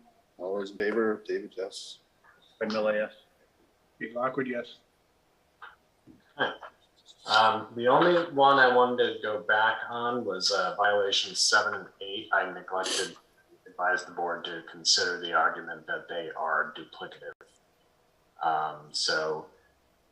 Does anybody want to revisit? No, I don't believe them to be duplicative. Okay, and the reasons for that, can I say that they're the same as how the board treated that issue when it was raised by management controls? Yeah, but it also falls back to violations 1 and 2. Okay, same reasoning there. Yep. Okay, so I think we've addressed all the issues as I see it on this, and I've got clear preliminary findings of fact and make a motion to instruct me to prepare a draft decision reflecting that, and then also move to continue these deliberations to the next scheduled meeting. So moved. Second. Further discussion? All those in favor? David, yes. Fred Miller, yes. Pete Lockwood, yes. Okay, so Mr. Turn it back to you. My understanding is that is all the old business that all the parties have agreed to address today. We took, we took everything off the table. So the ratification of findings of fact, that's actually completed. So all the public hearings, Durant excavation, that's been completed, as well as Durant excavating, 28 whitetail, so 18 firmwood, 28 whitetail lane have both been completed. So I will entertain a motion to table administrative appeal, re-notice of violation 310-2022 for Gregory P. Vaughn on behalf of Big Lake Marine, and administrative appeal, re-notice of violation issued 128-2022, B.B. Ratchet Esquire on behalf of Management Controls for 28 Whitetail Lane. And then finally, administrative appeal, re-notice of violation issued 310-2022, applicant Gregory P. Vaughn on behalf of Big Lake Marine for 28 Whitetail Lane. Motion to table all those for the next meeting. Brad B. So moved. Yeah, I need a so moved, and I need a second. So moved. Second. All right, all those in favor of tabling, David, yes. Fred Miller, yes. Pete Lockwood. Attorneys, I thank you for your time. Our next meeting, I believe anyways, Monday, September 26th at 6 p.m. Again, via Zoom. Pick up pretty much where we left off. Does that match everybody's expectations? Yes. All right. Thank you much, Mr. Wilson. We also have on our agenda new business administrative appeal, re-denied business license. We have bylaws in place, Mr. Wilson, which require us to not take on any additional business after 10 p.m.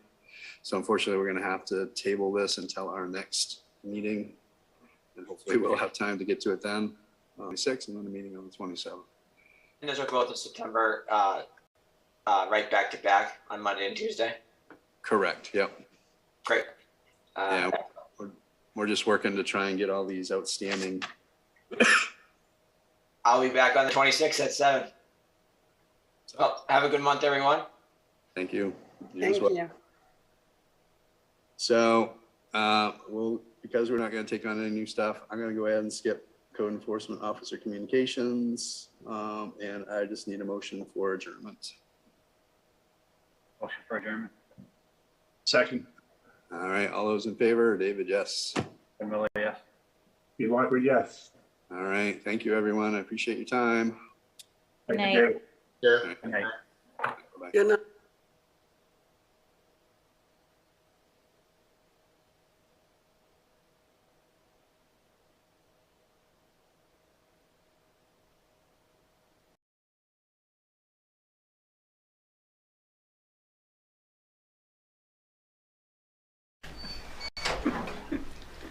Good evening and welcome to the Comprehensive Plan Committee meeting. I'll call the meeting to order at this juncture, and the first order of business is election of officers that have been put off from last meeting. Are there any nominations, or where are we going? Yes. I think we need to have a chair and vice chair or co-chairs to continue on through this process. It will get us to a place faster than not. And I would like to nominate co-chairs. I think I nominate Kayla and Peter. Peter has had experience as a vice chair of this committee the last time around. And Kayla has a lot of experience, as well as she has a lot of resources at her fingertips that she will probably be able to use to help us on our way.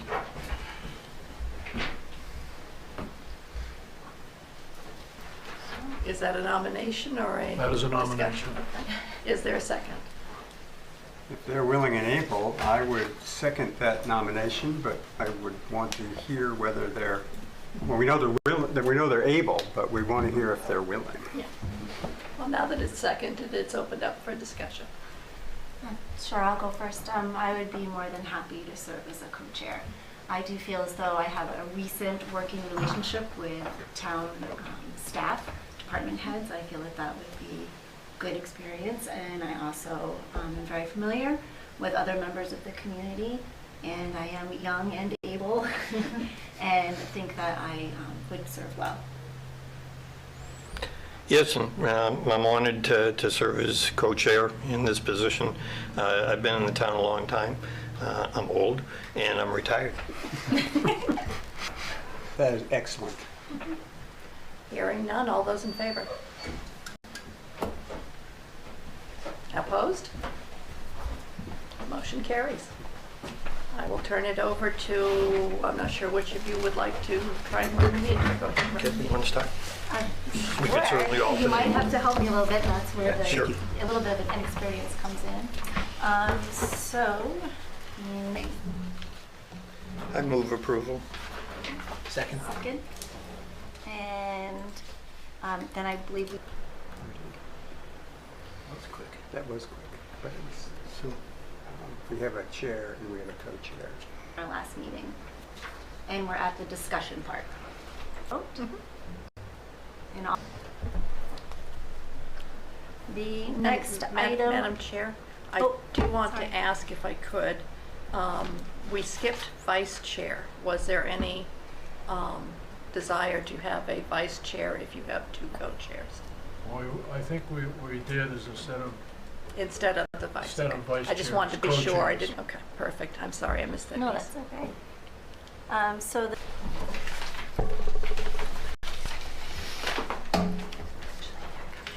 So, Madam Chair, I'd ask, first of all, everybody had an opportunity to see the document.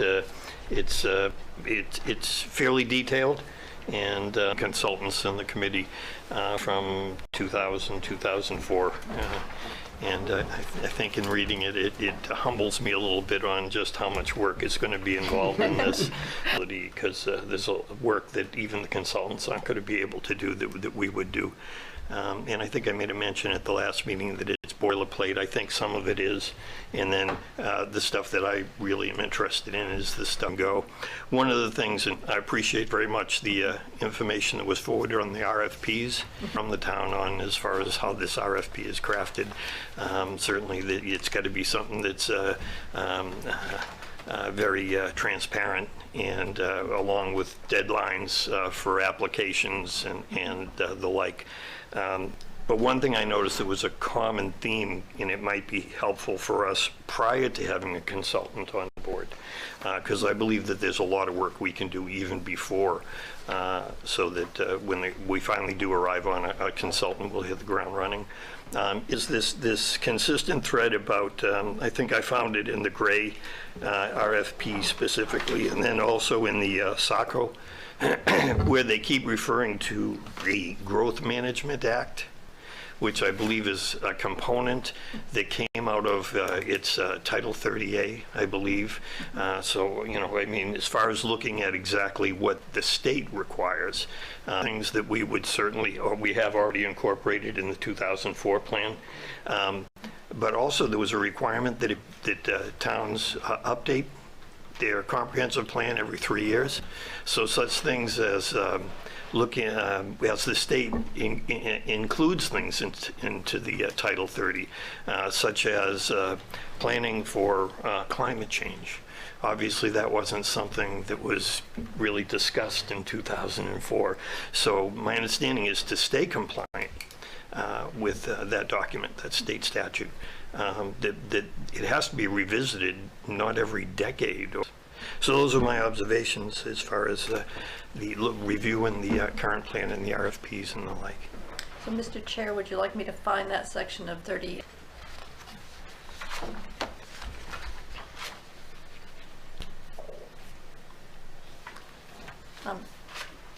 If one thing I did find, I did bring the planning resource list that I've begun. I'm not sure it's really anything you need right now. I have below, something like that. But he didn't give some ideas of things that should be in RFPs. So he's a resource we might be able to call on. He said he'd be happy to zoom into a meeting if that's something the committee would like at some point. Great. Good idea. That's a testament of the times, it seems, going from a planning office under Evan Ryan. Musson Group is the one that I'd mentioned last time that the town clerk in Cutler suggested. His team. He's the former planner of Wyndham, so he's very familiar with the area. And he's in New Gloucester, which is a great thing. I also have done a little bit of investigation today. I called a former planner from many years ago, now retired, name now, I guess maybe Council of Governments, and she gave me a name of Eric Gallant and a telephone number I didn't have a chance to call yet, and then a name that a lot of people in the planning world might recognize, Matthew Eddy, who was in Westbrook, is heading up that agency now, and she thought that he might be a good resource.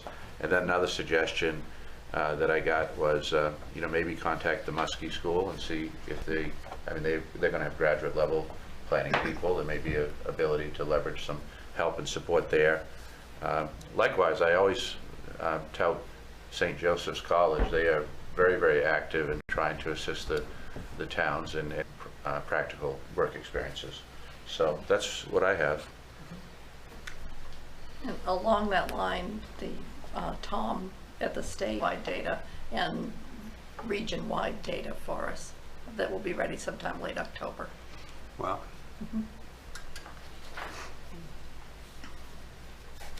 I have your list and I'll add it to this document. Okay. I can get it tomorrow. Yeah. Sorry, I didn't get a chance to talk with you No, that's today. Mhm.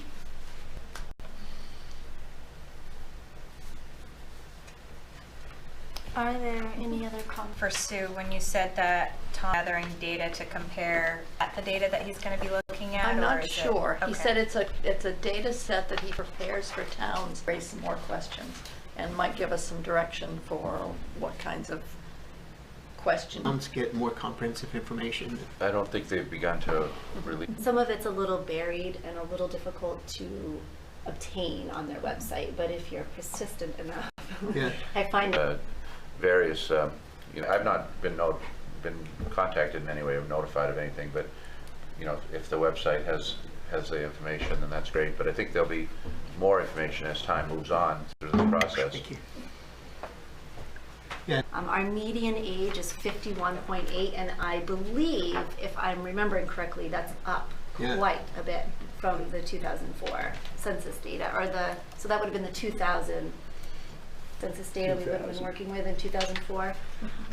The average household size is down a little bit to 2.36. I also thought it was interesting that the group that seems to have fared the least well is in Dollars? 2000, yes. So So the real dollars. largest increase in poverty age group wise is those 75 and older in the age group of 75 to 74, which was not predicted. I believe it actually states in that 2004 comprehensive plan that they suspected that the retirement age group of people would end, but I think that that's proved to be wrong. These would be spending more time here through the pandemic. I think what happens in a town like Raymond is people find that the average income of the seniors would go down just because of that. And that's not a new phenomenon. That's happened here for years. People got to a point in their lives here, there was nowhere for them to get a condo or something like that, so they had to leave. My contemporary accommodations that they'd like to have here. It's also not a place that young people find accommodations either. That's true. That is true. Yeah, if you're younger and just starting out, you're going to be hard pressed here. Absolutely. Yeah. So on the median income, how did that look across you know, comparable communities or other? Last time around, of course, it was significantly higher. No, I didn't compare. I didn't even know it was out there, so there I you go. compared the 2020 data to the 2000 data that was in the 2004 plan. Well, at one point, I believe we're still, I would guess, in the top 20. Of the state. Possible. Yeah. Does that take into Percentage account or only communities? Number. year-round residents, or is that That's, yeah. people that pay Yes, taxes? in It would town? be the year-round residents. It Native. would the census focus on those who permanently reside here. Okay. Right. Per capita income. When you said top 10, did you top 10 number or percent? Top 10% of speaking? Per capita income, you know, to a large population of people who do have a high income, I guess. I have to be honest, I was a little surprised that that's what they said the median household data was. I personally thought. It would cause the average to go down. To drop. Mhm. The in the former plan, I suppose there's still kick in the. They have projections, Thought I turned it off. and I cannot For the state. absorb. Yeah. Yeah. And subdivisions and the development environment was very, have, you know, significant capacity ramped up, you know, There are ready a to number go. of subdivision plans that have been approved that have not been built. For instance, Rolling Brook was approved in the early 2000s, I believe, and they did phase 1, and then only recently, the last hasn't been built out at all, has not even started. That's going to be And a 55 plus, I think, isn't it? There's a certain percentage of it. Yeah. And I don't remember, I think it was at least 10%, but I could be wrong. I haven't visited that in quite a while, but I don't believe you'll even see that start for a while, because I believe that the developers are thinking they may want to be built right now. So I don't think you're going to see any huge growth until the supply chain changes, and you know, some of these contractors that are throwing out prices that are absolutely ridiculous come down. I mean, I personally, I'm not doing some projects that I'd like to do because it's too expensive. I'm gonna wait, and hopefully prices will come down. I don't know.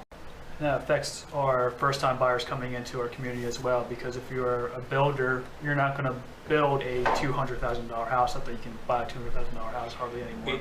It's amazing. The houses that I think in my mind only 2 or 3 years ago would be at 250 to 270 subdivisions that I'm talking about. Yeah, ranches have now reached 400. I mean, in most zones. Little A or a big A, as in like a state program with affordable like AMI, you know, restrictions, or affordable for like a first-time home buyer that's like coming in. I'm thinking more first-time buyer. Yeah, me too. Just using that as an example. I'm not saying that every home that would have been $200,000 for first time, but that's where they're going to kind of land is, is within the little A, I guess it would be. Okay.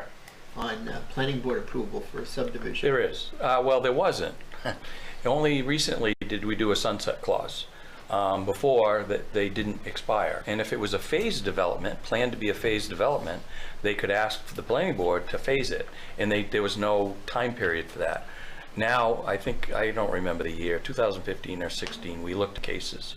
So we do have a... Yeah, as far as the, two things, as far as history goes, just to bring up to snuff with the town, in the mid-2000s, the town actually we didn't meet the threshold once as far as saying, no, you can't. Use a percentage of the last 10 years. We did 70 houses, then 60, then it went down to like 40, 30, it kept diminishing. Sure. So it got to the last year when we got rid of the growth management on us, I could only issue 6 permits. And I saw that as a problem. Yeah, so we got rid of the growth management ordinance. And the other, correct me if I'm wrong, but I believe the federal definition of affordable housing, so I don't know if that's the big A or the small A, is if either your mortgage, your monthly mortgage or rent is 30% affordable. Anything over 30% is considered not affordable. And I believe that includes utilities. I think it does.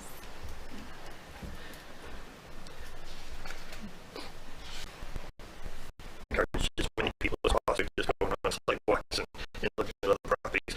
I think very nice history, and it's not to make anyone in this room, the community who fought in the wars, and they got a reward, which was, you know, plots of land that they finally ended up getting rained. But I would think if we could go back maybe a little bit further before. Look at that, Peter. There was quite a bit of information on natural resources and some of the studies that have been done protecting our natural resources. The portion in there about China Lake was a little scary to read, honestly, and that the quality of the lake went down so much so quickly. And obviously it was decades worth of you know, degradation that led to that. But you know, I would say our lakes and our really hold so much value and you know, for our area. So I would think that we would really want to put an emphasis on making sure that we're doing. Kayla, I could add a couple things to that. You know, cyanobacteria. Yes, and they never knew exactly where it came from, but it came from, they thought, from too many malfunctioning septic systems. Alewives got into the lake and they degraded the oxygen level down low. Then this to address construction on the lake for smaller properties, and it was mirrored after Raymond's point system. So we have that in place, and I can tell you that our lakes are in that's monitored by Portland Water District. But I would tell you from my experience being here for as long as I have, the lakes are in pretty good shape. But it is something you have to be aggressive about, and code enforcement's important for not cutting the buffers. Question earlier to Sue, I can understand a lot of where I'm sure a lot of this will come naturally over this is a great level set where we're at I think that'll be a good. For Don, do you know, is there an official definition of the Lakes region? Bridgeton and Harrison, so that's a pretty big area. Yeah, I would say the whole Sebago Lake watershed. Say anything that touches Sebago. Yeah, and then or over the and that's water. huge. That goes. That would include all of the communities that are in the periphery, you know, the watershed communities for sure, but when, yeah. But the missing were Standish and Sebago. Wyndham, but nothing on the other side of Sebago. Yeah, when I say that, I'm saying, you know, from that, I guess, I don't know if it would be longitude, latitude, whatever, from that way up, all the towns on either side of the lake. So what's your speak? I'll just say that we go at things more like the suburban Portland communities, and some of the towns as you go west are more like the Western Maine, which include a lot more elected officials and more of the old as you get west. And it's a commitment. Time people, they don't, a lot of them, and so, you know, what's left of it, and so even the bigger communities are seeing that now. And there's actually, right now, Cumberland County is doing a study. A bidding war, basically. Yeah. It's who's got the next $5. Exactly, just fighting this war of pay. And the folks who have these jobs, they work, you know, do it across all municipal classifications. It doesn't matter what you look at. Public safety, you know, administrative. You do have retirees still, and people who are police officer in Portland, and so that's what he did. And so they have those assistant payrolls, you know, working part-time for us. So if we have a major, you know, medical emergency, they're here. And along that line of everything, it seems to be interacting with something, or is how, if the demographics in 2000, do I have a job? Do I have the capacity? And I had to laugh at a couple of the answers, which is, well, not right now, because I can. Her comment was, because I said, you know, we need more affordable, and her comment was, because I said, you know, we need more affordable housing, and she said, well, you know, it's really workforce housing now. And I said, well, okay, so it's a different tier, workforce housing and affordable housing. It depends on, well, the other day, and it was by someone, and it was just, you know, actually some individuals find workforce housing term to be, I think that the selling the idea of a plan going 10, 15 years down the road and having people accept stereotypes or false impressions. Well, I think there's two things. We have already talked about surveying the community and how we need to do that and get a lot of input from the community. But on the other hand, I think one of the obligations we have is to educate the community, because what the ground looks like and why we think the way It's not going to get accepted, and but it really needs to.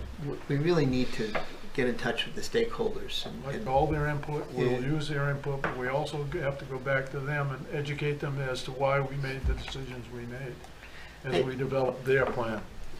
Just